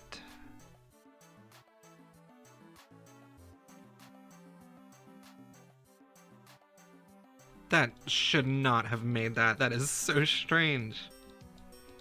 It fletched the mahogany stock, even though it still did the fire-making action that I did a second later. Servers are messing with me. 96 cooking. Let's fucking go. Big ol' 95 fire-making. 97 cooking. Good grief. I'm burning through these, but would really like a break from the one ticking. And barely any time later, that is 96 fire making. Getting into the big gamer levels of both of these now. 97 cooking, 96 fire making. Basically, I'm done. There it is, 98 cooking. Oh, it feels pretty good. I am very excited to not have to do this method anymore. And I only have to do about half of level 98 like this because I have banked so many Karam ones. Feels very good. Okay, I'll take a Tome of Fire. I don't need it for anything, but it's cool, I guess. Yo, 97 fire making. This fire is probably not going to get me through any more than these Karam ones right here, but the all-knowing calculator tells me that I'm about 30k XP away from having 99 cooking banked. Mostly from the Karam ones that I bank while I bank for more logs while I'm doing this, but also with the raw fish I've gotten from Wintertide so far. So basically, as soon as this fire does go out, I'm done, and I can stop world hopping and have a much more chill time. Yep, there's the ashes. Okay, I'm just going to fill up my barrel in my inventory, and I'll recheck the calculator, see how far off we are. Alright, so we've got 3.3k Karam ones that I managed to bank, which is most of this, almost 700k XP. The swordfish and the sharks, I'm also going to be using the lobsters, because you can one-tick, kind of, in the Myth Guild. I'll show you later. But those put us 4.6k away from 99, and I'll be over that with any more that I get from Wintertide. So let's get that done. Finally being done with the hop and cook method for Karwambwans means I don't have any more fire making experience that I'm going to get anywhere else, so I can just camp the old tot and fire make some logs between rounds and get up to 99 real fast here. There we go, not too long later, 98 fire making. Time to chill. Get this last 1.2 mil XP, should only be a few hours. Oh, there's 170 mil total XP, feels pretty good. Oh, that kill count puts us just 5.4k XP away from 99, which means I am out of here. I am done with Wintertide. I'm gonna get the rest of that XP in the grind exchange real quick with some U-logs, but I'm not gonna be getting it this time. I'm sorry, I know I keep doing it, but next episode will be the end of that, I promise. Now that the Wintertide grind is over, I can finish off the last 200k woodcutting XP, I think it is. Yeah, 175k. We got a decent amount from the Wintertide grind, but I'm gonna hang out here, make a few more planks, and then we will figure out what we need to do for GP from there. But that's for next episode, Gwen, to worry about. For now, though, that's all for this episode. I know I keep baiting you with 98s, but the chain of 99s ends with construction, And I am so very close to having that done, I promise. Then we get the big chunk of dopamine with all those 99s and all the capes, and that is just going to be great. This is going to be my last full inventory of teaks, because I am 2.3k XP till 99. In fact, I'm just going to drop a few of these, so I can get even closer. I'm going to get too close. Look, I've gotten all these 98s, I might as well save it so I can get 99s together, right? If they had to be done in a chain. There we go, 32 XP to a level. Let's get out of here and see what we're looking like for planks. So, with 99 woodcutting done, I have 66,958 teak planks. Well, I've got 41,000 to make, but total 66k, 300 mahogany planks, and I'm going to have to make 4,800 mahogany planks, so I'm going to need a little bit more money. It's 20 mil just for the teak planks right here, so gonna have to spend a little while gem mining, but that's not a big deal. That doesn't take very long at all. And I also have a ton of resources from Wintertod, and I might still have some stuff left in the bank. We'll see. But yeah, we have 99 construction banked. I mean, if I include those, we're over it, so it's very exciting. Alright, I managed to scrounge up a few things. We had some rune bars and gems and stuff like that from Wintertod, and I also had a big stack of battle staffs from Celastrus Tree contracts in the farming guild, so hopefully I can burn through these pretty quick. I think I also have some adamant plate bodies that I forgot about. Yep. So, build up the cash stack a little bit more here. Should be pretty quick. I'm still gonna have to make a few more mill, but I'm in a pretty good place right now, so feeling good about it. Here's the last of those items, 1.1 mil basically, which is pretty good. Most of that just from Wintertod, so not bad at all. Now to push through a bit of this last 80k runecrafting XP I have. I'm going to be making a bunch of wrath runes for the future grind, and I put my giant pouch away. Of course I did. Pretty much going to be making enough here to get to 99 Slayer. You know, it'll be a bunch of prayer XP from offering spells and stuff like that. So I think I need a few thousand. I've already got like 600 in the bank, I think, so don't need that many. Shouldn't take too long here, and then I can take the rest of the pure essence to... Wow, I am rusty at runecrafting. I can take the rest of the pure essence to ZMI and make a few more runes and turn some of those into GP, which will help towards construction too. I think if I look here, 4.9k. Oh, I need a few more. Well, we're at 5.1k now, basically. Getting kind of low on essence, but I'm going to keep going. I'm going to make probably 500 more. I'm calling this right here my last inventory of wrath runes for a long time. Puts us at almost 5.6k, which, depending on my task luck, is either going to be too much or not enough, or exactly the right amount, so hopefully that should be pretty good. Now I need to do some math on the ZMI calculator to figure out how much essence I need to finish 99. I got like 26k XP for those wrath runes, so not a ton, so we'll see how much I need. Okay, according to the ZMI calculator on OSRS portal.com, I should only need 4k essence, and I am at 3.6, so a couple of days of collecting from the guy in Artie should get me set up real nice. In fact, I'm getting to him before the daily reset, so I get that 250. I will get another 250 in a couple of hours, and I'll have the essence I need again. So I'm just going to go to ZMI right now and use up most of this. Here is where all the zero-time crafting I've been doing during herb runs comes in. That's 92 crafting. I've gotten really lucky on the rune crafting XP. Like, if you make better runes, you get a little bit more XP. So I might not have to get any more rune essence. I'm going to be real close here. Maybe I spoke too soon. I've only got one inventory left after this one, and I'm still like 3k away. That said, though, I am 3.3k away, but I'm incredibly close to 99, and one more set of pure essence from my guy Wizard Property, I think it is, and I will be chillin'. There we go. I just had to wait for 10 minutes for the BERT alert, and there we go.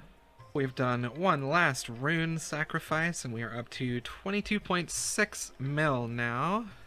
Okay, so just for the teak planks or the teak logs that I have, I need 20 mil or 20.4 mil, and I have 22.6. So that's probably enough to cover making all those and for paying the butler to take them to the sawmill. But it's not enough to cover the mahogany planks. But I think what I'm going to do is I'm going to turn all these teaks into planks so I can burn through a ton of the construction levels. And then I will do a little bit of mining for the mahogany logs. All right, we got 41k logs. Let's get through them. Let's hope I don't misclick a teleport. Oh my god, another day, another bunch of PKers screaming at each other over nothing. You love to see it. Alright, still going. Ooh, someone just lost a lot of money. Andy hates it. I got 66,205 teak planks, but I need money to pay the butler and money to finish these planks and make a couple thousand mahoganies, so I'm gonna go back to my favorite little gem mine and hang out for a while. Very proud of myself. I managed to buy 22 mil in planks in a PvP world and not die a single time. Alright, I have done the math. I need about 10.5 mil to finish off 99 construction, and someone is on this world, of course. Alright, so I need 10.5 mil to cover the rest of my teaks, the mahogany planks I'm going to make, and the butler fees, the 10k that he's going to take every 8 trips, which is really ruining my kids' college funds, but some very rough math has told me that I need about 7,000 useful gems that I can sell. Like I said, it's very rough math. I'm not even going to explain it, but that's what I'm going to aim for, and then I'm going to turn them all into alcohols that I can sell, and hopefully my very, very rough math was right. Any one of these rocks. There we go. 95 mining. It feels super nice just getting a few of these later levels every time I need some money rather than doing the 99 mining grind in one go, because my wrist is starting to get tired. I know I said I was going to get all of the gems and then process them, but I'm going to give my wrist a break, cut some gems, and make some jewelry. Alright, not too much longer later, I am down to my last 4 bracelets, and along with a bunch of stuff I scrounged from the bank, we are up to 5 mil, which is not bad at all. A little bit less than halfway there. Basically, I'm done.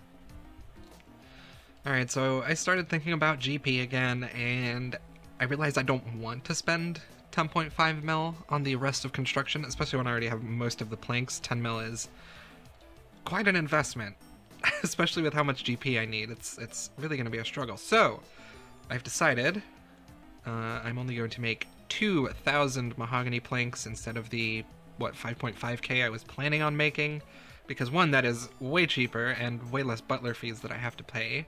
But I can do them with mahogany homes. It's 3 hours total, which is probably at least an hour and a half that I would be losing, but if I have to spend time making money in the future, I'm going to be losing way more time than that. So I'm going to save myself a pretty decent chunk of money here and spend my time doing something useful. So I'm going to finish making my teak planks and those 2,000 mahoganies, and we'll actually have a 99 banked, which I'm very excited about. Once again, but actually this time I'm on my last inventory of planks. I have 1.82 mil, and we have 99 construction banked. I'm probably going to need another mil for butler fees, but I can make that up with some more gems and a little bit of alking while I do those 3 hours of mahogany homes. Alright, I have stocked back up on a bunch of alks. Well, not a bunch, but definitely enough to get me through this, so I can make a little bit of GP while I do these few hours of mahogany planks.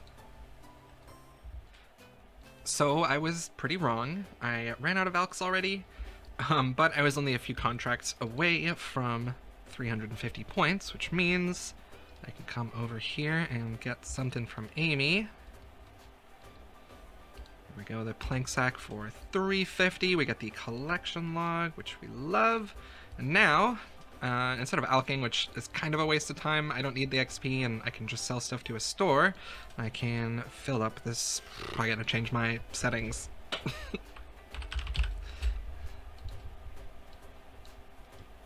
Do you have to be outside the bank to use the plank sack? That's kind of strange. Okay, anyway, now what I can do is run around with some molten glass on me and get a little crafting XP while I run around from these not amazing teleports, but this is going to be really nice. A decent bit of crafting XP, 0 time while I burn through these planks.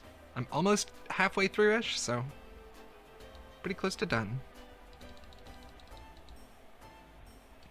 I do believe when I talk to Miss Tao here, there is 88 construction, which is the first level of the grind.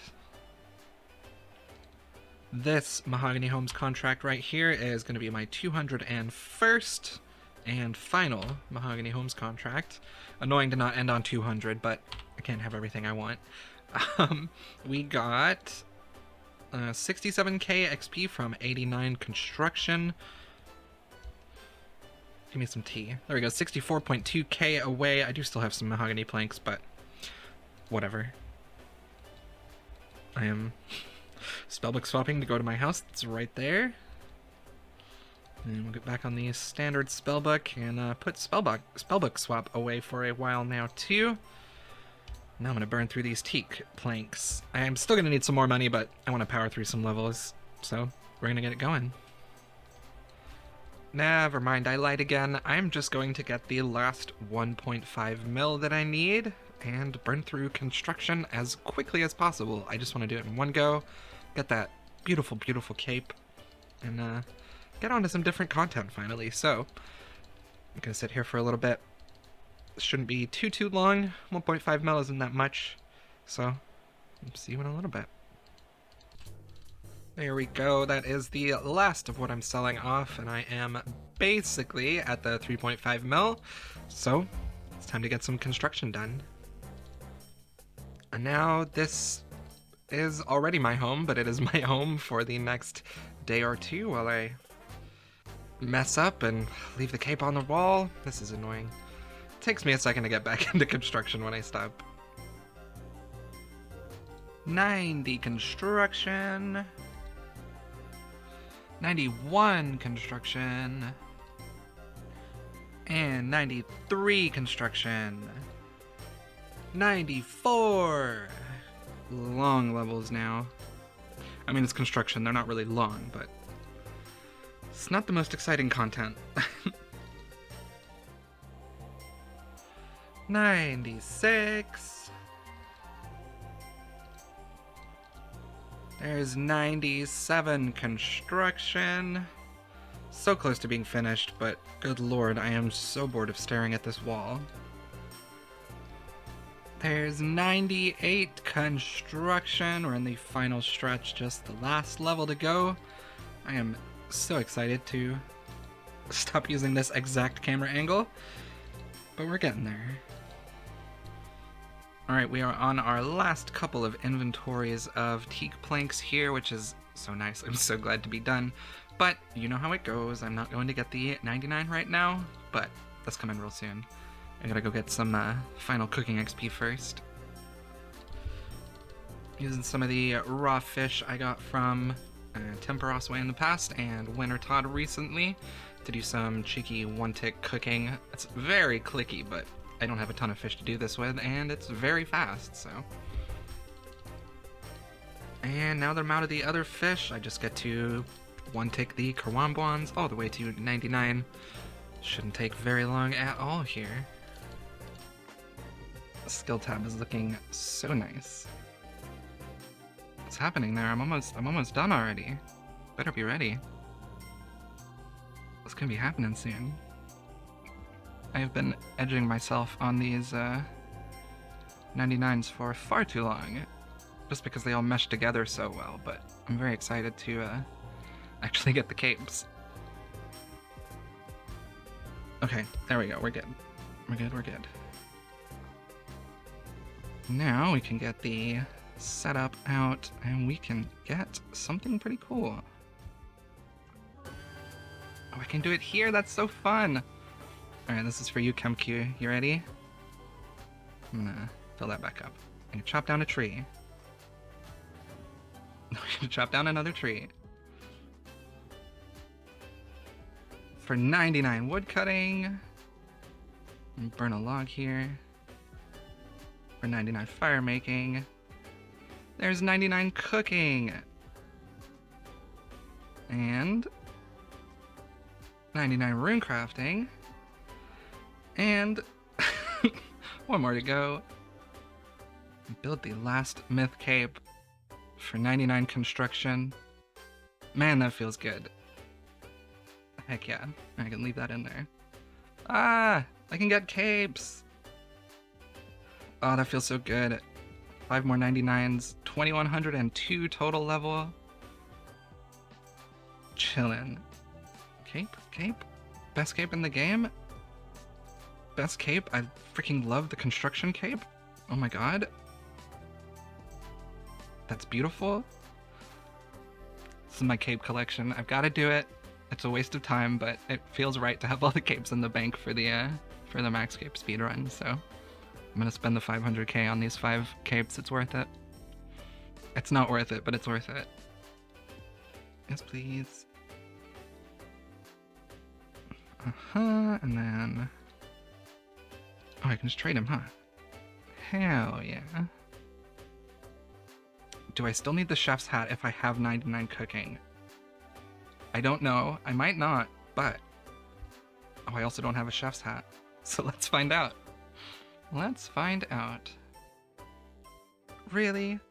Really? Really? That's so toxic. I have 99 cooking! Man, this game sucks. That's very annoying. I hate this person. I'm better at cooking than him. All he makes is apple pie. My friend. Give me a hat. Thank you so much. I don't need to cast teleport to house because I can just click my beautiful, amazing construction cape that I have missed so much. And I am so happy to have again. Feels like a big turning point in any account to get 99 construction. It was the first 99 I got on my UAM that made me feel like I was actually going to max. So, feels pretty good. Especially with those all those other 99s. Are you happy now, nerd? I put on a worse hat? Weirdo. Let's go! Okay. Gotta make the inventory pretty. 5 more 99s, 2100 total. Oh, I'm killing it. Guys, I'm killing it. And now, I gotta do a herb run and a farming contract and a birdhouse. You know what really sucks? All of those, well, a lot of those 99s could have given me a pet. But I am still at 0 pets on the whole account, and I think that's super lame. That was such a big chunk of 99s. I'm so happy to have those done. We're real close to having a whole row done over here, but smithing's gonna be a lot later. And now that we've got that big chunk of very useful 99s out of the way, the next on the list is 99 crafting, which I could do 0 time, but the cape is very useful and will save me time during the run, hopefully. But I need to replenish my cash stack, so we're gonna get 99 mining, turn that into 99 crafting, and move on with our lives. But that's all for the future, and this is where I'm gonna leave you for this time. Huge progress being made. Kind of exciting, very useful capes. Very expensive and time-consuming 99s out of the way, so big moves. We are starting late in the levels with this mining grind, already 96. You love to see it. Okay, I have absolutely 0 reason to do this right now, but I'm gonna burn through the eggs I have in the bank, the god eggs that you get from Bird's Nest. I want to see if I get anything from the shrine, and, you know, Maybe I get a piece, maybe I don't, but I get prayer XP and bird's nest, so could be worse. Wow, nothing in the first inventory. This game is a scam. It's 2 inventories down for 89 offerings without any evil chicken pieces, but loving these bird's nests. Scam! But like I said, I got a ton of bird's nests, a ton of seeds, 105 offerings. Let's see if we can get anything good out of these nests. Alright, that was a surprisingly good little nest opening. I got 3 spirit seeds, which is a bunch more contract packs from Jane and the Farming Guild, but a ton more bird's nests. We have a good chunk of Herblore XP in those now. Oh, and I missed an egg. So sad. This rock should be 97 mining, which is so good to see. Got the big long 97 to 98 to do, but before I do that, and after this lap, I guess, I'm going to be messing up terribly. No, after this lap, I'm going to be taking a little break, taking a day to convert all the gems I've gotten so far. I'm up to like 1,000 diamonds or something like that, so take a little break from the clicky-clickiness, you know? I was wrong, it's more like 800 diamonds, but pretty good amount of the rest of them, pretty good amount of XP. I'm gonna burn through it. I've already made it through those diamonds, rubies, and emeralds, and I've just switched onto the sapphires. But there I am, 93 crafting. Starting to feel pretty good.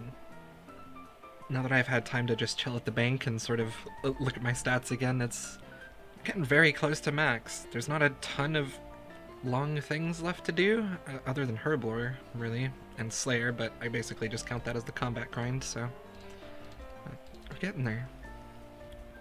Yo, I didn't even know that was coming. 94 farming, let's go. Not entirely sure what happened to this clip, but I got 98 mining. Yeah, 1.2 mil XP to go, easy. Okay, another Hespori bucket, sure. Now, I'm not making a big deal out of this one because I am sick and I cannot be bothered. But my time in the best little gem mine and old school RuneScape is coming to a close very soon. One more. There it is, 99 mining, one of the absolutely most clickiest skills in the game done. Which I am very happy to see. We'll go get a cape now. Talk to my little guy Gadrin over here. And waste another 99k on another cape. Beautiful. Love to see it. Now we'll go straight in the bank. And we move on to processing all these gems we just mined. Gotta do a herb run before I get to that, but it just occurred to me that that is yet another 99 that could have gave me a pet that didn't. And I forgot to blow up glass on the way here. So many disappointing things. Really hard not to cough. Oh, I just started cutting the gems, but I'll show you what I've got so far. Got 1,000 uncut diamonds and 1,000 cut diamonds, basically. 2.5k sapphires, 1.3k rubies and emeralds. Pretty decent chunk of XP, and, especially after I turn the diamonds and rubies into bracelets. If you're wondering why I'm not zero timing this while I do something else, it's because I can't really do that. Most of the things I can zero time right now are like molten glass, because I can drop it and have the inventory space, like if I'm doing a herb run or whatever. And it's the same when I'm doing a Slayer task. I don't want to cut 5 sapphires on the way to a Slayer task and then drop them, because that's a bit of money I could have had, and money is very important for me. So we hang out, we cut the gems, and make money. This is my last chunk of gems that I have to cut. Since I'm done with 99 mining now, I'm not going to have any more, but I am very, very close to 94 crafting. I'm about to go get that with some bracelets. Sneaky 92 fletching from a Celastris bark. Beautiful. Alright, this is what I'm doing for a while. I'm working through all the gems I mined, as well as... well, I'm definitely not doing all of the opals and topazes, but I've got to make a bunch of Slayer bracelets, so we start with them. Get the slower XP out of the way. Should be chillin'.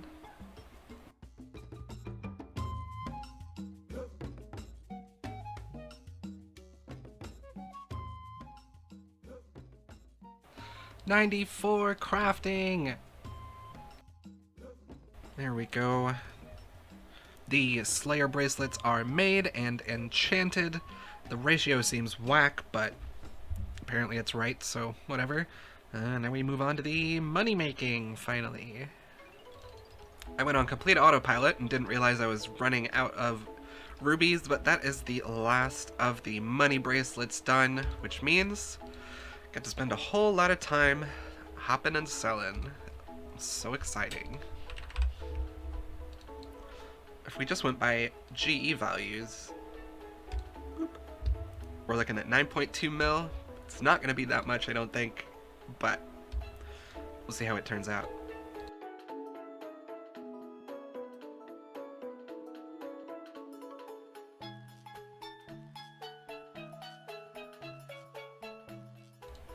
Here we go, this is the actual final inventory of bracelets being sold after far too much clicking. The cash stack is now up to 8.4 mil, which is much more comfortable than the 200k I just had. Feels pretty good. Alright, now I gotta get on to the actual next step in the run. Now I'm wasting a little bit of time, just blowing some glass in the bank. We're almost 95 crafting. Sorry if my voice sounds a little crunchy, I have been sick. I got COVID and flu at the same time apparently, so have fun with that.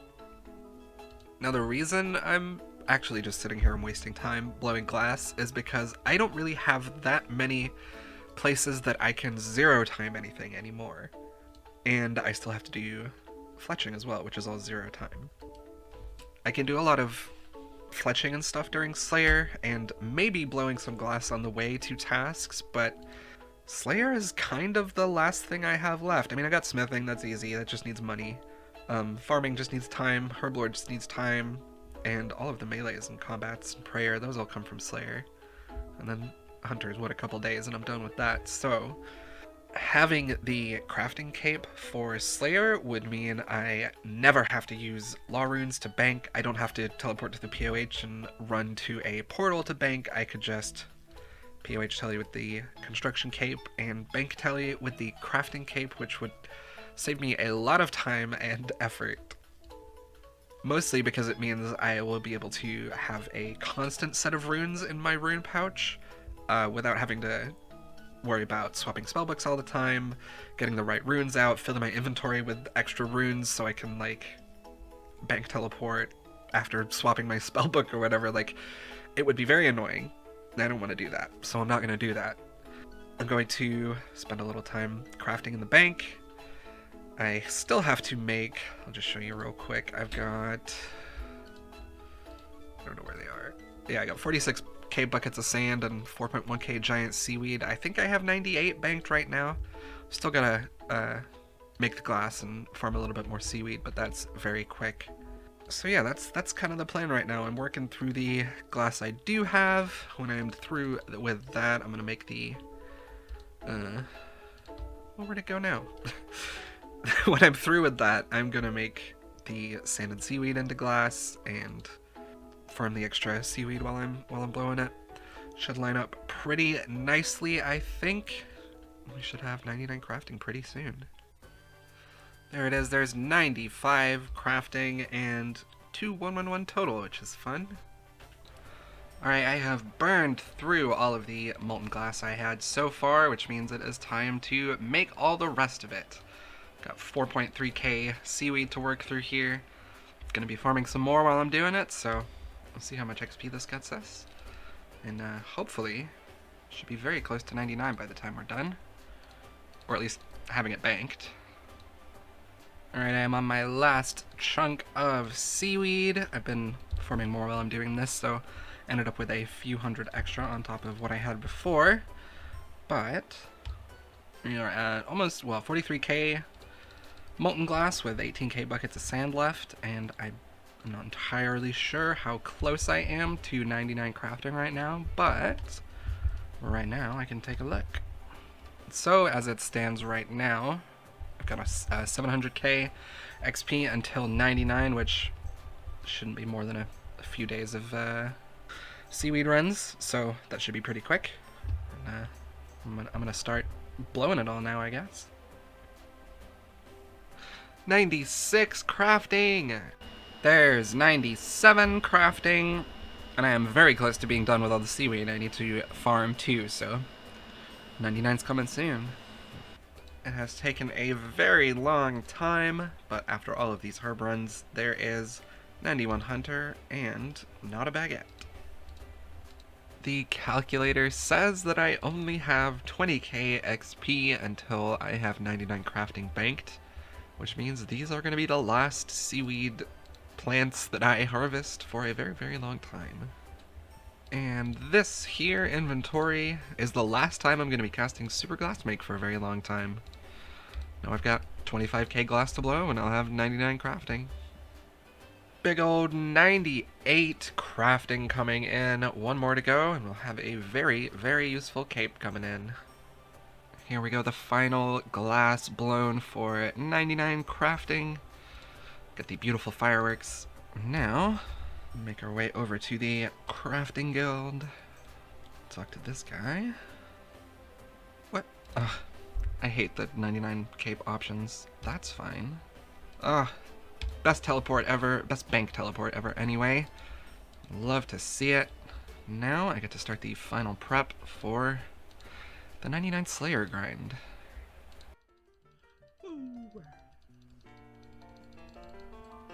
Okay, so now that 99 crafting is done, I have to do the final few preps for Slayer here, which mostly is herb lore. I gotta get the potions and things I need. I just need the potions, the combat potions, and I figured why not just get a bunch more herb lore XP out of the way while I'm doing it, so that's what I'm doing right now. Woo! 86 herb lore. There's 87 herb lore. This is gonna be the last level I'm getting with the supplies, but there is 88 herb lore. 21 total, not bad. I'm going to decant all of those potions we need, at least, into 4 dose. Pretty good haul. Not too bad if I do say so myself. And now for the final prep for Slayer. Gotta finish off the Karamja Elite Diary. So there's my Kulkwat checked. There's the Anti-Venom in the Horseshoe Mine. And finally, the chunk of Nature Runes to finish the Elite Diary. Let's go get those rewards. Beautiful, there is another 50k Herblore XP and the best gloves, or the best teleport for Slayer, straight to Duradel. Do I have a task right now? That is a great task to come back to, alright. That's how we're starting our Slayer grind with 233 Necros. Of course, I had to do a herb run before the Slayer task, and there's 95 farming along with it. And I'm getting close enough to the end of the run now that I think I'm going to turn the live split timer off. Feels kind of weird, but it was never the real time anyway. That's going to be the in-game time once we get the Maxcape, but I want it to be even more of a surprise. I think it'll be fun not knowing. So if you've watched this channel for a while, you'll know Slayer, it isn't my favorite thing in the game. It's crazy XP, it's profitable, it gets tons of my skills closer to 99 passively, but there's just something about all the running around and re-gearing and stuff that makes it kind of hard for me to grind out. That said, some of the newer methods are pretty satisfying. I've said it a lot in the past, but I've got to do more melee tasks than what is technically efficient for 200 mil, but they're basically required for me to get 99 melees by the time I have 99 Slayer. With the Ashes and Offering update, though, it's super viable to do Necreals, to do Tower Necreals and melee Abyssal Demons for a stupid amount of Prayer XP. I'm kind of doing the hardcore Iron Slayer list while I have low melee stats, which means I'm actually getting more Prayer XP than Slayer XP, which is so nice. Since I got spooned on the Eternal Ring earlier too, Tower Necks are just so cozy. Doing glove switches so I can DPS with Barrow's gloves and get saved kills from the Slayer bracelets is kind of annoying, but the Prayer and Herblore XP makes it super worth it, and they're super profitable too.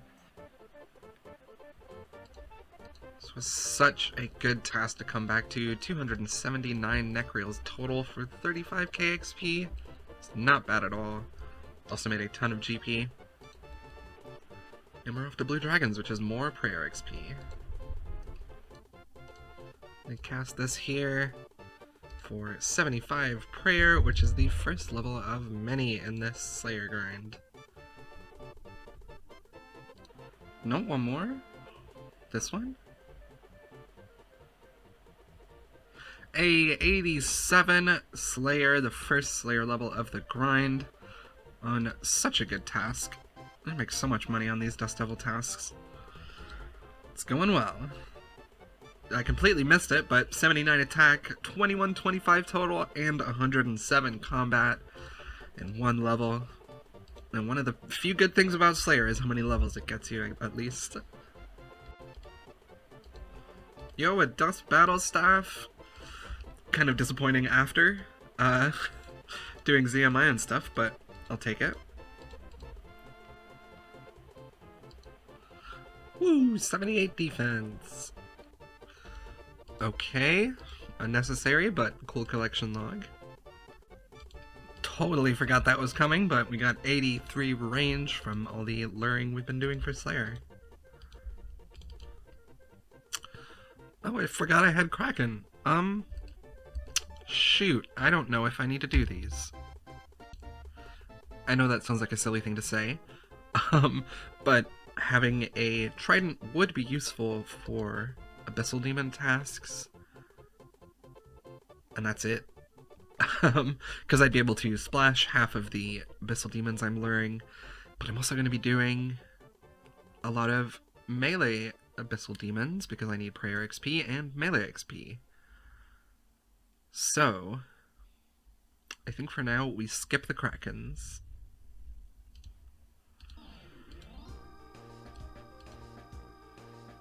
Speak of the demons, there we go.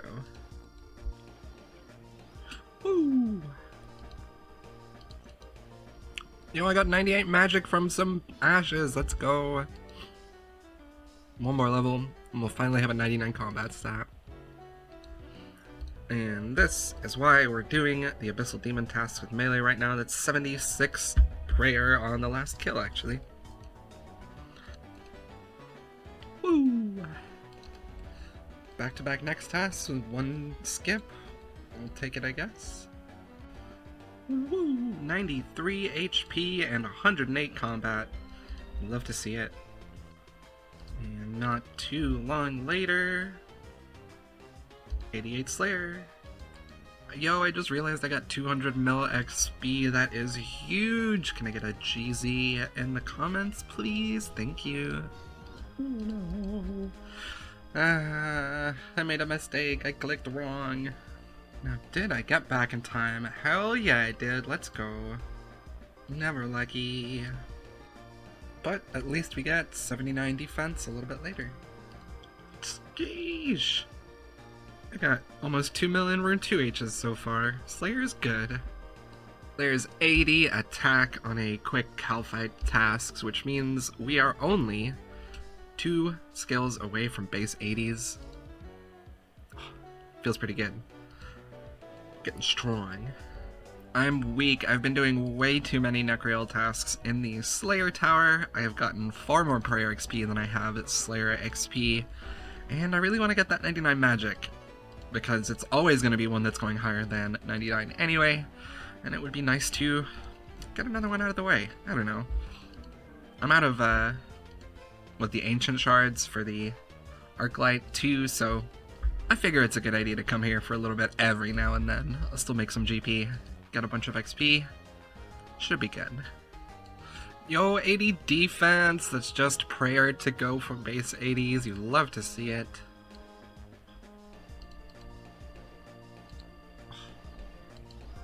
So sad. Yo, 78 prayer and 109 combat. Beautiful. Woo! Woo! Woo! That's 150 tasks done so far. Definitely not getting tired of it. I love cute noobs. I don't know, maybe it's a bot, but full Guthans, praying melee, full HP. You just love to see it. I swear the servers, like, give out tasks in bulk sometimes because there are so many people doing demons right now. Good lord. So when I'm tired of melee tasks and I get assigned abyssal demons, I gotta barrage them, right? Everyone loves a good barrage task. But I'm not gonna waste all of those precious ashes and prayer XP on the floor, which means I have to do the spellbook swap Abbey Demons method that I'm pretty sure Effie Poppy came up with. He made the video on it at least. I'm not doing it with a Crystal Halberd because I can never get them to stack in a way where it seems worth it to use, because they end up teleporting themselves or me around and it throws me off, so I'm just not doing that. That said, this method is a ton of work. It's pretty satisfying, but the amount of clicks it takes is crazy. It is so good though, because you're basically on every spellbook. You get to hoover up a ton of prayer XP between stacks, reanimate the ensouled heads, and get right back to barraging. I'm not very good at it yet in this clip. My timing is off by quite a lot, but the more you do things, the better you get, and I've got a lot of Slayer to do. Woo, 89 Slayer. I'm not sure how I missed it, but I got 80 prayer, which means I have base 80 skills now, which is very exciting. 94 HP, sneaking on in.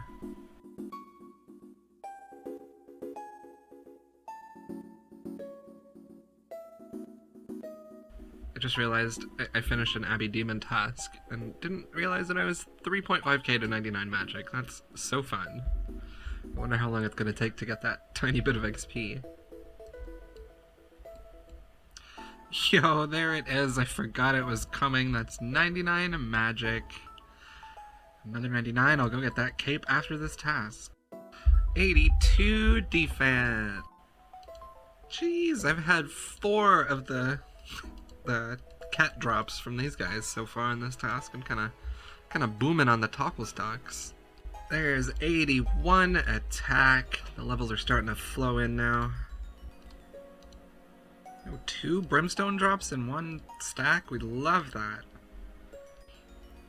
I feel like this superior should give me something good. I got another missed battle staff on my last Dust Devil task, and I just feel like I should get an imbued heart. It's gonna happen. It's gonna be right here. It's gonna be on the floor. I'm gonna go woo and pick it up. Man. Yo, 90 Slayer! Oh, I forgot that was close. I didn't even get the message. That's pretty good though. Another level 90 for the list.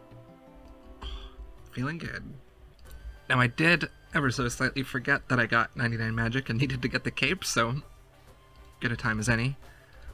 Who has it? This guy? Yeah, let's go. It's another cape to go in the bank and probably not ever come out.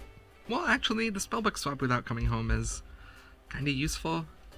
Probably not going to use up much. I mean, I have the altars, so not a big deal. 81 prayer at the beautiful Necreals. Okay, we got the abyssal head. Basically useless, but whatever. Woo! 83 defense and 111 combat. Oh, we got Dark Beasts. I forgot that was going to be happening soon. But the 90 Slayer is going to do that. I guess they're quick tasks. I'll go get out the whip and kill some of them, I guess. It's a very hard task. Again, I absolutely keep missing these levels I'm getting during Slayer, but I got 95 HP and 2150 total. God, we're getting so close. It's exciting. I just wish I wasn't doing Slayer. Yo! Woo! 84 defense. Oh, there we go. That is 200 tasks finished. Thanks to Konar, we got 450 points off of that, which we'd love to see. I was getting a little bit close to 0 there because of the amount of tasks I was having to skip, but we made it through. Now we gotta do a lot more. But that's for next time. Please help me. Yo, is that a mage item? No, not quite, but one more collection log from the Czars. Can you tell I'm bored? So I've had a couple people ask how I do the Czar tasks without using any alts, and it's incredibly simple and very easy. Basically, you just pick a corner of the inner ring of the Czar area and attack the Czar Hers and the Medges, which is basically the little gray guys, and the mages, and that aggroes pretty much everything around them, and then you stack them up and barrage them, and they're honestly a super good task. I know they're good with alts, and they're probably a lot better not doing it solo, but running around and just attacking a few to get a bunch of them to aggro to you is super nice and pretty good Slayer XP. I basically just do the northwest corner and the north of the inner area, above the Inferno area. I have this row of tiles marked in the middle because it's kind of where it's the de-aggro line for a lot of the mobs, so as long as you stay on there and attack the Hers and the Medges without running her off, we got some pretty big stacks of Czars going, which is super nice. And this kind of goes for any barrage task, but specifically here when they have pretty high defense and a lot of HP, never finish a stack. When there's 3 or 4 left, you move on to the next one. You'll get them the next time, and the runes are not worth spending for those last 2 kills. You know what I mean? Got a stack going, kill most of them, move on.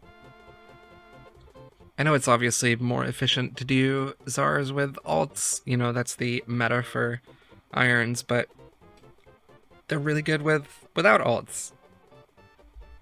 And the amount of toggle you get is kind of a lot. It's going to buy a lot of Onyx bolt tips for me in the future, which is very nice. There it is, the first Slayer level of the video, 91 Slayer. I know I've still got a very long way to go, but starting to feel like we're getting into the later levels at least. Getting the combats higher. Making moves. 82 attack. Ooh, 95 strength, 112 combat. Getting so close to not having to use controlled on the whip anymore. 82 prayer, let's go. 85 defense. Yo, 96 farming. Yo, 96 HP and 113 combat. Snuck up on me a little bit, but it's looking good. No shot, that's so rare. I got 86 defense. Drumroll. Never lucky. Yo, 92 Slayer. I think this is where a lot of people would say something about it being halfway, but we are way past that point. Just with the way XP scales with Slayer, so hopefully not too much longer for this. Very tired of this already. Yo, the incredibly slow attack levels are coming in. That's 83 attack. This controlled whip and the controlled halberder. Doing a little bit of work for me. Woo, 93 fletching. They take a while, but they're 0 time. I love to see them every now and then. Yo, 83 prayer. Beautiful. It's starting to catch up with the melees. Looking good. We're on track, I think. Oh, I got so many points for that task. I didn't even realize. I thought it was just a 50 task.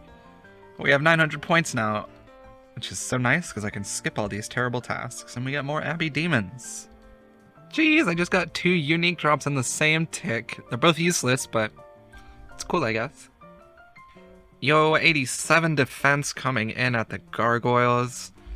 Getting closer to the 90s. We're getting very close to some reasonable combat levels. Gotta say, I'm getting real tired of this Slayer. I might take a break in another couple of tasks and deal with some banked bones and stuff like that. We'll see. I need a detour. Okay, I'm back at gargoyles again. I've decided I'm gonna get 93 before I take a break, because 93 is when I get Smoke Devils, which are a huge boost to the XP per hour. I'm not too far off, 354k, I can deal with that. Take a little break, get some other levels, get some more prayer and stuff. Ooh, Brimstone Key.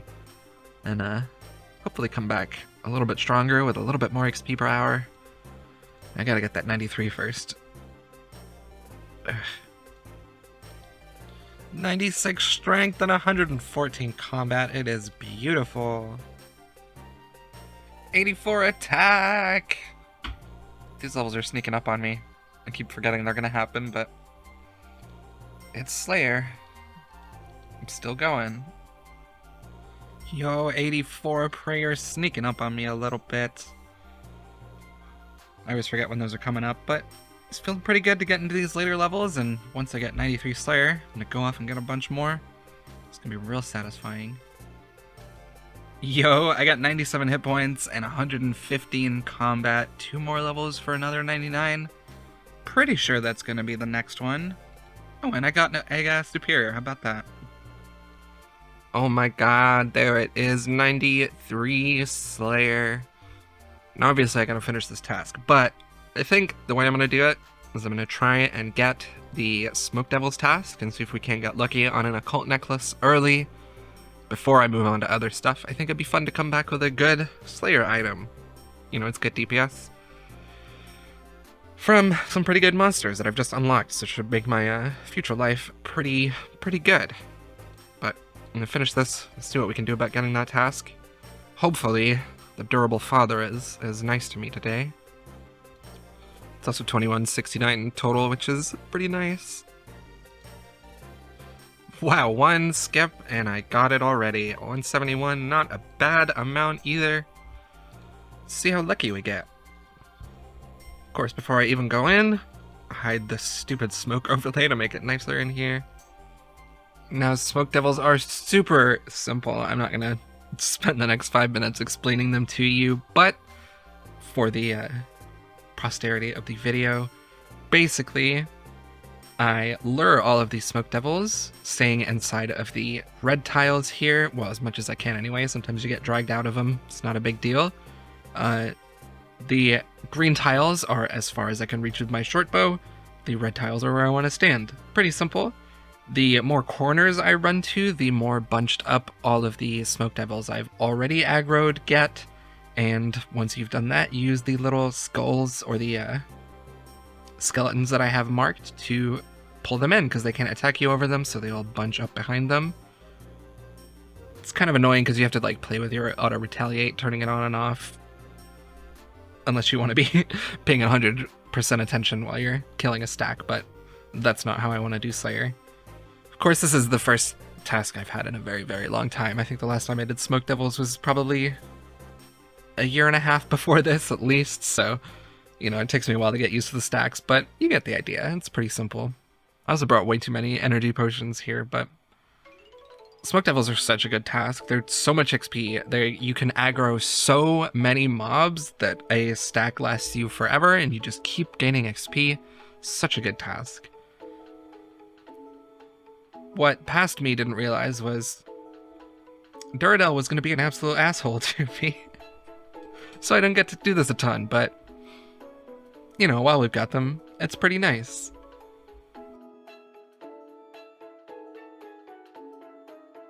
That's 1 task down without the occult. That's so sad. Yo, 88 defense! Yo, free range level from the Dust Devils. Oh my god, finally! I'm 45% of the way to the next, to 94 Slayer. Finally got Smoke Devils, okay.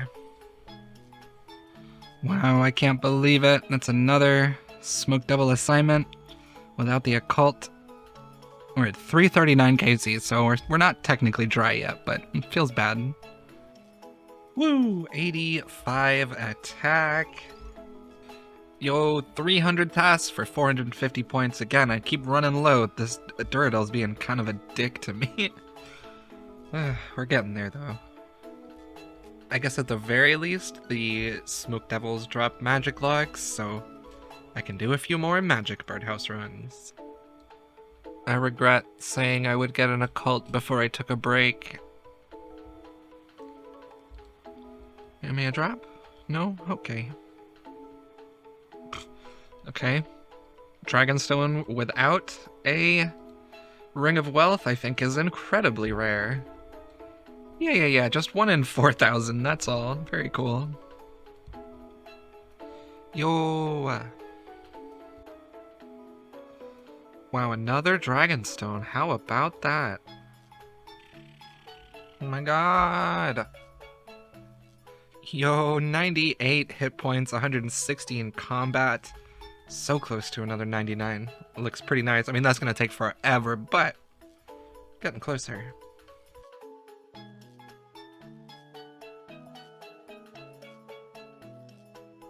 Dang. I asked someone to hop, and they did it. That's crazy. That's never happened before.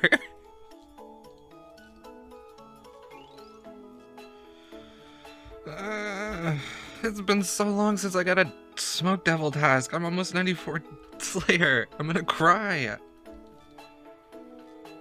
Yo, 85 prayer and 2175 total sneaking in.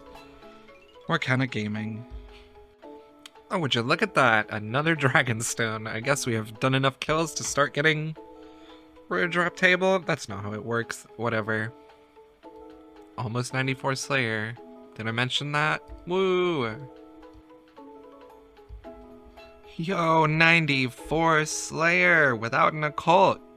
I've had 3 Smoke Devil tasks. I'm having a good time doing Slayer. Woo! Oh, there it is. 97 strength, which puts us at 2177 total, which means we are just 100 total levels away from max.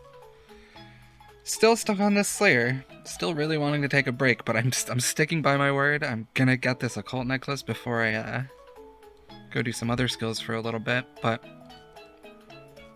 I think that's gonna be it for this episode. Hopefully at the start of the next one, I'll be getting that occult and doing some more interesting stuff, but I don't know yet. Neither do you, so we'll find out together if you click subscribe. Oh my god, finally! Jeez. Alright. Let's finally get some Smoke Devils. We're gonna get it this time. I can feel it. I can feel the occult coming. Oh, that is so sad! It's another 208 dust or Smoke Devils without the occult. Let's see how long it takes to even get another task.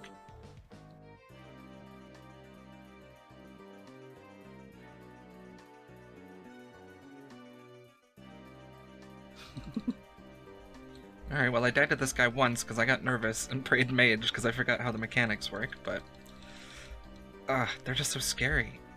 Like you're supposed to just sit here and take damage. They hit so high. Oh my god. Bury my own bones, of course. Let's see, do we get lucky for the death? Scuffed gets stuff?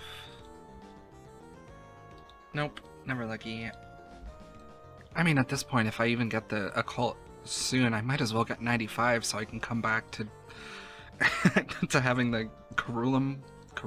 The current elite diary done, which would be a little bit of extra prayer XP from the Ash Sanctifier, but man, I have a feeling I am gonna get 95 Slayer before I get an occult. Feeling that kind of luck. It's very cool. Plus, the more Slayer I do before I take a break, the more Alks and stuff I'm gonna have in the bank, the more Herblore XP, Prayer XP, so might as well do a little bit more. Oh my goodness. 330k to 95, we finally got a pretty big Smoke Devils task. Let's fucking go. I swear if I don't get it on this task, I'm gonna have some words for Modash. And I'm at 518 kills now, so I am officially over drop rate.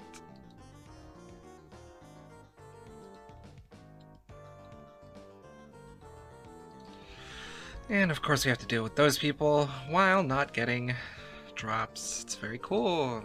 Oh my fucking god. I got 1 KC left, we're 667 KC total. Still no occult. I'm having a good time. It's been a long time, but there's a hunter level 92. We are halfway. Only put a few hours into it so far with chins, but I have to put a few more in soon. If I ever get to leave Slayer, that is, I guess.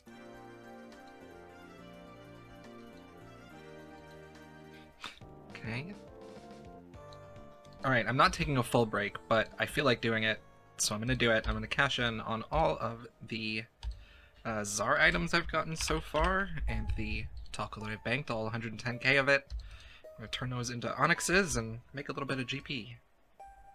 Almost forgot that I had the Obsidian armor too. 3 Obsidian plate legs and a helmet. It's very interesting RNG.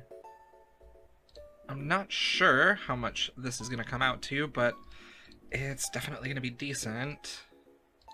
That's 2 world hops and we're at 250k already, so not bad at all. There we go, that's the weapons sold. We're up to 487k so far. Just gotta get down to the guy that sells the armor here. I think these are worth a decent amount. Oh, yeah, they are. Here we go, 577k. That is 1 Onyx. And another Onyx. We've still got 57.7k left. Let's turn these into bolt tips. I did already have 46 bolt tips from Slayer in general. I think most of them are from Tsars, obviously. Maybe they're only from Tsars. But I'll chop these up. It makes 24 out of each of them, which gives us almost 100, which is quite a lot of money once I turn them into Onyx bolts. Almost 800k in bolts there. Not bad for a little excursion. I am going to alch those as well as some other stuff while I am killing some aberrant specters. Woo!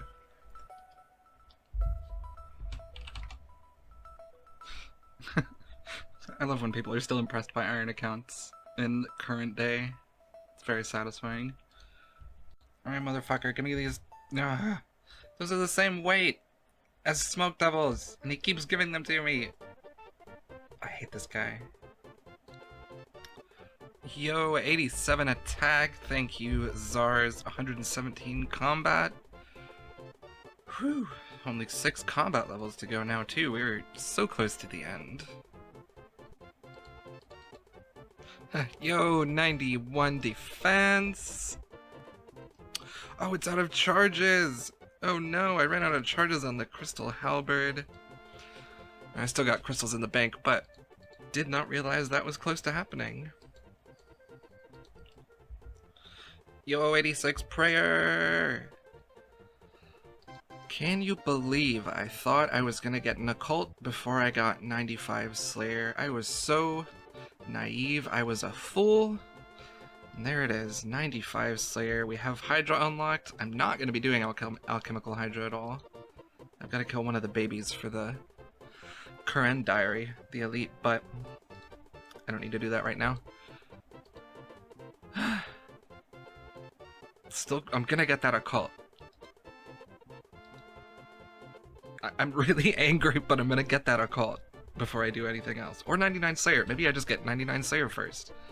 Who knows at this rate? We're on an adventure. Yo, 99 hit points! Oh, definitely didn't know I was that close, but that's pretty cool. Got 118 combat. Let's go. Another 99. I will get that cape sometime soon. Oh, never mind. I just got a Bloodveld task, and I was gonna do the current Elite Diary, but for that I would have to do a raid, and I'm not gonna do that, so we keep going. Oh my god, they fucking exist. Thank you, Duradel, please. I just wanna take a break. I wanna do some Hunter. I wanna do some Herblore. Please. I'm begging Modash. I'm gonna go do a prayer real quick. We're gonna make this happen. It's not looking good. I've only got 41 left. I'm trying to hold it together here. This game actually sucks. This game sucks and I hate it. I hate this game. It sucks and I'm crying. Oh my god. Yep, we're still doing Slayer, but there's 98 strength, so there's some good coming from it at least. Just as a quick suffering update, I am now 35% of the way through 99 Slayer. Still haven't had any more Smoke Devils. Be cool if you gave me Smoke Devils. Nope, sadly, I'm not doing Hydra. Sorry, Konar. Give me something good. I guess I can do Gargoyles for my 400th whatever. Woo! 88 attack! 92 defense! Oh my god, they fucking exist. Okay, Smoke Devils, I've got to go do a couple ritual sacrifices. I'm gonna get the occult this time. I'm actualizing it.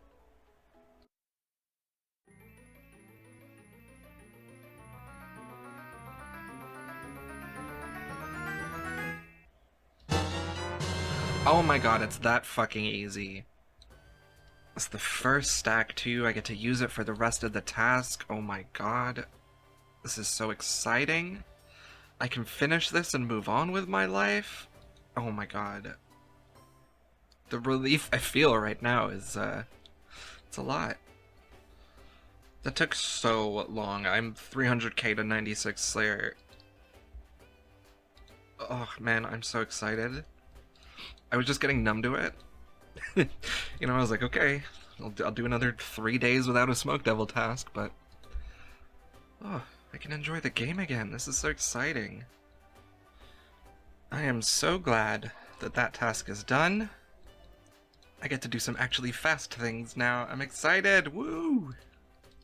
I know I made a big deal out of taking a break from Slayer, but I didn't really have any big plans. It just became a big deal because it took so long to actually have the break.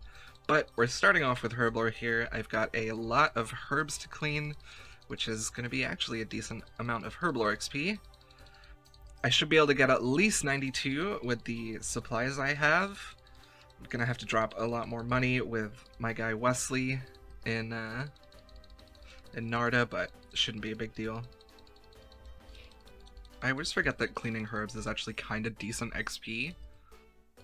I've done a lot of the lower ones, and it's still 95k an hour. It's not bad. Look at that, 100k XP just for the grimy herbs we had. That is not bad at all. Oh, never mind, I have 4,000 irits to do. Forgot about those. Alright, this time I'm actually done. 134k XP just from the grimies. Much better. A 94 fletching in the farming guild. I've got to get like 2,000 of these just for the things I have, and I still have a bunch more seeds, so I'm probably not going to get all of them. I don't need them to get to 92, and that's just kind of, wow, the goal I have right now, so I'm not sure how many I'm going to do. I do use them for Slayer, so I am running low on super energy, so I might get like 500 or 600, maybe I'll do 1,000, but we'll see. I ended up doing 1.1k of them. I don't know how much this is all gonna cost, but I'm here. Like 2.5 mil, not bad at all. Not bad at all. Oh, I didn't have enough vials for the irits too. Okay, we'll fix that. And now we get to just hang out and get a very satisfying amount of XP. 89 Herblore. There's level 90. There's 91. And there's the halfway 92 Herblore. That's where I'm stopping for now. I might do a couple more inventories just while I'm chilling, but I could get 93 if I finished the rest of my Sarah brews and used the caviar that I banked from 99 fishing, but I don't really need to do that right now. I just wanted some more total levels. We're only 6 away from 2200, which feels pretty good. Next up, I have a big chunk of ensouled heads to clean up. Oh, this is so cool, actually. The way the rune pouch works now, oh my god. Man, that's crazy. I love this. Game's good. Okay, anyway, I don't have a ton of ensouled heads, just the ones I had left over, either at the end of tasks or on tasks that I couldn't reanimate. But I'm gonna clean these up real quick. I don't have any teleports. I have quite a lot of XP to the next level, so I don't think these heads are going to actually get me a level, but I'll be pretty close, and I have a ton of bones I can take to the altar. Turns out I was wrong. I underestimated myself. That is 88 prayer, 119 combat. Still got a big chunk of stuff to do. Well, I didn't have that many left. I said a bunch, but whatever. This is why we will actually do it. It's my last ensouled head that I'm going to be doing for now. I was going to move on to the bones, but I don't want to go into the wildy at 7 p.m. on a weeknight, so we'll figure something else out. These bones, or these pots of bones anyway, are going to be the last ecto tokens I'm going to make. I have 180 in the bank, 120 there. Should be like 7 or 8k charges for the Bone Crusher for the rest of Slayer, so that should be about what I need, I think. Alright, now that I'm waiting for off-peak hours so I can go in the wilderness a little bit, I'm going to use up the gold ore that I got from Slayer.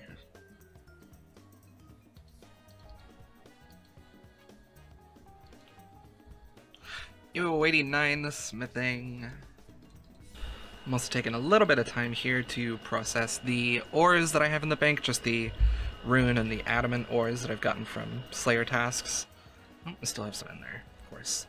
For some reason, everyone is buying up the coal on the blast furnace world, so I have to hop a lot, but not the biggest deal. I'm going to be taking these to the Giant's Foundry, which I kind of feel bad about, but I don't think I'm going to be...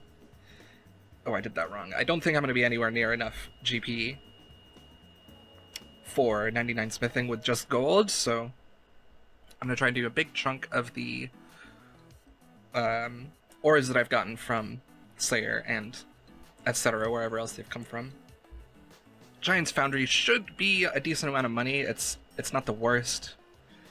You know, you get a little bit of GP at the end of every sword, as well as the smithing XP, so I definitely wouldn't have to do it all the way to 99, but I need to process these resources and use them to my advantage, you know? Never mind, I only had 5 adamant, so I'll take them to Giant's Foundry now.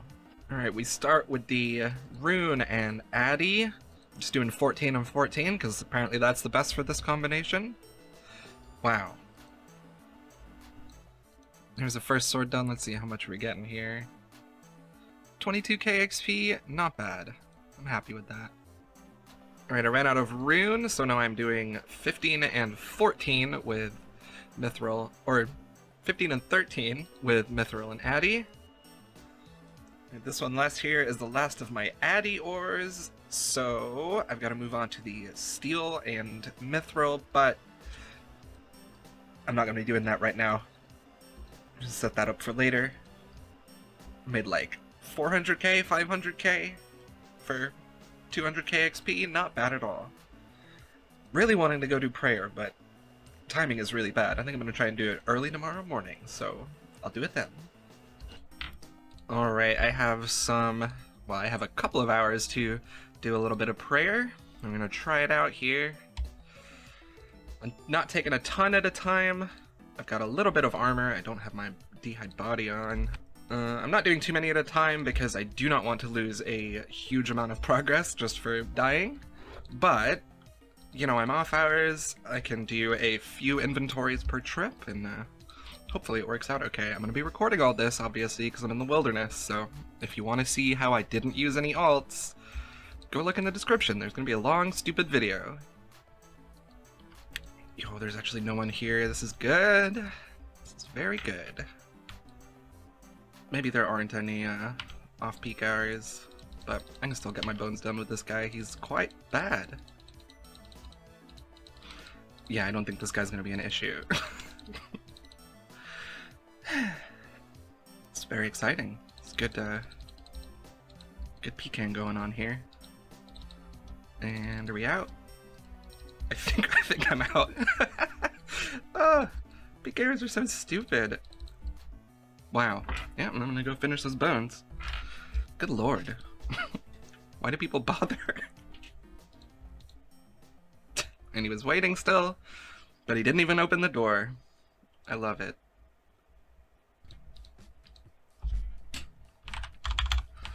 Gonna drop the TY, or the TU. Called me an idiot and got nothing. Oh, I love PKs. Okay, that didn't work, but we should be chilling still.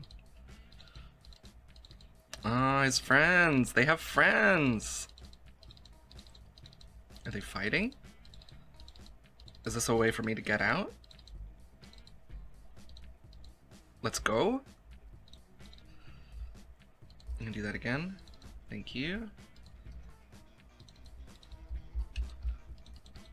Oh, that was just a perfect freeze for him. Okay, 25 whole worm bones. Congrats on the 60k, my guy. Or not.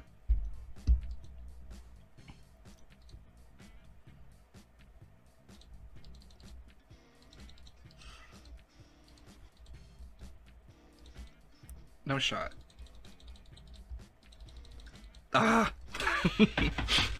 Oh my god. Why did I zoom out to look at him? I should have just logged. I haven't been in the wilderness for a while. I'm not used to it. I'm making mistakes. Oh, I predicted him and everything. Alright, I guess it's not off-peak times right now. I'm not really sure what the move is, because, like, it's noon on a weekday. So, I don't know if this is just what off-peak times are like right now, but I think I'm just not going to worry about it for right now. I'm going to go back to smithing, I guess. I was going to get 90 prayer to finish off the episode because I've got a lot of clips for this one, but since I'm not going to be doing that for a little bit, I'm going to say this is the end of the episode. I actually got a lot of stuff done. I got the occult, got a bunch of total levels. We are 4 levels away from 2200 total, which is so exciting to me. I'm so jazzed to be this close to being done. And next time, hopefully, we'll get a few more smithing levels and get to work on... I guess I'm gonna have to, like, do prayer intermittently every now and then at, like, a couple 3 a.m.s and earlier than noon, I guess. So, you know, we'll see how that goes. We'll see how that goes over the next couple weeks, but, yeah. So I am still here at the Giant's Foundry, trying to get some profitable smithing XP from the Slayer supplies I've gotten so far. And this sword right here is going to get us 90 smithing, which is fantastic. We've got another 90 for the list. We're running out of 80s here. That's all I'm going to do for now, though. I need to... I'm going to log out. I need to save smithing for after I'm done with Slayer, because smithing and fletching are the only things I have to pay for now. GP is the most annoying thing in this run, and I am hoping that by the time I'm done with Slayer, I'll know how much money I have, how much money I'm going to spend on fletching, and that will tell me how much Giant's Foundry I need to do to still be able to afford to do gold at the Blast Furnace. So, I'm glad I got the level 90. We're moving on. Back to Slayer, actually, which I'm not super happy about, but I'm almost done. Alright, Duradel, what's my first task back? Be cool. Oh, I switched the left click. Whoops. Black Dragons, not bad, I guess. Okay, now that I don't need the Smoke Devils, we're getting Smoke Devils, but it's fine. It's good XP. There we go, there's the second occult. I knew it wouldn't take long. Yeah, not even 2 tasks later. I'm telling you, as soon as you have a drop, then the RNG comes in. It doesn't matter how unlucky you were before. Seriously? Come on, we're getting almost back-to-back Smoke Devil tasks now. I'll take it as good XP, but man, that's frustrating. I do believe when I click this, yeah, 97 farming. 2 more to go on that. Yo, that was my 420th task. Let's go. Oh, and I got a dust battle staff. That's fun. Doing Zars reminded me I made a boo-boo in the last episode. I spent Toggle on uncut onyxes when there are onyx bolt tips available for much cheaper. I don't know why I did that, but I do still have a lot of Toggle in the bank, and I'm still going to be doing Zars, so we'll get even more later. See, look, I'm already making my money back. Oh, there it is. 96 Slayer. Oh, it's a mill XP. Still got a long way to go, but this is the point where it actually starts to be... You know, it feels like I'm towards the end now. I've got the motivation. I'm gonna push through. I'm almost done. Hey, there's 89 attack. I switched from controlled to flick or whatever it is just so I could get the attack XP.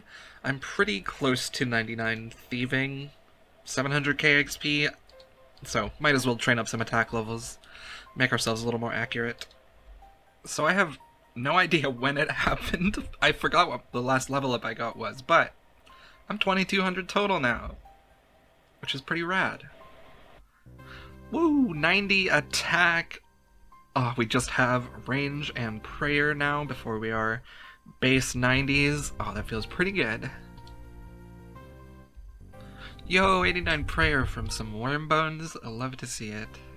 That's 450 total tasks for a bunch of points, and I got 7 brimstone keys on that one, which is kind of crazy. Woo, 92 attack. Yo, dragon spear. Hey, let's go. That's 93 attack. I'm still going strong here, but kind of getting bullied on points. I only have 122 right now, which is nowhere near enough. Konar and Duradel have been super mean to me. I'm hoping that turns around. So if it doesn't, I'm gonna have to go breath orb skipping. Guess I got a Turiel skip. That sucks. Real bad amount of tasks. Wow. Frustrated.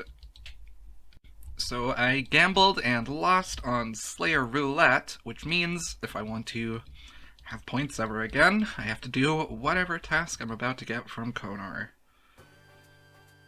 Which is really bad. Oh, but I'm so close to 500 tasks, and I am not resetting my streak, so... Fine, I will deal with it. I guess this is what I get for gambling on Slayer. At least I got brimstone keys, I suppose. Alright, now that that huge waste of time is over, let's see if I can ride these 100 points to a 500 task streak. I've only got 20 to go. I mean, that should be doable, you know? Blue Dragons is very good. Okay, I'm happy with that. Yo, 97 Slayer. Just 2 more to go. One very long one, which is annoying because it doesn't get you 99, but we're almost there. Only like 2 million XP to go, haha. Yo, 95 fletching. The sad day has come where I ran out of volcanic ash and I only have like 90 ultra compost left, so gotta stock up, gotta get a few hundred more. Shouldn't take too long. That's so sad. I'm 1 level away from the free Dragon Imp. 1300 ash should last me a good while. I think I'm done for now. Hey, there it is. I managed to get to 490 tasks without losing points, even going under 100, which was nice. Hopefully, this next 10 should be pretty easy, and then I'll have a big chunk when I hit 500. This task's about to be over, but I started with an almost full Bracelet of Slaughter, and I have gone through... This is my 3rd one since starting the task, and there's only 9 kills left on it. I was getting mad because I wasn't getting a bunch of prayer XP tasks, but kind of made up for it, I guess. I started with 190. Let's see how many I actually got. 364? Okay, maybe the first one wasn't completely full, but it's still pretty good. Woo, 94 attack and 121 combat. You'll love to see it. The megaleys are starting to get real close to the end. I still don't think I'm gonna get 99 attack and defense by the time I have 99 Slayer. I'll definitely have one of them, but I don't know. I guess we'll see. I'm trying to maximize how much prayer XP I'm getting, because that's also going to be a real close thing at the end, so I don't know. We'll see how it goes. Most of the prayer tasks are melee tasks, so maybe it'll catch up more than I think. I was waiting for it, and I managed to miss it completely because I was looking for a new YouTube video, but there's 90 prayer, which means the only thing that isn't above level 90 now is range, but that's not going to be happening for a long while, so 90 prayer, though. Feels pretty good. Please don't be mean. Nope. Not doing it. I can't do it, Konar. Smoke Devils is fine. Okay, cool. Okay, great. Sure. Yo, I got 93 defense. That's cool. I didn't even realize I was close. But there we go. 2210 total. Love to see it. There it is, the 500 tasks for 630 points. Which puts me in a lot more comfortable position with the points I have now. 677, not bad at all. Woo, fake levels! Rah! Jesus Christ, what's going on? Oh my god! Fine, good lord. Yo, 95 attack! Oh yo, I got an occult in like the very last kill, that's fun. I'm looking at my Rathrune stack here and it's not looking great. Not that it's a big deal, but I think I might have to make some. 506 left and I'm halfway to 98 basically. It's gonna be close. Shouldn't be a big deal making it though. I have a bunch of rune essence in the bank that I picked up from Slayer just in case I needed them. And sometimes it turns out you do. I know this is like pretty obvious to say at this point, but Slayer is pretty slow when you're trying to play as macro, well, at least to 99 macro as possible to get as much Herblore XP and Prayer XP and get the even amount of combat XP. It's real slow.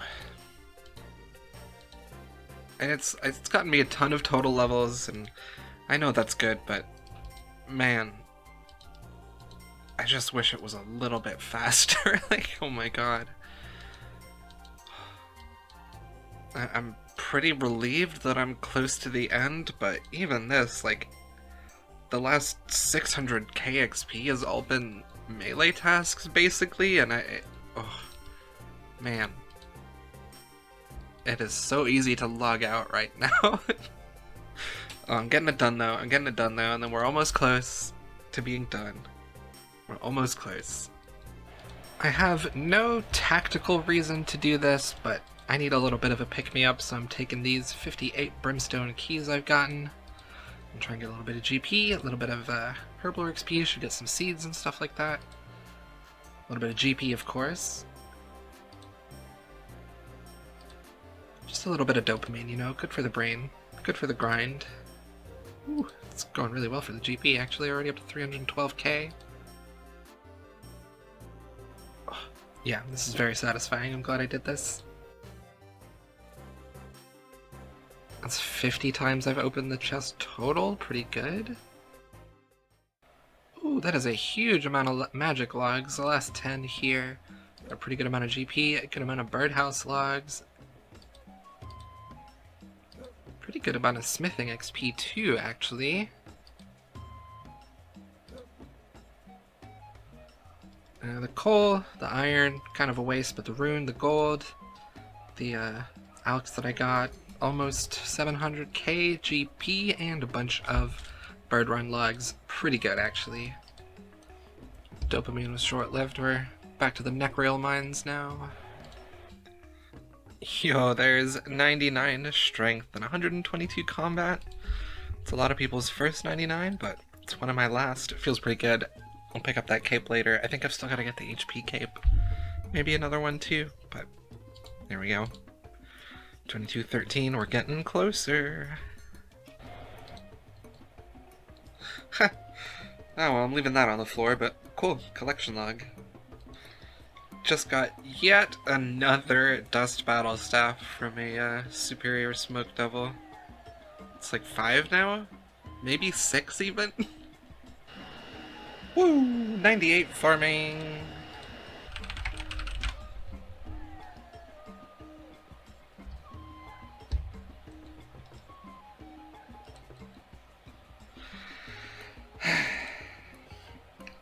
Yes, that's the closest we get to boosting Slayer. At the very least, I don't really have to worry about those people well, for much longer, because that right there is 98 Slayer, which feels pretty good.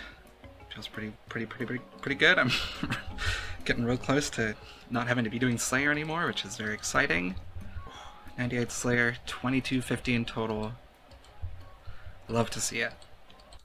I think that's where I'm going to leave this episode, because if I wait until 99 Slayer, it's going to be a very long time until the next video comes out. So hopefully the next episode should be me finishing off 99 Slayer and going on to the last few much quicker things that I have to do.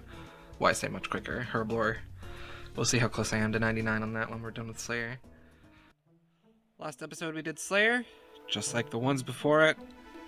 We got to 98, and now it's time to finish it. I'm bored, I'm annoyed, I don't like Slayer, so we're gonna get this done. Move on to some interesting stuff, like actually maxing, because I'm really close. But I'm getting ahead of myself. For now, we're doing Slayer. I just got a Nechril task, and I only have 89 Wrath runes left, which is basically exactly what I need for the task, but I'm gonna have to make some anyway. I don't want to run out, so gotta do that. I think that's probably enough. 555. Now I'm gonna do one more inventory and that'll be it. I'll go back to Slayer. Yeah, 656. There we go. That should be enough for 99 Slayer. Fingers crossed. Yo, 96 attack. No big deal. I just passed 10,000 Nechrils on the moral percent speedrun. Woo, fake levels. No, my prayer. That's what I get for watching the shows while I do Slayer, I suppose. There is a chance I can get back in time, though. Come on, do you still exist? Come on, dude. Let's go! Ah, it's too easy. Now let's see if it was worth it. Any hearts? Nope. Scam game. Yo, I got 93 Hunter!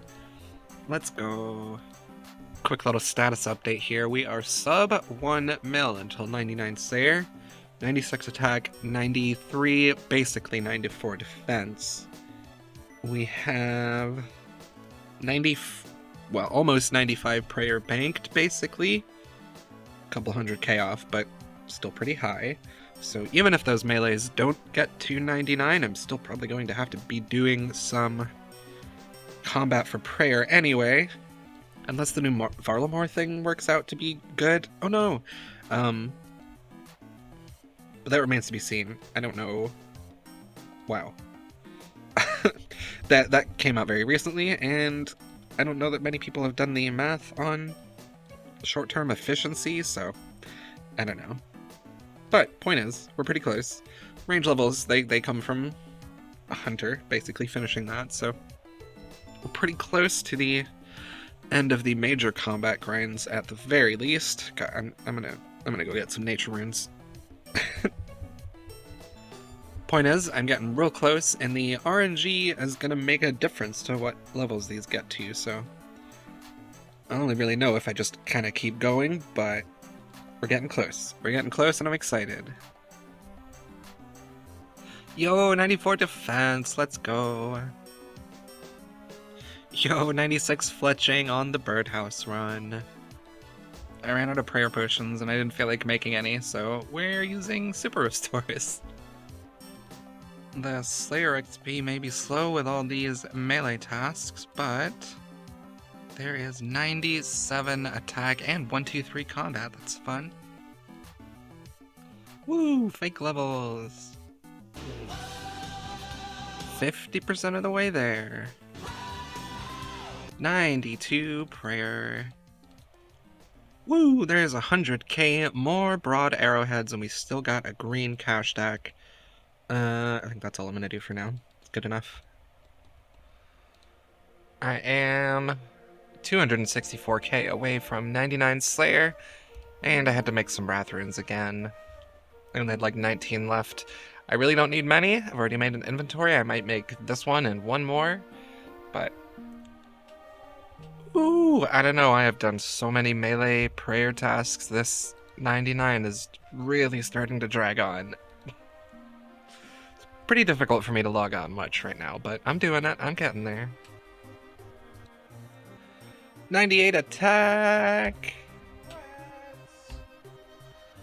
Let's go. I think that is going to be the task that finishes 99 Slayer for me. I've got 28.5k XP, 180 Smoke Devils, well, 170 Smoke Devils with a bracelet. Should be so clean. I'm so happy. I need to log off for a moment. At the very beginning of this speedrun, I said this was going to be a speedrun of attrition rather than anything else, meaning it's kind of just a slog. But I was really only talking about Slayer.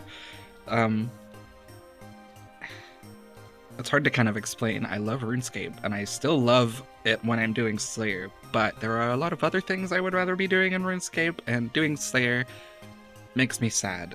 So, the biggest slog of the entire speedrun is now 28.4k away from being done. And getting a smokes task to finish on is pretty satisfying.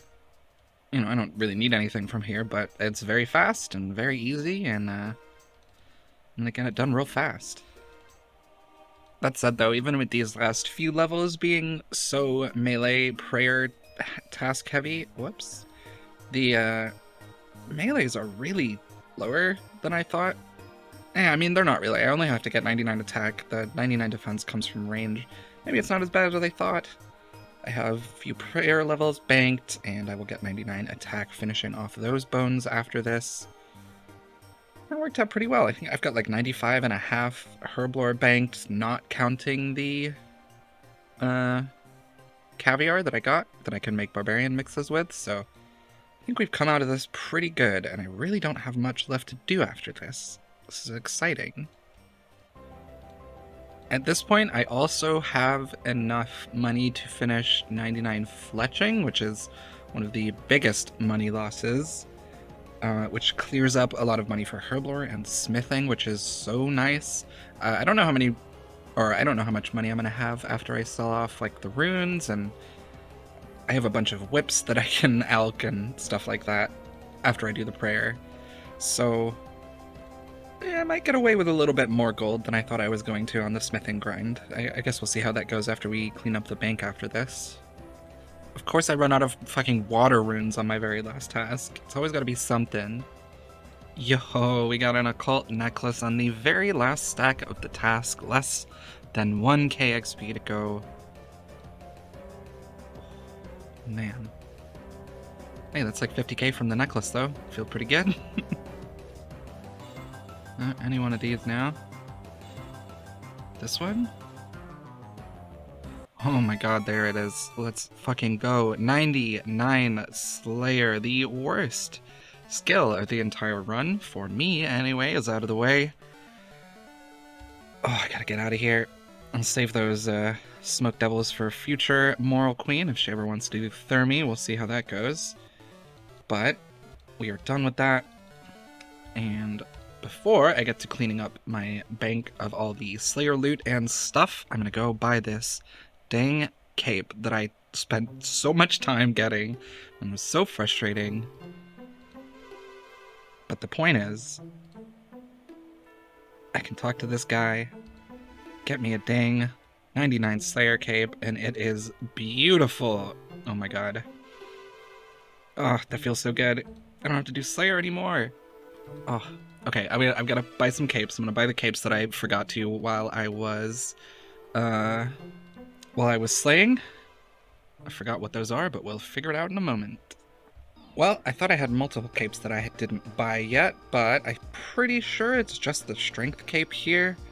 May I buy a skill cape, please? Yes, please. There we go. Got that. I've said it in the past, I want to have all the capes when I max because it feels right doing a max cape speedrun, having all the max capes, you know what I mean? Next up, I'm going to convert a lot of stuff into GP. We've got the skilling fit back on, looking sleek, going to the wrong fairy rings.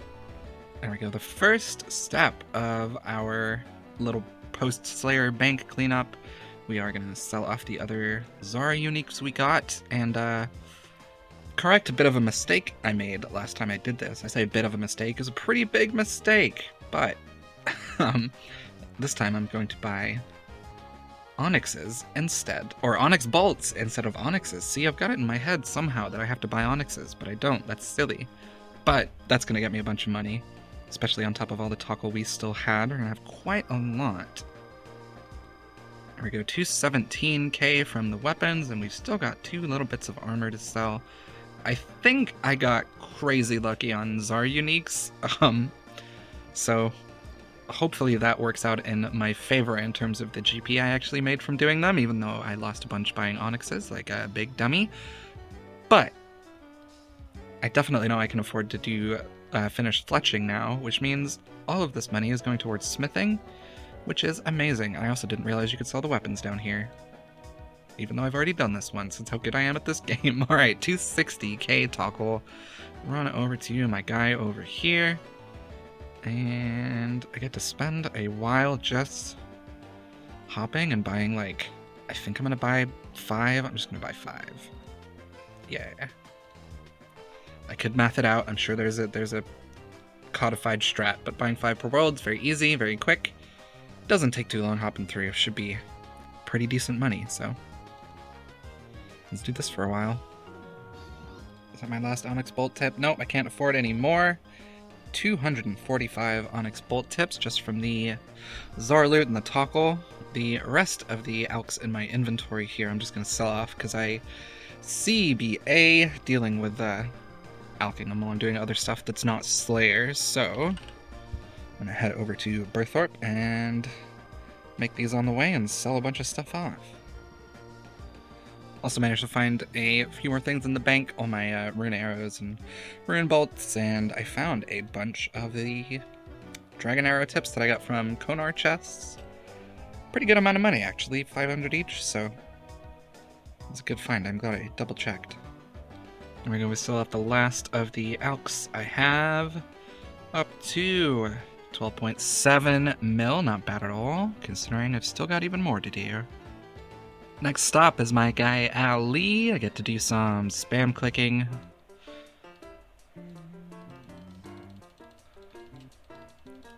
My wrist hurts, but we got just over 19 mil, 19.1. I'm pretty sure that's all of the stuff I have to sell off for now. I don't want to spend too long just searching through my bank for stuff. Anything can be sold later. It's not a big deal. I've still got a bunch of whips and stuff. Like I have 15 whips. I'm saving those till after I do prayer because I'm going to do some green dragons in the wilderness for my last bit of prayer XP. Right now, though, I'm going to go and buy the rest of the broad arrowheads that I need for 99 fletching. And we're starting at 19.1 mil. I need like 203k more? Should have a few mil left. We'll see how it goes. There we go. That is the final broad arrowhead buying I'm going to have to do. 286 broad arrowheads and 7.5 mil left. It's pretty good, actually. I was expecting less, so kind of chillin'. Well, I'm starting by talking about herblore a little bit, because with all of the Slayer that I was doing and all of the logging off and not playing that I was doing, I did quite a lot of herb runs and got quite a lot of herbs. Right now I am 600k from 96 herblore, and that's not including the seeds I have or the barbarian mixes that I'm going to make with the caviar that I got from finishing fishing. I am, however, pretty low on volcanic ash. I have like 260 super compost right now, and I'm also doing very badly on herb seeds. I mean, I still have a ton of toadflax, and I still have a ton of dwarf weeds and stuff, but the contracts haven't been putting out, and the Slayer grind, you know, I planted as many seeds as I possibly could while I was doing that, and turns out that was most of them.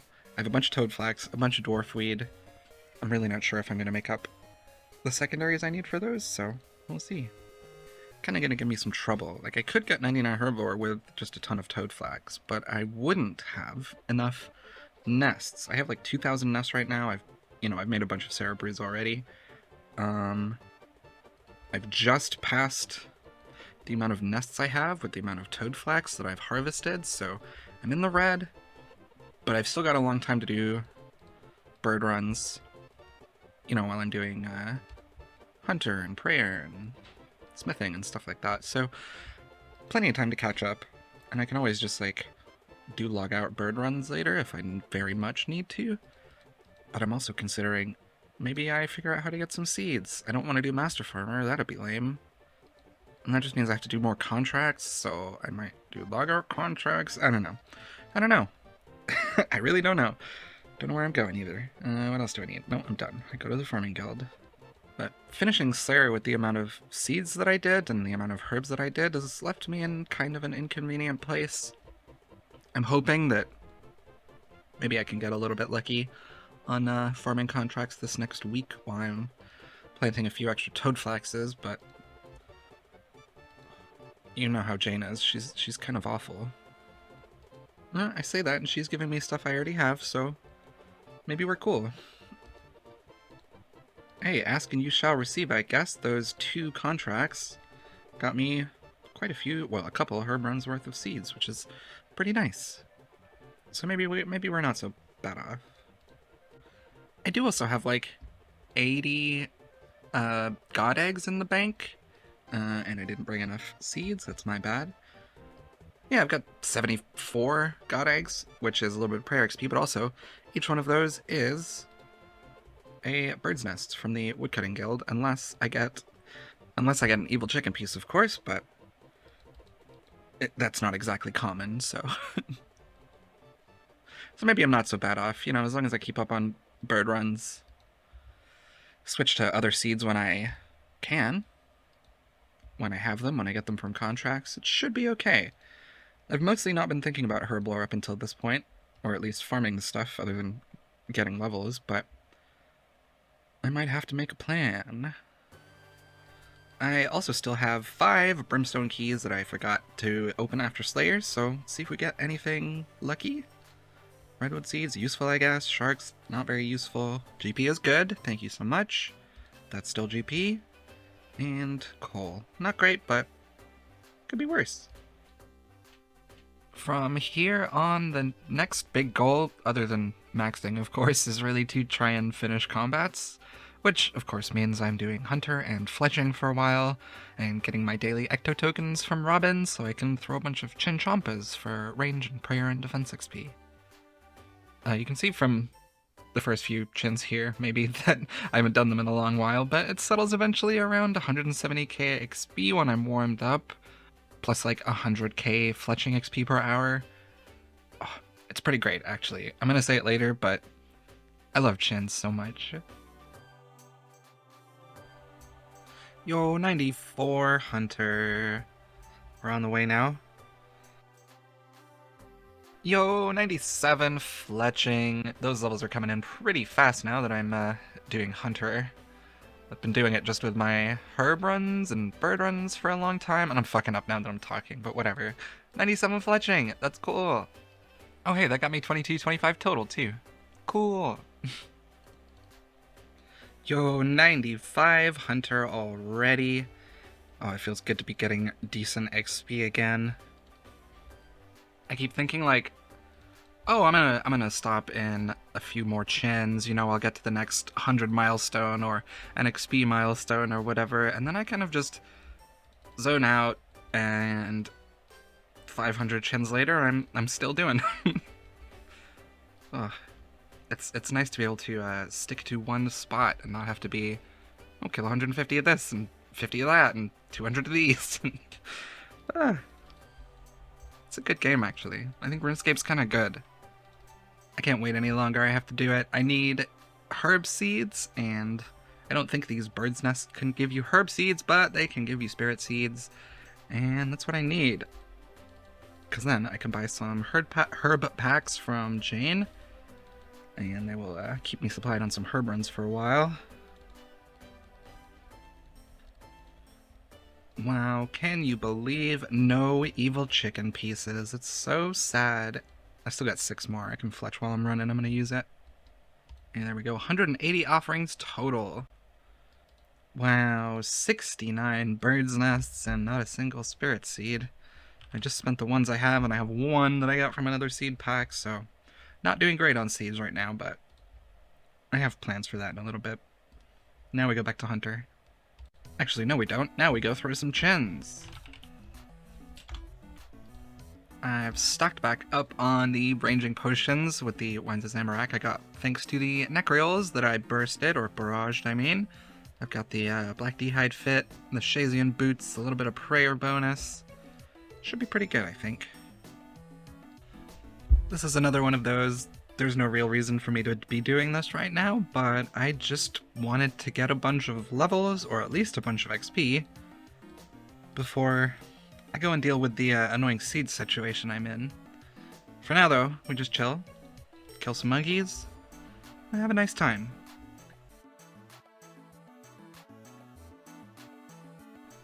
Hey, there's 85 range already. All that mob luring during Slayer got me pretty close. Oh, I got 22, 27 total. I've only got 50 left. Yo, 95 defense, 124 combat. Feels pretty good. Look at that. 1 world hop, free world. Kids these days. And there's 86 range already. I think I'm going to switch to just range XP for a little while, probably until my range catches up with my defense, now that I have 95. Take that off the screen. Get a little bit faster range XP. Oh hey, I got 87 range. That's fun.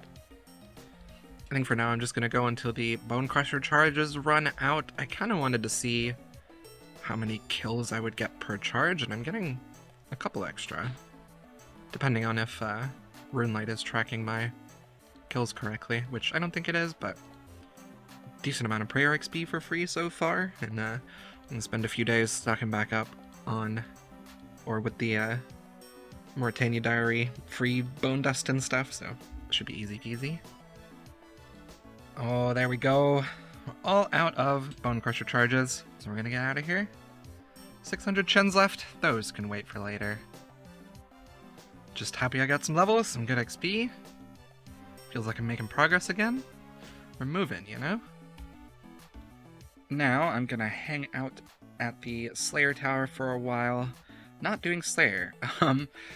My seed situation is very dire, and this is how I'm planning to fix it. I still need 99 defense. I still have 210 Wrath runes. I'm hoping that by the time I get through those, I will have a usable amount of herb seeds again, which would be very nice. Also get a little bit of GP. Sucks to not get the Slayer bonus, but since I'm not doing Slayer, I get to just camp here and not worry about what tasks I'm getting, you know? Considering the other option, wow, I didn't change my spellbook every time. But considering the other option is just green dragons in the wilderness, basically, and I would also be doing them off task, it's not really that much of a difference, and this way I get herb XP and prayer XP and the attack XP I need, so it's pretty good, I think. It's kind of the best solution I could come up with, so we're here. 5 contracts in a row. Jane heard me complaining about seeds, and I appreciate it.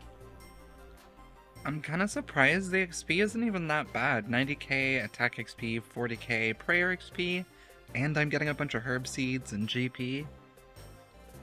Honestly, kind of glad I came here. I'm almost out of Wrath runes, but I'm thinking this is worth doing, so I'm probably gonna make about 500 more Wrath runes. Yeah, I think that's a good amount. About 500, and then we'll come back, finish all those off, and be a lot closer to 99 attack. Get a prayer level and a half, should be good. I think this is gonna, yeah, 93 prayer thanks to my friendly off-task necreals. Kind of annoying, I have run out of Wrath runes with 58k attack XP left. I'm gonna make a few more because this is definitely worth it for me to keep doing. I made way more than I need for the last little bit of XP here, because I'm thinking I might, given the way my seed situation has been going, I might need to come up here a little bit and train some defense. Maybe, at some point. I'm leaving that for the future, I'm not going to do that now, but, you know, we got a bunch of Wrath runes, which is a bunch of prayer XP. Hopefully we figure out a way to use them. My supplies are gone, my prayer is almost out, but if I get a decent hit for once, there is 99 attack. Can you believe it? I'll finish off this guy for his ash, and we'll go pick up another cape. It's not the most exciting 99 in the world, but it does feel pretty good to get another one out of the way. Give me that cape, please. Beautiful. More bank space to take up. More bank space that I don't have because it's full of trash. Okay. The seed situation is looking so much better now. We also get a bunch of prayer XP. 99 attack, of course. 2232 total. We are doing pretty good right now, I think.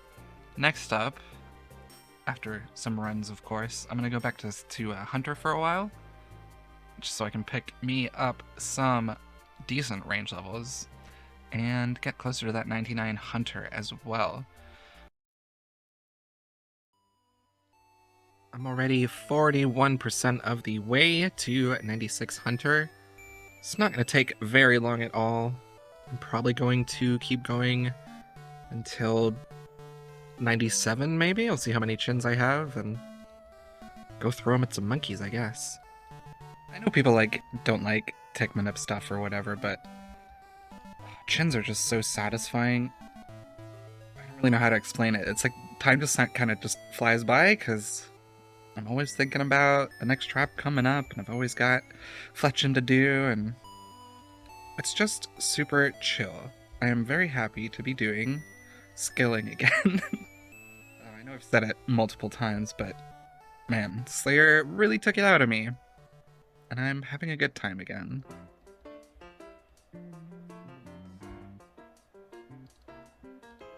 Never lucky. 96 Hunter. Woo! Oh, hell yeah, I can, Jane. I was hoping to get a good contract next, and Celestis is very good for me. And that is because this tree right here gives me 99 farming, which feels pretty good. I didn't realize I was going to get that today. It is another 99 that could have given me a pet that didn't give me a pet. I know the farming pet's pretty rare, but I don't have any pets on this account, which I think is kind of crazy. So anyway, that 99, that cape is going to help us get more herbs per herb run. It's going to give us a teleport directly to the farming guild, so I'm going to go get that right now. Martin, there you are. Hello, my friend. Feels very good. Some more bank slots taken up, but we can use it to teleport straight here to Jane. Hello. Oh, that's super nice. It saves me a few ticks for the rest of the contracts and herb runs I've got to do. And of course, I did run out of white lily seeds again, and I haven't gotten any more from Hispori, which... that's just how it goes sometimes. Very important, pointless update. We just passed under 100k broad arrowheads. Just 99.8k for 99 fletching. Let's go! Yo, 97 hunter, just 2 more to go. We're getting close, we're getting close. I did say I was gonna stop at 97, but as usual with chins, I'm kind of in a groove right now, and I'm gonna keep doing them for a little while, because why not?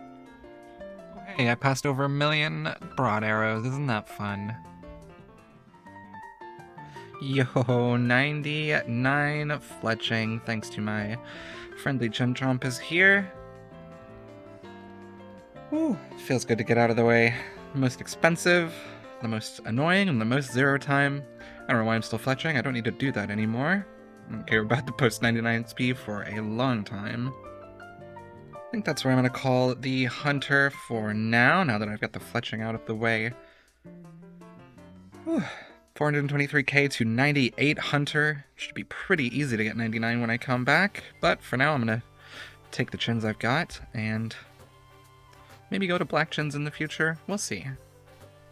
Feels kind of weird not having something to zero time. The only thing I can really do zero time now is alking things, and that's absolutely not important. You know, even if I do it, it'll only take a little bit. So it's just gonna be a little weird for a while, not having a zero time stuff. But there you go, 99 fletching. On to the next one. I keep flicking my mouse over to my inventory to fletch, and then I'm like, there's nothing there. It feels very weird. There we go, we made it back to the monkeys, and we are gonna get some very easy levels here. I didn't bring my full stack, I've got 4k on me. Should be a decent amount of XP. Should be pretty quick too. Got a little bit more prayer gear on this time, just so I wouldn't burn through mine so quickly and have to pick up more. Should be pretty good, I think. Almost forgot, but I also brought the Crystal Halberd for a little bit of extra defense XP while I'm here, which is also pretty nice. 88 range. Yo, fake levels, woo! 89. Yo, 90 range. I'm running a low on chins, so I'm gonna get out of here. Sorry for the fan just turning on right now, but yeah, I'm gonna get out of here.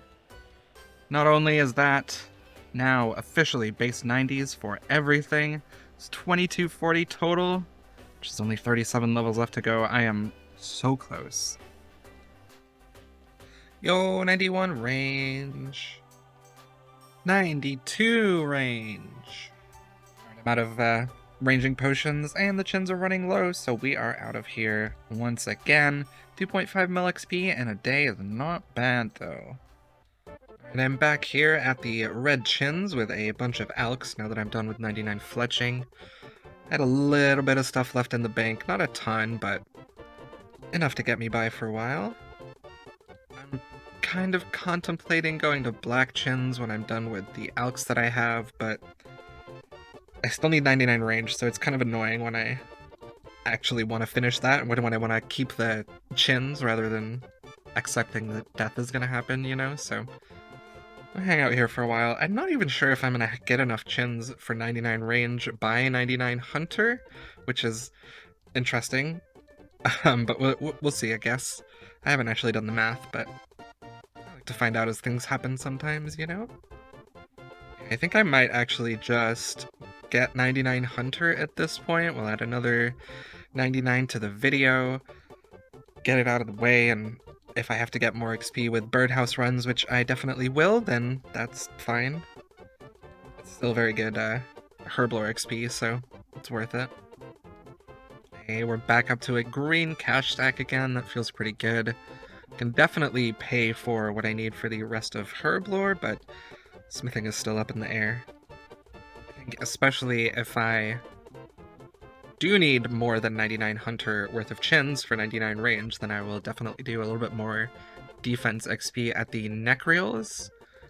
until I have enough herb seeds. I need to do the math again on that. Getting close, but definitely need a few more. Yo, 98 Hunter.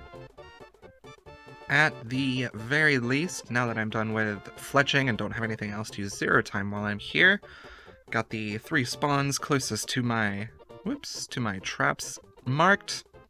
Shoot them when they run away. Should make them respawn a little bit faster, get a little bit more XP, couple more chins per hour. Mess up a little bit while we try to record, of course. Should speed this up a little bit when I'm not messing up all the time, and be a little bit helpful. I was getting a little bit bored, just kind of standing here doing nothing, because I've been doing Hunter with zero time things for so long. I forgot about for a little while, but I didn't do much XP before I remembered. I am also going to be very far from 99 range with the chins I get from 99 Hunter, which is kind of annoying, since the fastest way to get range XP is just to catch more chins. So, I'm just gonna get 99 for now. We'll go off and use those chins, get some more bird's nests, and do some other skills, and I guess we'll just have a ton of post-99 Hunter XP. That'll be fun.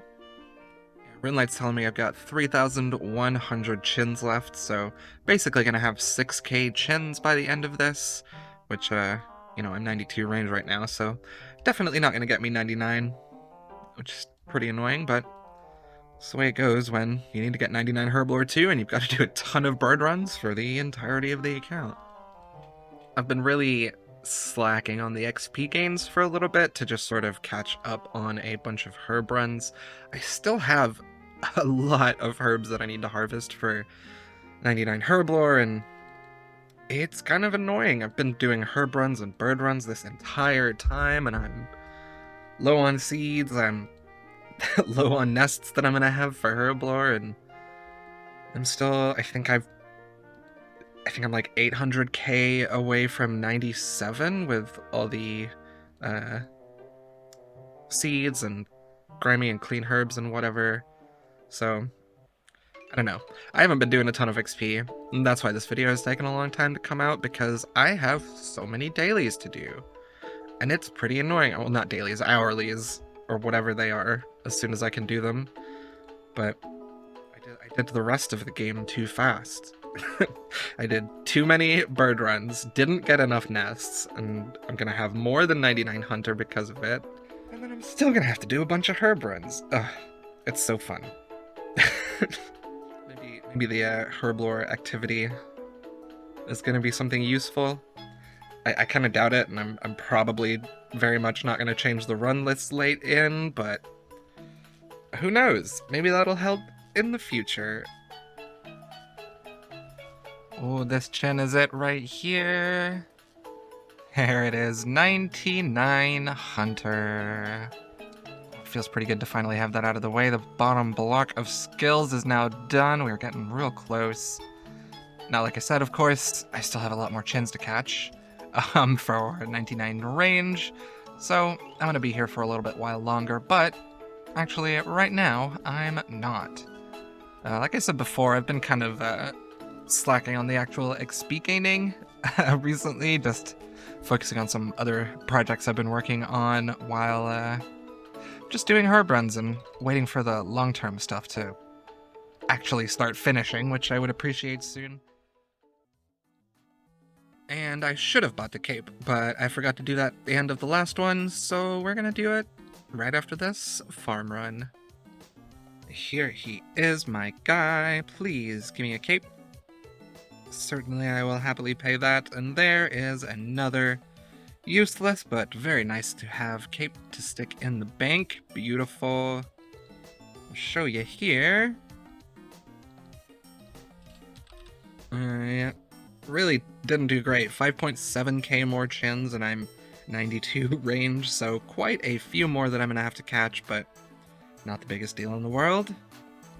I was going to gear up and throw all the chins that I have, but it's kind of a waste of time. I figure I'm just gonna wait until I have a bunch more that I can just go and throw in a row and get as close to 99 range as possible.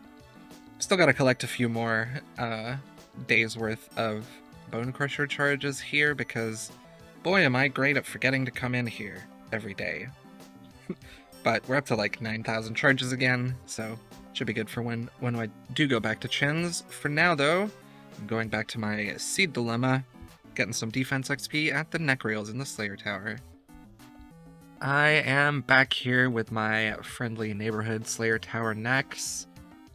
This time, though, I'm training defense, trying to get a little bit of extra XP there while I get some more herb seeds and some more GP from these guys.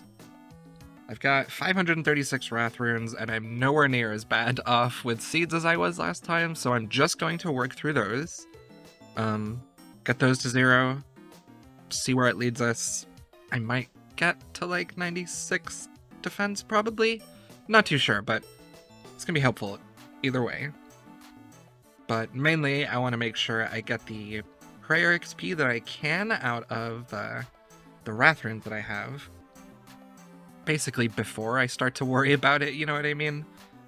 There's going to be a point where I am going to have to sit down and kill some green dragons and stuff like that, but I'm going to have to start planning that until we actually burn through some stuff and get much closer to the end of maxing, basically.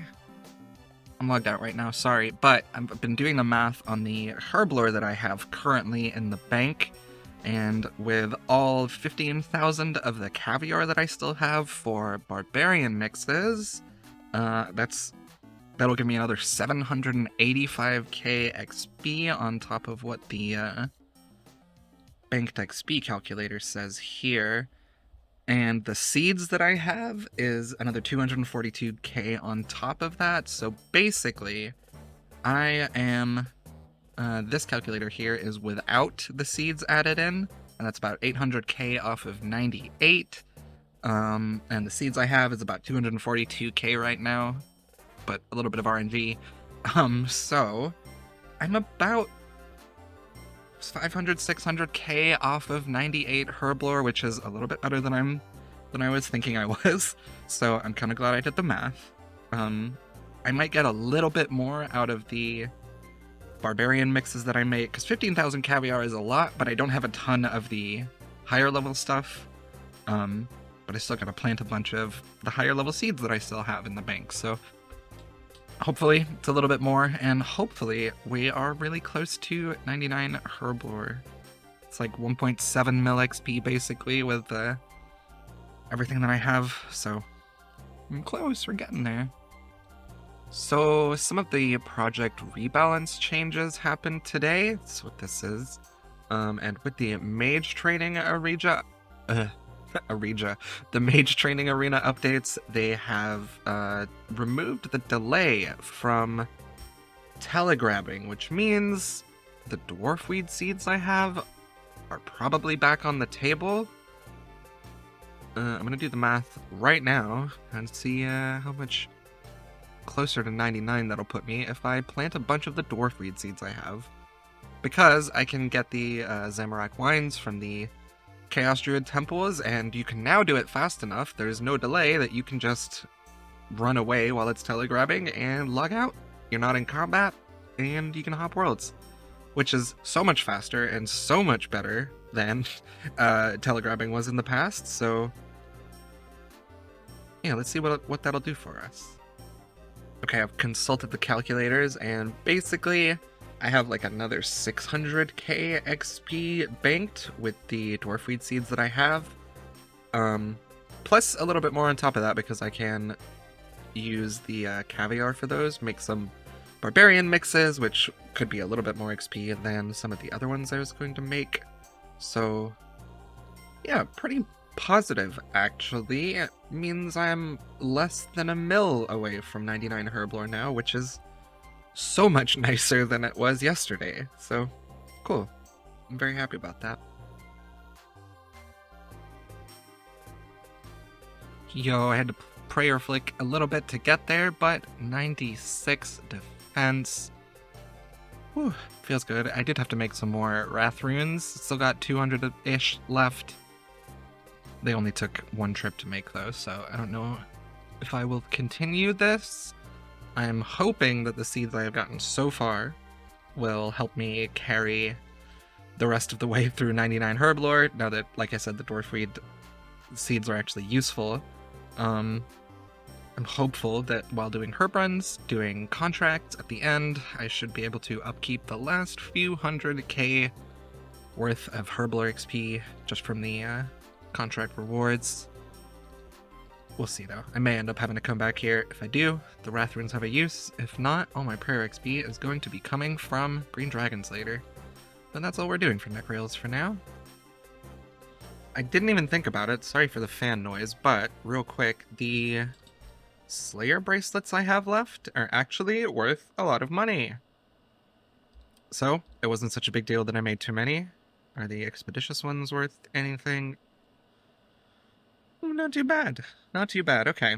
So, I need more nature runes, but we're going back to Hunter with stuff to Alk. Got 500 more bracelets left to do at 1.1k chins. I think I'll probably have like 2k chins by the time I run out. So, until then, we're hanging out back with our friendly chins for a bunch of post-99 XP that I absolutely don't need. Well, I do. I need the range XP, but still, feels kind of bad. You know, there it is, the last of the ALTS that I have for the moment. 570 few Chinchompas. Let's go see how many total we've got. So I'm going to stop for now. 8k total, not bad. Let's go throw those. Monkeys, woo! Woo, 93 range. Yo, 94 range. Hey, that's also 2247 total, which means we are just 30 levels away from the good red cape. Pretty easy ones too, and I have a bunch of them banked. Oh, we're getting there. We're getting there. We're getting close. Ready? I'm getting there. Yo, 95 range. So I'm going to leave it for now because I'm not going to get another level out of these chins. But I have 17 mil in the bank that I got from alching all the stuff I got from Necrails, and I want to spend it on Herblore. Don't have a reason why. I just want some XP, and this is a lot of XP banked that I want to use. Well, I gotta clean herbs first. That's what I'll do. Alright, let's see how much damage this is gonna do. We are at 17.9 mil to start. Ooh, that already took the stack down to 13. And we are at 13.5. Honestly, not too bad. Oh, and I didn't bring enough vials. Okay, we'll go spend a little bit more. Okay, sure. I like just bought 20k vials. That's kind of crazy. I didn't realize I had that many. But at least we know it's a good amount of XP. There we go. Much better. Down to 12.5. There's another mil. Okay, cool. Cool. 12 mil. Still not too bad. And now we just get to hang out in the pretty Herblore tab. Get a whole bunch of easy XP. Woo! Woo! Woo! 94! And 2250 total. Oh, 27 to go. We're doing it. We're doing the thing. 95. So I am down to my last few inventories of brews that I can make here, which means it is time to go and collect a bunch of secondaries. I got like 2.5 mil out of the herbs and secondaries that I had just stored up and saved and that I've been farming and stuff, so that was super nice. But I farmed a lot of snapdragons that I didn't have the eggs for. I think I got pretty lucky on the snapdragon seeds. And I also have 6.6k Mortmire fungus to get, and I will probably make the dwarfweed that I've been farming and get some Zami wines too from the Chaos Temple, but before that I've got to spend like 3 hours getting Mortmire fungus, so wish me luck. Woo, mushrooms! I'm definitely not biased, but I think we should get prayer XP for spawning Mortmire fungus. Just like as an integrity update, we should just get that, I think. I do believe this is going to be the last inventory of Mortmire fungus I'm going to do for a while. Let me double check. Yeah, 6752, almost 100 extra, which I might end up having to use just with whatever seeds I'm going to plant, getting 99 herblore, but should be good for now. Now I gotta get red spider's eggs. Spiders, woo! Alright, I think this is gonna be my last inventory of spider's eggs here. Spidings are fun, but I don't want to be doing those too long. And 900, about 100 extra. And now I'm gonna go try out the cool new telegraph spell to get some wines at Zamorak. So this isn't actually like a new method or anything, it's just changed a little bit to make it way better. So you just teleport to the Mind Altar, run all the way to the Chaos Temple, and I do it upstairs, just so I don't have to deal with the combat. You can telegrab from one square outside of the door downstairs, and then as soon as you telegrab, you can run back out, and as soon as your, you can see it here, as soon as your telegrab animation touches the wine, you can hop. There's no delay anymore. It's so nice. I used to get so annoyed doing telegramming wines. That's why I wasn't going to do them at all, because you'd think the delay was up and then you'd try to hop and then nothing would happen and you wouldn't realize for a few ticks and then you'd click again and it was a big waste of time. But now it's super chill, and if you get the timing down, depending on which menu you're using to quick hop, you can basically get it to hop on the exact tick you need to as soon as you have it, so you're only spending 2 or 3 ticks on a world before moving on, or I guess maybe 4 or 5 ticks before you just move on and get even more.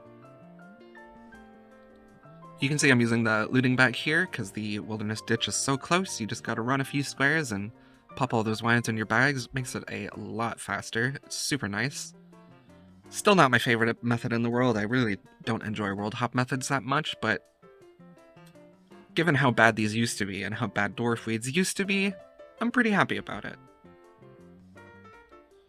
Alright, I think this is gonna do for now. Gonna have to get a little bit more later, but I've got more than enough to cover the dwarf weeds that I have right now, and I am fiending for some real XP again, so I'm gonna get 97 herb lore. Woo! Potions that I have 114k to 97 herb lore, but if I just get out the I need the Zamorak brews and I need the magic potions is what I need. And I'm only doing 14, of course I am. I have my guy Bob turn everything into 2 doses for me. And then, well, I'm not going to stay here because of the public chat. Sorry, I'm going to waste some ticks running. Now we can use the trusty, beautiful caviar that I collected earlier in the run. Get some real quick XP here. Man, I'm glad I banked so much caviar. This stuff is so good. Hey, on the last one, 97 herblore. Man, that feels pretty good. To celebrate, we're going to say TY. And make sure we actually withdraw all. We're going to do the long and arduous grind. 294 prayer. I'm trying to keep the theme of easy levels going because it's very satisfying and I really like the total levels. I'm gonna get some, you know, I'm trying to work through all the banked stuff I have for a little bit of dopamine. Oh, I forgot my locator orb. It's sad. That guy is a lame PKer. He was even running for me, can you believe it? Oh my god, that was so fast, can you believe it? No way, oh my god. I'm down to my last chunk of minor bones. I've used all my worm bones and my baby dragon bones. Figured I'd use my last teleport to use some dragon bones and the last of my baby bones. It's not too bad, actually. It's about to get to peak time, so I'm gonna stop for now. I might do some of the heads maybe, but I'd rather not get interrupted all the time by PKers because it's pretty annoying and I just don't want to deal with it. So, I'm done with this for now. Pretty decent chunk of level 94 out of the way without even using the good bones, which pretty nice. The locator orb PvP world method is super nice and super fast. You just spam your HP down, drink a bit of wine, and you're right next to a bank again. So, do that in the future for the rest of these. I'll probably do that tomorrow. I am once again back at the Chin Chompas. Getting a whole bunch of post 99 XP that still feels pretty bad, but still need the range XP, so here we are. I'm at kind of a weird spot. I want to just finish all the chins I need for 99 range, but to do that, I need to finish prayer. So using chins goes through bone crusher charges because of all the bones the monkeys drop, which is a couple 100k prayer XP, which I need to get before I get the bones for 99 prayer from the green dragons, because I need a few of those. I'm gonna do those with defensive melee, but I need to finish my defense either with the green dragons or with the chins, and since both of them are getting me prayer XP, it's kind of hard to know which one I should do. I will get more prayer XP when I use defensive throwing on the chins, because I will have to kill more monkeys for more range XP, even though it's the same XP overall, but anyway. So I'm not too sure what I'm going to do. For now, my plan is to get enough chins to get to, at the very least, 96 range, because that's what my defense is at right now. I think at the very least having them even, so I can start using defensive throwing, and I'm going to have to do a little bit of math to figure out how many green dragons I'm going to have to kill and how many monkeys I'm going to have killed, and see what defense level I can get to, I guess. I guess that's the conclusion, is that I have to do math, and I hate that. I never want to do math. Woo! Fake levels! Okay, 5,100 chins. That's like 1.5 to 2 mil XP, depending on RNG. And I think this is probably where I'm gonna stop, at least with the red chins. I'm thinking these should get me at least close to 97. I'll have a bunch of prayer XP from the bone crusher charges that I've been storing up. And after that, I'm gonna finally go and finish almost finish the prayer grind, go and kill a bunch of green dragons to get as much defense XP as I can. And then if I have to get any more defense XP, or if I just have to get range XP, it's all gonna be done with Black Chin Chompas. I'm giving in to the great XP that they actually are, just because I have nothing to alch anymore. Being in the wilderness isn't scary. I've got 99 Hunter, so there's an instant teleport to the Black Chin Chompa spot. You know, there's not that many downsides. It's not hard to get away from PKers. Although now that I've said that, we'll see if I eat my words. But yeah, I think I'm gonna stop putting these drops down and pick a few up, get these last couple of chins, and I will go and throw these, get a satisfying little bit of XP, and then hopefully get way closer to finishing this Maxcape. Woo, monkeys again! Yo, 96 range! Uh-oh! Oh! Big lag into fake levels. Okay, cool. Okay, I didn't quite make it to the end of my chins, but 666 left. Honestly, not a big deal. I'm just out of ranging potions, so I'll bring this tiny bit back next time I come, but I will also have a ton of black chins with me, which I'm pretty excited about. Now, like I said, I am going to go get a bunch of prayer XP. Classic. Easy peasy. Oh, I shouldn't have that on. Not so easy. And turn our retaliate off. Whoops. There's only 2 PvP worlds right now? The heck? My locator orb! Oh, this is a disaster. Much better. Well, that's bad timing. Saw that coming. I think we should be chilling here. Oh no! My prayer dropped! Oh no! I'm a little annoyed because all the things I'm actually motivated to do are wildy content. You know, I want to do prayer, I want to kill green dragons. I don't want to deal with PKs. So I've been kind of procrastinating for a few days because it was Thursday and then Friday, and now it is the weekend, and I'm not dealing with the wilderness on weekends. So I think I'm gonna go do smithing after this run here, but kind of bummed about it. But it'll be fast XP at least. So nothing super special for the smithing we're doing. Just using up the gold ore that I have in the bank from Slayer first. The old glove switching method on the hopper, whatever it's called. I don't need to explain this, it's blast furnace. I'm smithing, woo! Gold ore, yay! Yo, I hit 300 mil total XP, that's kind of cool. Not on anything exciting, of course, but 300 mil. Alright. Whoops, ran through all of the gold I had banked very quickly, which means I've got to move on to the wonderful world hop and drop method now. But at the very least I don't have to click or spam click energy potions anymore. I also didn't need to do that.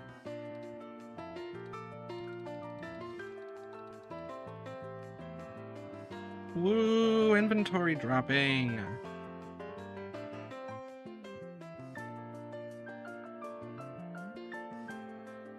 Should get this level on the glove switch here. Yeah, 91 smithing, the first level, well, the first real level back on the smithing grind. I'm gonna burn through a few more mil here.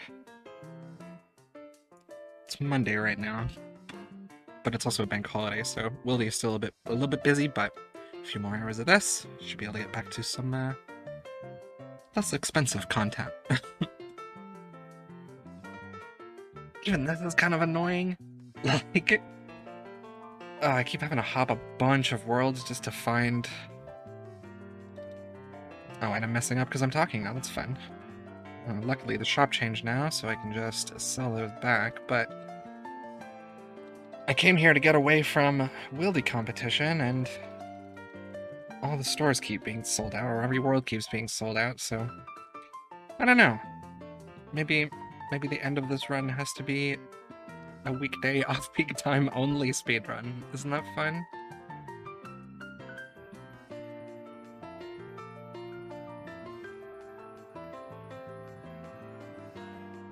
Oh my god, how many herbs did I get from that? Jeez! 27! In one patch! Holy, okay. Thank you, Jagex. Oh no, the cash tag went under 10 mil. This is so sad. 92! Can I get a halfway? Managed to sneak in some morning prayer time. Hopefully, the Wildy remains pretty quiet for me. We'll see how long it lasts. Hopefully get a level, maybe 2. We'll see. I got work to do, and I'm doing this instead, so we'll see how long I'll do it for. Oh, classic! That was great timing. I think I can juke this guy around some trees, actually. Just get some good angles.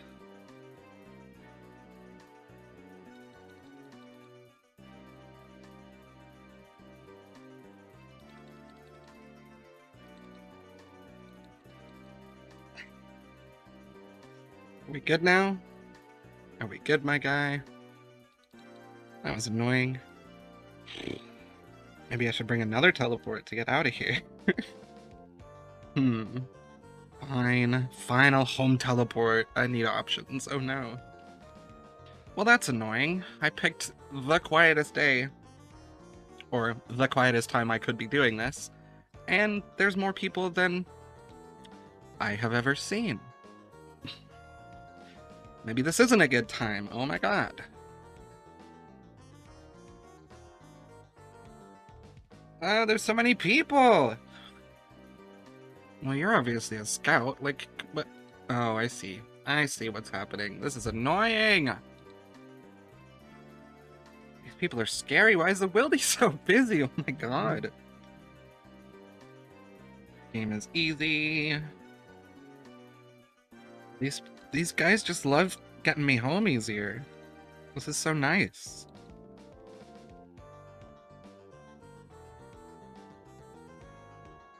Alright, boyo, are you smart? You gonna hang out, or... Oh, yeah, you are. Okay.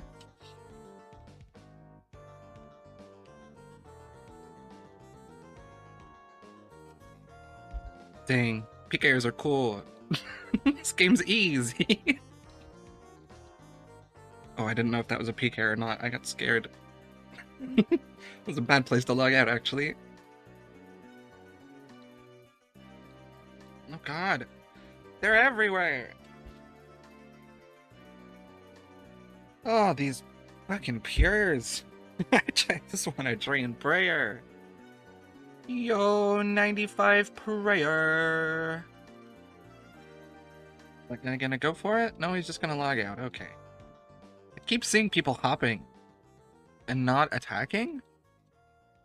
Maybe they're like too low level or something, but I've seen a few of them. I've seen that guy a few times leave me alone, which is interesting.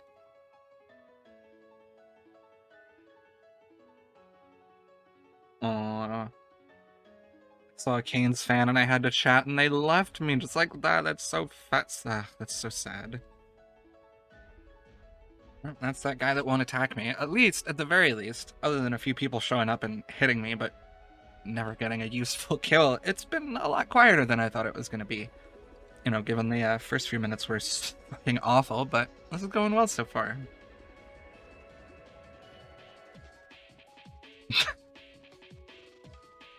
No. Oh, yo, we got a peek here. This is fine, I think, actually.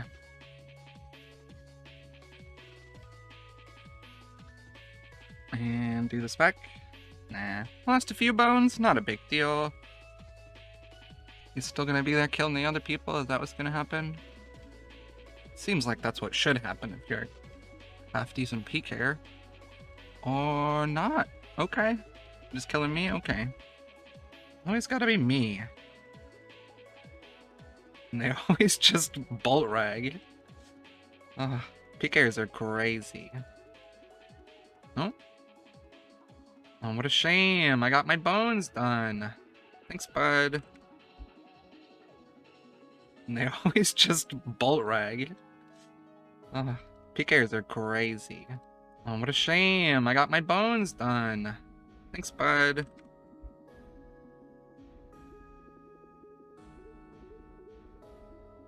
No, I clicked log out. That's fine. Okay. We've lost an inventory. That's okay.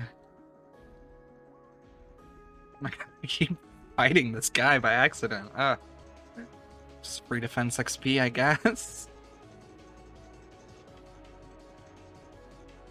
Uh-oh. Someone's getting scammed by free coins. Good luck, bud. You PKing cool, Nesty? What are you doing? You just hanging out? No? Okay. Really don't know why people keep doing that, but it's the wildy, I guess.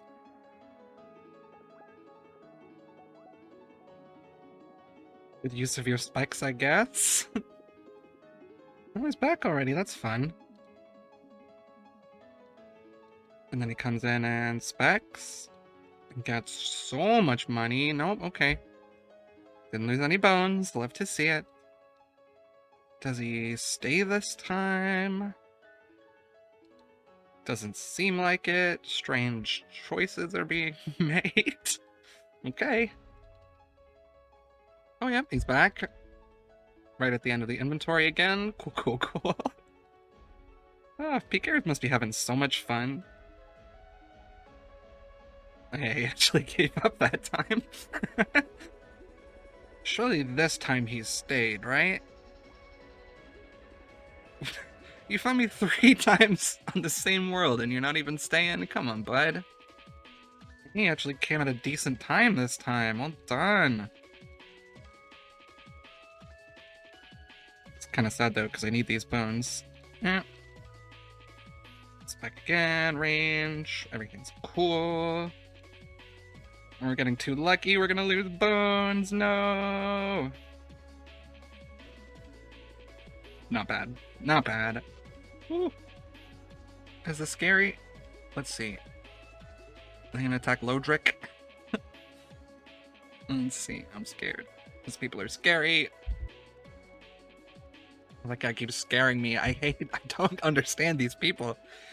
Who are you scouting for? No one shows up when there's people there. There we go. Well, this is sad. I need these bones. I'm about to level. Man.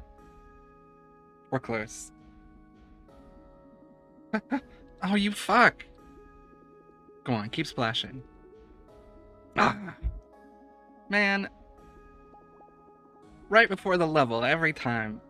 Gotta be dumb. Oh my god. Oh my god. No. I just want the level. So I need one more inventory bones for the level, but I only have... Switch worlds. But I've only got 18 left, and I want to save a few for Ecto tokens if I need them. I know I can get more bones later, but whatever. So what I'm going to do, I'm going to pull out the good old skills necklace. Take the eggs that I've got over to the woodcutting guild, get a little bit of XP. And I remembered not to stay on a PvP world. Isn't that fun? Wow, 223 offerings with no evil chicken. That's so sad.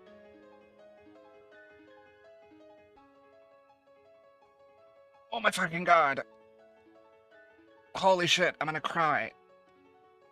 Reanimate the fucking dragon! What the fuck? Oh my god. At the very least, we have a bunch of ensouled heads that I can burn through very quickly, as long as they reanimate. Let's go, 96 prayer! Finally. Oh hey, and 125 combat, you love to see it. Pretty productive morning, but that's gonna do for now. I gotta do my job, and then we'll go do some more smithing later, I think. I guess I kind of lied a little bit. I'm not gonna be smithing. I've got to go kill some more necryls because the seed situation is, once again, dire and awful and terrible, and man, it's not good. I'll show you real quick. Look at this. Look at this. Literally the only one I have more than 4 or 5 of it. Code flags. And if we look at the calculator here, I am already... Well, I basically have 11 extra nests, which isn't enough. So, I gotta go kill some necryls again. I'll finish this Toad Flax run. It's always good to have extra because I can always do more birdhouse runs, but it's really not amazing.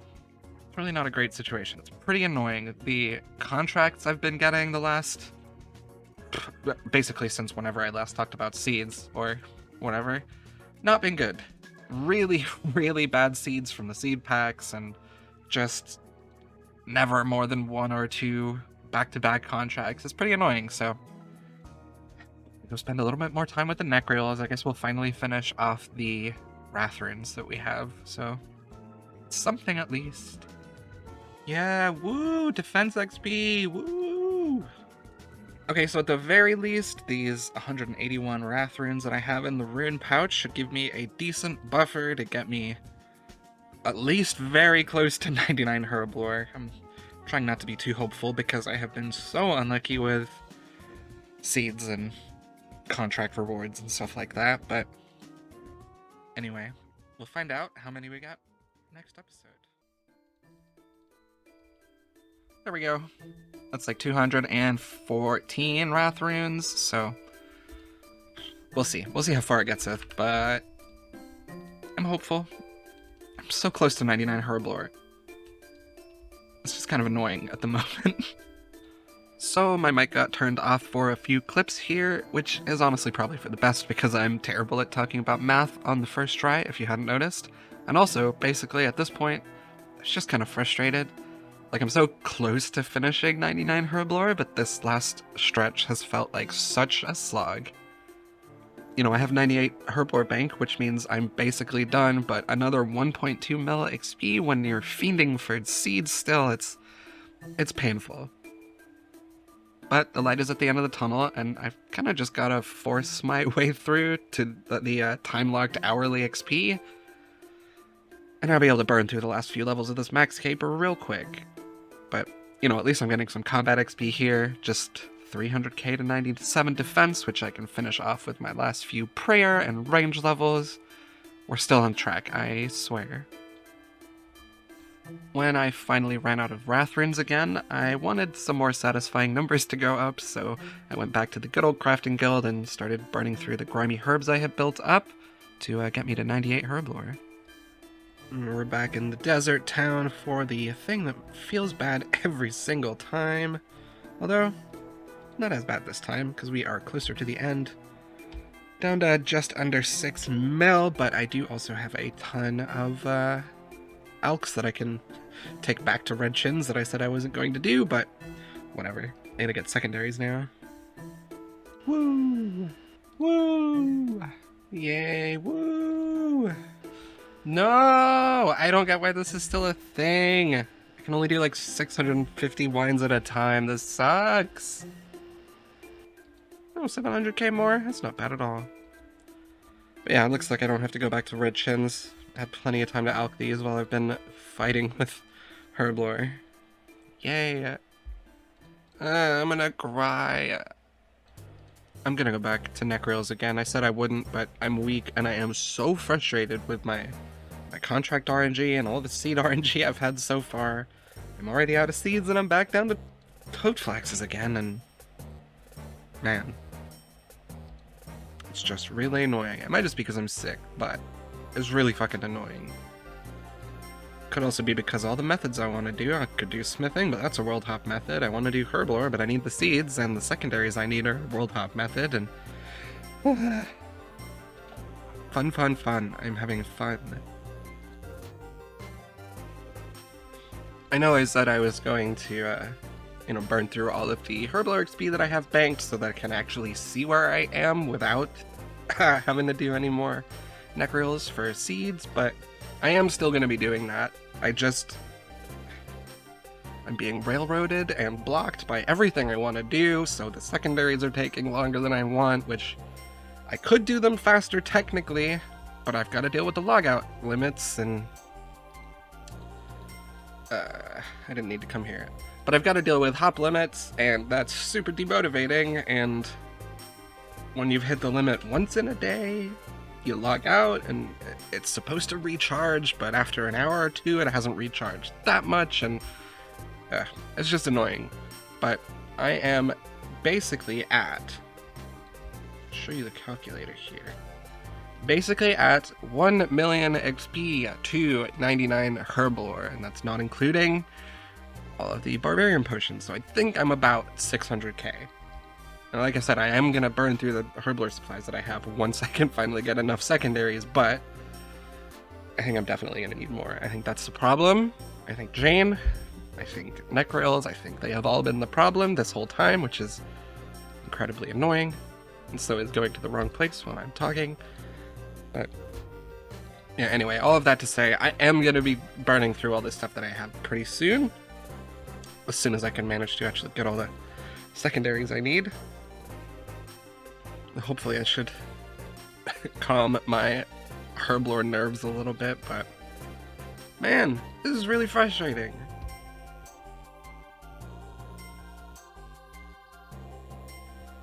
This wine right here, of course I mess up on the last one, but that's the last one I'm going to be getting for a while. I don't have to deal with that hop limit for a bit. I've gotten enough to cover the potions and the herbs that I already had and have like 100 extra wines on top of that, so it should be pretty decent. You know, those extra few hundred, or that extra 100 should cover the... Oh my god, I'm sorry. That extra little bit should cover any Dwarfweed seeds that I do get when I go back to Necrails, because I'm going to have to do that. But like I said, for now that I have the secondaries, I'm just gonna burn through some XP and see how actually close I am to 99, because that is very useful information to have. Hopefully, finding that out should leave me a little bit less frustrated than I am. This video is sponsored by me. I wrote an urban sci-fi fantasy novel about a girl with a mechanical hand, and it's available on a ton of different platforms for just $5.99. If you want to support me and get something in return, I worked really hard on it and I really like the story. Maybe you'll like it too. Okay, thanks. I love you. Back to the RuneScape. Here goes a little bit of the GP again, nowhere near as much this time, because I'm just clearing up the excess that I have in the bank. Now, I should have a much more satisfying time than I've been having. Let's get some XP. Let's get closer to that cape, shall we? Dang, getting XP in a skill that isn't already 99? That's crazy. Man, it feels good to be getting XP again.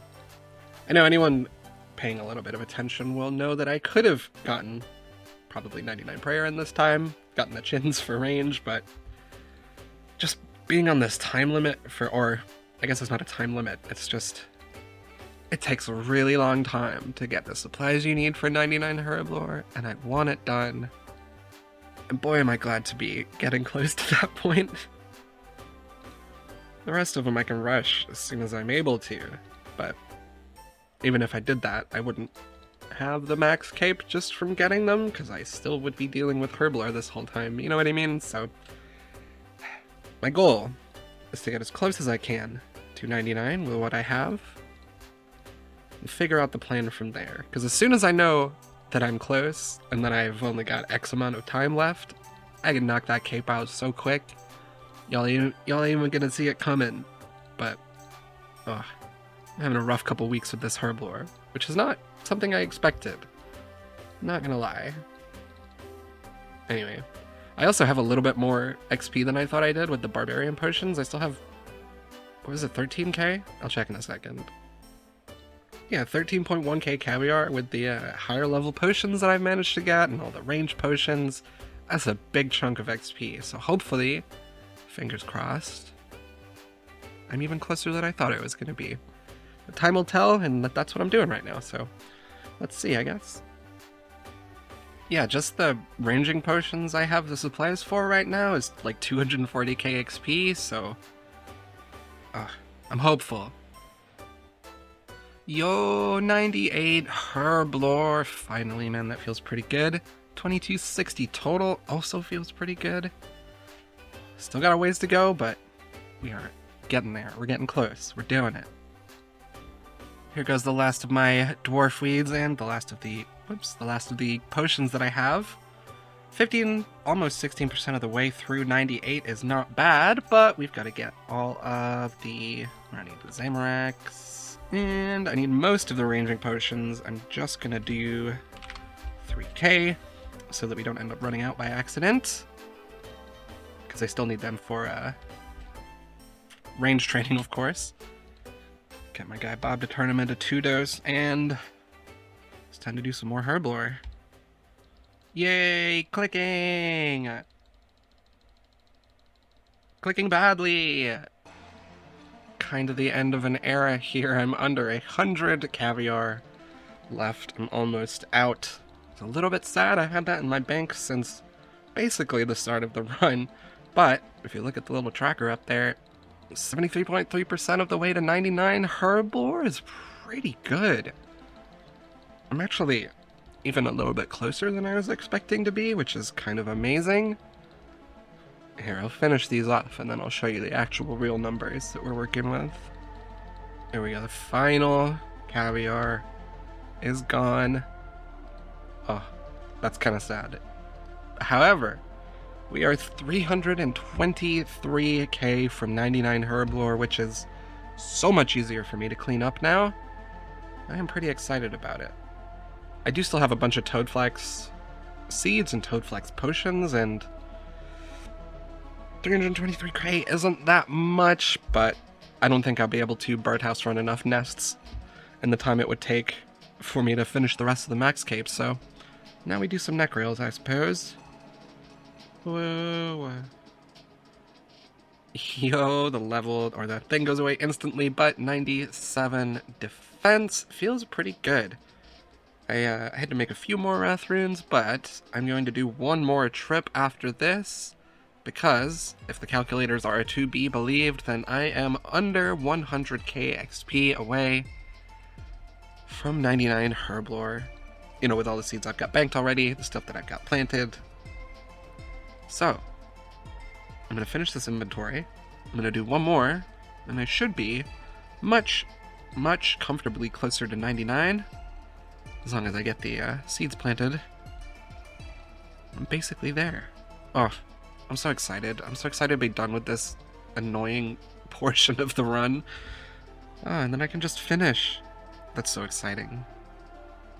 Although that said, this trip has such a terrible amount of seeds that it's like barely even counts as a trip, so maybe I end up having to do more than one more, but still, we're doing good. Alright, I'm down to my last 2 wrath runes yet again, but this time, and the calculators agree with me, I'm not coming back. I don't have to do any necreals again. I don't have to gather any more seeds. I don't have to do any of that. I may need to grow a few extra toadflax seeds that I have, and by that I really do actually mean just a few this time, because I am like, according to the calculators anyway, I'm like 40k XP away from 99 herblore. I'm so happy. I'm so happy. I just gotta do 2 more demonic offerings. Probably not get any more seeds just because that's how the grind goes. Never mind. Oh, you love to see it. But yeah, I'm happy. It's gonna take a few days to grow the seeds, but I'm gonna do it. I'm gonna do it, and I'm gonna get that 99, and I am gonna finish this dang run finally. Oh, I'm so excited. Yo, here it goes. Boom, let's get out of here. See ya, nerds. Oh, fuck that place. I didn't realize black chins were still so expensive. I've been here for a few minutes and I have 150k. It's kind of crazy. I see why the bots do it. Oh yeah, I guess I should probably say I'm just doing a little bit of black chins right now just to see how it is. It is seeming very chill at the moment. Yeah. Don't want to get too many before I bank, but I haven't been here in a while. I don't know how many too many is, so playing it by the seat of my pants right now. Get some XP, get some range XP. Just gonna be good. Oh my god, with the fucking bots, are you serious? Oh my god. Does it give up when it can't place them, or... No. Whatever, I should probably leave anyway. I've got a lot of chins. I am not coping.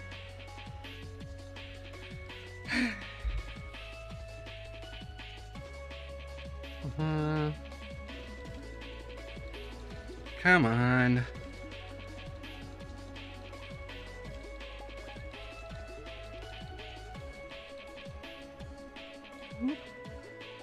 Almost had me, buddy. Oh my god, these fucking bots again with this? Are you just gonna leave? Was it bad programming? What's up? There we go, he hopped. Okay. Strange programming bot makers. Another one? This is cool. Whoever's making these bots really needs to go back to their coding boot camp. This place, other than the bots, is a lot less busy than I was expecting. I don't want to jinx myself, but I'm feeling very comfortable with large amounts of chinchompas in my inventory when I haven't in the past. I didn't even wait for off-peak times or anything. It's just pretty quiet. It's kind of nice. Man, these bots are so cool. I'm sure they're making so much money. God, fucking fine. I should leave anyway. God, I hate these stupid... Oh, whatever. Oh, I should go. That person is scary. I think we now know we don't do black chins in the evenings. Okay. Oh my god, are you serious, guy? How badly are these bots programmed? There's not even people over here. I'm just rocked up out of nowhere. Oh my god.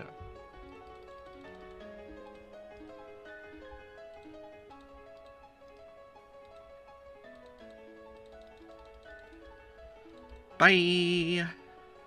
Okay, we're gonna try one more trip. We'll see if that guy's hanging around. And if he is, we'll kill some dragons instead.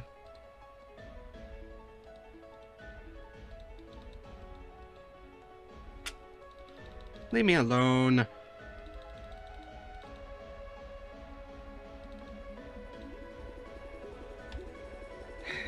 Boring. Yo, fake levels. Bread roll. I think it may be time to get out of here. There's close to my levels at least.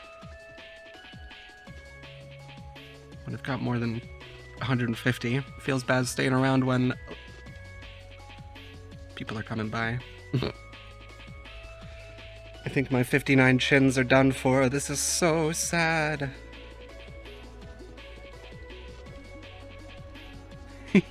Almost had it. Okay. Oh, I probably would have lasted a little while longer with some restores in me, huh? Go on, I can make it on 29 HP. Nope. Oh no! I reacted to that PK way too late. I didn't even realize they were there until I got teleblocked. That could have gone a lot better otherwise. But that much food, I'm kind of just relying on them not teleblocking anyway, so not a big deal. Just another lesson in not doing black chins in the evening. Oh my god. Bro, this isn't even how you do it. At the very least, they're making the things spawn faster for me, I guess. I guess that's one way to look at being crashed by a level 8 bot. Oh, with these people. Oh, I was just about to leave too, don't you love it? If I can get into these trees, should be chilling, I think. Yeah, we got one splash. Oh, come on, I almost had you. That's not fair. Yeah, get in the trees. We're not in the trees. I may be able to juke him.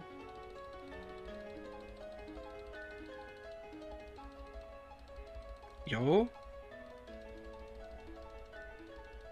Yo? Oh, come on!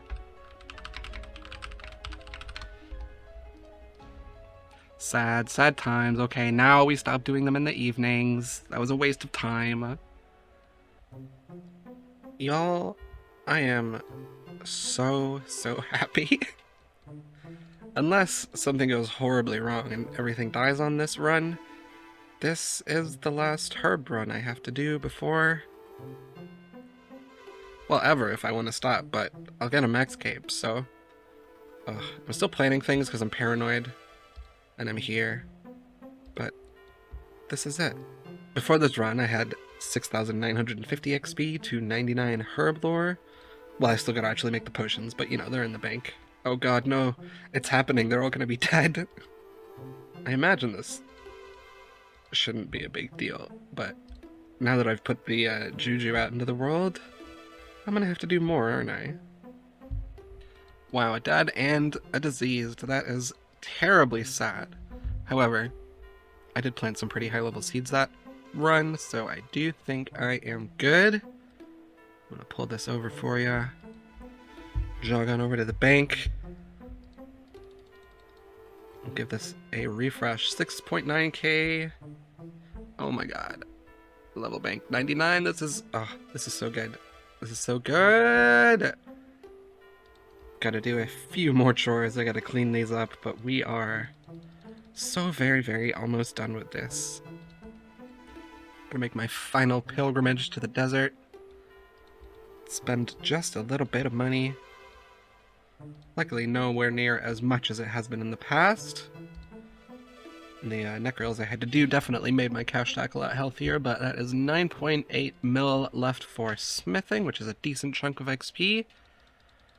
Now I gotta get some secondaries. Yay! Woo! Woo! Chocolate! I am so happy to be making these potions. it feels so good not being time locked for the cape anymore. As soon as this is done, it's just smooth sailing. I finish the grinds. I need to get like 5.5k dragon bones and a couple k more chins, and I am basically done. Well, I gotta spend a bunch of money on smithing, but that's easy. I'm just so excited to not have to do the herb runs anymore, not have to break up the few grinds that I do have left. I just rush it on through. It's gonna be real fast after this, y'all. The relief I can feel it in my chest. This is cool, I'm almost done. Actually, this time. I'm gonna say it again. I'm on these last few inventories of potions, and I don't have to make any more until I get the crafting cape, or the max cape. And it just feels so good. I am so happy to be 10k away from 99 herb lore, the longest skill in the entire run. You know, I say a lot of shit about Slayer, but man, herb lore takes way too long. This is ridiculous. But we're done. We're almost done, but we're done. I'm just thinking of all the possibilities, all the speed I'm gonna have to... I can't even talk. Everything's just gonna go so fast from here, and I'm very excited. This last 5k XP is so good. I think the next inventory is gonna be it. That's gonna be 99 herb lore. I got the homies here.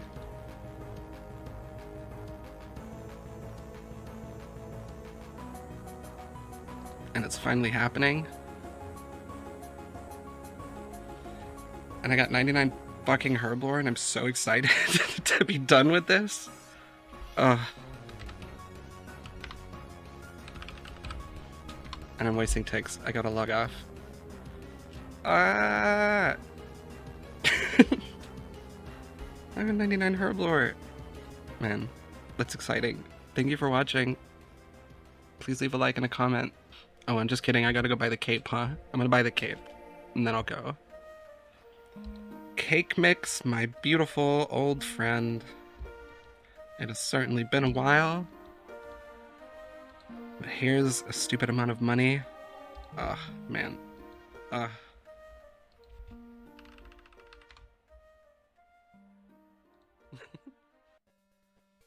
Now, we're back in the wilderness, collecting some black chins to finish off 99 range, a little bit of defense, a little bit of prayer with the bone crushers. But before we got there, gotta get the chins, so here we are. Well, I'm glad I just realized I came here with my graceful on. It wouldn't be the worst thing to lose at this point in the run, but it would be a bummer to lose, so I'm definitely glad I noticed. You gonna give up? You gonna pick up the trap that you're just standing next to? Is your programming broken? Come on. Just get out of here, man. Dang, people are getting wrecked out here today. Sheesh. And now that the higher levels know that I am here, I'm going to take my 800k worth of black chins and skedaddle. Okay, interesting choice. Bye.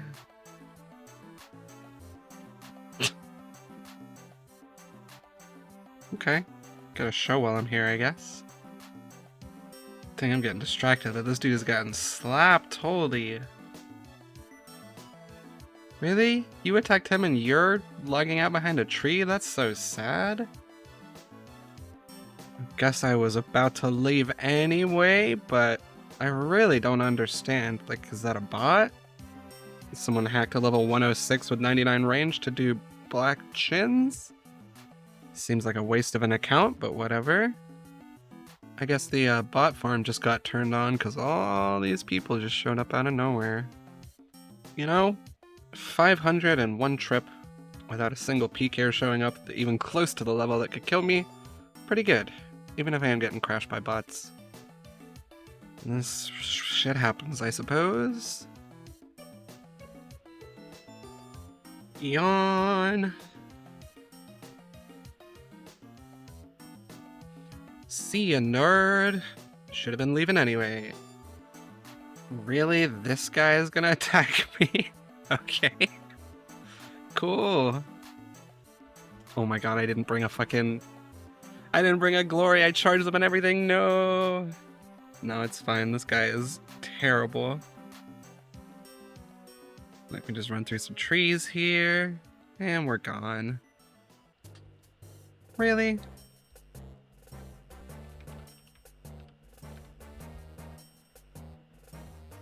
Just let this guy kill me.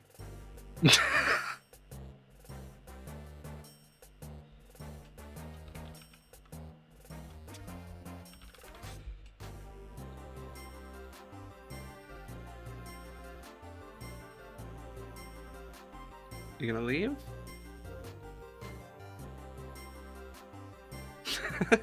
Alright. Little negotiation never hurts, right? No shot. I am still gonna be doing black chins, but I'm taking my own advice and not doing them in the evening, so when I can't be in the wildy, I'm gonna be back here at the blast furnace, doing the best dang smithing and dropping the world has ever seen. And hopefully we'll make some progress on 99 smithing.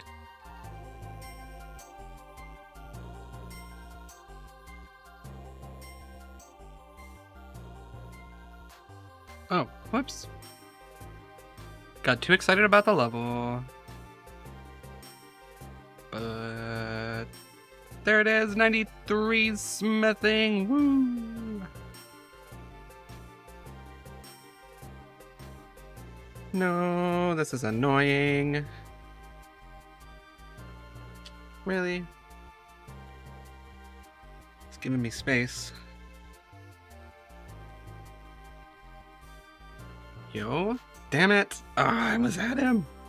That's not fair. I never get gap. Oh, we got a splash. Yo. Let's go.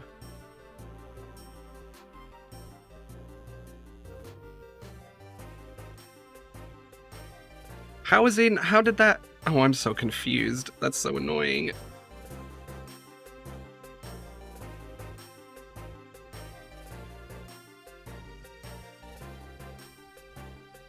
Okay, end of the trees, end of the trees, end of the trees. 2 E's.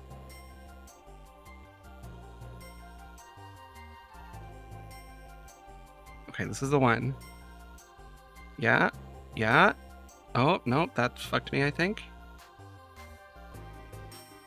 This isn't fair.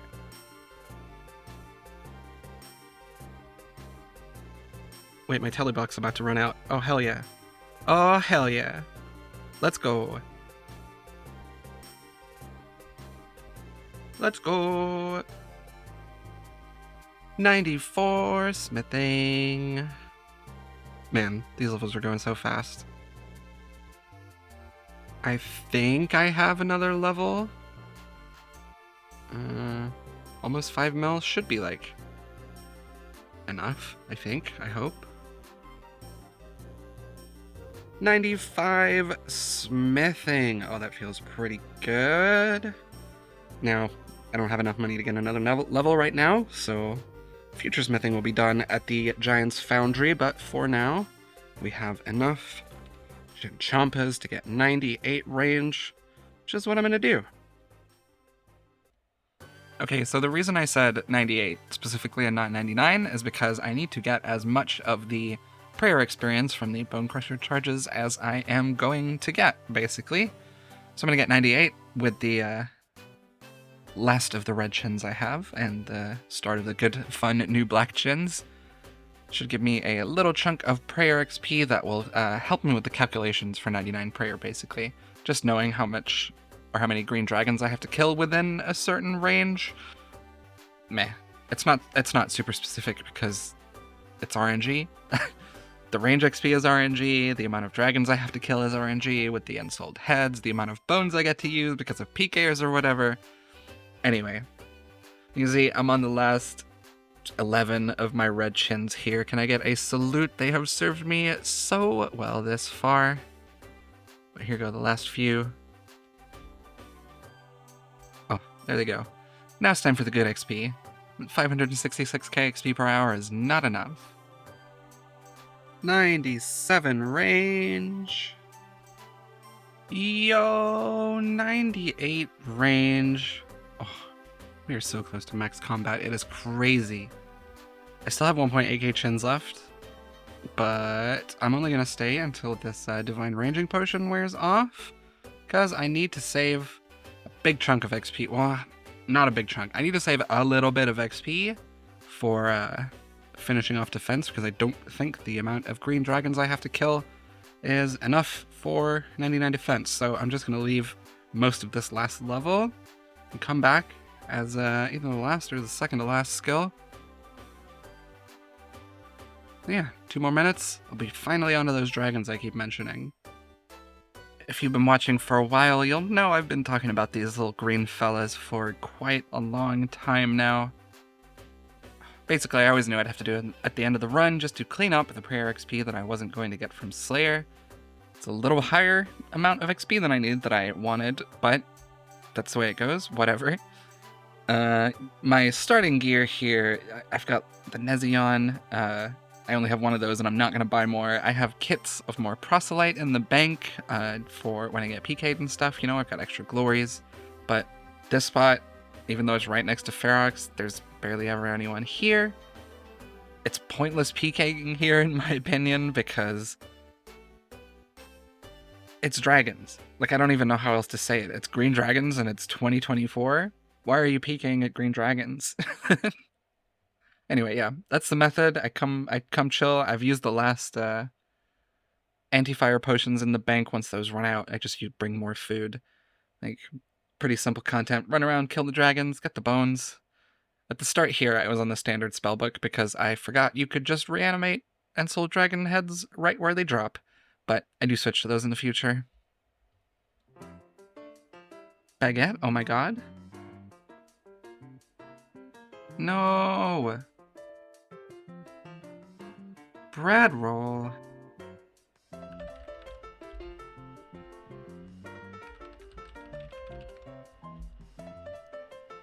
Uh-huh. Uh-huh.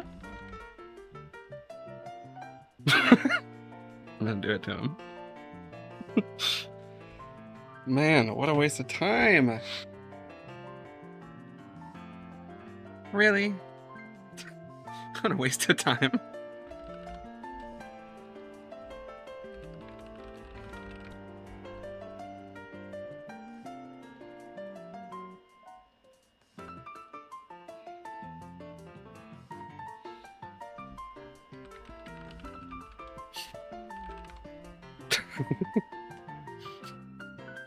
Yo, 98 defense. Oh, we are so close to max combats. It is crazy. 1 more defense, 1 more range, 3 more prayer that we are actually burning through right now. Let's see, what are we at so far? Get a little refresh. 1.4 mil banked. We are just 16k XP from 99, or from 98 prayer, that is. So, not much longer here. Got a little bit more defense XP. Finish off this prayer. Man, it's feeling good. We're doing good. We're zooming now.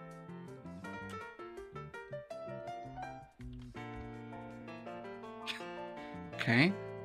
Bread roll. Certainly an interesting choice. But we can hop. I'm not dealing with weirdos. Y'all, I am smiling so hard right now because if we throw these in here, open up the old calculator, you can see we have 2.6 mil XP banked and we are over level 99. Man, took a long time, but we got there.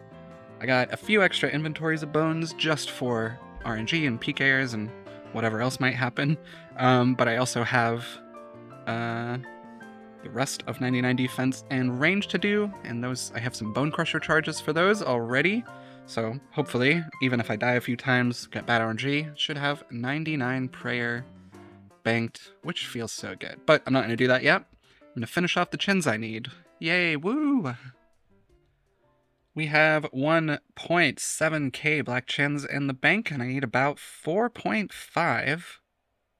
4.6 maybe, to get 99 rage and 99 defense, so that should not take long at all. Got 2.7k chins to go, so let's get those done, shall we? Yay, woo, black chins again, woo! No way that person is real, what? Amazing. Bye! Yo, fake levels. I think hopefully that's the last one I'm gonna get. Man.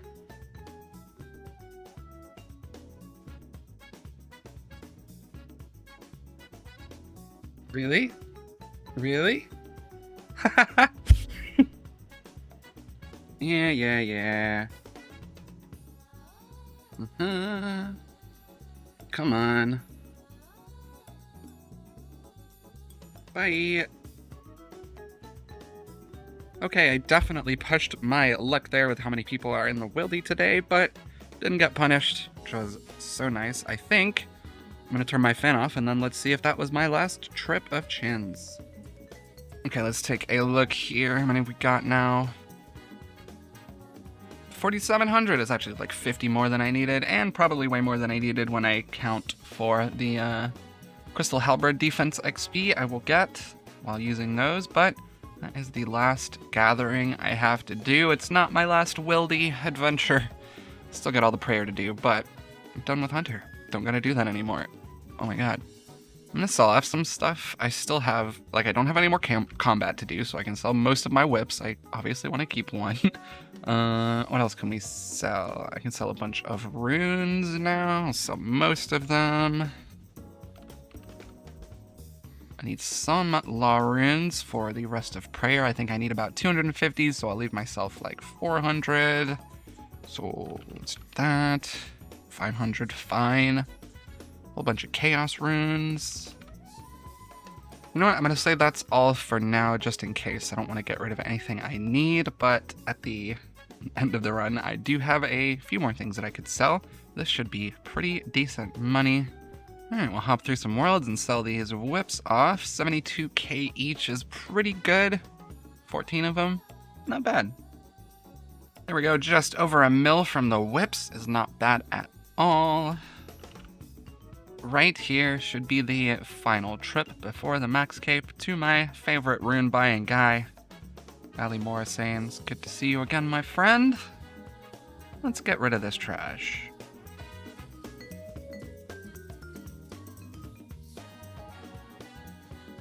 There we go, another almost 3 mil from the runes I had left over, which is pretty good.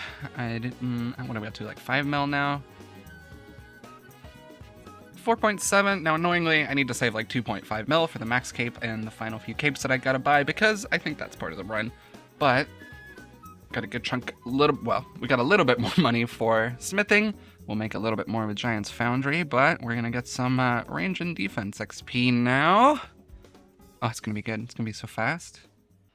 Yeah, monkeys! Woo!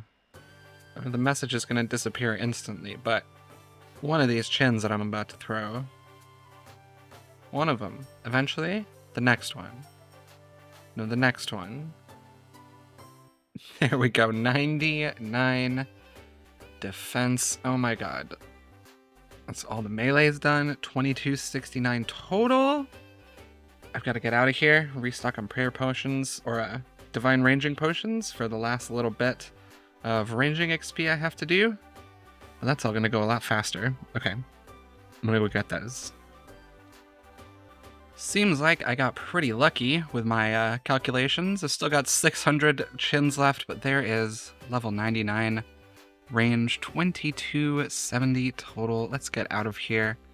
Oh, just prayer and smithing to go. It's going to be done next episode. I am so excited. We finished the final preparations for finishing this dang run. We banked all the bones for 99 prayer, and we started to work through the last few smithing levels I needed. The corner I've kind of backed myself into at the end of this run is that can't really afford 99 smithing purely with blast furnace gold. But luckily, the Slayer grind got us a big chunk of steel and mithril bars that should just about get me to a point where I can go to the blast furnace and finish. This place is kind of slow as hell, but it'd take longer for me to make the money and then use the money at the blast furnace, so we're here, we are smashing some swords, and we're finishing this Maxcape. Bread roll. Sure hope it does. This didn't take long at all, but I can buy my first piece of the smith's outfit here. We start with the gloves because we can combine them. We still got the ice gloves, it's beautiful, and some collection logs for the end of the series. I'd love to see it. Those basically just increase the, I don't know, what is it, the likelihood that the things go faster or something? Whatever. It's not a, it's not a huge deal, but it's something. It'll help me just a little bit. Once I have more of the outfit, I can switch to instead of doing 16-12 like I'm doing now, I can do 14-14. I think that will put the thing up. I might be wrong. Giant's Foundry is basically just a stopgap. It's kind of annoying. I'm hoping the money I get after all of the swords, as well as the XP I get, will make up for, I can do the last at least 98 to 99 with gold ore, I think. We'll see. We'll see how it goes. Yeah, each piece of the outfit gives 20% chance to give increased progress on preforms. Whatever that means. So, not too bad of an upgrade. You know, get a few more pieces. Should be pretty decent. When the wildy isn't busy, I've been running some bones for a few hours between swords. I switched up the method just a little bit. I was using burning amulets before because I had a bunch and they didn't use runes, but now that I'm out, I'm onto the old classic Gorok teleport and run south to the Chaos Altar. I changed up my world choosing method too because I wanted to bank on PvP worlds but not run the bones in PvP worlds because the altar was getting super crowded. Not fun. So every time I teleported, I'd hop to a 2.2k total world, run the bones to the altar, die, and then hop back to the PvP world in Lumbridge. Maybe it lasts me a few ticks over sticking with one world, but I really didn't want PKers to make me have to go back to Green Dragons again. So, you know, I was trying to play it cautious here. It's the end of the run after all. Yo, 97 prayer! Oh no, not a PKer. Oh no, not my bones, oh no! Oh no, I'm being PK'd! I can't, come on.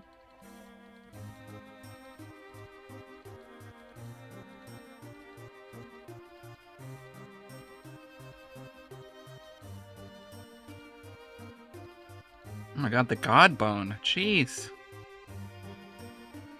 Yo, 98 prayer and 126 combat. Ah, oh, that feels good. That feels good. Dang. The total level PKers have cottoned onto my strategies, so I think it's gonna be my last inventory. The rest I can finish tomorrow.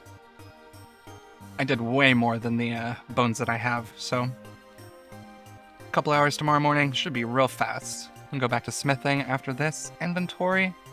Have a chill day. Yo, we can afford the boots. Yeah, another slot. Can you believe I got 2272 total and not a single pet? I mean, I know it happens, but come on. That's not fair. Where's my little guy following me around? I should have one by now. This sword right here is 96 smithing, 2273, no way.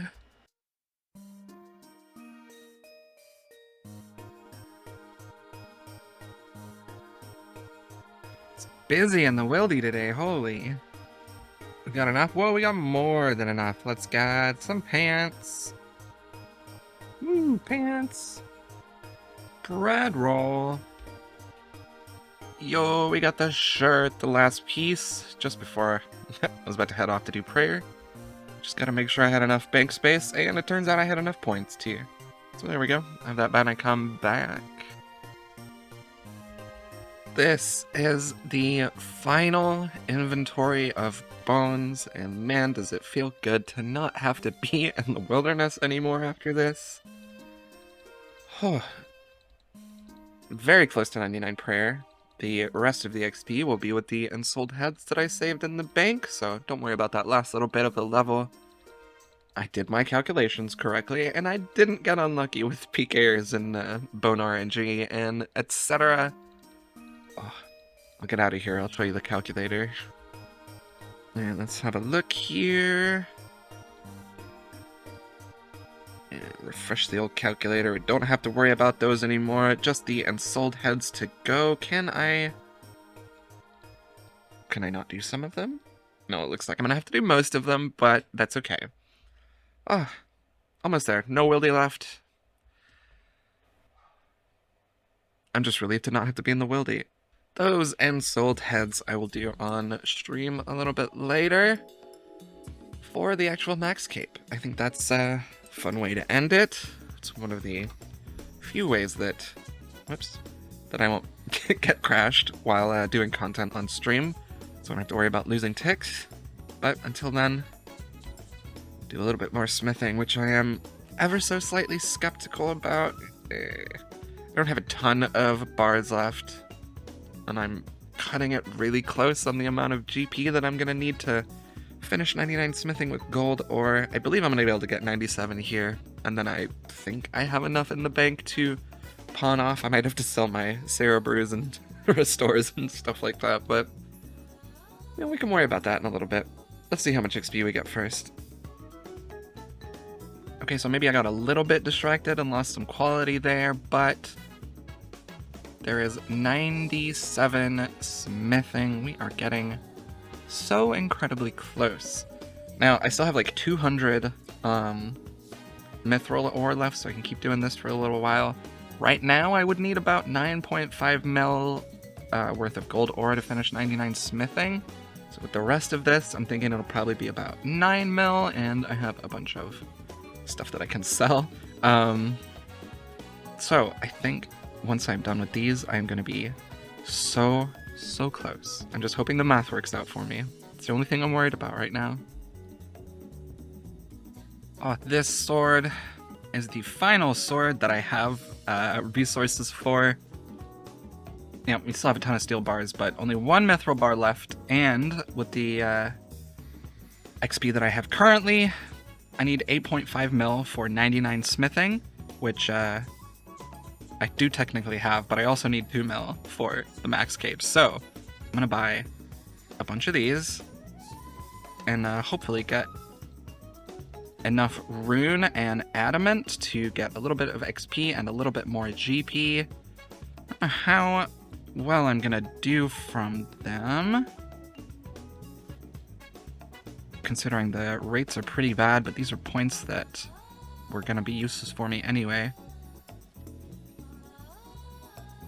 Really, you can't just let me buy extra? That's annoying.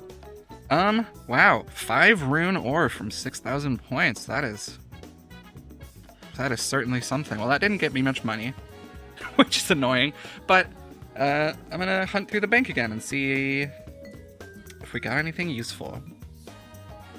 It's like 500k, I need about 1.7 mil extra. Should be doable. Let's find out. This is certainly a mishmash of absolute trash, but hopefully I'm gonna do a little bit of spam clicking here. Should get a decent amount of money. Alright, that was the one good alk we had.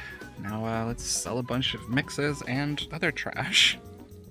Okay, the brews and stuff are not worth the pain. I do not feel like selling through those because that is not a great feeling. I now need... I have 1.4 mil. I need 700k more. Can we swing it?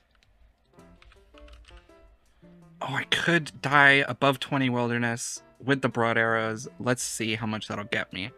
I'm gonna sell this stuff first. My trusty ancient staff, that is quite sad. 370k, not bad. Or back out, get the broad arrows. As long as I don't get randomly jumped by PKers in the 10 seconds I am here.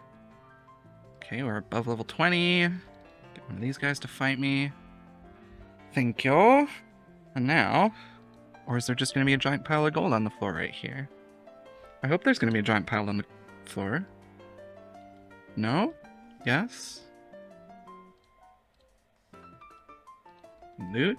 Oh, 2.1 mil, let's go!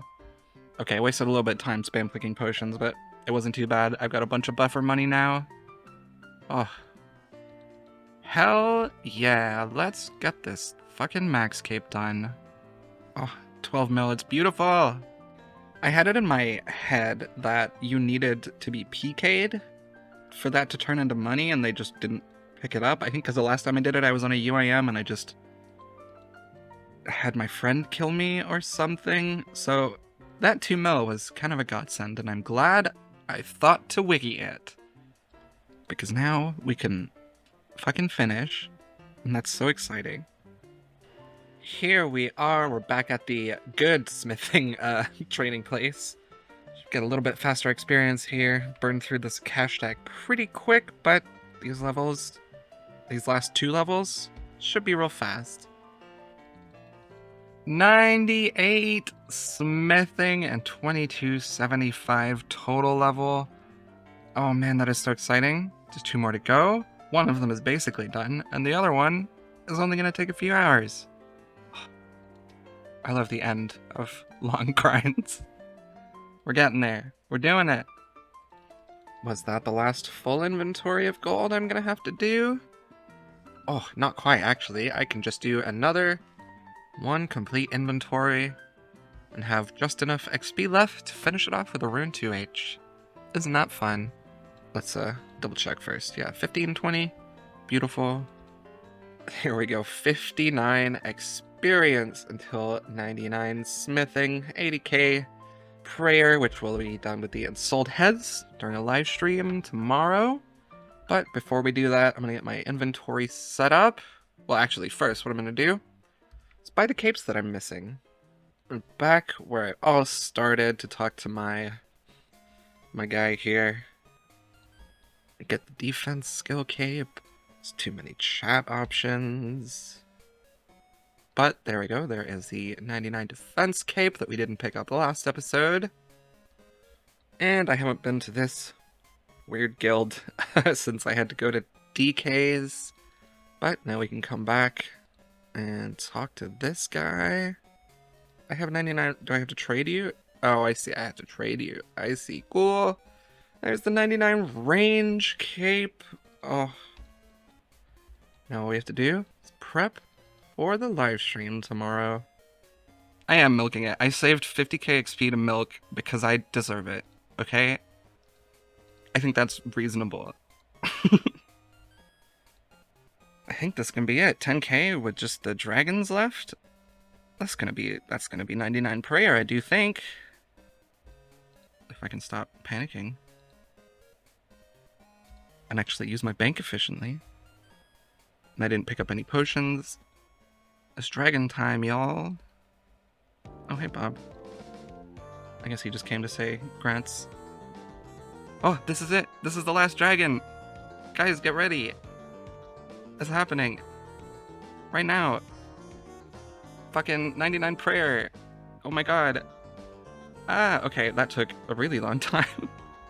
Alright, we're going to Horvik. You guys better be there. It's gonna go real fast. Where's the 2H? 99? Fine. I was just giving you guys more time. 99? What the hell? I don't need that much XP. Fine, I'll make a sword. I don't care. Hey, 99 smithing. Let's go. Okay, I'm leaving. I am 2227 or 2277 total. Oh my god. That's what I'm saying.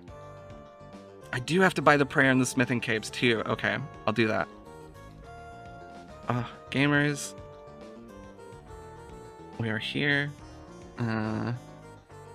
I know you gotta go through way too much dialogue. Pay the man. Give me the damn Maxcape. Thank you, wise old man. I am leaving your dialogue. It is fucking done. Oh my god. That is so exciting.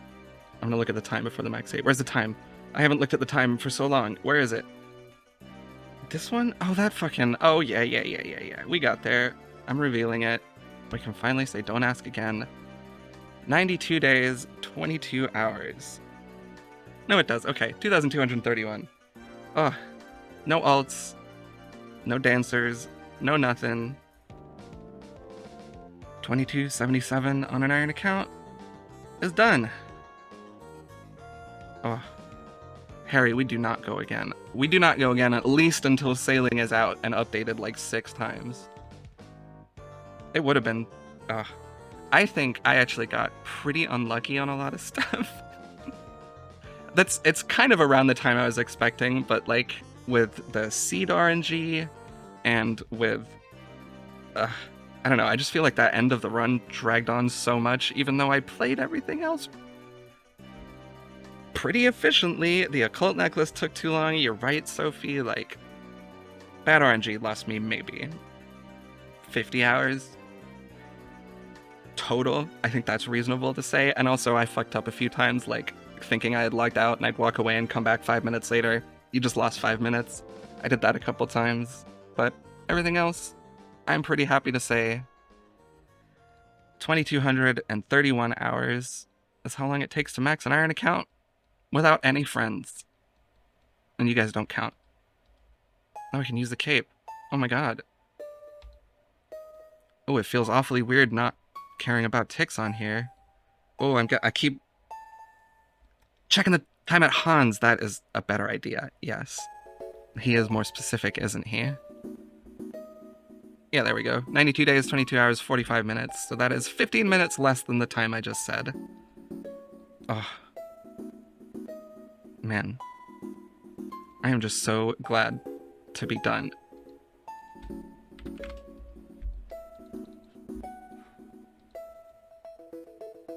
Like, I had a lot of fun doing it. It's weird, because, like, it's stressful doing it as a speedrun, because, like, the way people play this, or the way I play this game, it does not equate to every single tick matters. Log out, log back in. As soon as you're logged in, go. Like, doing this stuff is fun, but having to play that way is a lot of brain effort.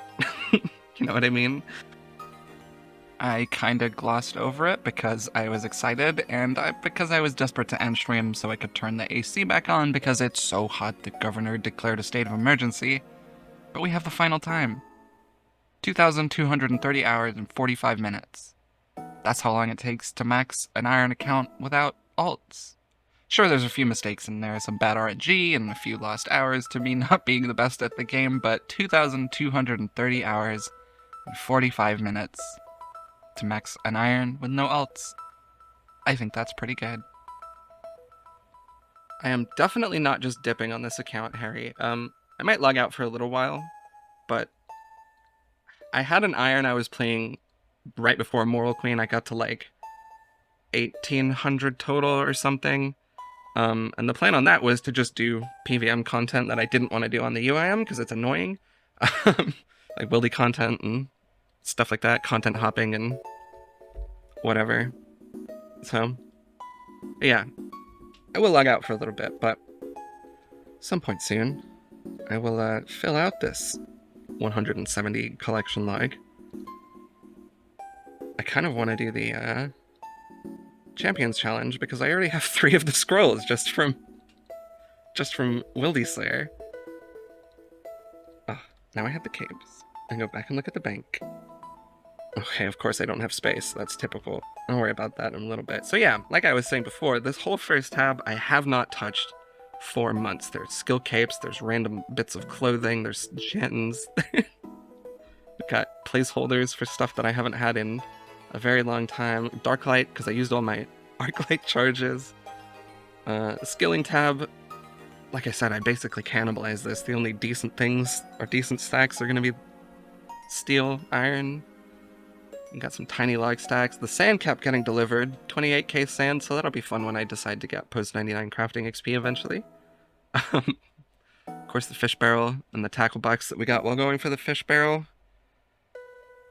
99 fishing was like the first big part of the run for me, so that's fun.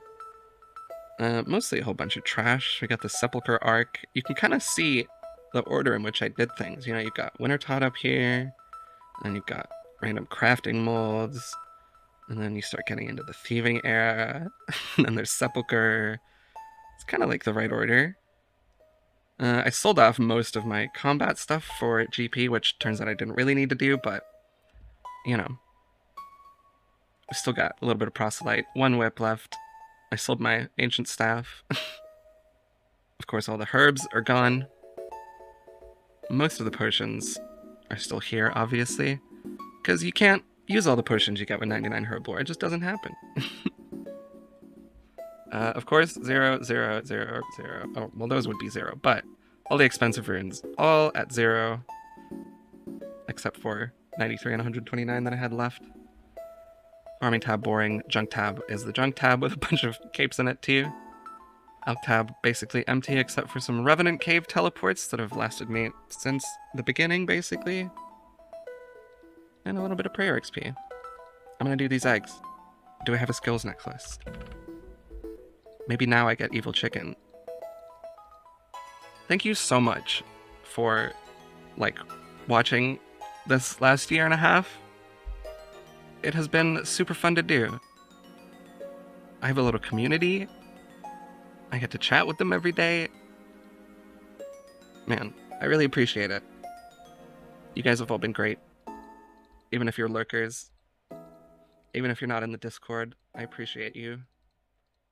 Man, no evil chicken. Can you believe it? That is so sad.